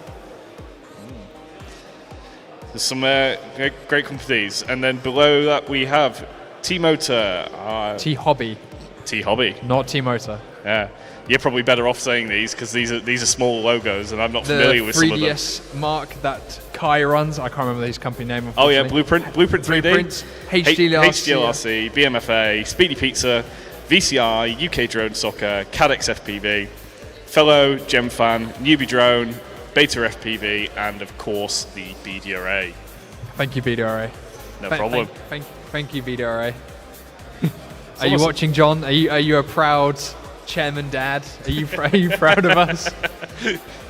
Let's see what they're saying in Chatland. Chatland's been neglected, and I can't unlock Matt's phone, unfortunately, so I'm going to have to be rude. Well, my phone's up there streaming to the BDRA. We're on BDRA? We're on the BDRA. I think Matt's run off with a microphone, actually. Oh, so we're hearing what Matt's saying. Matt is hanging around. If you're on the BDRA page, you might still be able to hear him. We've got some support in the comment section for Ferris. And we've got, I can't pronounce these YouTube names. Mr. Drone in English is the next comment. Pan Drone. These are delusional comments, I think. Give us a wave in chat if you're still there. I see there's 50 of you, so you should say something unless you're just sat there doing something else. I can see a pizza. I can see an Isn't Italian this offensive? hand. Well, it might be, but we're doing it anyway. Please do not take anything that we say. Don't take anything we say. Take it all with a grain of salt. Okay. We love you all. We love everybody that's watching, don't we? We have got 10 minutes before we get started with the next qualification round for Group C. Oh, we need to do a track walk first, actually. That's not going to take place. We are actually behind time. But I should think that will be taking place soon. I think there might be some slight tick-ups. So we have got 5 minutes before track walk and health and safety begins for Group C. So I think I've just been told that the BDRA's live stream to Facebook might have died. That would make sense, because when I checked Instagram earlier, we were not live streaming. That's fine. It was worth a try anyway. Thank you, person who made us aware of that. Okay, so 5 minutes to go, and we will be getting started with the next qualifying round. Seems all the pilots are checked in, eagerly awaiting a good track walk. Yeah, we've got some pilots on the line at the moment who are too wimpy to sign up to compete. A little bit like Dan Buster FPV. They're going to collect his quad that he's done God knows what with. Some great there's some great footage coming around the track here. We were just watching pilots on the track do donuts around each other. It's not something you see during a race, but we're you could do a donut in a race if you want to. No one's going to stop you. You're not going to win, but kicked for freestyle, right? Kick for freestyle. Yeah, I haven't heard that one in a while. Wasn't there one for sandbagging as well? I don't know. That's probably before my time, to be fair. How long have you been racing for? I've only been racing for about 3 years. Really? Yeah. God, you're like a noob still. I'm still noob. God, you're such a noob. Still a noob. I've been going for like 6 years now. I feel old. Well, how did you start then, Carb? What got you into FPV? I feel like I took the most generic route possible. But I saw Mr. Steele, original Mr. Steele, fly on YouTube. I was like, wow, that's so cool. But I was a kid in college and I had no money. So, I couldn't afford to do that. So I watched Mr. Steele, didn't do it for the longest time. And I was like, you know what? I've got money now, I've got a job, I've got disposable income. Time to waste it on a bunch of electronics that I'm never going to see again. So that's how I started. How did you start? So really, I turned up to a race one day. I fancied the look of FPV racing. Saw a few videos on YouTube, as most people do. Maybe possibly Mr. Steele. I don't know. At the time, I was just watching things. You turned up to a BDRA race event? I did turn up to a BDRA race event. I turned up and had a look around and said, yes, I want to do this. So you went straight into racing rather than like freestyle? Straight to racing, or something like that. Bit of a weird path. Oh, we seem to have a Whoop imposter. Hello. Oh. Just get rid of that one. No, so I went straight to racing. I started on, after I decided that I wanted to get into it, I started playing DCL Sim. Thank you. I started playing DCL Sim. They used to do a weekly race. I got in playing on that. And then I did my first race at Killer Quads in 2024. 2024 Killer Quads? 2023. Might have been 2023. If it was 2023, I might have been there. I can't remember now. Can't remember. And I came first in the bottom group in my first race, which I thought was pretty good for a first go, to be fair. My first ever event was at Laxton, and I came dead last, I'm pretty sure. Because I went and just thought, I have one race quad, I'll just commit, see what happens, which I think is the best way, People say you should walk before you run, or what is the saying? Don't run before you can walk. But I thought, you know what? I'm gonna run before I walk, and it did not end well. I think it killed the flight controller, burnt up into a ball of flames. Laxton FPV is basically a mini forest with loads of trees, and we use the trees as part of the gates, and it's very unforgiving. But I guess sometimes that's the fun of it, isn't it? You get the fun venues, the ones you remember the most. Laxton, I believe, is it that no longer around? Is it a thing? Is it? No, Laxton's been closed down now. Yeah. It's been the owner. I don't think Will will be watching. but he was his parents owned that farm, and they're selling a portion of the farm, so we can't fly there anymore because they're building like a housing area near it. So it does look like I've seen videos from Waxton. It is an OG. Some OG janky gates, so I was told. Trampoline framing. Yes, we needed a drop gate, so instead of like building one normally, we thought, we have an old trampoline, let's cut the netting off, take the springs off, drop gate, and then raise it up. Easy. I mean, we're all engineers at heart, really, aren't we? Oh, so yeah. There's an engineering solution for everything in life. Exactly. I mean, who thought of whoops? I mean, taking something, making it smaller? Usually you go the other way. As Matt said earlier, it's the only thing that we brag about being so small and so light, Well, so you think things would get bigger, not smaller? Well, everything gets smaller, doesn't it? Moore's law. That only applies to transistors and CPUs, not to whoops. It's transistors and CPUs. And it is Moore's law is not even true anymore. Well, that is true. It hasn't That been is true for a while. That's true. Such a nerdy topic. Anyway, we're hoping we are going to get some flying going soon. We were told 5 minutes. We were told probably about 5 minutes ago. So we will see. 2 to 3 minutes, we're going to get started. Oh, don't trip on the net. Well, we will do if the race director gets his foot stuck out of the net. That'd be very funny. Some live entertainment for us on the live stream. Okay. Oh, silence my phone. You're supposed to turn that off before you start live streaming, right? Yeah. What? My My phone? Yeah. I should. I was expecting bad conduct. I was expecting a parcel to turn up at home, and my other half has left the house, so that's not good. You're never seeing that parcel, It's fine. We're living in an apartment block. No one will nick it. Okay, we should be getting going soon. Still pilots on the track, or volunteers flying the track. Seems to be some movement towards the track. Hopefully, as Carb says, we'll be getting some racing starting in the next few minutes. Yeah, hopefully. Or at least a track walk. I've run out of things to talk to at the moment. We don't know. We are just waiting to get that Group C. Once Group C is done, then we are all seeded, ready for our finals round tomorrow. Should we talk about drones then? So, what have we been talking about for the last? I don't know. Well, So, tell me, Carb, what makes up an FPV drone? So when you're looking to build an FPV drone, what do you look for? As a top level racer, what would you look for in a drone? Not this, that's for sure. Oh no, definitely not this. Definitely I know not that this. much as well. This is shoddily put together by me. But if you were looking to build a drone today, what would you as a top tier racer be looking for? Well, I have my own frame.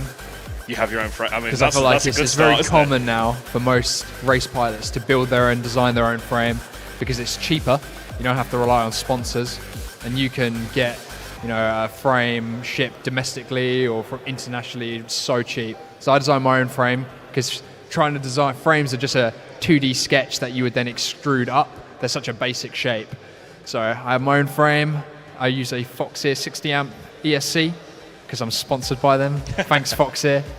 I have a Halo HD0 flight controller that has an integrated RX on it because, in my opinion, integrated RXs operate on SBI versus UART, which is a faster form of communication. UART is universal asynchronous receiver and transmitter. Receipt and transmit, I think, is something like that. And then you've got SBI, which is serial peripheral interface. And SBI operates by being on the flight controller itself, whereas UART, you have to solder to it, and it is its own separate board. Don't get me started on assigning UARTs in beta flight. That's a whole other story. Well, that's simple though. Just look at the number on your flight controller, and then if your target is correct, then they'll match up.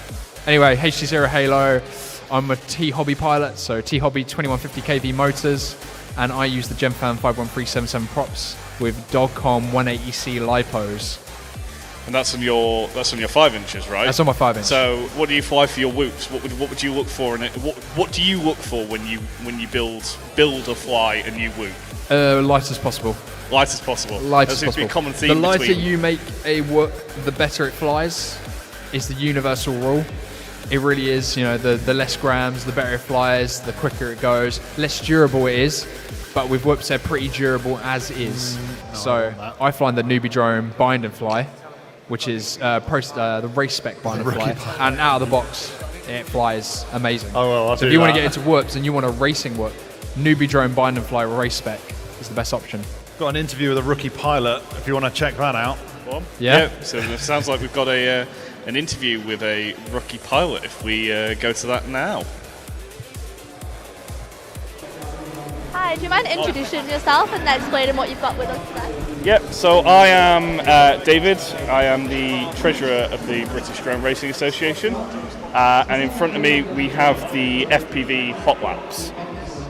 So we have sets of goggles that we can give to people coming in, wanting to have a look at what the pilots can see through their eyes, part of the Challengers at Bird this year. So if you were a beginner, how would you say is the best way to get into drone racing? So the best way for anybody to get into drone racing really is simulation.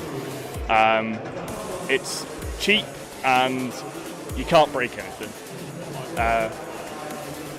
All you need is a computer that can run a simulator. There's various available. Liftoff, Velocidrone is just a couple off the top of my head. And a controller, usually something like this. This one costs about 50 quid, but they're coming down now to as close to 20, 30 pounds. Just something that connects with a USB to your computer, and you're good to go. From there you can learn how to fly, you can crash as many times as you want, and there's no chance that you'll be losing money on something. So in your opinion, what do you think is the best beginner drone to use? It's quite a loaded question. There's plenty of things to look for. Generally, I like the Beta Air 65s. I think they offer quite a good versatility across the range. They're nice and small. You can fly them in your own house. What a lot of people will be flying here today, and they're just generally all-round good drones. What's the drone that you've got there for us? So in front of me here we have a 5-inch racing drone and a 5-inch freestyle drone. Two different styles that people might take up. Freestyle isn't really competitive. This is for people that like to just have a bit of fun, go out, fly, break stuff, and just enjoy themselves. And then we have racing drones, people that are a little bit more serious about racing. They're a little bit smaller, you can see, 5-inch propellers, and these are for outdoor races. And these can go up to 150 miles an hour in some cases. Some places close to 200, depending on what's in it and who's flying it, basically. What do you think about the whoops that they're flying today? They're great. Whoops are great. As I say, these can be quite scary. They're quite big, they fly fast, and it's not really a great place for beginners to start. Whoops are a great entry point. By contrast, they are much smaller, and they're just generally a lot safer. They've got guarded propellers, and the only thing that they're really a danger to is long hair. So. Thank you so much. No problem. Oh man, sorry Davnav, it was too easy a joke to make. It would appear that I've had a cruel joke played on me. No, Davnav is not a novice pilot. In fact, he's probably the least novice pilot here, if I'm being honest, because you do this professionally. Indeed. I mean, not racing drones, No, but I mean, if you've started to race them, you might get in trouble. I do fly professionally, yes. I fly mostly DJI for work, but I have flown things upwards of 52 kilograms. Cargo drones, and even drones with non-standard transponders attached. I don't know what that means, but it sounds terrifyingly high-tech. Basically just different command and control modules. Oh, okay. So not like the ELRS we're used to. No, very yeah. bespoke systems. Okay. And these are drones for what? Going off and doing missions? Yeah, it could be for anything. So it's medical logistics as a primary focus.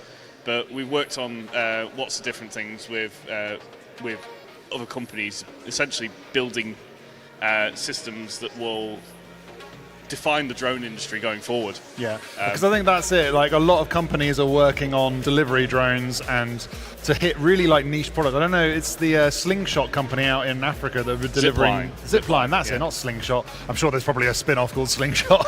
Zipline doing incredible drones. It's not like the drones you see here. They do planes, autonomous planes dropping off deliveries, but finding these sort of niche avenues where you can deliver high quality products in a really niche area to far off distances where the autonomy is really, really important is amazing. And you guys were doing it in the UK. You're like one of the biggest ones in the UK, I think, aren't you? Not quite, but we've done a lot of things. So we went out to Wales a few months back, and we did a flight at Lambetter Airport with BT. Testing, as I say, testing these new command and control modules, flying out to sea and back to ensure that they stay nice, they stay connected up to 6.5 kilometers, flying beyond visual line of sight, all done legally and correctly. Yeah, so calling him a novice is like the worst thing to do because he's been in FPV for a long time and he does this professionally. So sorry about that. So it was quite a funny little funny thing to play on you. Yeah, we've just had live from the race director's desk that we are having a short pause. One of our pilots got up late after a long trip and a long time staying up. He's a little bit late, but he traveled so far that we're giving him a little bit of time to come along. So at 5:15 the hour, it's 5:15, we'll be doing the track walk. Pilots, if you can hear me on the PA, it's 5:15, we will be doing track walk. You have 5 minutes. Yeah, so make yourself ready because after track walk, we'll be going into your qualifying. That is qualifying for Group C. We've just delayed 15 minutes. Make sure we get the best chance of getting someone here. They're a little bit stuck in traffic, but we'll just hang on 15 minutes. If they're not here at the end of track walk, then we're going to unfortunately have to proceed without them. But we'll see how that goes. Hopefully they're here. We always want to make sure people are here, but unfortunately, traffic in the UK, some of the motorways getting gridlocked or works going on over the weekend, they could be there for a long time. So we hope they aren't. We hope they will be joining us. Everybody's spending their budgets, aren't they? It's nearly April. It's time to spend those budgets and get those roadworks in. Yeah, but we're not a political political podcast here. We'll steer clear of that that bomb because there's a couple of interesting things I want to show you, and I brought one up on stage. If we want to pull in and have a look at our nice trophy here, right on the front of my desk, we've got a trophy that everybody is going to be aiming for. That is what people are going to be aiming for, and this is the one that Blueprint helped me solve because I had a designer lined up on this trophy, and they were looking like they were going to do a good job. Their bio said it was good, but then they let me down. And so Blueprint, the man of the hour, stepped in and said, "Yeah, I could design that." And so between us, we put together an amazing trophy, and here it is in all its glory, the Bird 2026 trophy. I just maybe I can pitch that up. I don't know. We'll put it on behind. Ooh, put it on that. There you go. You can have a look at it. It is the birds of a feather all flocked together with a whoop in the middle, 2026 on the front, and your position. So only the first place pilots get these fancy trophies. If you walk away with one of these, it's a very special honor indeed. And one of the things I wanted to incorporate into this trophy, and probably all trophies we do going forwards, because I think it's a really cool feature, is the drone actually comes off. Oop. Come on. I'm going to break it now. There it is. The drone comes off, and you can put your own drone in there, and there is a little clip you can download and clip it onto the trophy. So your winning whoop, can go on your winning trophy. That is a great feature. That's cool, right? I didn't even know that. So that is cool, right? I think that's probably a feature that some people are going to be stealing going forwards. It will look even better actually if I put the LEDs on. We'll just stick the LEDs on a second. There we go. Check that out. That is what a trophy looks like. Of course, propellers being notoriously hard to 3D print. Yeah, so we neatly avoided the problem of printing 3D propellers by getting you to put your own down propellers in place instead. So yeah, this has been designed by Blueprint, and I'm honestly so impressed with how it came out. I should have just asked him to do it from the start because he did a great job, and a worthy trophy of our champions, I think you'll agree. So thank you so much. Sitting just there next to my little minifig If you can see that, I got to make a little minifig of myself and my dogs. One of our gold sponsors letting me create myself in miniature, which was fantastic. It's sitting there. I'm going to unplug my drone just before it overheats. They do have a tendency to do that, don't they? Yeah, so I've just been told, I'm going to pop him back on as well. Just been told we have another video for you guys to watch of some of our fantastic pilots. So check this out. Hi, I'm Marcin, also known as El Jornado. I'm from Poland, and this is my second time on Bird. It's an awesome event. I just flew, I just had some qualifiers, and I don't know, I think I did well, but there were some reflights, so it always messes with your brain a little bit, but I think it's very nice here. Well, last year I was actually second in the advanced class, so I did pretty well. I had some lag because some pilots missed gates, etc., so that bumped me up. But this year, yes, just based on the qualifiers, I think it's fine so far. I still have 2 batteries to do, so I hope I will improve a little bit. But right now it's kind of hard to judge where I will end because there are so many pilots that still need to fly. So yeah, well, hopefully I will end up in high. It's hard to know because I don't really follow other pilots from other countries that much. And I'm probably today actually the slowest pilot from the Polish pilots that came out here. So it's probably not going to be one of them because they are way faster than me.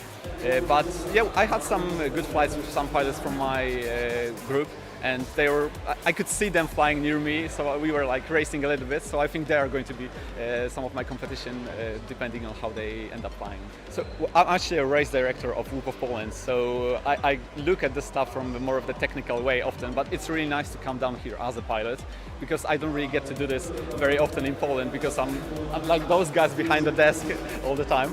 So it's very nice for me to fly. It's an awesome event. I mean, the track looks awesome. There are all of the sponsor banners making it really like professional, and everyone is so nice here. So I don't really have that much comparison to other events because I only really fly in Poland. But it's an awesome event. I'm always having so much fun here. And last year there were 3 of us here, and this year from Poland there are 6 pilots. So we are spreading the word, and people are really happy to come down here. Well, there we are. Great hearing from El Jornado, one of the top pilots of Phobos Poland. And I'm looking forward to catching up with him with a beer after all of this, because he's been really good fun to chat to on WhatsApp. One of the organisers over there, doing similar stuff, but over in Poland. I really want to get out there to chat with him. But we had a look at the trophy earlier, and it's kind of a project that comes together because of everyone working together. The whole community comes together and helps make and refine and build things that we can show off here at Bird. And one of those things Davnav's built, which I think is really, really cool, and I wanted to highlight it because he brought it up on, but we didn't really talk about it much. So I think check this out. We did highlight it last year as well, but it's a great thing that, well, I think it's great anyway. I'm a bit biased because I made it. Again, to whoever at Drone Racing Cornwall who managed to stick a bomb me, you did a great job. I had no idea at all. So there seems to be quite a demand for Whoop boxes in the UK. I know Kai from Blueprint is printing one of them for people, and some of the pilots are going to be getting them as well in their prize pools. But this one's a little bit different. So let me just put it down for a second. There we go. So we've got inside here, we have space for 2 whoops. Plenty of batteries. Loads of batteries. This one's kitted out for up to 30. Oh my gosh. And the standard is kitted out to 30, and space for a Whoop Star. Our favourite charger. The Whoop Star V3. It's a great piece of kit. I think most Whoop pilots are flying with them. There is a version of this as well that has space underneath it as well. This was the prototype that I used because I don't get max infill to the base. I don't get the nice ones, do I? So I've made the prototype and worked with that. But it's fully customizable. It's fully you parametric. made it parametric, which is a useful thing in 3D modeling land, where you design it once and then you put in some code and it stretches to the size you want it, which is fantastic. So the Fusion files for this are available on Bamboo Lab. And you can essentially add more whoops to it if you want. So you can add 4. You can make it a 4 whoop box and potentially up to 60 batteries if you want. Yeah, I know. It depends how big your bed is to print. If anybody's running around with 60 batteries, well, I don't know who you are, but I want to be your friend because you definitely have some money. yeah, definitely. We should be friends. Brilliant. Well. thanks for showing us that. Another thing from the community that I wanted to highlight briefly, because we're about to head out to the track walk shortly, is this development by the Whoop of Poland guys, and I'm just going to assemble it and show you what it is to start with, because they came up with a fantastic way to show LEDs, to get LEDs on. Now I'm going to have to cover up the other ones because they put special ones on, but this is on the back of a drone. It is a nice little tail light for your drone, isn't it? Yeah, it's a little tail light. I need to cover up the other one because it will blind the camera. But on the back of your drone, they've got a little PCB that connects to the battery and shines out the back. So if you're chasing someone, you'll be able to see it right in front of you. And these are now open source. So if you want to make these yourself, send them off to be made, then you can do that. But I think we might be able to do some, might be able to sell them or something, which would be great. I have to unplug it though, because otherwise it'll overheat and I'll get in trouble. But I'll hold up actually what it is. It's a really tiny little board. It's so light. Honestly, you're going to struggle to focus on that. It is gnat small. It's so small. Tiny little dot. Don't even worry about it. It's just a little bit of square. And on there are 4 LEDs. And it means that you don't have to worry about soldering to your flight controller. You can pop this on your pigtail. A lot easier to solder to the pigtail. And get the LED result you want without a load of faffing about, which is fantastic. So just thought I'd share that one with you. A lot less risky as well. Because a lot less risky. Your flight controller is probably the most expensive part of your Whoop as well. Pretty delicate, yeah. So you don't really want to be messing around with those too much. So I'm going to pop him at the front there, join our pile of Whoops, and we'll check in with those later. But now it is time for the track walk. So I'm going to walk out on track and I'm going to call our pilots up. We are going to kick off the next round of qualifying. And I will chat with you in a little bit. So let's go to the track. So like that. I think Carb's on his way back in. Carb, we're going to tag team you in. Cheers, man. Well, welcome back, Carb. Once again, the seat is very just disgustingly warm. It's heated. Yeah, but it's heated, but I know it's come from Matt sitting in it, heated. So so we're going to be here for a few minutes whilst Matt sort of heads out and does the safety talk to pilots. Very important piece of health and safety. We have to follow that, unfortunately. As we said for the previous 2 rounds, while these are very light drones, don't cause a lot of damage, they are still possible issues that could arise. And it's not just about health and safety, it's also about the rules of the race and keeping it fair for every single qualifying round that has gone before Group C. So I'm seeing pilots gathering and getting ready. Let's see if they can get assembled. King Joshi, please report for health and safety. Stop walking away from the group of people. So pilots joining me out on track. List. Okay, we have the stream now of the pilots having the health and safety from Matt. Obviously very important. After that we'll have the track walk. If we can get the list of pilots. That's what I'm trying to find. Starting on the tone in less than 5. If you go to source pilot list and then go down to this is our C group. C group. So in this, we'll just let the tech team go through their testing. So we have Rich from the United Kingdom, Blitz from Switzerland, CA-FPV from Italy, XOXO United Kingdom, Viking FPV, it's such a good name, from United Kingdom, ReeFPV Latvia, FPV-Z United Kingdom, Pan Drone Poland, Ferris from Poland, Debibio _FPV. I think that's Debio. Debio? Am I just being stupid? Probably. From Italy. Or do we need the hands back again? Debio FPV. Debio FPV. The camera can't see the gesture we're making, but Debio FPV, generic FPV United Kingdom, and what even is this? Bristol from the United States. Bristol, yeah. Bristol. He's 222 FPV United to take Kingdom. That trophy back to America with him. Maybe. Again. King Joshi, United Kingdom, Barrage, Italy, Barracks, Italy, and those are our pilots. But I believe some of this isn't correct because we might have had a dropout. A couple of dropouts, actually, I think. So I'm not too sure if this is the correct list or not, because we have pilots such as Milky FPV, Biwu FPV, and Gen X FPV in our standby pilots. And I believe, the last I spoke to Biwu, he is actually racing. So I think we had 2 dropouts. So that's the advantage to having a standby position, is you could be pulled in at any point. Yeah, of course. Obviously, a great advantage for the standby pilots. Well, not great because they have to stress about being ready to race, but they don't know if they will be ready to race. But I believe Biwu FPV was on his way here anyway, as he was Yuki FPV's chaperone because of Yuki's age. So at least he gets to race, which will be nice. And it'll be very interesting to see where he places because he is not a slow pilot. So we will see. Do you think anybody will be able to beat Yuki? That's the question. There might be a few pilots in there that have got the skill to do it. We don't know. I will make my judgment once I've seen them all fly one pack, and we will see. But at the moment, I feel like Yuki's times, it's very quick. So we will, we'll see. We'll see what happens. Okay, it looks like they're starting to explain the track now.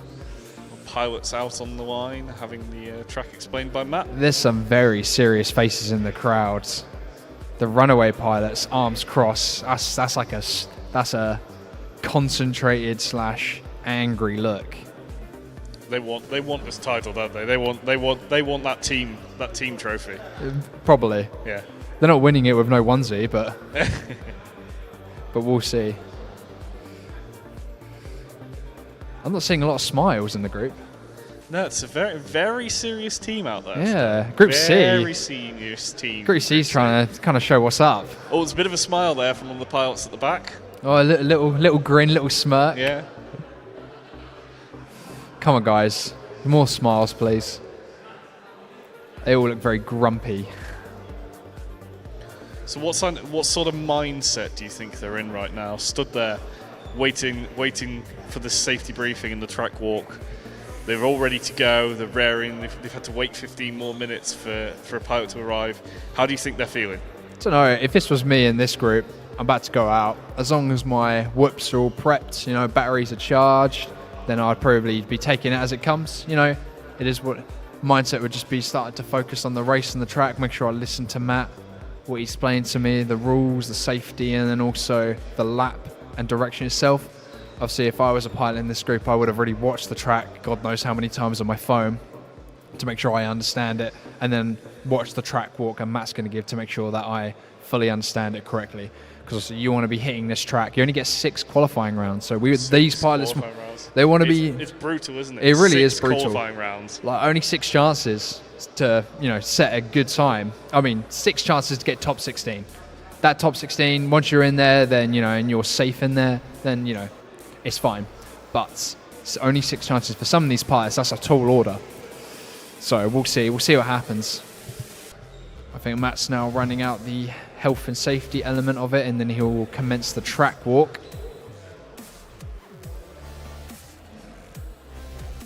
You guys have seen this track more than we have. You guys have seen this track plenty of times today. What do you think of it? Do you think it's a good track? I think it's a good track. I was here setting it up last night. You pretty much said it. You pretty much helped set it up yesterday. So Matt, it's still Matt's track, but we gave some comments and directions. Okay, let's see what they're doing in Chatland. It's turned out to be. What have we got? The Mexican Mexican hex. We've got Derpy Hoops complaining. It's now 5:16. Let us watch racing. Can we use those LEDs for Bird next year? I don't know, Derpy. I think Matt's working on it. That's a question. We will try and get some racing for you now, Derpy. We're trying our best here, but there's a lot of wheels on this car, and they all have to work at the same time. But Group C will be starting very, very shortly, so we will see. Pan Drone will show you how to race from, can you pronounce that name? Camila Star Zelek, yes. Zelek. Got light sail. Carb, I want an explanation. Why didn't you sign up this year? Yeah, why didn't you sign up, Carb? have I got an excuse for you? It boils down to I was too busy and could not be asked. You know, you don't see the heavyweight world champion boxing go, you know, I've got to defend my title, whereas I can just say I've won it. Why do I need to do it again? I've got the belt. I don't care. I've been and conquered, mate. You don't come round for round two. I think I was on a roof when the tickets came out this year. Is that your excuse, a roof? I think I was on. You would have had 5G on that roof. You know you would have exactly. Yeah. But hey ho. This guy. That's how it goes sometimes. I mean, I'm sorry, Lightsail, but we can't always do it. Okay, we're gonna hand you back over to Matt. He's gonna go over the track walk. Hey guys, thanks for joining me out on track. I'm here with all of our Group C pilots. Give us a cheer! Ready for some racing here at Bird 2026. We had a little bit of a pause while someone just caught up with the traffic, but they are here now and we are ready to race. So we're going to walk you through the track walk. Apologies if you've not seen this. Apologies if you have seen this before. If you haven't seen it before, this is your chance to learn the track. So, guys, stay there for a moment. I'm going to start talking about the track. In front of you is our starting block. This is where you will place your drones. On top of the block are green squares. The front edge of the green square is the start plane, okay? If you jump the tone and go beyond that plane, you have to circle back round and cross the plane after the tone, okay? If you continue from in front of the plane, that will be a fault that you'll disqualify that lap, okay? So if you just make sure you circle back around it and everything will be okay. All right? From the starting block, you'll take off and head towards the Gemfan Cube. This is our timing gate just here. This is where your qualifying times will start and stop. Yep. From the Gemfan Cube, you will continue straight down. At the end of your racing, this is your crash gate, okay? Don't go straight into that on your first flight because you'll be stuck. From the Gemfan gate, you're going to go round this pylon. These pylons are infinitely tall, okay? We give you the little hat to tell you which side of the pylon you need to be, okay? From here, you'll come round and you'll head up towards our hex gate on our Dragon Mountain. Through the hex gate in this direction. Then you'll go around the front of the Dragon and drop into our dive gate. From the dive gate, you have a circular gate in front of you to catch. You can decide whether you go straight down or you toilet bowl. That's up to you. Affectionately called the toilet bowl. It's a maneuver I've perfected when doing dives using angle mode. So from the drop gate, you go into the catch gate. From the catch gate, you go into the bottom square just here. Come round in nearly 270 into the high square and head straight across in front of you, across the menace barrier to this side of the infinitely tall pylon. Okay? It's real tall, this one. You go around this side of the pylon, spiral down and into the square gate. From here, it is a corkscrew up and over to the next square gate. You then have a straight shot into the left hexagon. We are calling this the Mexican Tower, Mexican hexagons. You go into the left gate, you do a switch back into the right gate, you do a switch back again to the top, and then you head over towards the tall gate here.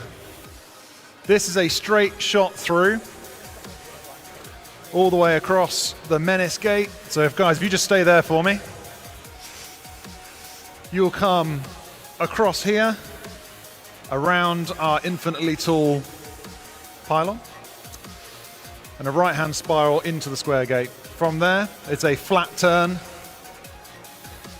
into this gate in this direction. Then you go up and over and through this gate in this direction.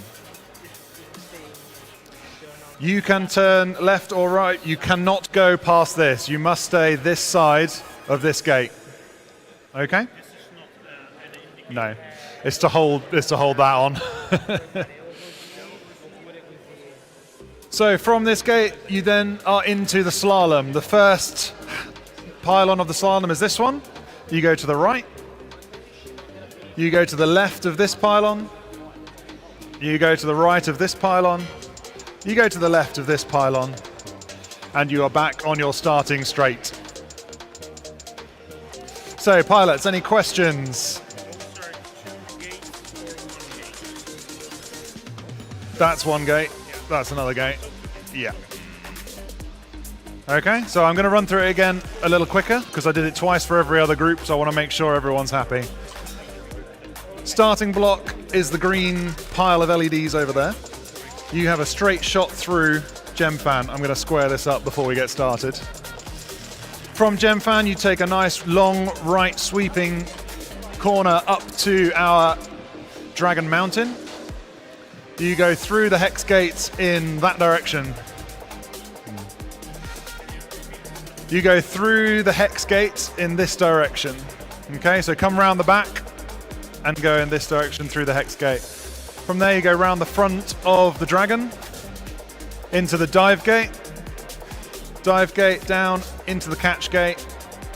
From here you take the low square gate. You come round and exit the top square gate in this direction.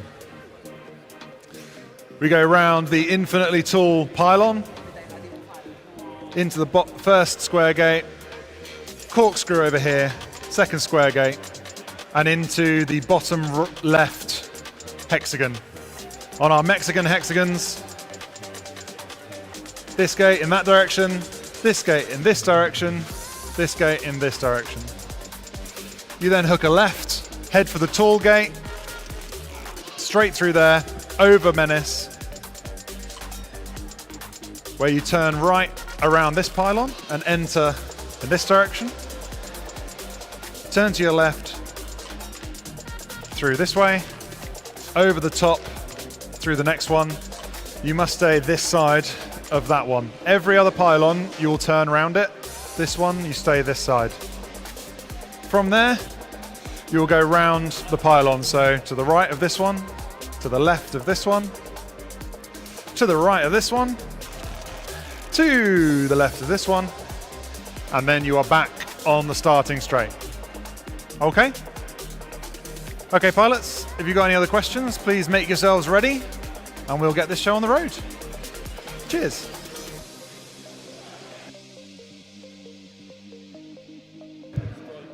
Okay, so we are back. We have got Dan Buster. Yo. In the hot seat. Oh, yeah. Is it the hot seat? I feel like this seat is hotter. Yeah, I feel like this is just the red seat.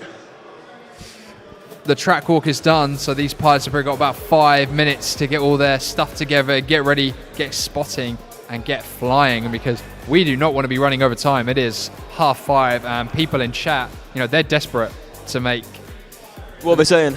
They're saying we've got the Drift King 15 says, looks like a really nice track. It is a really nice track. Yes, I'll be flying it between the 2 rounds. It is. It's got nice flow, a lot of variety. It's good fun. Yeah, we were sat there flying it, and I've got no complaints. No, neither. I mean, some areas I'm a bit like, yeah, it could be better, but I've enjoyed it. It's got nice flow, and you can send it, so nothing to complain about, pilots, I think. So. Yeah, the hexagons in the centre are quite difficult, but it's good to have some why are you giving us damage. an XD, Emmy? Emmy 4559. You just put XD. For what? For what? It's just a skill issue if you can't fly. I'm sorry. XD? Question mark? XD? Question mark? You never know. You never know with these people. You do not. Chat really Explain, is. mate. Don't play with lava. You lads coming back to Scotland. So I spoke to a Scottish pilot called Just G. You might know him. I've heard of the fella. And we were talking about potentially going to Scotland either, I think we said, early July or end of June. Maybe. It's in Glasgow. Ooh, okay. A 5-inch race. I got told end of July, but it's at the same time as Blades I think it was in July. Yeah. It's in my calendar, but I can't quite remember the date. Yeah, same bit. We'll see. We'll get back to you. We'll let you know. I'm looking forward to it. Who has TQ? Who do you think has TQ? Guys, who do we think? We can potentially get TQ up on the board for you now. If we get that to show for the live stream, please. It's not showing on the live stream. Try one more time. Well, while we wait for that show on the live stream, at the moment TQ is Small Yuki.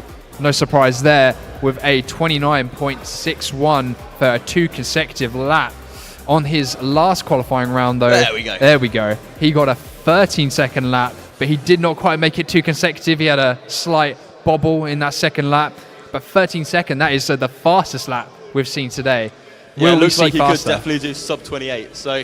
Oh yes, easily. Maybe Yeah. 27 seconds. I think is doable.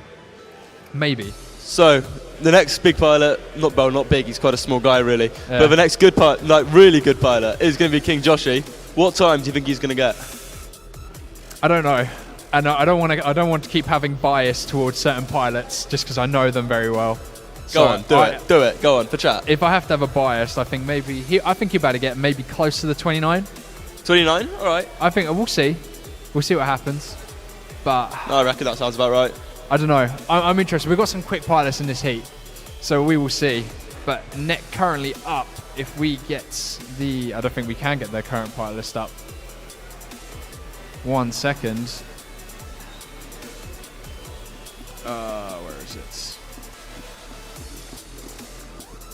I can't quite get the current list of pilots up, but as soon as they are up and we have got a FPV signal from, I'll shout out their names. We're just missing one spotter and then we can get started.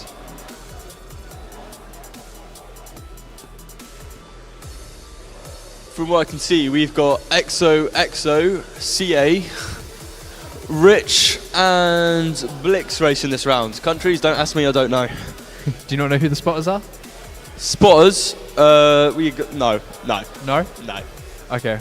Well, thanks for getting up and looking at least. It says the names of the pilots. Oh, does it? Yeah, it says on the screens. Oh, on the person in front. screens, I see. No idea who the spotters are. Sorry, Okay. guys. Here we go. We got CAFPV, Blix, XOXO. Older Stevens. How do we think XOXO is going to get on with this list of pilots? I think he's going to go way too unsmooth and then spend the next 3 rounds saying he needs to smoothen out and then finally bank a good one. Okay, we have got camera feed of the pilots. Arm your I'm quads. seeing 4 video Starting signals. on the tone in less than 5. And they're going to be off in less than 5.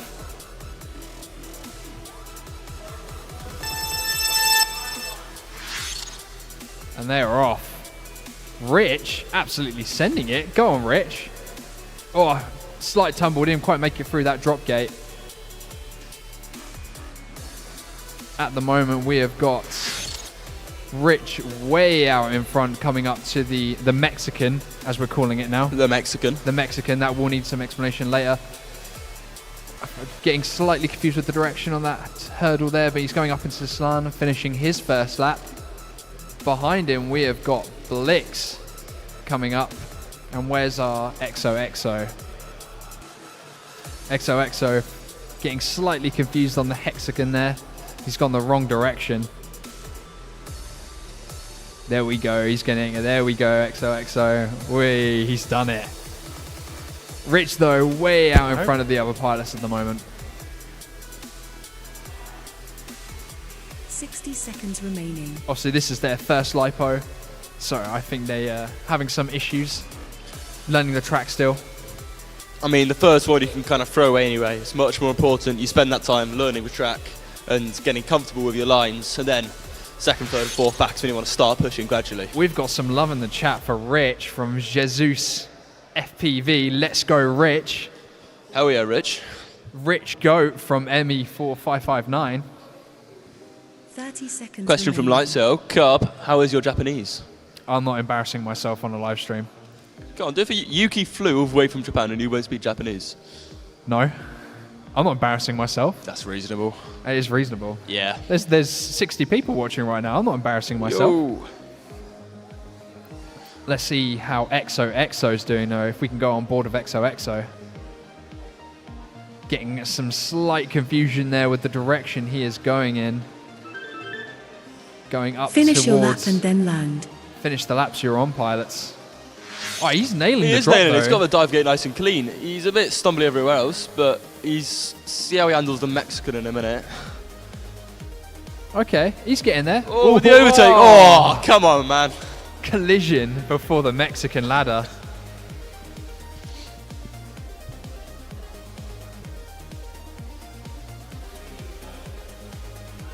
I feel like that ladder is causing some issues for some pilots. Yes, they're smaller gates. You've got less area to fly through. It's very very tight turn then, as well. Yeah, you got a very tight turn, and then you got a huge climb. So, but it was no issue not for too Rich. surprised. He is done in the crash gate. Exo's given up, and CA is sending it around the slalom. Go on, nail it. Get in the crash gate. Oh, send it. There we go. Beautiful, beautiful. Okay. They have got one more light post. That's their first qualifying round done. I'm sure there's been some issues. Smooth out those lines. We should see a little bit change in the leaderboard, I think, with those times at least, surely. Wait for our list to update. Potentially Lex FPV might have just been pushed out of the 16th position, pushing him into the advanced class.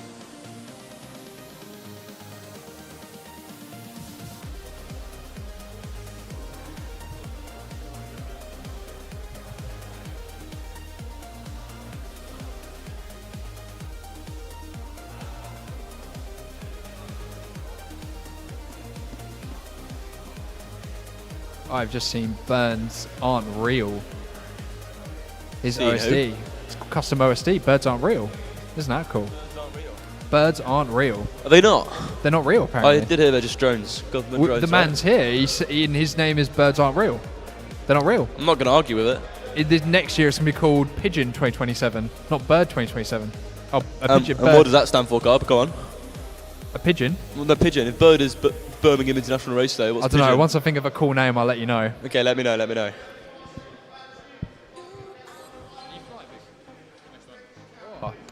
So I've just found out that Biwu is flying. We've had a dropout. Woo! That's going to be interesting. No mistakes, please, bro. Biwu, how are you going to do? No comment. No comment from Biwu. No promises from Biwu. We're going to see what happens. Don't let Team Newbie Drone down, please. Carl is watching. Carl Stone is watching. Avoid crash. Don't crash. Okay, we're getting the next roundup. I am seeing Army thumbs up. pods. Pilots are ready to Starting go. on the tone in less than 5. Clive FPV, bird is the word. Good luck, pilots, in the chat. And they are off ahead. We have Rich. He is doing well. He's going into the dive gate. Oh, and he's getting a through nice the bowl spin around cleanly. into the drop. We got Exo finished, going through the dive gate. Blix is having a couple of issues, and CFPV is also in the dive gate. It seems the dive gate is the most challenging part, but we've got quite a few pilots nailing it. Rich is absolutely gassing around. He's going for the left-hand corkscrew as he goes around to the slalom onto lap 2 already in probably around 20 seconds. That is a quick HD0 work. He is not wasting any time. He might be our quickest digital pilot we have here. Definitely. He's absolutely wasting no time. CAFPV, not slow either though. He's coming up behind him, going up to the Newbie Drone gate, going up round into the drop. Will he land it? Oof, nearly. You have to get that position just right. If you do not get the drop correct, you will be hitting the floor. Absolutely, it's a bit of a challenge because you've got to have some confidence. If you go in there weak, you're going to undershoot, you might overshoot, you're going to struggle to catch the quad. But if you're going too confident, you can hit the ground, maybe even cause some damage. We've just had a great question in chat from Derpy Hooves. Go on, what Derpy. is better, being in last place pro or being in the top of the advanced? If you're a sandbagger, top of the advanced, because it's easy prize gaining, obviously. Well, I mean, you want to be last place in pro because that's going to limit how bad you can do. You're guaranteed top 16. But if you are first in the advanced class, which is a second class, you could drop down all the way to 31st. I think it entirely depends on if you want prizes or not. Because if you want prizes, you're I mean, sandbagging. if you want that's not what it's about though, is it? Huh? It's not what it's about. It's not for the for the fun. No, but it depends. In my opinion, if you're sandbagging, then you're dropping down. You're dropping down into top of the advance, and then you just unless you crash, it's easy winnings, easy prizes. You might get some Menace RC freebies while you're at it. Oh, some Menace RC antennas. Oh my god. Oh my god. Finish your lap and then land. MenaceRC.co.uk. And Carb, what do Menace RC sell? They sell all sorts. They've got antennas, frames, AIOs.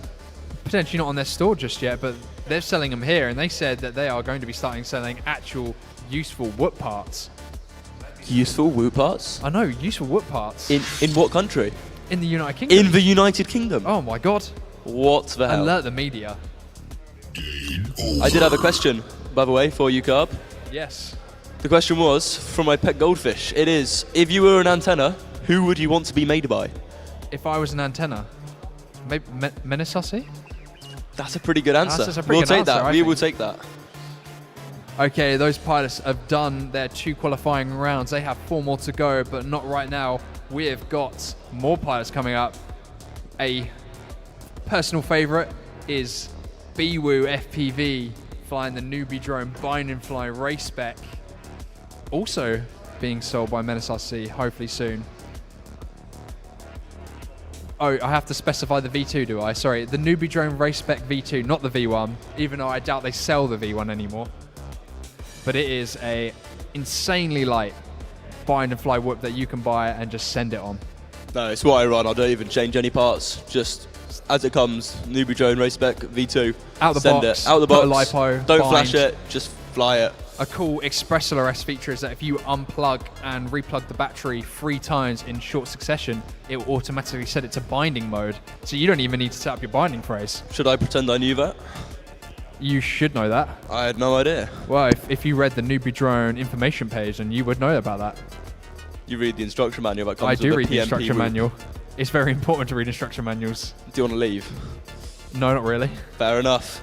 But Biwoo, also known as V Magnus V Muller, is going to be racing. He is going to be, no doubt, trying to beat -1's time, if not trying to beat Yuki's time. But we'll see how good he is. Unfortunately, for Lex FPV, we have now had an update in the leaderboard, and he has been pushed out to 17th place, putting anti-hype on the brink of the advanced class. Unfortunately, Lex, you are now in the advanced. Well, maybe not unfortunately for Lex, but he is outside the elite class now.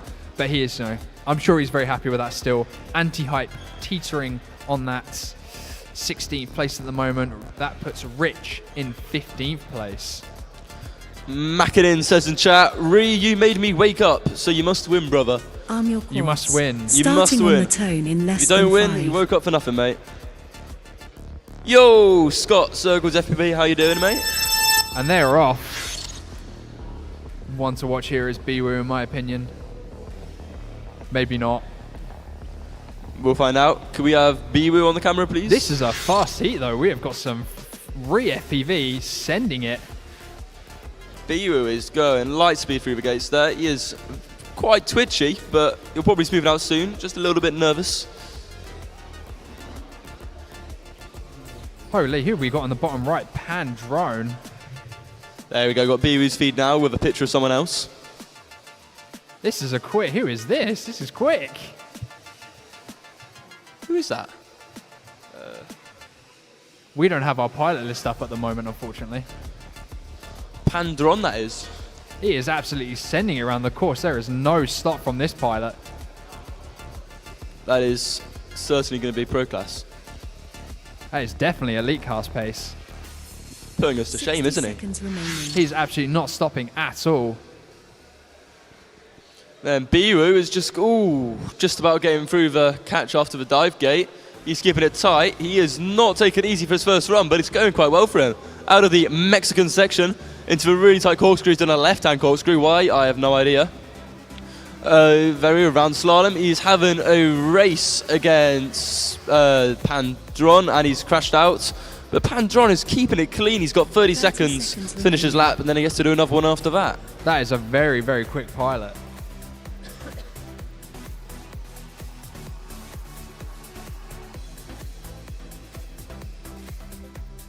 Why have I not seen this guy fly before? I don't know. We don't come to the Birmingham club. We don't go to Birmingham at all unless we need to be honest with you. Well, he is Polish, so... Are we sure? Yeah. I don't think they're correct. Oh, is that made up? Apparently, Biwoo FPV is one of our Italian Finish your pilots, lap so it and doesn't then quite land. make sense. Never mind then.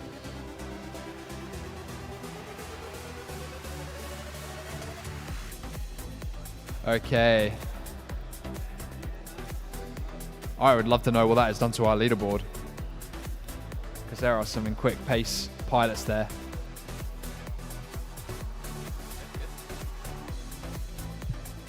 Okay, we still have one pilot up in the air, but once he is done, then I can see what it's done to my leaderboard. Or our leaderboard. And the pilots are done. They're now going to be going to switch their batteries as they get to their qualifier round 2 out of 6. That was a good warm-up with some incredible times considering it was their first round. Surprise from Poland, apparently. True, I don't think I've met Pandrone yet at a BTW event, which is the only time I really get to meet Polish pilots. And he did not come to Wear Champs.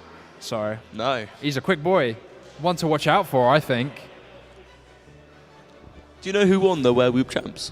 Who won? Yeah, I can't remember. I'm pretty sure it was you, wasn't it? Oh, yeah. Who came second? Was that you? No, it wasn't me. Was it not? No. No. Oh, no. I know Werner, wasn't it? It was, Never mind. our friend Werner from the United States, and then I came third. Then you came third. Yeah, I just sort of bowed out. I was like, third's all right. Yeah, I'll do. I can't be asked to try and push for first. And you also mid-aired me twice. Hearing a lot of excuses. I won the first round, and then I got mid-aired by you twice because you're incapable of passing people without hitting them. Or you see LED and you're like, target acquired. You're like a missile for some reason. You were in my way. No. Yeah. Just pass normally. Like, what are you doing? In any case. Yeah, regardless. We're getting off topic here. But Pandrone, you are in 5th place at the moment, just behind, or I say just behind, ReeFPV, you're in 4th place. That shakes up our leaderboard a bit and unfortunately pushes Rich P. God outside of the advanced section. Get it over with, Circles. Yeah, I agree, Circles. What? That's not allowed. He's not allowed to say that. Who's the admin in the chat getting banned? Can we get an admin in the chat, please? I'm being cyberbullied right now. That is extreme hatred. Circles FPV telling us to get it over. Get over it, Carb. ... And that really has. Like, what's going on? Oh, we have a mic issue. Okay, while Dambuster gets his mic recharged, we have got these pilots up again. These are some quick boys in this heat, so I am excited to see if they can push into that top 3 zone. Currently, Biwu is 2 seconds off Split. Pandrone is 3 seconds off Biwu. That's going to really change up our leaderboard, I think. Will they be able to get TQ, though? What do you think, Dan? I didn't even have a question. Do we think Biwu will be able to push into the top 3? Yeah, he will get top 3. But he's going to have struggle getting small Yuki. It is a difficult time to beat. We've not seen anyone that's, well, technically -1. Toby is quite close in terms of he is 2 seconds off. Not even 2 seconds. He's a second and... Oh, no, he is 2 seconds off. I mean, it does feel like small Yuki, even though he's got a great time, I do feel like he could do a lot better. So even if people can get close to his qualifying time, finals, he's going to be on pace. These pilots only have 6 qualifying rounds, so it's not easy. I'm seeing King Joshi and Gilbert off in the distance right now. They're giving me some funny looks. Are you guys prepped? Are you ready?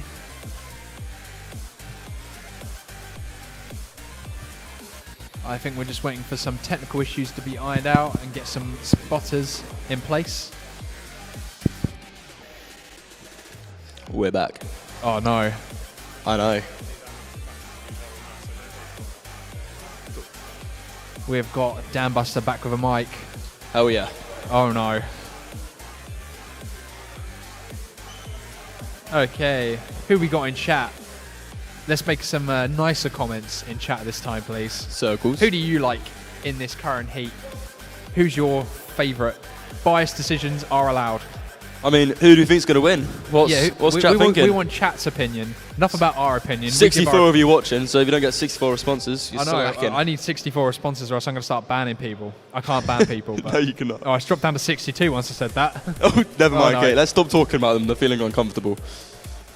Okay, pilots are getting quads on the line.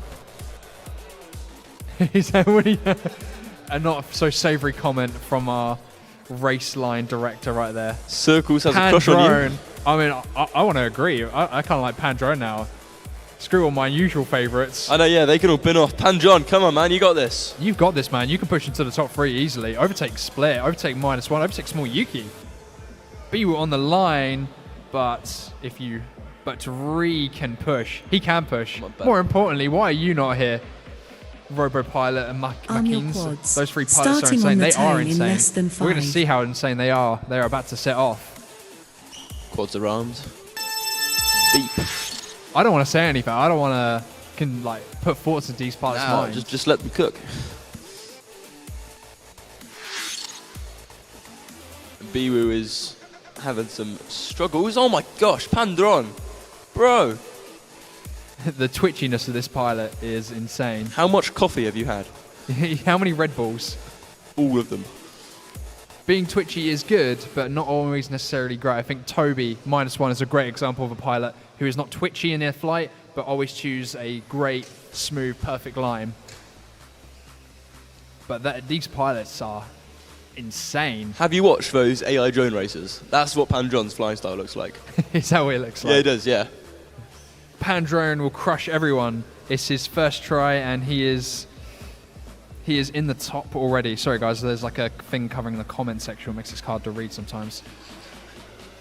I don't know if he's going to crush everyone. We don't give biases on this panel. We are impartial, but we do give our bias. We're not biased. We're not biased. We don't have favourites. No.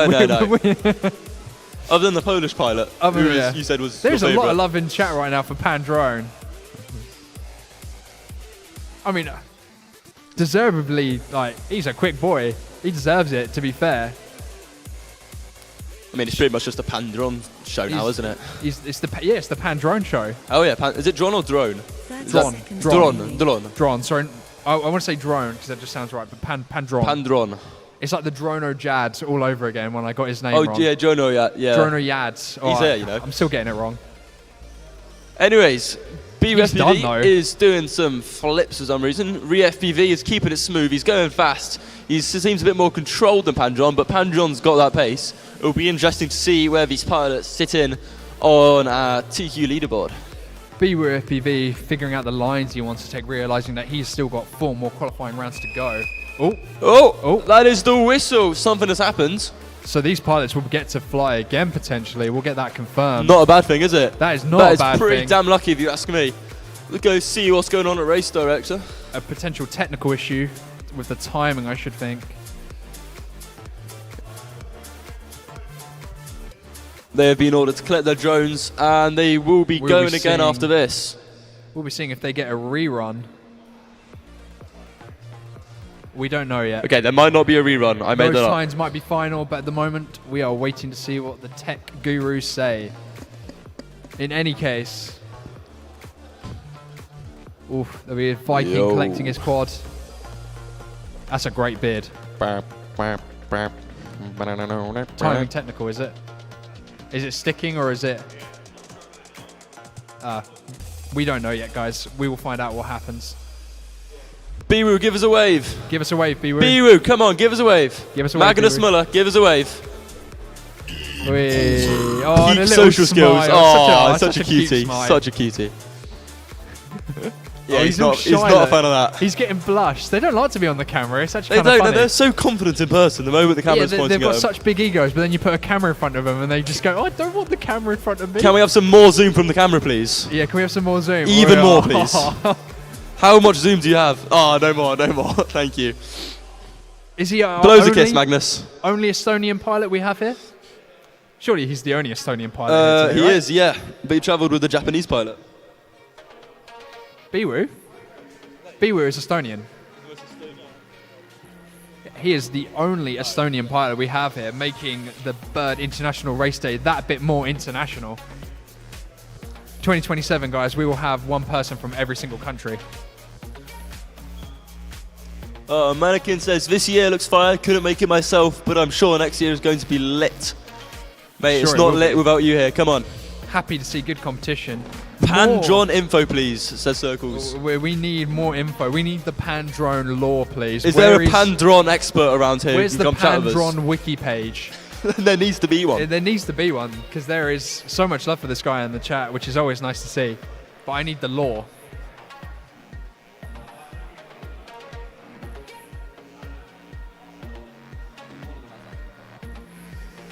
We're trying to find if we can get some info about Pound Drone. If he's provided us some info about it. Don't break the spreadsheet. Don't break the spreadsheet. Hands off, hands off. Matt will get very angry at us if we break the spreadsheet. We've got some shouting from off in the distance. Looks like they are not doing a rerun, so it is now the next round up. I'm seeing Joshy Stevens walking up ready to fly or spot. You're spotting. You're spotting. And then we got Ferris, Debut FPV, Generic FPV, and I'm not going to try, but I'm going to butcher it. Brudstrul. There you go. We have the pilot list in front of us, Dan. We don't have to. It's not displaying for us for some reason. It doesn't say who's flying when, though, does it? Let's pretend it does. Well, let's just pretend. Yeah, let's pretend. Okay. They're getting batteries and getting sat down. So we should be getting going soon. Oh, Lightsail would like to see the leaderboard, please, if possible. There we go for you, Lightsail. Number 1 spot, Yuki, small Yuki. 29.61, still unbeaten. Second place, -1, 31.1. Split, still unbeaten, 33 second.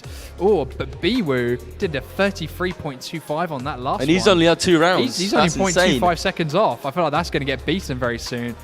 Pan Drone, 38.13. The Red Matty, 38.22. Dan Carpy, 38.97. Viking FPV, 39.63. Blasting his way into the top 16 place. Oh, we need to check that with VAR potentially, so that's not final.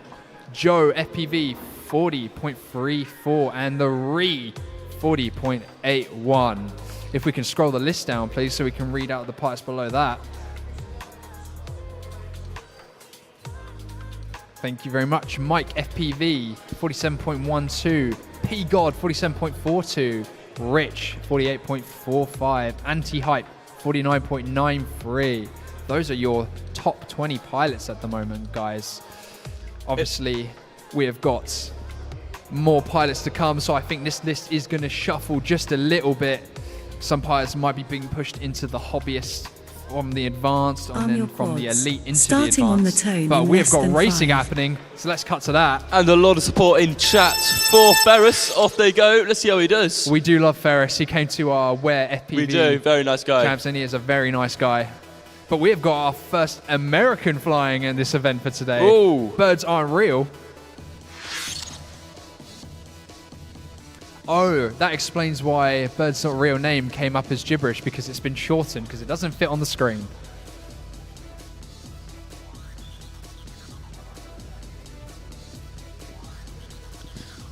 Watching Ferris here. Also doing the left-hand corkscrew around the Menace RC hurdle. It really does separate the wheat from the chaff, doesn't it? It does. I mean, everyone here seems to be weak by that logic. I don't know why they're doing the left-hand corkscrew, because it doesn't seem to be very quick. I think we both tried the track. It's just not better, is it? It's definitely not as consistent, but I think once you've done it enough, you know, it does start to, it depends on the pilot. It depends does, on the pilot. yes.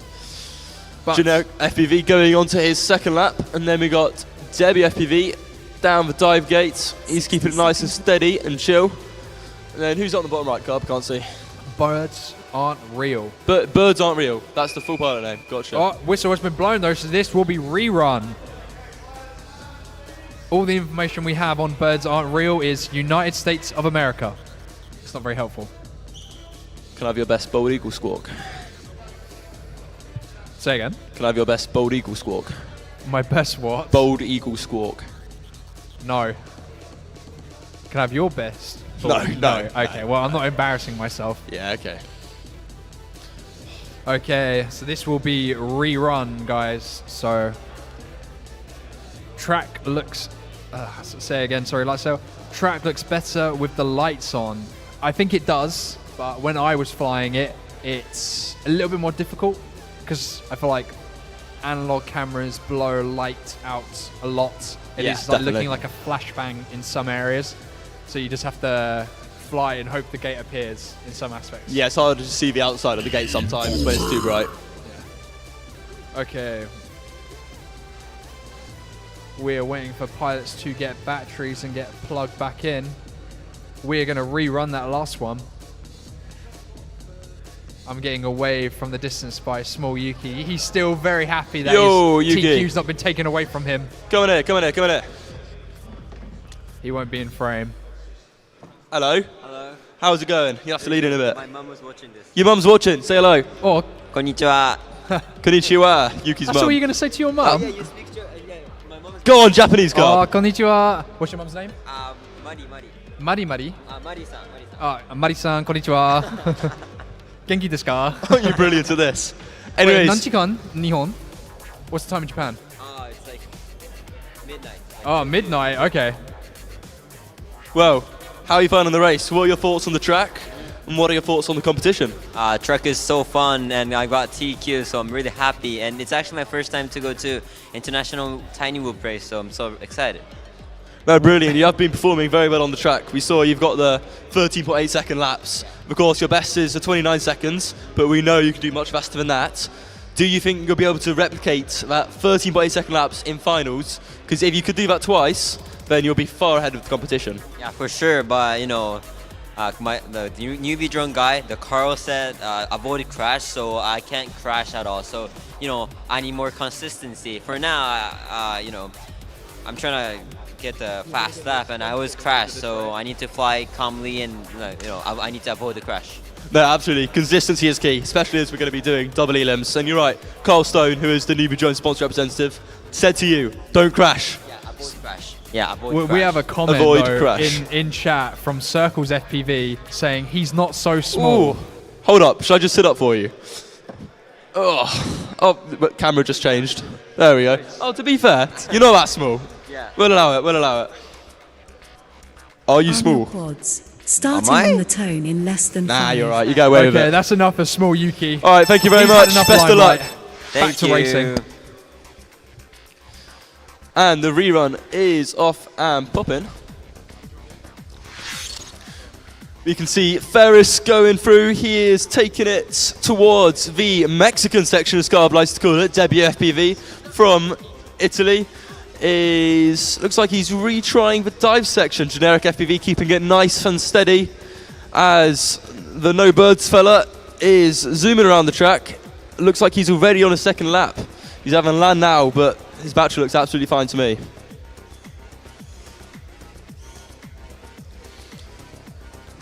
Ferris on his second lap, taking it into the most difficult section, the Mexican section. He's kept it good despite the small gates. He's getting through all right, a little bit of wobble exiting it, and now he's going to the tight corkscrew where he likes to do his little left-hand corkscrew. Generic FPV also on this, now on his third lap. 60 seconds remaining. Pilots now have 60 seconds before they'll have to finish the lap they're on. Of course, the more laps the pilots get to complete, the more opportunities they have to string together two of their fastest laps, as you can give it your all, but sometimes it's kind of random which two are going to work out, and you've got to pray they're going to be in a row.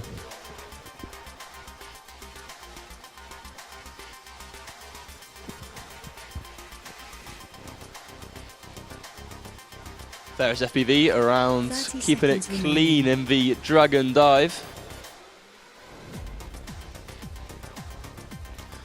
It definitely is very interesting to see the variety in flying style from all our pilots here.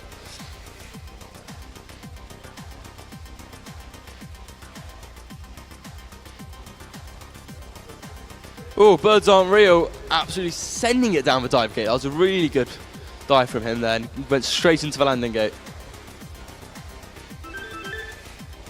Finish your lap and then land. All right, pilots, finish your lap. Let's see if you can get one more good lap and see if any pilots can improve on their leaderboard time. Bosch, Bosch. Bosch. And it's just Ferris from Poland flying right now. He's in the slalom section. Through the cube gate. Oh, looks like he's had a motor die on him or something. He is out the race. Looks like it is over.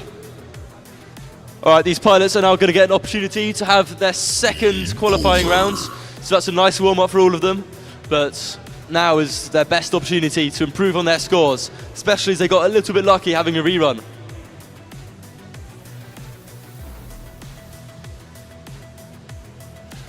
Hey man, how you doing? I'm back.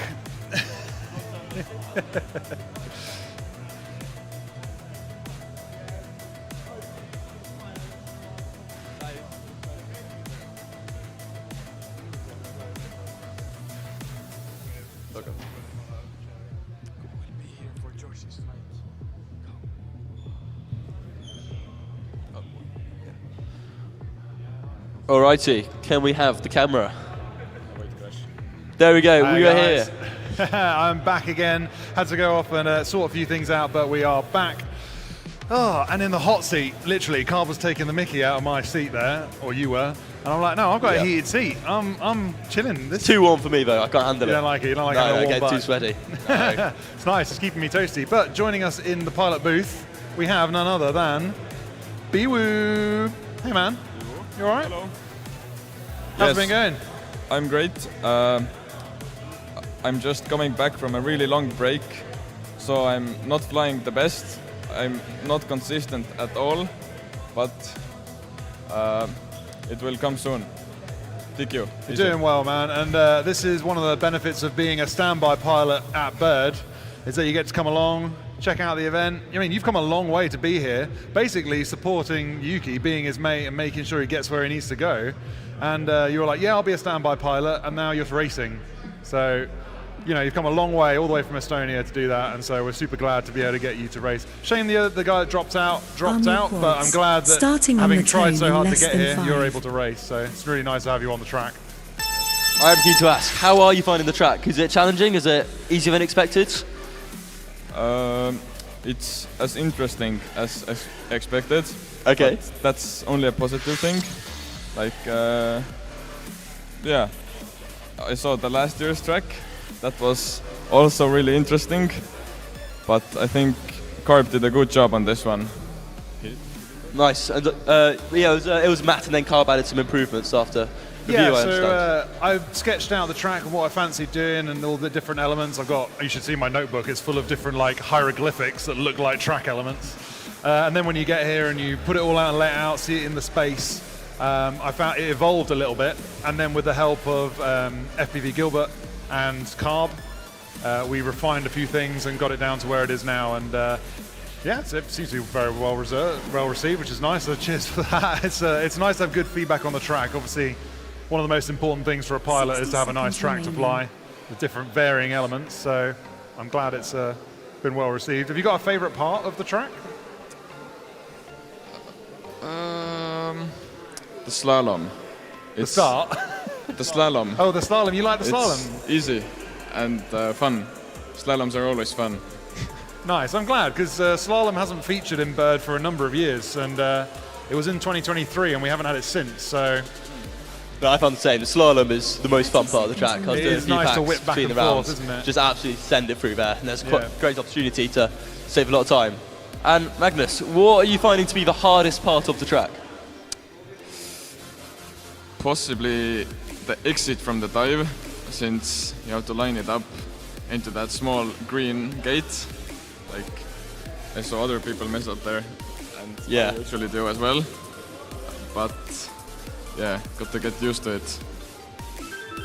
Very nice. Anything else, Matt? Finish your lap and No, I then appreciate land. that. I just don't want to keep him too long because I know he's going to be up soon. Yeah, you're going to be up soon. Anyways, thank you very much for the chat. Cheers for having a quick chat with us. We'll catch up with you a bit later on. Avoid crash. Avoid crashing. Avoid crash, That's what we Biwoo want to says. do. Yeah, you get around the track, then you can score your points. That is what we want.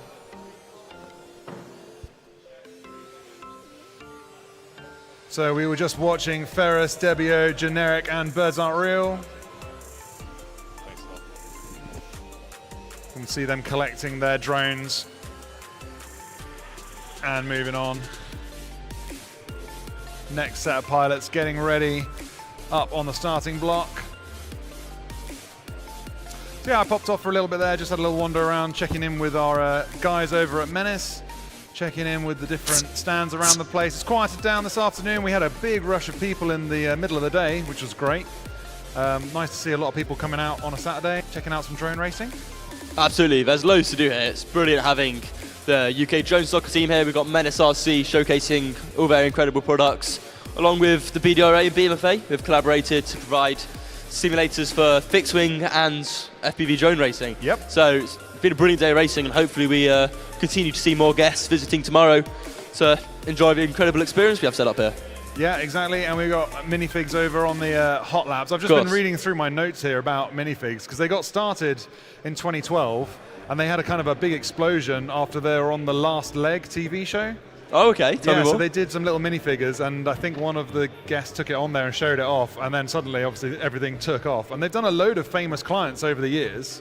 We've actually had Robbie Williams take it up on stage and show it off. Peter Kay as well took his on a tour and onto his gigs. Yep.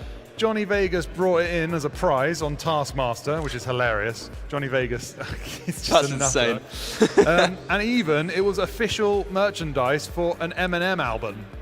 You could have got a minifig. Eminem album? Yeah, it's a bit random. Official? Official merchandise for Eminem minifigs made. That was an interesting career path, but... It's mental. That is mad. It's so cool. I had no idea. And then, of course, there's a signed Apollo 13 minifig from Jim Lovell, the astronaut. So some seriously high-caliber stars there taking part with the minifigs from Minifigs Me. So if you want to be part of that illustrious crew, head on over to Minifigs Me. It is coming up on a very special part of the year. 14th of February is coming up, guys. If your significant other likes minifigs, enjoys a bit of Lego, you can design your very own miniature person of significance in your life and give it to them as a gift. Absolutely, pretty great gift that, wouldn't it? It's very unique. Can't really get it anywhere else at all. No, completely unique. You get to design it as you like it, and then it could be completely unique for them. Perfect. But our next group up, this will be the first time these guys are up flying. We have 222 FPV, King Joshi with a lot of supporters here, B-Garage from Italy, and Baru from Italy as well. King Joshi being well known for being the fastest junior pilot in the United Kingdom.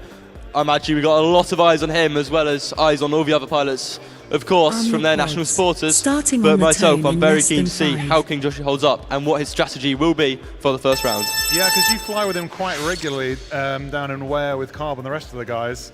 So you've seen his flying style intimately progress over time. Yes, absolutely. He's smoothed out quite a lot recently. His flying style's become a lot more similar to -1's flying style, and I think that's helping him out. So like watching him now, we can see he is quite... Yeah, he's actually pushing quite a lot. So he's quite twitchy, but he seems to be... Well, it seems pretty controlled. There you go. As I say, he crashes, of course, with the commentator's curse. But yeah, we're looking forward to seeing how he does. It's the first time out on track, so everyone's just going to get the hang of all the angles of the different features, where they can run wide, where they can get the power down, and we'll surely see him progress as the racing goes on. But up with him, we have B-Garage and Baru, both of them from Italy, coming all the way here, having taken part in the IWL League. Baru, actually, I want to say Barox. But Baru, I'm thinking Baru is kind of the English way of saying it. There's probably an Italian way of saying that I'm going to absolutely butcher. Yeah, let's not even try. But I'm going to go with Baru for now until I'm corrected. Baru on Ilanzi Gineki team up against B-Garage from Team Runaway. So these guys are up against each other, not only racing, but for their teams as well. And are there any team prizes? There are team prizes. Oh, okay. Yeah, Exciting. First time at Bird we're doing a team competition because I went across to Italy and raced with those guys in 23 or 24. It was a couple of years, I think, since I was over there, and had an absolutely amazing time. Their racing is completely different to how we do ours. They have their very own way of doing it in unique Italian style. But I really liked the teams element where people were working together and giving each other like support and guidance and team tactics. It was really good fun. And I thought, well, we can definitely do that in the UK. Yeah, no, it's really nice to see a bit of team racing introduced into UK events. And there's some serious prizes up for grabs on the team racing as well. Are you allowed to share? Finish your lap and then land. Because we've been speaking about them. Yeah. They've put up a £90 gift voucher for each of the top 3 teams. Ooh, yeah. Wow, so okay. With that, you can create a fleet of team minifigs in your colours to take back as your prize for the winning minifigs. Brilliant. Winning team. So yeah, I'm excited to see. Wonderful. Great. I'm excited to see over the coming weeks and months when those get shipped off and sent across to the winning teams, what we get back on the socials, seeing all the little minifigs going out on their little adventures.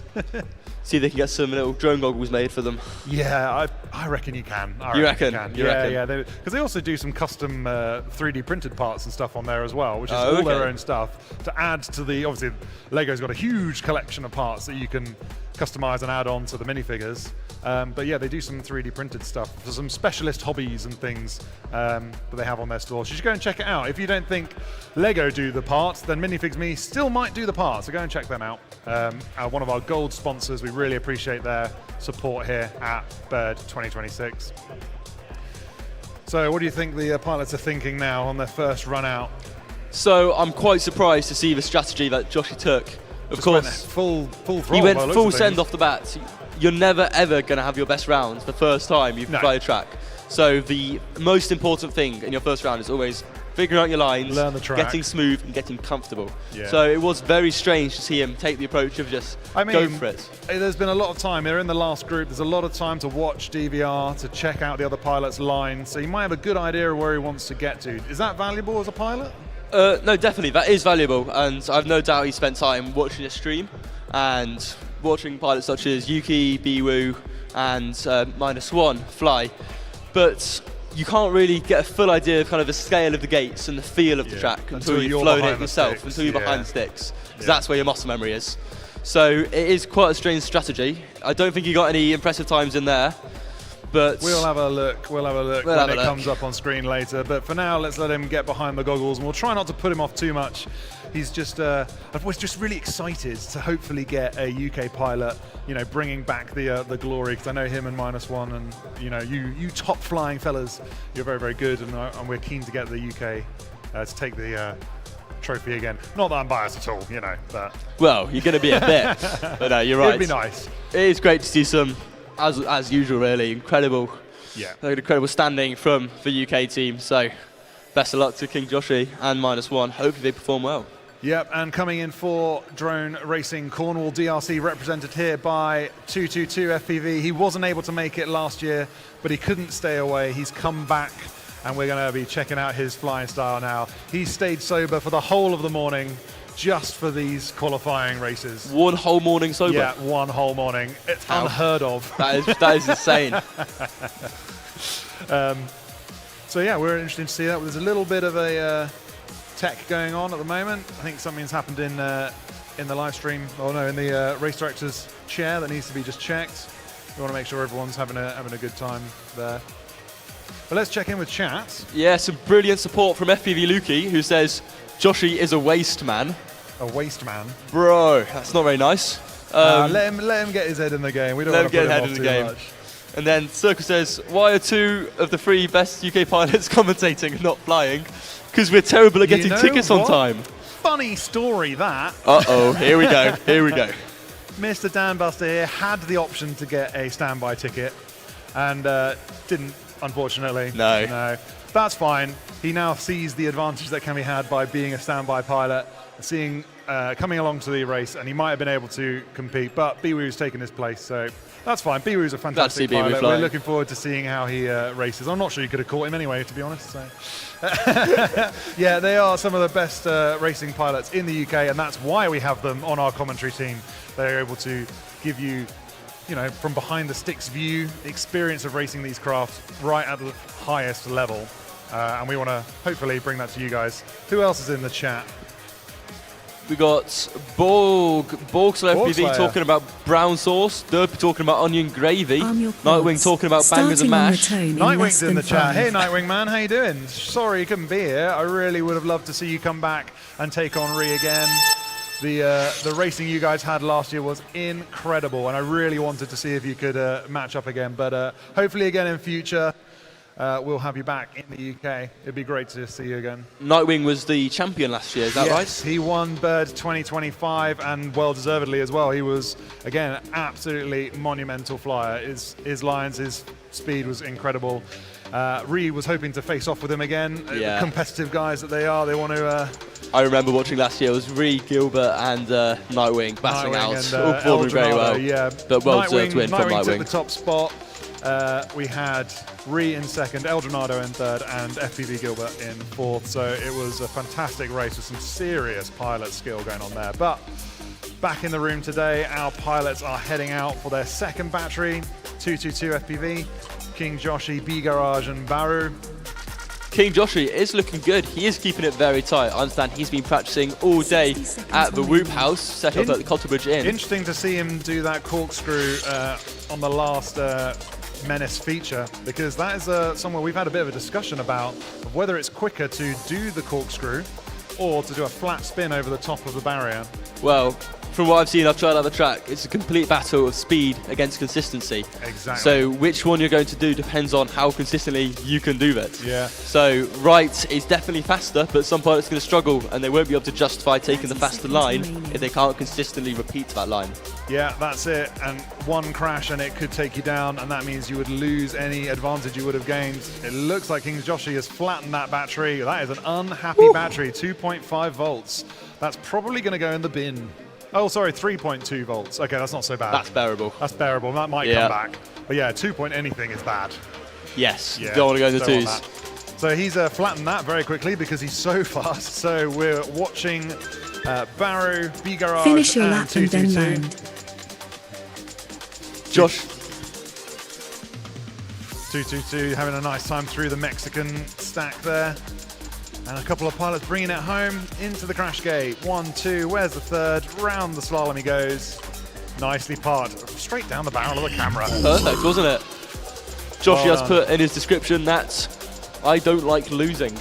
So It's true. a little bit of confidence. We sent a bit of a quiz out to our pilots before they came, just asking them about what they wanted to share with the live stream. Obviously, huge stack of sponsors for King Joshi. He's one of the top pilots.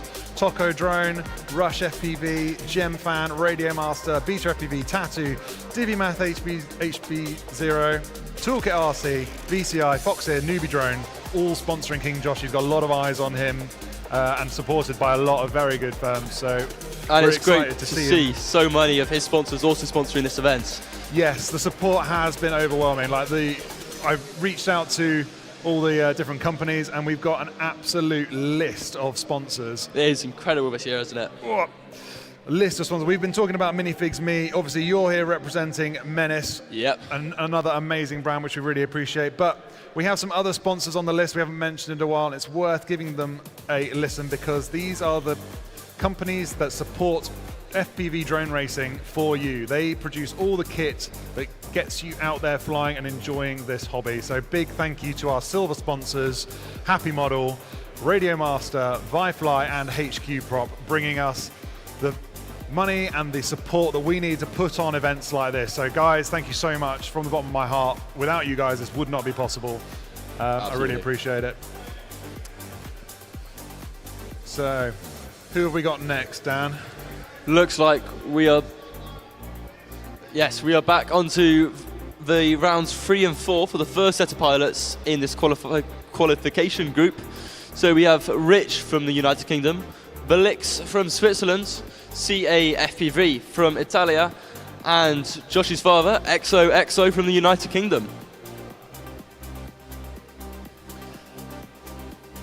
And so Rich from Drone Racing Cornwall, he's been also helping us behind the scenes do all the networking and stuff, all the hundreds of cables that are running hither and thither across our sports hall floor here. He's done an amazing job helping us get all connected, but not only just with the networking, he's written some special software to drag out all the data from trackside so we can display it on screen for you. Starting on the turn and in on the less than front of our 5. nice launch pad as well. No, it's absolutely incredible work. It works very well. Oh, Blix just going straight. I think he had a bit of a failsafe or something there. Not happy. CAFPV crashing right by the Dragon dive gates. XOXO had a bit of a fumble at the start, but he's looking good now, nice and solid. He's going high throttle, not too tight, so it'll be interesting to see what time he works out with. Yeah, XO, a fast pilot when he wants to be. Unfortunately, sometimes gets a bit tied up and energetic with his flying style, but we'll see if he keeps it together here. Blix, his first ever drone race he's been to. We're excited to see how he gets on. Spending a bit of time on his roof just there, but sorting it out. Scott says in chat, I was at RL practice when sign up went live, so I missed it. I was there with you, Scott, same issue.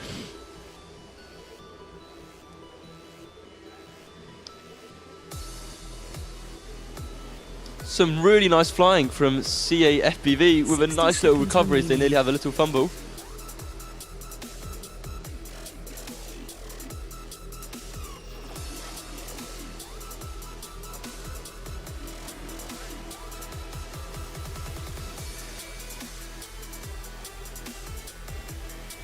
And it looks like Rich is out for the count. Not sure what's happened to him, but he has a grey screen of death.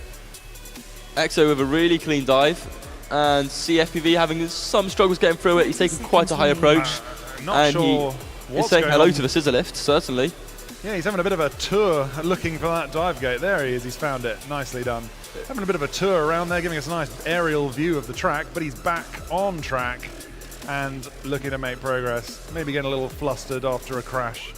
There's a lot of skill to getting that dive gate right, because you want to start low, because then the dive you're actually completing is much smaller. So if you're low to the gate and then drop, it is going to be easier to get through it, because you're going to be traveling at a slower speed as you dive. And then land. However, that's also going to give you less time to line up the dive. So we see some pilots going really high up, giving themselves time to line up the dive, and other pilots starting really low. There's definitely a good balance between the two, where you can balance speed with consistency. Yeah, that's it. That's one of my tactics for doing dives as an angle pilot. I tend to go quite high above it and then spiral down and try and just whoop straight through the middle of it. Because seen quite a lot of that today. I'm not going to be turning over. I don't trust doing angle. I don't trust myself on acro for racing just yet. Oh, EXO Would just you give it a go? managing to land on the dive gate there. Managed to get caught up, but he flipped himself off and is just finishing off his lap. Although, you're killing me. His battery says you're killing me. You're killing me, man. And nearly into the crash gate. That'll do. Disqualification. 3.1 volts. That's quite an unhappy battery, but it'll be all right. Oh, Get well. on the charger. So Matt, can you explain why do you fly angle, and what would you suggest to beginners, and will you be changing to acro anytime soon? Oh my god, the question I've been bombarded with all day. Yeah. It's true, I am an angle advocate. Basically because it's the easiest way to pick up and fly at your first experience. You get an immediate sense of reward from getting up and flying and controlling the drone. It's so easy to pick up a controller of a set or one of our whoops here on the minifig stand or in the drone soccer crew, and just pick it up and get a feel for what flying feels like, the satisfaction of getting behind the sticks. And that's in angle mode, self-levels. It makes it a lot easier. You don't have to worry about accidentally turning upside down or getting mixed up with which way you're facing. If you let go of the sticks, it comes back to level and then you can sort out where you are. Makes it a lot easier. But the downside of that is that the top racers, mostly yourself, Carb, Joshy, all of the top guys you see here are all racing in acro mode, which is when you use a stick and you let go, instead of it coming back to level by itself, it stays wherever you put it. So if you put it at 20 degrees off to the left, it'll stay there until you bring it back to the center. Advantage of that, you can do some more complex moves like those dives, like those corkscrews that you just can't do when you're fixed to a certain angle limit. And so that is why acro is flown by the top pilots. But when you're just getting started, it's nice to start on angle mode. The tricky bit. Yes, no, you got some very good points there. Angle mode is more limiting, which is why you see most top pilots tend to fly acro. However, the learning curve with acro mode is very steep, so I would agree. Beginners should definitely start angle mode. Get comfortable with that. It's really not going to limit you that much, even though might be a little bit of a struggle when you're going for the absolute fastest times around the lap. But no, it is a great starting point, and I can see why so many people choose to fly it. It's a great starting point, and the thing is once you have flown it and you get that sense of achievement for flying, angle modes to a relatively decent level, when you can go through a couple of hoops without crashing, it's nice. Like you get that real sense of satisfaction. But to progress as a pilot, acro seems to be the way to go. We have a few angle advocates, me being one, Anti-Hype I know being another. I think someone else said in chat someone else was a angle pilot, so I need to have a look back and see who that was. But there comes a point where you need to make the decision. Now, yes, me and Jaggers used to be quite close on racing. We kind of got better together and came up through Wings and Wheels events, and when we were racing there, we were both kind of neck and neck, both doing on angle, and then because Jaggers trains with Justice FPV, one of the all-time famous racers. Yeah. He's obviously an acro pilot. Jaggers was like, no, I'm going to commit to acro. Yes, it is quite a decision, but as you say, if you can get yourself hooked on FPV racing, in angle mode. It is much easier to motivate yourself to make that change. So I do wonder, Matt, this time next year, maybe, just I'm maybe. thinking about it. I can fly acro mode. You know, it's good fun to mess around with. But what are you doing over there? Come on then, who's that? I'll show this after the stream in a minute. Oh, cool. Birds has just taken a photo of me on like an instant camera and printed it out and given me a little picture as a memento. That's going to go on. I'm going to put. Do you know what I'm going to do? I'm going to put that on my sticker board back home. Let's have a look. It's a unique sticker to have. Oh, that's very cool. Nice one. That's very unique. Keep that Finish under your there. lap and then land. So yeah. So what was I saying? Something about angle mode. Acro mode? Something about that. I don't know. Yeah. Anyway, the point is Jaggers took the leap and switched over to acro mode, and I haven't. And Jaggers did suffer like this speed drop for a while, but he's coming right back up, and now he's challenging me in acro mode, and I'm stuck in angle mode. And so if I want to take the same leap, I'm going to have to drop way down, and that is a big hit to the ego that not many people want to take. From what I've seen, I think this is a very fair point. I've seen lots of pilots reach kind of a situation where they're in angle mode, they're enjoying it, but they feel like they can't improve. Yeah. And they need to go to acro to improve. However, making that switch is such a switch in muscle memory. Yeah. So even though it gives you more potential to further increase your skill, you're going to suffer from quite a serious drop in skill first. Yeah, and it's one of those things, like I have acro and angle mode on a Switch. I've toyed with the idea of if there's like a specific feature that requires an acro move, like a dive, for example. Oh, okay. Toilet bowling into it just takes so long to do that. You lose so much time that if I'm on the run up to a dive, maybe I just flick it into acro, do the dive, and maybe just flick it back into angle and it will catch me for me. I don't know. I haven't really thought it through. It's an interesting idea. It'll play with my brain a bit too much. That would throw me off quite a lot. I tend to do that for if I'm doing 5-inch and I want to come in for like a nice soft landing. I'm much more practiced in angle mode. You fly 5-inch? I have flown 5-inch. Have you? Particularly when it's somebody else's 5-inch and I don't want Yes, to crash don't want it. to break it. I get that. So I ask them what the mode switch is, and I switch it back into angle mode so that I don't crash their lovely drone while I'm flying their stuff. Definitely. I don't want to do that. But up on screen we have qualifying, and in qualifying in the top place, still holding on, we have Small Yuki up there with a 29.61. Do you think anybody else is going to beat that 30-second mark? I think Joshy definitely has the potential to. He's quick, super quick. He's very quick, but he can't string laps together. I feel like he's taken the wrong approach. So as long as he slows down and works his fundamentals and then tries to increase his speed with the remaining 4 rounds, I think he stands a chance. I've got high hopes. I mean, straight out of the gate, he's up there, top 10. He's 6, just behind Biwoo. He's got a couple of seconds to make up to Biwoo. There seems to be a cluster in the kind of 31 to 33 mark, and then you've got another cluster kind of 36 to 39, so in the top 10. So, you know, I reckon he can do it. He's only been out there once. He'll be coming up again pretty shortly for his next round of batteries. So we look forward to seeing what he can do, because he's, I think, fairly comfortably into elite class there. He's fairly comfortably into elite class up in 6th, King Joshi. Oh, yes, definitely. Yeah, he's definitely elite class. He is going to be at least battling the -1 on a normal day of performance. Yeah. But we do know Yuki can probably do better. We saw him earlier get a 13.8 second lap. So if he did 2 of those in finals, he would be well ahead of all of his competition. But one to look for is Pandron from Poland. He is up now, and oh my gosh, he is fast. If you can see how fast this guy is, you're doing better than us. He flies faster than light speed. Look at him go. This is a real challenger for the top position. He's so quick. Into the Mexican section, over to the Menace. He needs to go the correct way around that. He does. The honor system for whoop flying in full effect. We heard from Biwoo earlier that one of his favorite sections was the slalom at the end there. And it certainly is really good fun. That's one of those sections that does actually favor the angle pilots. You just flick your controller left, right. You can get it done really quick. Yes, definitely.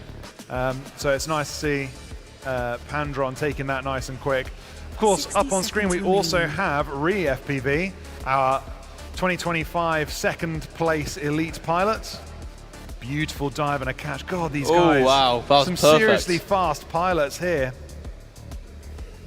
Yeah, no, it's interesting seeing the difference in style. We've got Biwoo and Ree both going for a very smooth style, while Pandron is a bit more aggressive on the controls. But yeah, Ree is a very talented pilot. As Matt said, he was a top contender last year. I believe he took home second following the event. But we can see he is starting to get some really good lines now. He's absolutely nailed the dive gate. Even though he had a little fumble there, he recovered absolutely perfectly. It's just what he wants, and being able to recover like that is, without a doubt, going to help him a lot in finals. I've just noticed how tight Biwoo is hooking that 270 behind just after the dive gate. He is so close to that pole. You have to watch him on his next round because it's real quick. He seems a little bit lost right now, but he's getting back into the flow of things. Another left-hand corkscrew from Biwoo. I will not understand why people do that. So Biwoo up at the Dragon now, dive gate. Check how tightly he does that. Look at that. Oh wow, yeah, he's really treating that like a right-hand spiral up, which is a hard thing to do because it's such an elevation change. Exactly. But he's got it nailed. He knows where the gate is and he's sending it. I've seen it, but oh no, he's gone down and video is out. Something has broken on Biwoo's quad. Will we see him fly again? We're going to have to see. Looks like that is it. They're walking out onto the He's track. taking the walk of shame across the track to go and collect his broken whoop. I see Biwoo, no lights on wrong? it. He is holding a whoop and he's looking at it with a suspicious... Oh, Doesn't he's know. shaking his head. Oh, and he's smelling it. Does it smell of Let's have a look, electrical Biwoo. failure? That is a gone board. Did you hear what Carl said? He said, don't crash, remember? Yeah, that is completely burnt out. But, Having a little inspection of the drone here. What looks to be the problem, chaps? It smells bad. Yeah, I think it looks like it an does smell ESC. bad. I just got a waft. Maybe Something the- electrical has burnt. Yeah, maybe the power distribution board on it has Well, hopefully gone. you've got a second quad tucked away somewhere. No. No, You don't. You haven't got another Just the quad. one.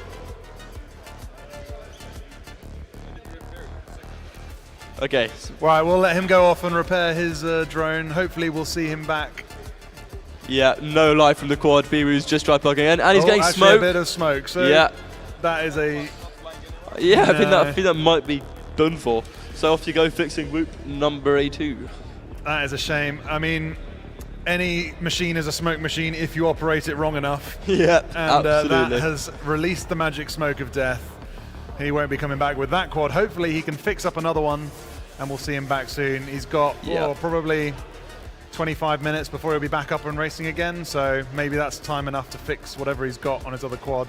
Hopefully the issue with the other quad isn't the board, because now he's got a spare camera and spare motors. So yeah, hopefully it's an easy fix, whatever he's got to do to that one, because I'd love to see Biwoo competing to the end of this. Definitely.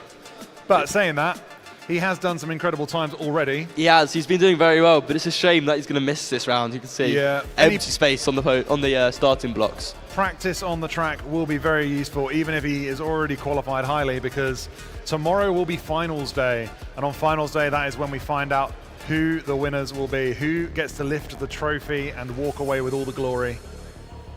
Who do you think it's going to be? Not who do you want it to be. Man. Who do you think? Who If you do had I to think guess. it's going to be?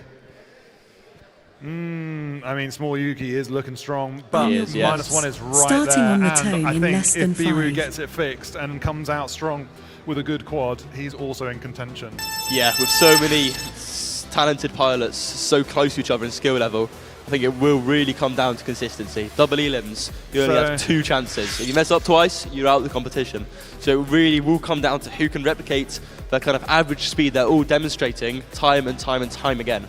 Yeah, definitely. The reliability of your line is key in double eliminations. You've only got 2 lives. Here, you could crash every round, and as long as you get one qualifying run where you get 2 fast consecutive laps, you've qualified. But on race day, it is all about your final position at the end of that race. So consistency is key. Nice corkscrew there from Ree, taking the fast corkscrew option rather than doing the flat turn. He is a very skilled pilot, able to replicate that over and over and over again. He is. It looked like he had a little fumble on his first lap, so he'll be knowing that that first lap is very unlikely to count towards his top 2 consecutive. So he now knows it's all about stringing together 2 of his best laps. And Biwoo no longer, or Biwoo being 1 down on a round against him is actually going to be to Ree's advantage on the qualifying. And of course, the higher a pilot qualifies, the better their seeding is going to be in double eliminations. The better their seeding is going to be, and also the more points they score in the team competition. Oh, okay. So with a high qualifying position, he could have got some good points. I'm hoping he's able to fix the drone and come back again. Ree looking absolutely on fire. I don't think he's crashed for like 3 full laps. It's doing incredibly well. This is, there you go, you see him practice the flat turn there rather than the corkscrew. Yes. Was that Ree? No, that was Pandrone. My mistake. Pandrone practicing the flat turn rather than the corkscrew. Pandrone is absolutely sending it though. It looks like he's full throttle stick banging. There you are. He's but just it's done working flat out. Turn. And into the crash gate he goes. He's very happy with that. Battery at 3.5, exactly where you want to end your flight. Perfect execution. We just have go on board now with Viking FPV as he brings it round for Drone Racing Cornwall. Finishing off his lap into, no, not into the thing. He bounces off the outside and ends up in the tech check area. Matty FPV says Biru needs to put his drone in rice. I'm not sure that's going to I'm not heal too convinced. Effect. No, I think if my house was on fire and someone started throwing rice on it, I wouldn't be too Probably pleased. wouldn't do that. No. Yeah, he plugged it in over here for us, and pretty immediately some terrible smelling smoke came out. Yep. Which is Sparks not of what we want. smoke. No. So hopefully he can fix that up, and we'll see him again soon. But let's see who we have coming up next. We've just had Viking, Ree, Biwu, and Pandron. And when we tick over to our next pilots any second now, we'll be able to tell you who is up. Repeat that lap. That was amazing. He's ridiculous. Some dramatic music. Those were the pilots that have just raced. Thank you for checking in with us. But next up we have Ferris, Debio, Generic, and Birds Aren't Real on deck. Got lots of supporters for Birds Real watching the stream right now. Sorry, Birds Aren't Real watching the stream Birds right aren't now. real. Bird is real. Birds real, birds aren't real. Do not get the two it's confused. Kind of confusing.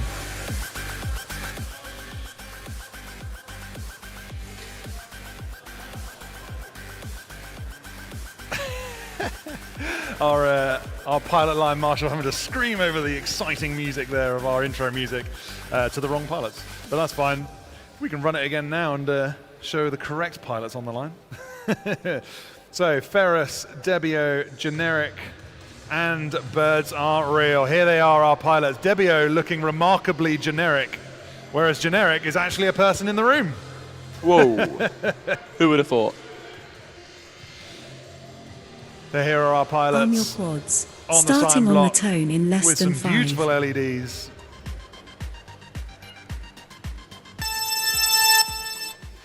So I'm going to very carefully not commentate at all on Generic's flight because he is a Birmingham Tiny Whooper pilot, and I have high hopes for him in the racing coming. So now see how many times I can say his name in one race. Generic. Ooh, flying a bit generic there, mate. Ooh. But out on track, we also have Ferris, one of the fastest Polish pilots. We saw him, or I caught up with him at ReeFPV's Whoop Champs event earlier in the year, where it's the first time I met Ferris. He is remarkably quick, and you can see him now in the top left of your screen. A nice toilet bowl for that dive. I'm Bouncing not sure. off the dive. Oh, it's really messing him up, that one. Maybe needs a bit more practice on that dive, but just skimming across and crashing, but straight up and out again. Ferris, nice recovery from him. I do feel like a lot of pilots probably would benefit by taking that dive gate a little bit slower. I think everyone's trying to save time there, but they're spending so much time messing up and having to do reruns of the dive gate, but they'd probably be better off just taking it slower and tighter. Yeah, for sure. Sometimes slow and steady wins the race. A nice, clean dive will be better than a sketchy one you have to save. Generic bumbling around on the floor at the moment, checking out the slalom before heading back up to the Dragon Tower. Goes for a nice little dive flick. He is predominantly a freestyle pilot, but we have coaxed him into a racing format, or into a racing environment to see what he's made of. And he's been putting in the laps. I've seen him at BTW very regularly. See a nice corkscrew there by Generic. He can do some incredible moves, but usually as a freestyle pilot, you just do the move and then cut it together with some other moves on your Instagram video and go home. Yep, call it a day. Yeah, whereas now on a race, you've actually got to string them all together in one unbroken chain of awesomeness before you end up on that podium. Or you can be a little bit cheeky and just do loads of single laps, and I hope no one complains. Yeah, and then cut it together in post. Deal with it in Joshy, post. yeah.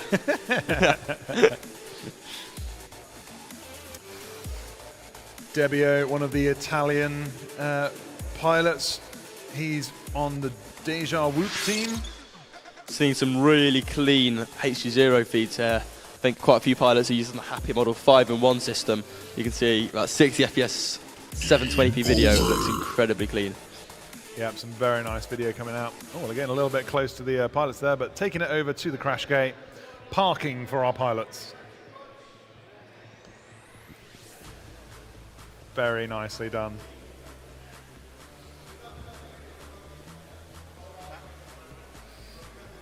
Yeah, please, that'd be great. Oh, someone's just delivered me a nice cup of tea. Ooh, very nice. Thank you very much. I think everybody can hear my voice going a little bit hoarse. Can they? So cheers for that, thank you very much. Long day of flying, then we're all going back to the whoop house. More flying. Yeah, almost certainly more flying. That's why you'll have seen in the background a few of the pilots have taken their stuff and headed back there already. They're comfy in their qualifying positions. No doubt at the whoop house they'll have the live stream up on the projector we've got there, checking out how the guys here are qualifying. And certainly some more whooping going on there. People will be keeping their thumbs warm, keeping themselves dialed in, making any last-minute changes. Last-minute changes, is that a good idea? I mean, I do wonder if anyone's going to try building any of the elements from this track to try and replicate them. I mean, good luck finding a scissor lift at short notice, but... Yes, I mean, yeah, that's going to be quite a difficult one. But some elements here, such as the hurdle corkscrew, might be reproducible. But at the same time, after qualifying, do you want to make any changes between qualifying and finals? I don't think so. I think any changes should be made during qualifying. And you need to stick with what works, and you have to find what works by the end of qualifying. It's really tempting to go, oh, I'll just tweak that because I feel like that could be a bit better, and end up actually making things worse. And I think that's one of the things that EXO falls into the trap of. He really likes dialing in his quads, really likes tuning them to the max, and enjoys the kind of techie part of putting stuff together. But I think it just works a little bit to his detriment overall, because if you're messing around with the quad too much, you're not flying. And I think stick time is the biggest way to improve your racing rather than messing around with tune. No, I do agree, to be honest. It's something that I've found a bit challenging in the past as well. So when you're to race, you're really trying to beat someone or get a really good placement. And you start messing around with technical changes, throttle caps, race, tune. But it's much more important that you dial in what you're used to in practice. And at the race, you fix your flying, not your quad. And one of our pilots just bouncing off the dive gate there, having to come back up, and another failure for it. That's a real shame. We've got Generic taking a couple of attempts to get through that dive gate, but gutting through in the end. Tell you what, watching these pilots take off and 1, 2, 3 going through that dive gate is awesome. I love seeing all those lights head off up to the top of the room and go dropping through that. It's great fun. Absolutely, LEDs on whoops do look amazing, and it's great for the pilots flying themselves as they can see each other as they fly, and it really encourages some little micro races as they try and get their best qualifying times in. Ferris keeping it nice and stable as he goes on to his second lap. He's a very controlled pilot. As Matt said earlier, we've seen some great skill from him at the recent ReeFPV Whoop Champs, which he also attended. 60 seconds remaining. Ferris. Just seen Birds Aren't Real do a fantastic dive. He's into the Mexican section as he goes up and over the... Oh, he's taking another attempt at that. We go on board with Birds Aren't Real now. We can watch him chase Debbio. Seeing just 3.32 volts and a land now warning showing on Birds Aren't Real's feed. This is going to mean he's going to struggle for power. As he probably needs to head over to that medi shop and get himself some new batteries. Luckily, we have a shop here selling batteries that might save his bacon. Oh, but just looks like he is struggling there.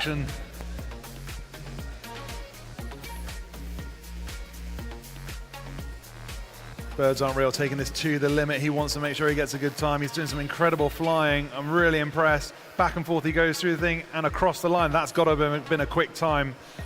But he's not stopping. He's taking it to the max, and he tumbles down the scissor lift at the back there. I'm sorry, scissor lift. I mean Dragon Mountain. Yeah. Finish your lap Dragon and then Mountain. land. Dragon Mountain. Not scissor lift. Not scissor lift. No, not Speedy Dragon Hire, Mountain. Skyjack. No. Okay. But Birds Aren't Real's video looking awful shonky as that battery just dies a death in front of us. He's gonna have to run over that. Yeah, it's gone. That's it. That battery's toast. Oh well. In £3.50 gone. In the tracker, you're going to see Birds Aren't Real hightail it across the course now to pick up his drone.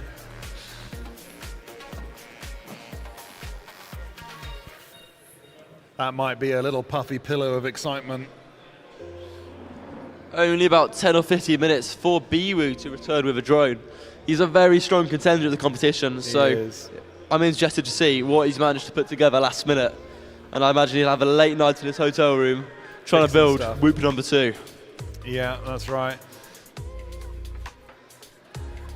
It would be great to see him back up and flying. I really hope he gets something together. Certainly at the Whoop House, we've got all sorts of people with all sorts of spares, and the culture around Tiny Whoop is help your mates. Always. So if he needs something, I have no doubt that somebody will step up and lend him a motor, lend him a frame, whatever he needs to get himself back in the air, because we want as many people as we can to be competing here at Bird 2026. Absolutely. Everything he could possibly need is here, whether that's with other pilots or with Menace. We probably have most of the spares in the UK in that Whoop House. To be fair, I don't think you're wrong. And the reason we have so many spares is from all of our lovely supporting sponsors. So we want to give a quick shout out while our pilots are getting ready to our supporting sponsors: T-Motor Hobby, Blueprint FPV, HGLRC, the BMFA, Speedy Pizza Drones, Vulcan Innovation. We have Drone Soccer here with their Drone Soccer balls. CADX FPV putting in some incredible prizes, I tell you. They brought out the new Ascent system recently, and they sent me 2 full sets. 2 full sets? Yeah, I got to try that'd be one. interesting to try. Okay. Yeah, I got to try one. It is a very nice video system, Is I have it? to say. Interesting. And we've got 2 sets to give away from CADX. Thank you very much for that. Can I have one? Do you want one? Yeah, please. I'll try it You'll out. have to win. Well, hopefully they'll come back again next year, and we will get some more prizes from them. But GemFan, beautiful sponsors. Newbie Drone, of course. Beta FPV, one of the first sponsors of Bird. The BDRA, keeping us honest and racing. And last but not least, bringing you our wonderful live stream. Fellow Productions, bringing us all the wonderful videos. Starting on the tone in less than 5. All right, now the next set of pilots are flying. We got King Joshi 222 FPV, B Garage, and Burax. See how it goes. Josh having a little bit of a fumble. Looks like B Garage is having a little bit of a tricky time. He's definitely pushing, very early to be pushing, but we'll see how that goes. 2-2 FPV is keeping it nice and calm and very controlled. And Burax looks very stable as he goes through the Mexican section into a high up area, around the Menace spanner into the corkscrew, which he is also doing left hand. Looks like first pilot on the second lap was Burax, followed by King Joshi, who is having some struggles crashing. 2-2 FPV seems a lot more controlled now, and B Garage still keeping it very controlled and looking great. I tell you what, King Joshi absolutely flew through those slaloms at the end there. He's got that absolutely dialed. Yes. No, it's a great section, that's because you can just bang the sticks. It's quite risky because if you hit one of those, you're probably near full throttle in that slalom section at his kind of speed. To change direction that quickly, you have to be on the throttle, and it is a risky maneuver. But when you line it up, I tell you what, I have to say, we set out a slalom earlier in the month, and that is why it's here, because we did it, and I forgot how much fun it is absolutely banging down, basically a straight with a few wiggles in it. It's so much fun when you get it right. It's hard to get right consistently, but Definitely. it's so much fun when you do. Slaloms where the flags are all lined up, always very fun, because as you said, they're pretty much just a straight with some stick banging involved, so it's very fun. Stick banging. Is that a hobby of yours? I think my girlfriend's watching. Anyways, back to the stick banging though. 222 taking on that slalom and across the line, start his next track. Up to the top of Dragon Mountain, very nearly kissing the dragon there, and a nice toilet bowl down to the catch gate. But the commentator's curse sends him down. Oh, he's got a bit turned around. There we go. 270 up. Finish across your the lap minute and then RC. land. He's got 30 seconds to finish this. I have no doubt 222 will be able to finish this. One of the only pilots choosing to stand as he races at Bird. Most other pilots are sitting down. He's clearly from somewhere where he goes 5-inch freestyle bashing, because you don't usually want to sit on the wet ground in the UK. You can also, he's got that hoodie up. He's going for the full-on FPV Pro look. Yeah. Round of applause. Someone's done well. Got a bit distracted. But what is going on? I'm interested to see how things are shaking out. So that was what, the first one of this group. They'll have another battery. They'll go and plug in a second one and get ready to send it. So warmed up fingers. If they needed to be warmed up, they're warmed up now. And if we're going to see some fast laps, this is when it's going to be. All right, we see our pilots getting ready to go out for their second pack. Joshy's giving me a very flat smile and a nice cheesy wave. Yeah, our pilot's just lining up, getting a little look from Matteo over there. He wasn't expecting to race at Bird, but just before they bought their tickets, he was subbed in for one of his teammates. So we've got the organizer, one of the organizers of IWL here racing. In his nice purple jumper. You'll see on the back, it says race director, but it's race director for IWL, not race director for Bird. Don't go to with your problems today. No, he'll just choose to ignore you. He'll be like, I'm sorry, I'm Italian. I have no idea what you're saying. I mean, that's also very reasonable. And I believe other Matteo is in the house as well. I can see him hiding over there, Speedy Pizza Drones. Hopefully we'll be able to get them on to live stream, maybe later or tomorrow to have a chat, see how they're getting on. But on screen we now have 222, King, Joshy, B Garage and Barrow taking their second batteries around this track. It's a little bit of a smeary lens for Joshy there. I think he's got something on his lens. Might want to give that a little bit of clean. That's 222 with a smeary lens, I think. Top left. Top left has got a smeary lens. King Joshy's got a couple of smears as well. I was just checking him out. Yeah, I was just watching as he went over one of those. One of the lights went past and just kind of bloomed, and I was like, oh. So give him a wipe. It's one of those things that I spotted someone doing at a race. The last thing they did was they just wiped the lens, and I was like, that's a really easy thing to do that will make me a better flyer. Always use the inside of my shirt for that. Yeah. It works very well. The other thing I've noticed, some of the Italians, when they're in their team, they have, because they're working together, the pilot will go and sit and he'll make himself ready, nice and chill. His teammate will take his whoop up, ready to plug it in, put it on the line, and they do a test arm. So they'll arm it, and he'll look like this in the, plug it in, and he'll do that, and he'll go, oh, are you spinning? He's like, yeah, spinning. He'll give thumbs up in the FPV. Pilot then knows he's all ready to fly. It's definitely going to arm, and he's off. And that is really, really nice to see the teams all working together like that. Yeah, so that originates from the FAI races, actually. They do that as well? So yes, it's part of the rules, so you can't take your own quad out onto the line. Oh, okay. I think you can, but they strongly recommend you don't, and it's not standard practice. So another pilot will take the quad out, they will stand in front of it, do this, a little wiggle with the fingers, then you arm your quad, they'll give you a thumbs up if it's okay. If it's not spinning, then you know you got a problem. And if you don't get a thumbs up and your quad goes forward, you might want a lawyer. Yeah, you don't want to be taken off with your quite You risky. want to have a trustworthy guy to take your pride and joy drone out there, and then obviously he has to have trust in you to not fly into his face. Yes. But with whoops, it's a little safer. Yeah, just a little bit. Wonder what's going on with race director. There we go, race director is calling for a rerun, so the pilots are now plugging in their quads. We see King Joshy quaking in his little boots. Giving us a little dance. So some lovely quads there lined up. Come on, pilots, let's see what you can do.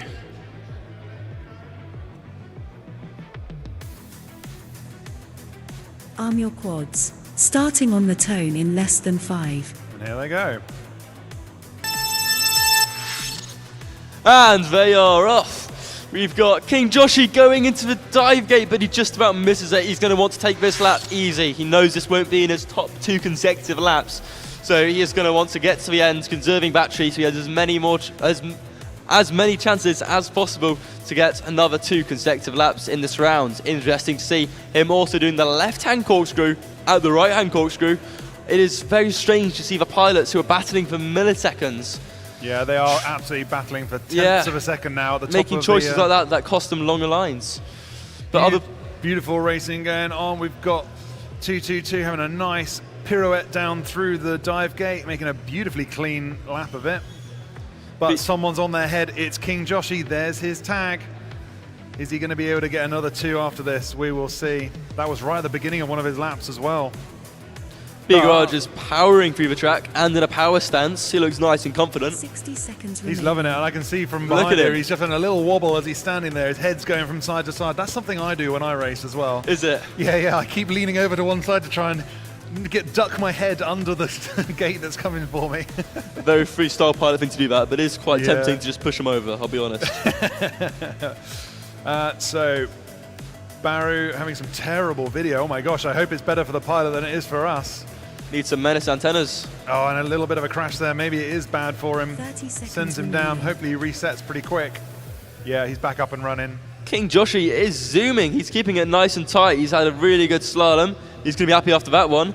He's trying to get a further improvement on his time, but has an unlucky crash in the dive gate. It's definitely an element where lots of pilots are struggling with consistency. So I think there needs to be a bit of a rethink of strategy in the dive gate elements. B Garage has parked it. He's happy with his result. His battery's looking pretty unhappy at 3.2, so I'm not surprised. Finish nice your little lap and drop then through the land. dive for 222. And looks like Barax has really picked up some pace this round. He is powering around the track using a lot more throttle, but he also seems quite controlled at the same time, I say, as he hits a banner.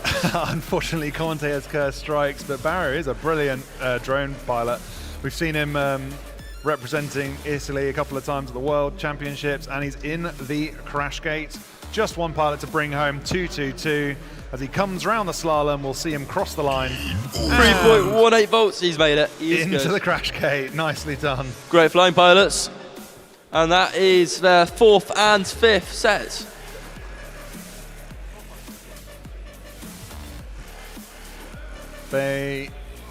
Where are we up to? 7 o'clock, we are getting close to the end of our qualifying. They've only got a few more packs left. Race control magic people, could we have the leaderboard on the screen to take a look at, please? Yes, let's have a look. There we go. So, wow. King Josh coming in with a sub 30-second 2 consecutive laps. That is only 0.03 seconds behind Small Yuki. That is incredible. Wow. 2 pilots have dropped under 30 seconds. My gosh. King Joshi. What was that, 300ths of a second? Yeah, 300ths of seconds. 300ths of Nothing a second separating. He has shown us Yuki. he can do it, and he's still got 2 more rounds. Small Yuki's done all 6 rounds. He's done all his, yeah. King Joshi will be back up again with some more batteries, and this is why King Joshi is the fastest junior racing pilot in the UK. Absolutely, it's amazing to see the competition here at Bird 2026 this year. You can see we've got 229s, 231s, 233s, and a 34, all in the top 7. Racing in elite class is going to be intense. There's going to be battles, and it's going to be a competition for who can be consistent, but still have the same speed they've demonstrated in qualifying. King Joshi is a very fast pilot. You've seen it sometimes unreliable, but he gets the job done when he needs to, and he pulled out a fast one on this race, smashing through that 30-second barrier that only one other pilot has managed. Incredible racing. Moving down the list, -1 has been kicked down 2 spots. I don't think he's unhappy about that. He knows he's up in the gods with those elite pilots now. He's probably feeling pretty happy about it. There with Blix in 4th, Split in 5th. 6th, we had Biwu, our standby pilot that's now racing. Pandrone in 7th, Ree in 8th, comfortably in elite class, but he is coming up soon. I can see him sitting at the spotter's desk. Ree is going to want to push and get that through. He wants to improve on that because I know he wants to be right up at the top there, even if just for bragging rights. The Red Matty, another incredibly fast pilot. We'll see him come soon, and he will be real pushing. But on the line now, we have Rich, Blix, CAFPV, and XOXO. Interesting to see Light Sail 14th on the On your leaderboard. quads. If he Starting drops on down the tone in less 3 than places, he 5. will be out of elite class. Yeah. So it is a question of, are there any more pilots in this round who can push him out? I tell you, when I was looking at all the pilots that signed up for this race, I was looking down the list and I was thinking, he's fast, he's fast, he's fast, Yes, he's definitely. fast. There's so many fast pilots that, unfortunately, some of them will end up in advanced class because only 16 pilots are going to make it into the elite class. Top 16 are in elite, the next 16 are in advanced, and the bottom 16 are in hobbyist. And this is these pilots, this is our final group of pilots. They're going to be setting their best times, and then once they're done, that's it. Qualifying will be set. You'll be in your classes and you'll know when you'll be racing tomorrow.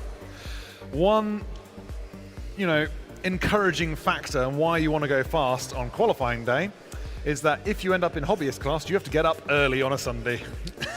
Oh, yeah. No, that is a very good motivation. So Derpy earlier fly asked, fast. is it better to be an advanced group at the bottom or elite? Sorry, is it better to be elite at the bottom or advanced at the top? I guess it comes down to when you want to wake up, doesn't it? Yeah, pretty much. If you want a nice long lion, you need to be an elite, but that means you're battling with all of these top pilots. So who do we have on? Blix has definitely got the wrong flag up there. Something's going on there. We'll have to sort that out. But then at the same time, I imagine the elite pilots will be getting up early, practicing out the Roop House. Maybe, I don't know actually. That's a good point. I wonder if anyone will be practicing there. Or maybe they'll just try and leave it so their muscle memory hopefully stays a bit better from this track. 30 seconds remaining.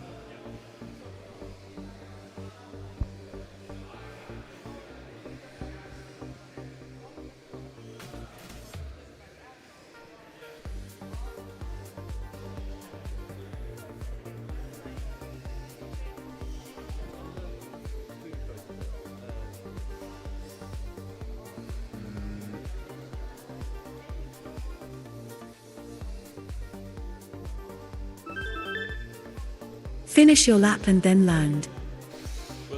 So EXO is on the floor, but he's back up and running. Again, another very fast pilot, one that likes to tinker more than he does fly, but through that slalom, he was absolutely killing it. Nicely done. But he's decided that that's all for him. He's parked it in the crash gate. He'll have another battery up, so I'm not sure. I don't think he's worried about it. And a nice little flourish, flourish there at the end from Blix as he slides neatly into the pits. He said he was here to have fun at his first ever drone race, so we're glad he's having a good time. He said he started flying FPV 10 months ago, doing FPV basically everywhere. Yeah. Mostly freestyle stuff and gorilla whooping. Okay. If you've been on his Instagram, or I don't know if he's got YouTube, probably just Instagram. Most of the stuff is him standing in his little loft room doing like freestyle tricks around himself. It's very cool. You should check out him on Instagram at Blix. I'll have a look.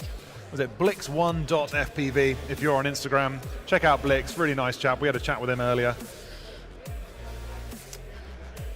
And a stoic man of epic proportions, our Rich from DRC. I've got no notes from him. Softly spoken chap, but very, very fast pilot. And you will see him in elites, I am pretty sure. Sometimes suffers with race pressure. But so far, he's been doing really, really well. He's qualified. I think he's already into the elite class. We'll see him Rich in 17th, just been pushed out of elites. He's now sitting at the top of advanced. That is a surprise. So not in the top 1 to 16. He is in 17th position. Rich is going to be looking to push now. He's warmed up. He's got 44. He needs to bring it up just a notch. He needs to cut 0.3 of a second off his time, and then he will be in the top class, in the elite class. Let's hope he can do it. I saw him racing at Norfolk Aviation Museum, and he absolutely dominated. I did see that race. It looked incredible. Such a great setup, flying around aircraft indoors. There was. Were you at the race? I did. I went along there. It was one.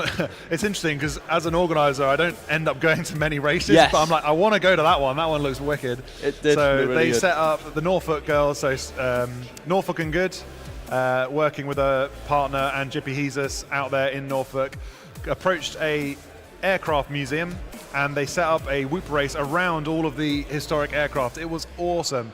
Sometimes a little bit tricky video conditions with all the like metal reflecting Yes, everywhere. lots of multipathing, yeah. But it was a really, really good race, some incredible racing, flying in and amongst these historic aircraft. It was so good.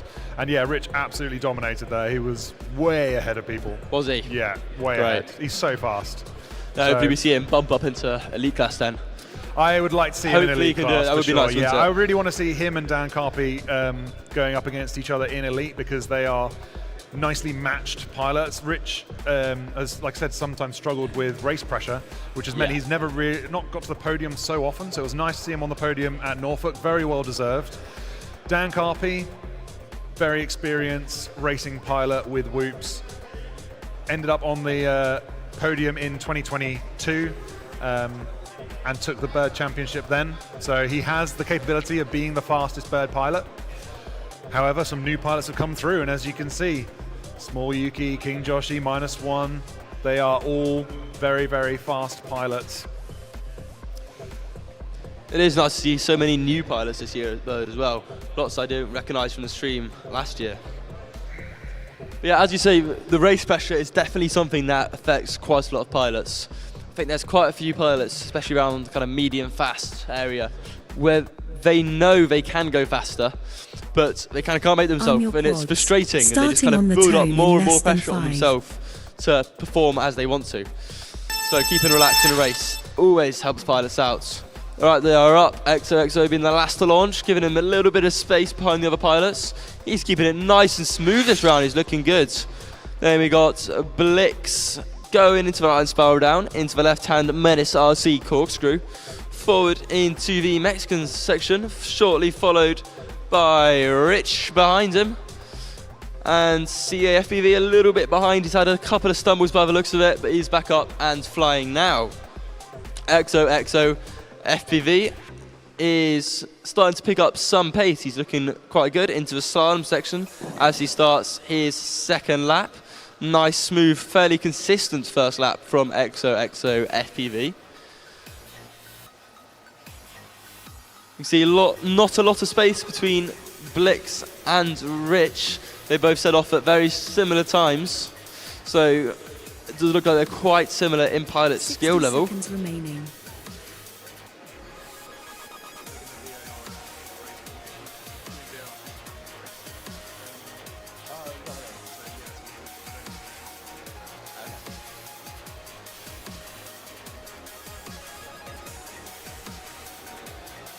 So Rich cooking it round, he's happy. He's parked himself on top of the crash gate and turned himself off. He is one and done. Nicely flown. EXO crosses the line, going for a hot lap now. He's cooking it. I think he's happy with his approach to that. Nicely dived and into that 270, but just clips a banner and goes down. A little too much sauce in that corner, sent him into a barrier.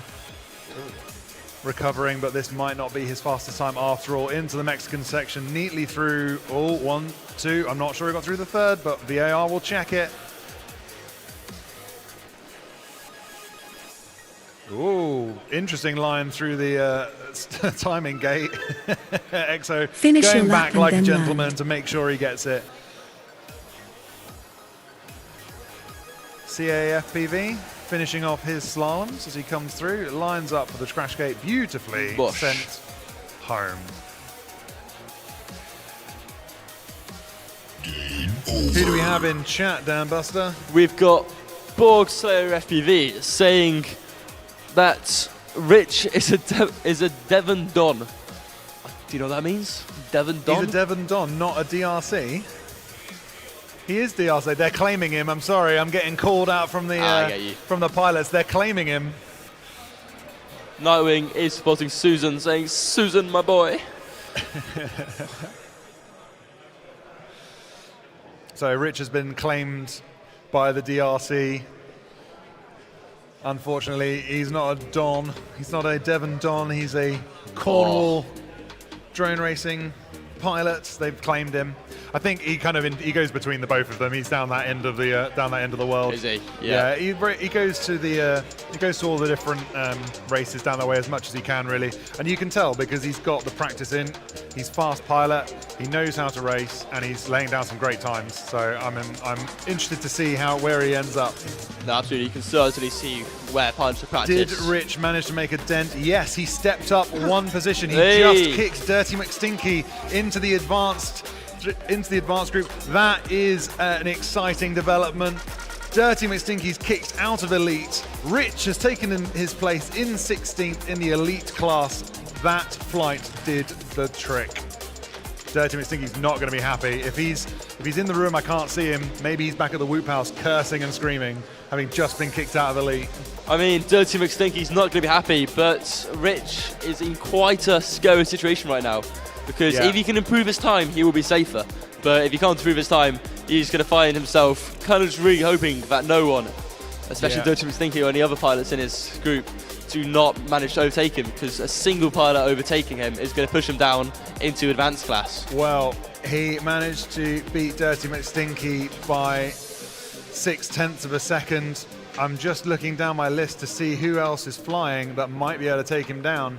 And I think most of the people below him have already qualified. Ooh, okay. Baru is up flying, so Baru might be the one to knock Rich out if he can knock a second and a bit off of his time, which is doable. It is doable. He might be able to knock Rich out or knock Dirty McStinky down another leg. Currently, Baru sitting at the top of advanced class, sitting in second in advanced class. But we have some sad news. We have got only 3 quads on the line. ReeFPV. Oh, he does not manage to get anything working in time. I see him there. He is grooving in his beanie. Not looking especially happy. That is unfortunate. I had hoped somebody would be able to help him get back flying, but starting on the tone he'll in have less to than 5. take a seat for a bit and try and fix it. Hopefully we'll get him back up and flying later. But 3 quads on the line. And they are off. ReeFPV is going to be trying to improve his qualifying time. He's been a very strong pilot, but we know he's got a bit more to give, especially with such a consistent style. It's going to make it a bit easier for him to improve on his times. Keep your eye on Pandrone, though. He is absolutely cooking. He knows that this is the time to really push and lay down his best times. Up to the back of the room he goes, round the Dragon dive gate. A nice spiral as he goes into that 270. Really, really tight as Biwu, I think, on that 270 spiral up into the Mexican section and across the room into the Menace RC hurdle. And all of a sudden, we've got backdrop and no racing, but we're back. Pandrone, beautiful whole lap there. A couple of tentative moves there.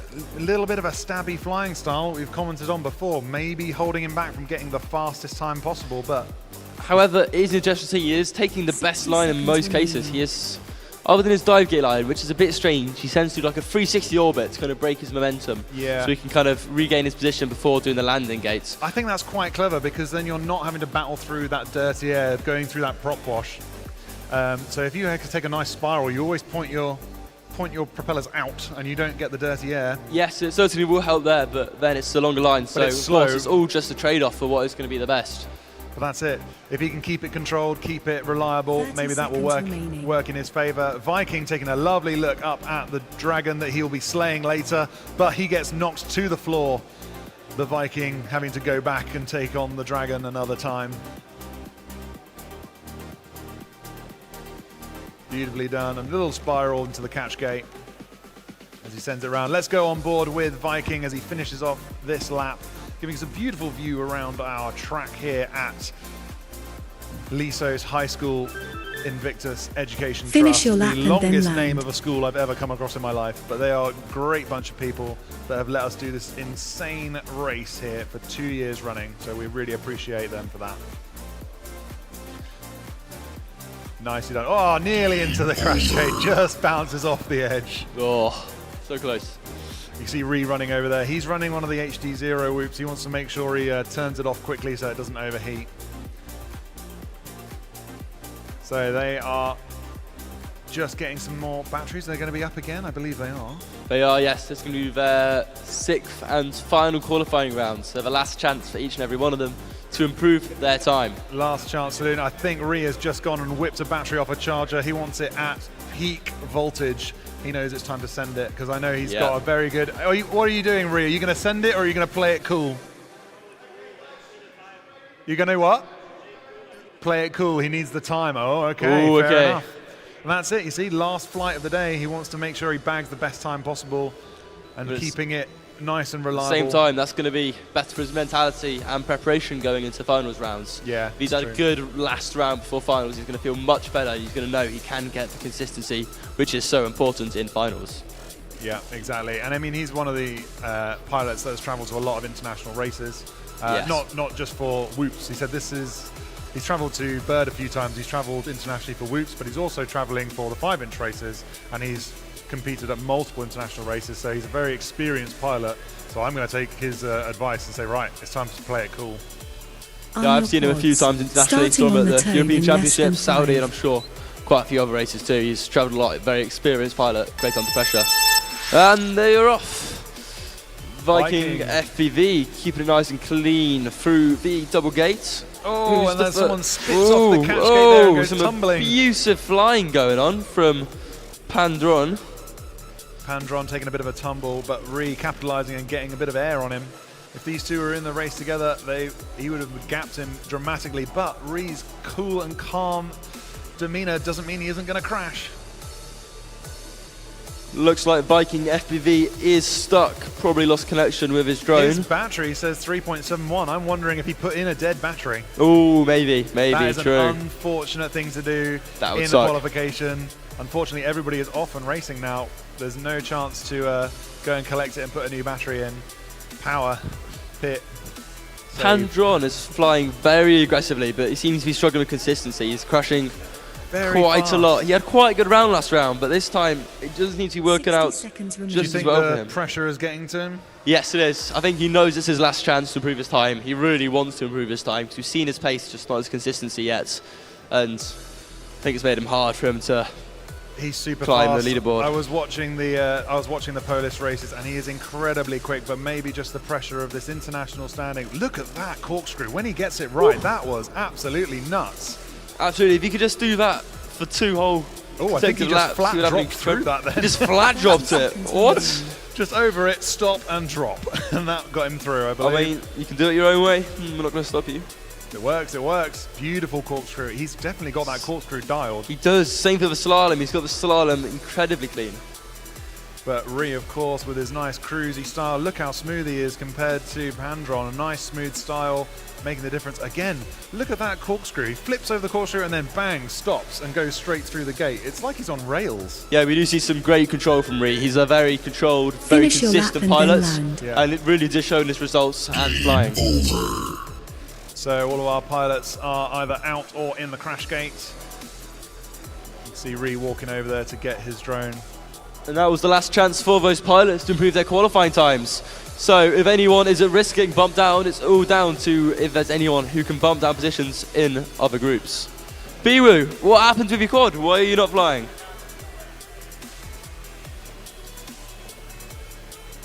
He can show us. He's bringing it. He's coming. Okay, don't bring us fire. We don't want you to Yeah, bring no fire, over please, here. Biwu. We do not want that. So I've just heard from race director that because we're running so many pilots through this, we're having a couple of technical issues that are stopping us from doing some VAR right now. But before the end of tonight, we will be going through all the VAR, checking all of the times, making sure they're all right before we announce the final qualifying. So when we have a look at the qualifying now, you can see people up there that may be a little bit higher or a little bit lower than they should be, and that's because we need to finish off the VAR. So I was just having a look through the qualification table, and Ree, I understand now why he said he wanted to play it cool. He is further down the table than I thought he would be. I'm hoping that VAR need to check a few laps and see where he's at, because seeing Ree down in 9th is making me sad. It is. He's a very fast pilot. The consistency will help him in finals, but you're right, I'd really expect him to be around the 7 or 8 mark. Yeah, I'd expect him to be a few places higher. Certainly seeing him as second on the podium last year He was one of the top pilots. At the moment, currently sitting in 9th, which is making me sad. I think that we need to look at the VAR at the end of the day and just check that. However, XOXO, fast pilot. Is he that fast? I'm not sure. 8th place is incredibly good for XO. I know he can pull it out when he needs to. He is a fast pilot. But is he that fast? We will have to check with our head of race team at the end. ReeFPV. We'll have to check whether a VRA check needs to be conducted. Yeah. But if that is legit, that is an incredible time. That is an incredible time for XO, above Dan Carpy. I'm thinking some VAR needs to be done, but we will check it and we will let you know before the end of the night. Rich clinging on to the bottom of the elite tier here at the top of the qualifying table.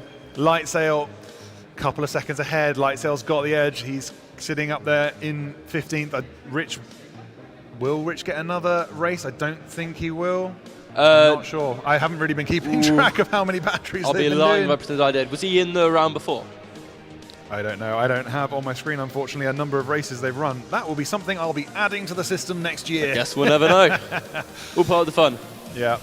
But if we look at 17 to 32, starting on the tone our in next less than level 5. of qualifying, we can see that in 17th is Dirty McStinky at the top of the advance with Baru there. Baru is looking to move up if he can. He's the only one who will be able to kick Rich out of elite class. Will he be able to do it? I'm not sure. But as we go back to the racing, we are looking at Ferris from Poland, Debio from Italy, Generic FPV from the UK, and Birds Aren't Real from the USA. It's interesting seeing the different strategy that different pilots are taking. It looks like Ferris, as he has most of the day, is keeping it quite controlled and steady. Oh my gosh! Well, okay, I just can't talk about people. Let's not say names. Right, no more names. Let them have their Debio fun. FPV. You know what? He didn't crash. Respect to the man. He is keeping it nice and controlled. He is doing a good. There we go. Never mind. Who's next? Generic FPV. Right, mate. Yeah, let's Can we get kick 3 him in a off row? as well. Let's send him Generic down. FPV going into the dive. Oh. And there we go. That's where it is a truth. Can we get 4 in a row? Birds are not Commentators real. win. Is going into the Mexican section. Will he nail it? He's doing Of all course he right. does. And He's a he's very going good into the pilot. Menace RC hurdle, into the corkscrew. He's kept. Nope, there we go. Bit of a tap, but he's into the slalom. Small tap. We'll allow it. Small tap. I think your skills were wearing off towards the end there. I know, yeah, I'm getting a bit too cocky. But beautiful dive from Birds Aren't Real, lining up to go across Menace. Looking like he got a little bit lost there, and because of it, he crashed, unfortunately, having to reline up. But a very quick flip, and he's back into it already. Beautiful flying. Oh, having to reline up for the Mexican section. Circle says, do not underestimate the power of, what's that last word? A late snail. Of what? A Light late sail. snail. It's light sail, but he's a... Ledge sail. He is a known legend. for being a little bit late. Oh, late sail. Late okay. sail, yeah. I call him ledge sail. He is a legend. He's a legend sail, hell yeah. Yeah. He's a good pilot. Finish He's your always lap at and then BTW land. practicing. All right, pilots have to finish their laps now. The timer is completed. Generic's parked it. Ferris has parked it. Debio's finishing off his lap now as he comes round into the crash gate. Lovely job. And Birds Aren't Real skips across the ground in the front there. And that is pilots done. That is their 5th qualifying round. They now have a back-to-back final 6 qualifying rounds. This is going to be their last chance to improve on their score. The last chance for anyone who wants to bump up their final group to bump up. So we'll see what they can do. That's right. Get another battery on the line. Let's see what they've got. If they're warmed up now. Nighthawk FPV, hello mate, how you doing? In the comments says production quality of the stream is insane. That looks class, gents, congrats. Thank you very much. Absolute brilliant job from Matt and his team here. Appreciate that, and appreciate from that. the support of Fellow Productions. That's it. Fellow Productions have raised the game here. They are responsible for lighting and backdrops and all of the tech that goes in. All of these on-screen banners that you see, everything is thanks to Fellow Productions helping us raise the game for drone racing in the UK. So big thank you to them. But we can't pay for the best stuff on stream without our sponsors. Of course, Minifigs Me and Menace RC up at the top in gold level. These guys, these are the guys that make it all possible up at the gold level, putting down proper lumps of cash to support our pilots pushing the limits of drone racing in the UK. We have our silver sponsors. We have Happy Model, Radio Master, Vifly and HQ Prop coming in at silver level. Thank you so much to you guys as well, also contributing money towards this event, making it possible, keeping the lights on at BTW Towers and making racing like this possible, bringing it to you Arm your quads. across the world Starting on live on the stream. tone in less than 5. Alrighty, they're getting So ready to go. thank you all the sponsors, but with their second batteries up, Ferris, Debio, Generic, Birds Aren't Real, let's see what they've got. Their last battery's out, this is where it counts. Beautiful spiral from Debio there to the back of the room. I really like Debio's flying style, it's nice and chill, very Italian. That looks very familiar to my flying style, to be honest. it's very swoopy. Guys, see, I do like we got all the pilot photos, then it's just some random corporate dude for Debio. Yeah, we'll get stock photos. Yeah, out and just fill in the blanks. Stock. Does look like Ferris is having some video issues, having a little bit of interference, maybe some multipathing. Yeah, earlier in the day, all of the Polish pilots have some really good video. Earlier in the day, Ferris was doing fantastically well with his video. Looking a little bit more ropey today at the back of the room, but he's perfectly seeing fine. Absolutely flew through that slalom up to the back of the room there. Generic having a nice go round the merry-go-round. That is the Menace RC banner. Predominantly a freestyle pilot. He is taken to Whoop Racing. He's been doing the race gal, and he's now been practicing his racing style at the BTW Club regular meetups. See what he means? He has a nice, kind of freestyle-y flick over into the dive gate, but it's not fast. It's beautiful, but it's not fast. 30 seconds remaining. So as he lines up again for that 270 to the top and across, Generic making the best progress he can. Nice little corkscrew, he goes over into the Mexican section. He's beautiful flying, but not fast flying. We won't see him in Elite, but we'll enjoy watching his flying with that beautiful video from HD0. See Generic FPV having a little bit of stumble as soon as I say his name. Where is Ferris? Ferris looks like he is backstage somewhere. I think he's, he's just right by the gate. Finish I think your he's lap and then finished up land. now. I think his battery's drained. Just behind the gate. 2.84 volts was his lowest. That is an unhappy battery. Ooh. Minimum battery 3.1. Ooh, that might come back. I think he'll be all right. Ferris is done. Generic is done. Debio's upside down somewhere. Birds Aren't Reals on the ground. That's our pilots. Well done, pilots. And for Ferris, Debio, Generic, and Birds Aren't Real, that is their last qualifying round. So whatever time they've got now is their final and official score as we look to seed everyone for finals, which is going to be tomorrow from 7 AM. Pardon? When's finals tomorrow? Finals. Oh, it will be... we have 3 classes of finals, Hobbyist, Advanced and Elite. The Elite pilots, the top 16 will be in Elite, but it looks like, has Rich been kicked out of Elite? I can't see him on the board. Oh my gosh. We're going to have to do some VAR. Viking is looking remarkably high up on that qualification board. As much as I love the Viking, I'm not sure he's meant to be in Elite. We'll have a look at that later and verify it. But Elite pilots will be in top 1 to 16 from 17 to, what's plus 16? 32? 32. From 17 to 32 is our advanced pilot, Rich, sitting there at the top with Dirty McStinky, Baru nipping at his heels. Going down, these are looking like our advanced pilots from 17 to 32, and then from 33 to 48, these are your hobbyist pilots. Jagger's right at the top there. I'm going to have a look at Jagger's time because I don't think he's a hobbyist pilot. I think he's an advanced pilot. Oh, is it?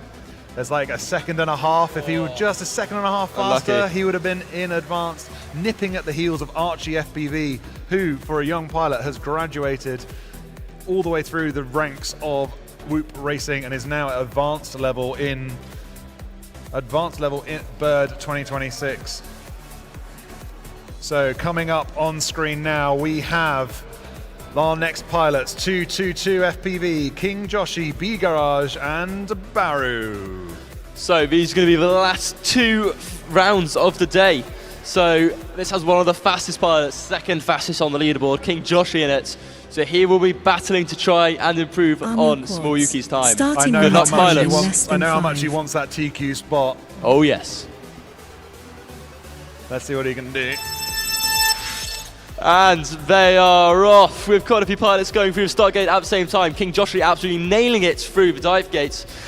He is nice and confident. He's got a lovely corkscrew. He is in the Mexican section, and the Mexican section has just had some damage. Goes down, unfortunately, but that's okay. 222 FPV also down.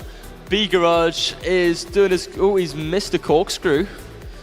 I think his spotter's going to have a word with him about that. I'm sure VAR will sort that out in the wash. B Garage and Baru flying for Italy, head-to-head. Team Runaway versus Lanzi Kinecki. Who is going to get the bragging rights for these pilots? Wow, King Joshi absolutely sending it through the slalom. Amazing let him there. get on and with it. He's really absolutely good recoveries. cooking. It's quite scrappy, gosh. but he's still got one more chance after this. So even if this one doesn't quite go to plan, he has got another chance to try and get the first sub 29 seconds. But not scrappy at all is B Garage, having some nice flowing lines around the course, beautifully through and into our Mexican section. But Baru has got terrible video. I hope he's got better video than we have, because it is scratching all over the place. Very fast pilot as well. Doing the best he can for Italy here at Bird 2026. Huge representation of Italian pilots. Oh, but a full blank screen for Baru. I really hope he's getting a better look at it than us.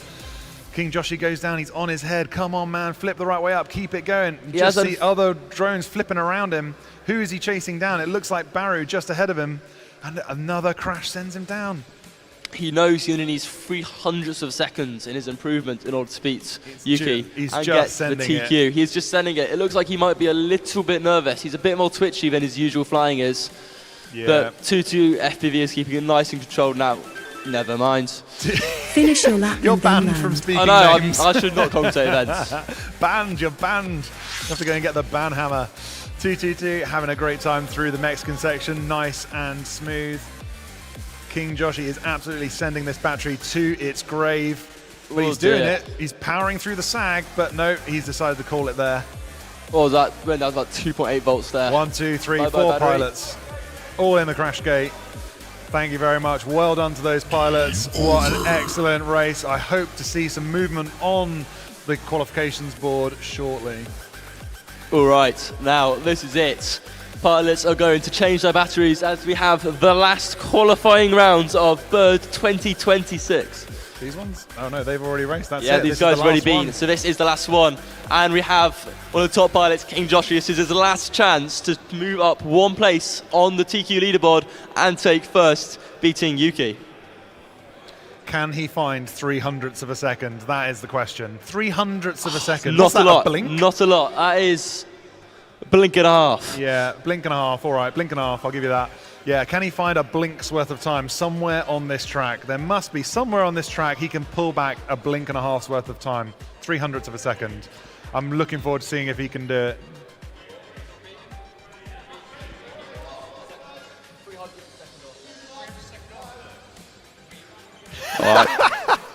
Pilots from backstage are plugging in. King Joshi a bit of beef, but let's let him get his visor down. Let him get his battery in This the is the quad. race that matters. Give him the best chance possible. We don't want to distract them. Zone any me more out, than Joshi. normal. Zone me out. Come on, mate. You got this. You can do this.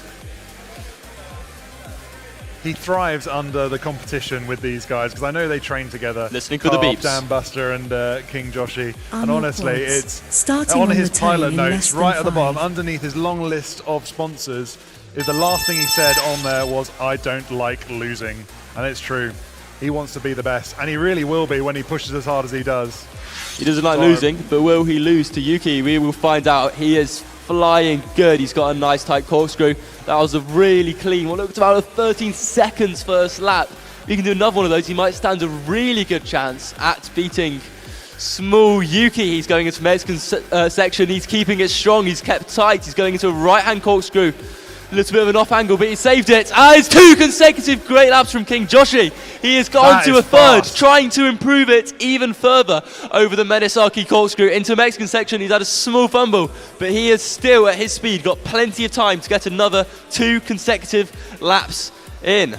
What an incredible race. These guys absolutely pushing it to the max, draining every single mile from that battery. Did you see that whoop go past him? No, neither did I. It is gone. He is at light speed, but a little fumble. He's quickly recovered, and I think he's broken his quad. Oh, No, a base fly reboot. That reboot. was a harder hit. Oh, dear. But that might have been it. Those 2 fast laps right at the beginning. He's still I got reckon- 3.8 volts, so he is going to have a chance to go again. Fair enough, fair enough. Can he get Let's 2 see laps him. in? Here we go. But let's not forget, we have B Garage and Baru and 222 out on track as well. That is not a lot of battery from King Joshi. Battery, he is out of it. As soon as I say that, Baru goes down, but he's back up and flying again. B Garage goes down. 222 is on the ground. Will he get back up? He's stuck in crash flip mode. What is up with 222? King Joshi is on his lid. Scully one love from King Joshi. Will he get back up? I don't think he's going to get another 2 laps out of it. We're getting some real dodgy results from his quad. He's just hovering by the crash gate, keeping it cool. There he is. He's called it. He's in the crash gate. He's parked it. He's happy with that. I'd be very happy with that. That was incredible for him. Oh, from yes. him. But still out on track. Baru making a nice pass. Oh, and as soon as Finish I say your his lap name, and he then clips land. the timing gate and goes down. That is all pilots done. I can confirm from race control that Joshi has got 29.2, taking TQ Way. at Bird 2026. We're just going to update just waiting for an update on our pilot board so we can stick it up on the board so everybody can see it. But TQ for King Joshi. Joshi, can we have you over here for a quick interview? Please, yeah, please come on over, have a chat with us. We want to know what on earth you managed to do there. Where did you find that time on the track? Because you are absolutely cooking it there. The pressure really does make you shine, I have to say. Joshi thrives under the pressure. You and him. He does. Sometimes he doesn't, sometimes he does. That was Yeah, his that's last it. chance and he got Come it. on over, man. All righty, I'll leave you with Joshi. Okay. Oh, huh? Really? This good? Like that? Hey, man. How's it going? Good. Good racing, man. How you twitching? How you feeling after that? I don't even know what to say. Man, you are absolutely blitzing down that track right there. I was watching, I was like, Jesus Christ, I almost didn't want to say anything or breathe. I was like, come on, you can do it, you can do it. And you were absolutely sending it. Dan Buster and you have an incredible rivalry. Yeah. Is it good to be under that pressure, or do you like to be left alone?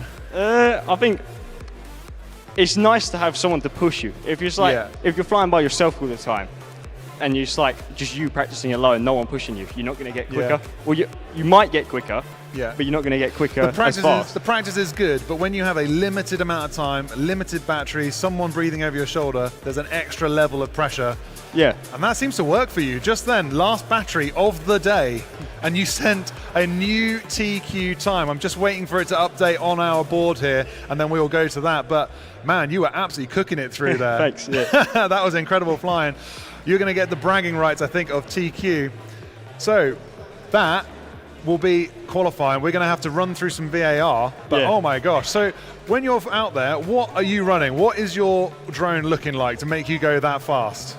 What do you mean? Just like what I see or what I think? Yeah, like what are you thinking when you're going that quick? I don't even know how you think that Just fast, let random alone stuff. It's convert it into stick movements.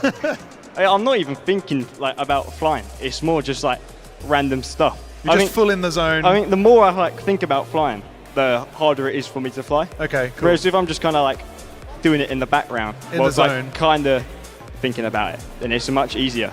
Yeah, if you can get into the zone, I've found that as well. When I've got too many batteries and I've got as many as I like, I keep just crashing and crashing and crashing. But if I can just sit back and just do my thing, I think I do better. And it clearly works for you. You're in the zone, flying rapid paces up there. What are we thinking on the track, though? What are your favourite bits? What are the bits you don't like? I'm waiting for the criticism from the fastest pilots about the track, because I've worked on the track hard and I will take good criticism. But I want to know from top pilots like you, what do you like? There's a lot of positives and I have very few criticisms about the track. Cool. Well, I'll take that for starters. One of them is if the gates were just a little bit bigger. I knew you were going to say that. Yeah, there's a little bit of ongoing history between the ReeFPV chaps and the BTW chaps, and the Whoop community.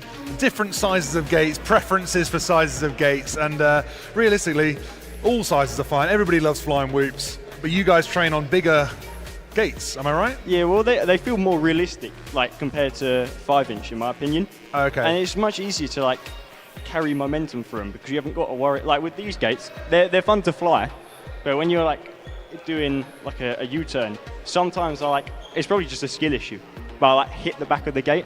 Whereas if they're just like, even if they're just like that much bigger, yeah, it'd be so much easier just to carry more momentum and get tighter.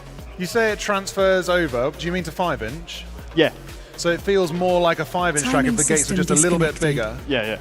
Okay, that's interesting to know because obviously whoops do fly very differently to 5-inch. Yeah. But if you've got something that can train in the winter to transfer over, then that will help you in the Worlds?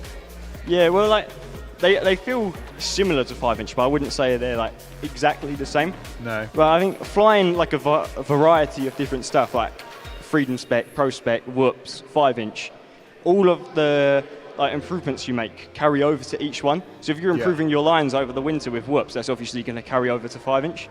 Yeah, for sure. And you're certainly going to find different lines with Whoops than you would with 5-inch as well, just because of the power density that they have compared to a 5-inch. Plus they're like way more accessible compared to 5-inch. Like, just get a few bits of PVC, make them into squares, throw them up around your house. You've got a track. All you need is just a whoop and the transmitter and goggles. Exactly.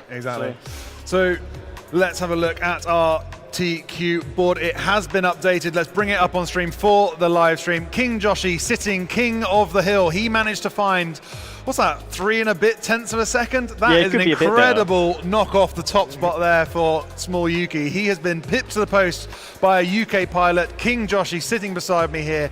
King of the hill, TQ. Congratulations, King Joshi.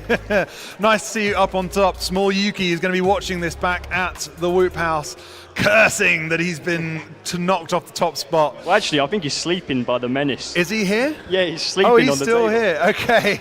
So maybe he's here. Oh, he's coming up. You better get your fists up. He's coming up to give you some. Come on, Elijah. Come take a seat here. Do you want to pass him that mic and you're going to have this one? There we go. We have the two fastest racers at Bird in the commentary box together. Yeah. Yuki, you came a long way for this race. Right. You came a long way. You set TQ early and then, you knocked -1 off the top spot. He was crying then. And then you came along, took that spot, and now you are looking at King Joshi sitting beside you, who's just knocked you off as well. The caliber of racing here. What are you thinking now? Just surprising. So I was just like, I was really sleeping, and I didn't believe that he's gonna be TQ. So I'm that bad. I was just sleeping, but when I woke up and like I hear the word TQ, I thought they were talking about me, but they were actually talking about Joshi. Yeah, that's right. And I mean, small Yuki, what time did you arrive in the UK this morning? So I just arrived Stansted at 12 a.m. I spent 5 hours to come to Birmingham, so like middle seriously. of the night. Middle of the night, and he spent the whole night getting to Birmingham so he could be here. And then he goes and sets TQ, and unfortunately gets knocked off. So being a bit sleepy, I'm not surprised. Yeah. Man, that is an incredible commitment from our pilots here to come all the way out to race with us. Are you now worried that he's got what it takes to beat you to the first place in Elite? Not worried? Are you worried? You know, the important thing is consistency, but I still don't have any consistency. So, I'm gonna fly just calmly tomorrow, and see you in the final, bro. Yeah, see you in the final. See you in the final, bro. That's a good one. What about you, King Joshi? You've hit TQ. Do you think you've got what it takes to take the top spot from small Yuki? Is he going to be a challenger?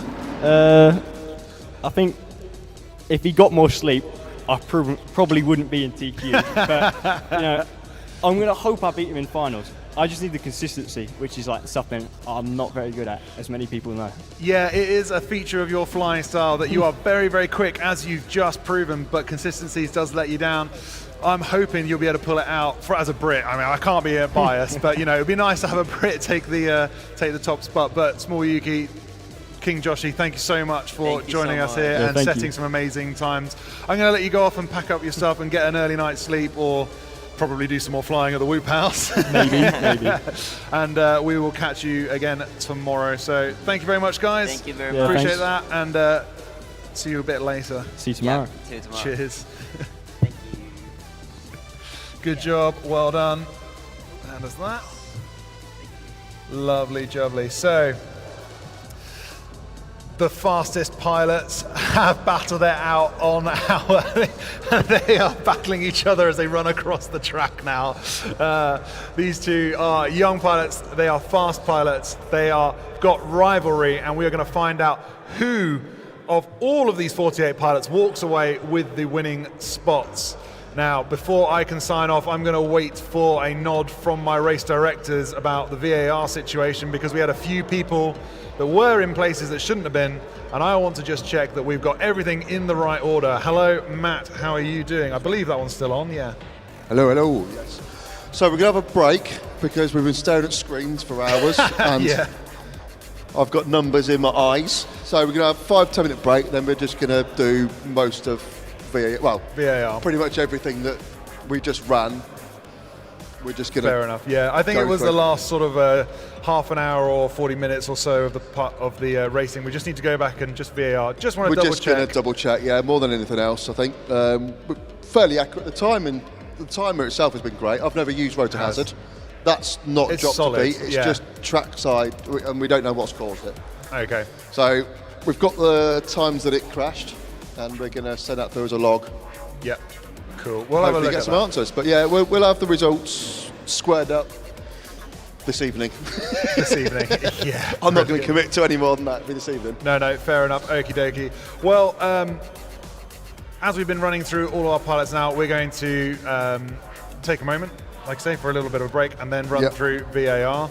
Yeah, come on up on stage, Blueprint. Or do you want to pass the radio on to? Pass the radio on to Blueprint, and you can have that one. Oh. There we go. Camera's not. Oh, there we go. Yeah, we're all right. Oh my God, that was a busy day.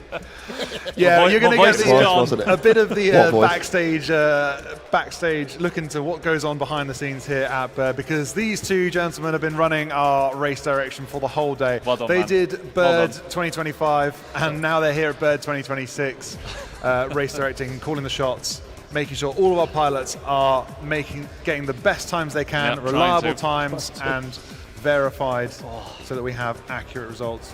And it seems to have gone really, really well. I'd say from our perspective it has. It's just been full of hiccups. Couple of hiccups, of course they're going to be software doing software, crashing mid-race, and then it means a rerun. So yeah, we had a couple of reruns, but we rerun them, and now we've got reliable times. That whole last set then just went, just running. Yeah.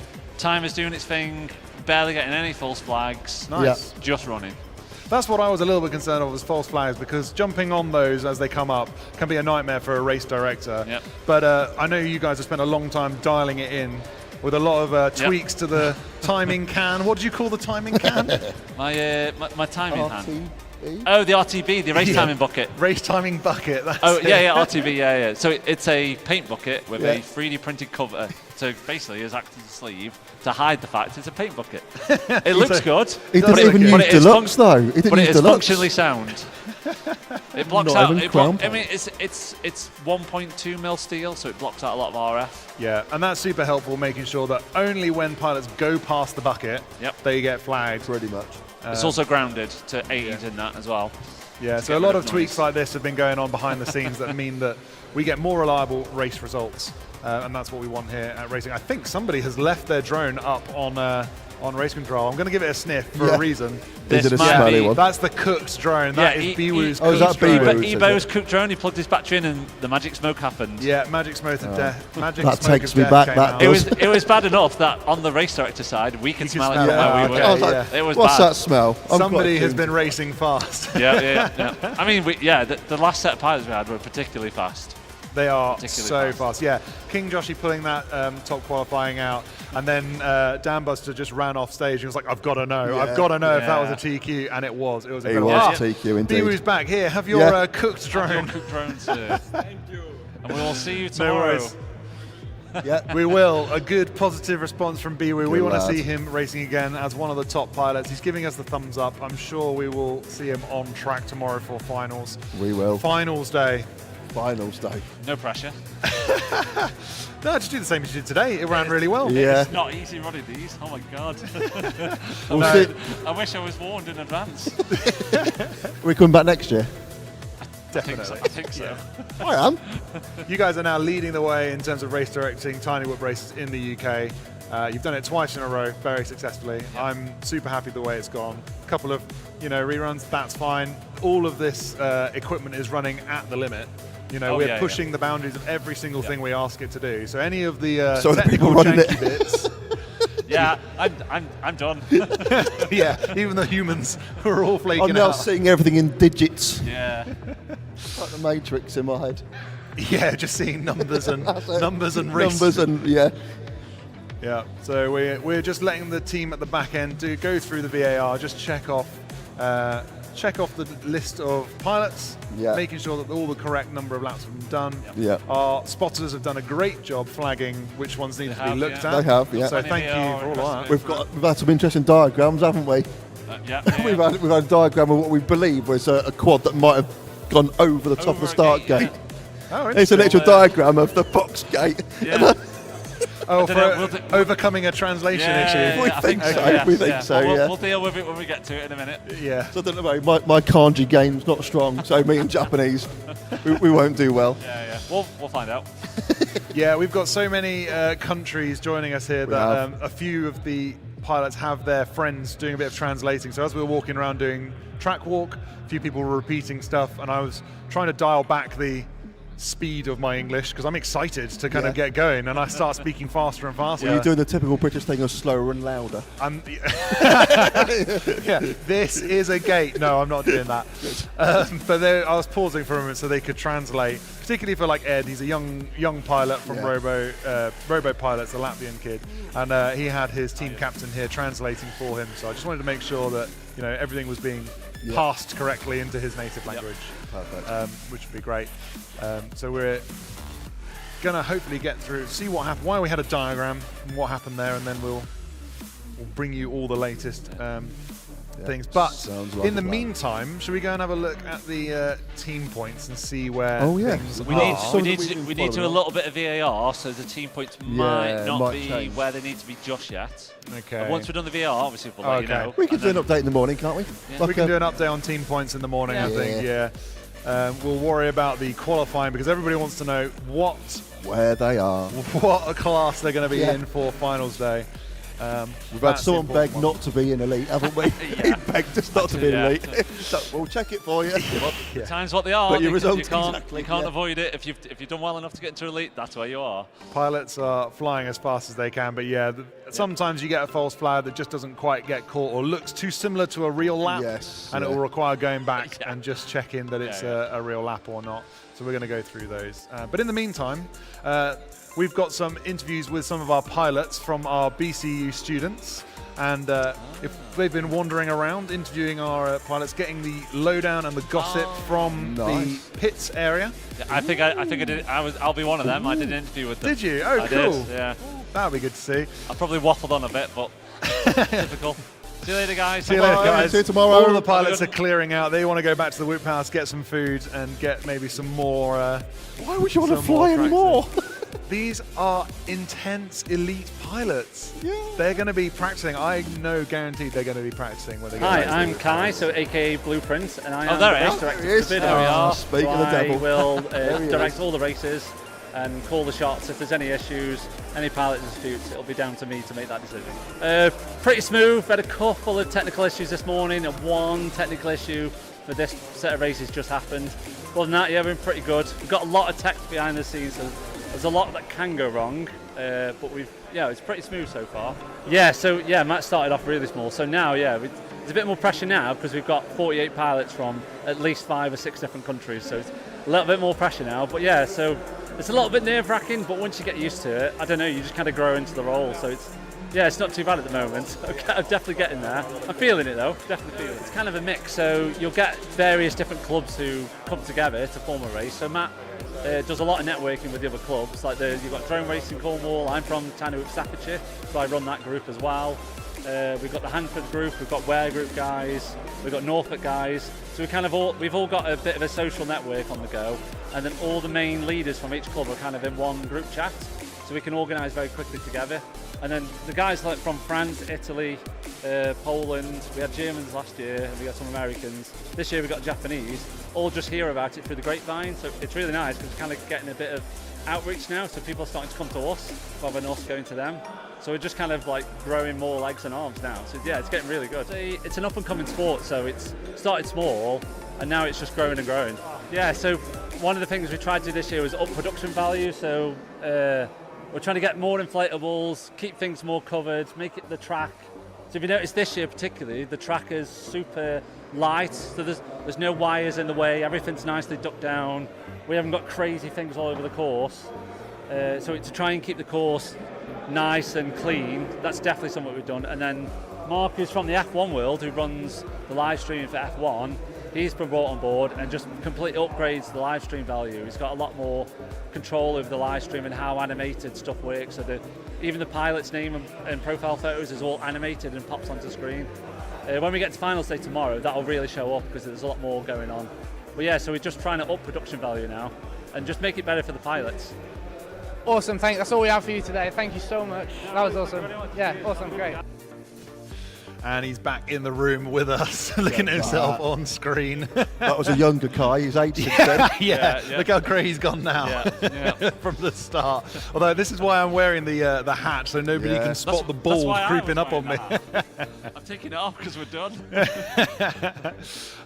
So we just got an update from the VAR team. They reckon they've got about an hour or so of VAR to go through, and that's going to be dull as dishwater to listen to us prattle on.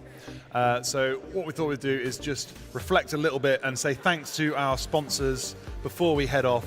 So I want to give a big thanks, heartfelt thanks from Minifigs Me and Menace RC, because the gold level sponsorship package really does make this event happen. And when I say that, I don't mean just like we'd still do it and it'd be rubbish.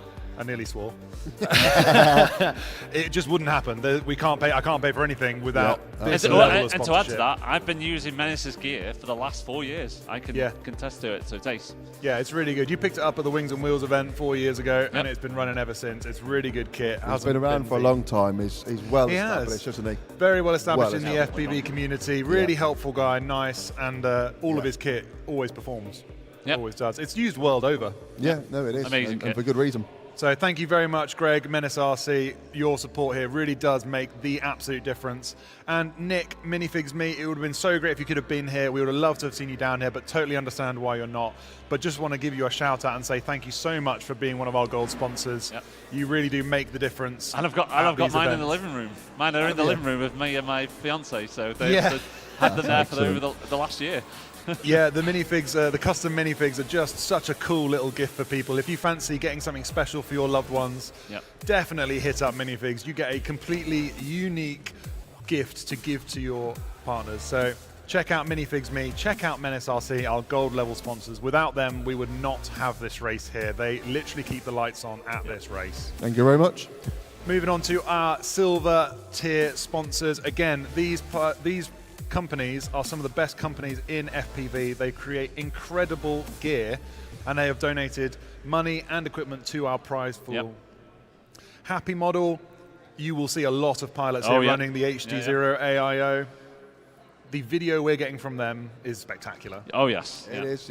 Yeah, really good kit. That video, and you've seen the competitiveness. Ree is running an HD0. He was on the podium last year. I suspect he'll be on the podium again this year. He's very quick. We're going to wait and see what comes through in qualifying, but I suspect he'll be there next year. I think a lot of the video systems nowadays are all competing with one another. I don't think it matters now what system you're in. I think you could be analog and still compete with HD more than easily enough. Yeah, that's it. And that's thanks to the innovation and products that Happy Model puts out there. So thank you so much, Happy Model. Of course, thank you again to Radio Master, my preferred controller of choice, the Radio Master Zorro. I love my Radio Master. Yeah, which one have you got? TX16S. TX16S. The original. It's a loved handset. That a lot of pilots have it. It is. It is. It's just well designed. It's really good. The kit that Radio Master puts out there, you'll see a lot of the top pilots here rocking Radio Master kit. King Joshi, sponsored by Radio Master, took the TQ position in no short order thanks to the kit that he runs, and Radio Master is one of his sponsors. Of course, none of us would be flying if we didn't have ViFly charging all of our batteries. One of the best I don't know of any other better charger for Whoop batteries, to be honest. I didn't know there was any. I think again, I've been using mine for years. Yeah. It just keeps going. Yeah. I've been using mine for a year. I don't have any and need it's for another charger. really good so far. The only thing I need is maybe another one. Yeah, that's it. The worst thing about Wi-Fi is I haven't got mine. enough of them. Yeah. That's a good thing to say about a product. If you fancy charging your Whoop batteries, keeping them in good condition, ViFly is a place to head. They've got the best Whoop charger out there going. And coming across to HQ Prop, the lightest racing props you can get, the ultralights. They are brilliant for racing. Super thin, super thin. I really like how they're just a little bit more flexible than the other props out there on the market. And A little bit more durable. Yes, yeah, Just definitely. because they've got that flex. You hit and you don't hit it and it kind of just bends a little bit. It's just perfect. It's not rigid enough to snap. Yeah. I don't think I've ever broken enough of their props. I think I've just bent them enough out of the way. Yeah, the only time I've broken an HQ prop is when I've really smashed it, and it's actually broken at the hub, and that's not their fault. I smashed my drone. That's a chunky bit of plastic. But yeah, HQ prop making some incredible propellers, getting us flying off the ground, literally getting us off the ground, supporting us with financial contribution, props for prizes. Every single pilot walks home with HQ props from this event because of their generosity. So thank you so much. I'll say, coming from the 5-inch world, you don't really go through props in this micro department, do you? No, we've got ducks. I've gone through a good few. I think I'll probably do at least one or two a session. Dan Buster, that's been sitting up here, I've seen him at races do a round and then clip all of his props off and put new ones on. I think that's the 5-inch in us. Is that it? Okay. Because if you do any slight little bend. But I think the main takeaway is it doesn't matter how long you've been racing for, everyone is using all of the sponsors' equipment. Yeah, absolutely. This equipment is what gets you flying. And thank you very much to those silver sponsors keeping us flying here. We really appreciate all of you. You literally keep us flying. Yep. We want to say a big thank you from the bottom of our heart. All the people here use your kit and really appreciate the value you bring to the event. Yeah, amazing stuff.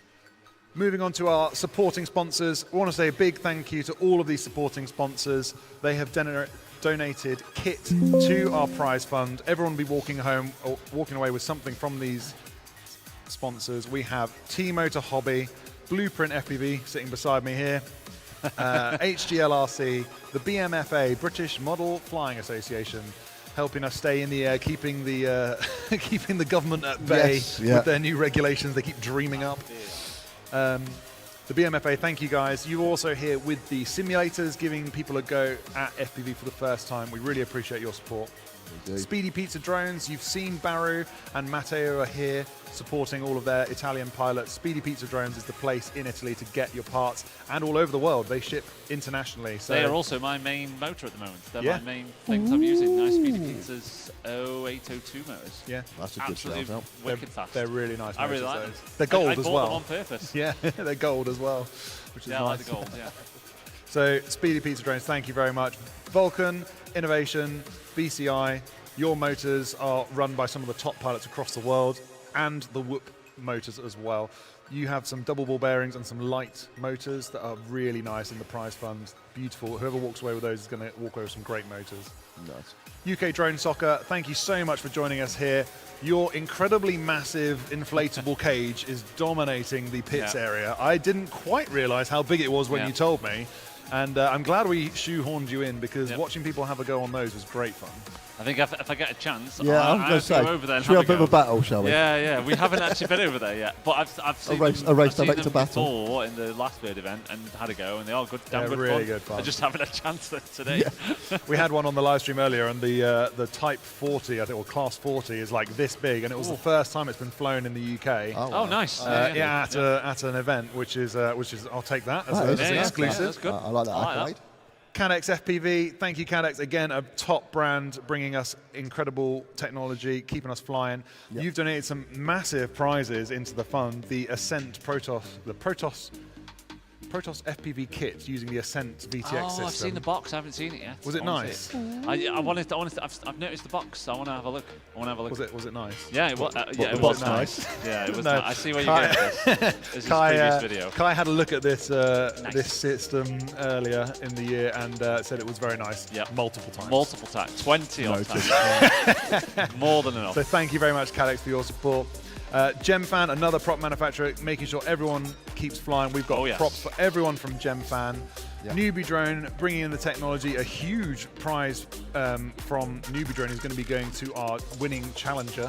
So if you're taking part in the Challenger experience here at Bird, you stand a chance to win a Newbie Drone VR drone kit. A whole kit to get you started. So you don't have to be an FPV pilot. You can just come down, give it a go, and you will get entered into, you collect all the stickers, get to walk away with some stickers, and you will be entered into a prize draw to win the Newbie Drone VR drone kit. I want to say a big thank you to Beta FPV specifically, one of our supporting sponsors right from the start.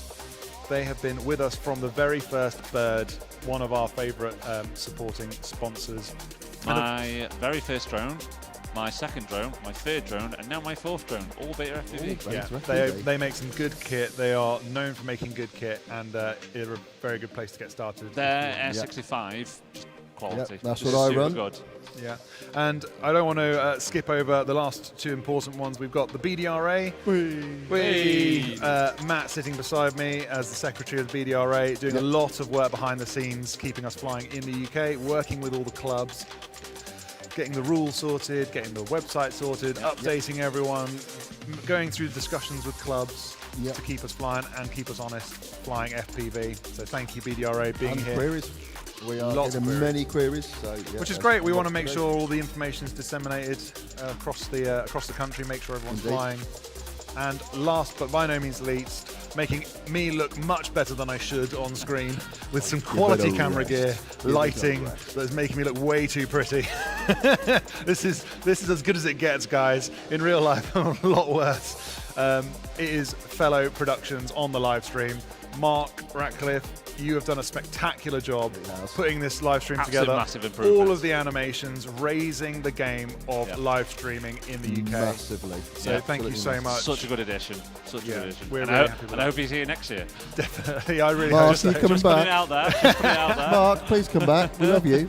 Yeah. So thank you to all of our sponsors. I really appreciate that. We're not going to drag you guys out any longer. We want to tell you what the qualifying results are. But before we can do that, we need to run through VAR. We are not going to cut any corners. We're going to make sure every single result is correct. We're going to make sure everyone is in the right place and that nothing is incorrect. Because the last thing we want to do is have someone in the wrong finals class. That would be embarrassing for them and for us, and we don't want that to happen. So it's not going to happen. we're going to work through it. We're not going to let you sit here and listen to us waffle on, because that will be very boring. Could do a live stream of it, couldn't we? No, I think it might be a bit boring.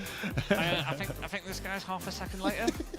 Yeah, no, we don't want to roll through that. So, guys, we're going to sign off. So, from us here at Bird 2026 on Qualifications Day, we're going to sign off and say good night. But if you want to find out the qualification results, they are going to be posted up on the BTW Club website and on the Birmingham Tiny Whoopers Facebook page. That is where they're going to be posted. They're going to be sent out to all the pilots and posted in these places. So keep an eye out there. They will be coming in an hour, maybe a little bit longer. We just want to make sure everything's right. Circa 60 minutes. Yeah. And we will get those out to you as soon as possible. So from us here in the studio at the track, we will see you tomorrow for finals day, where we will work out who is winning these beautiful trophies sitting in front of us. So very good. Thank you very much, guys. See you tomorrow bright and early at 8:30. We will see you for finals day. Good night. Good night indeed.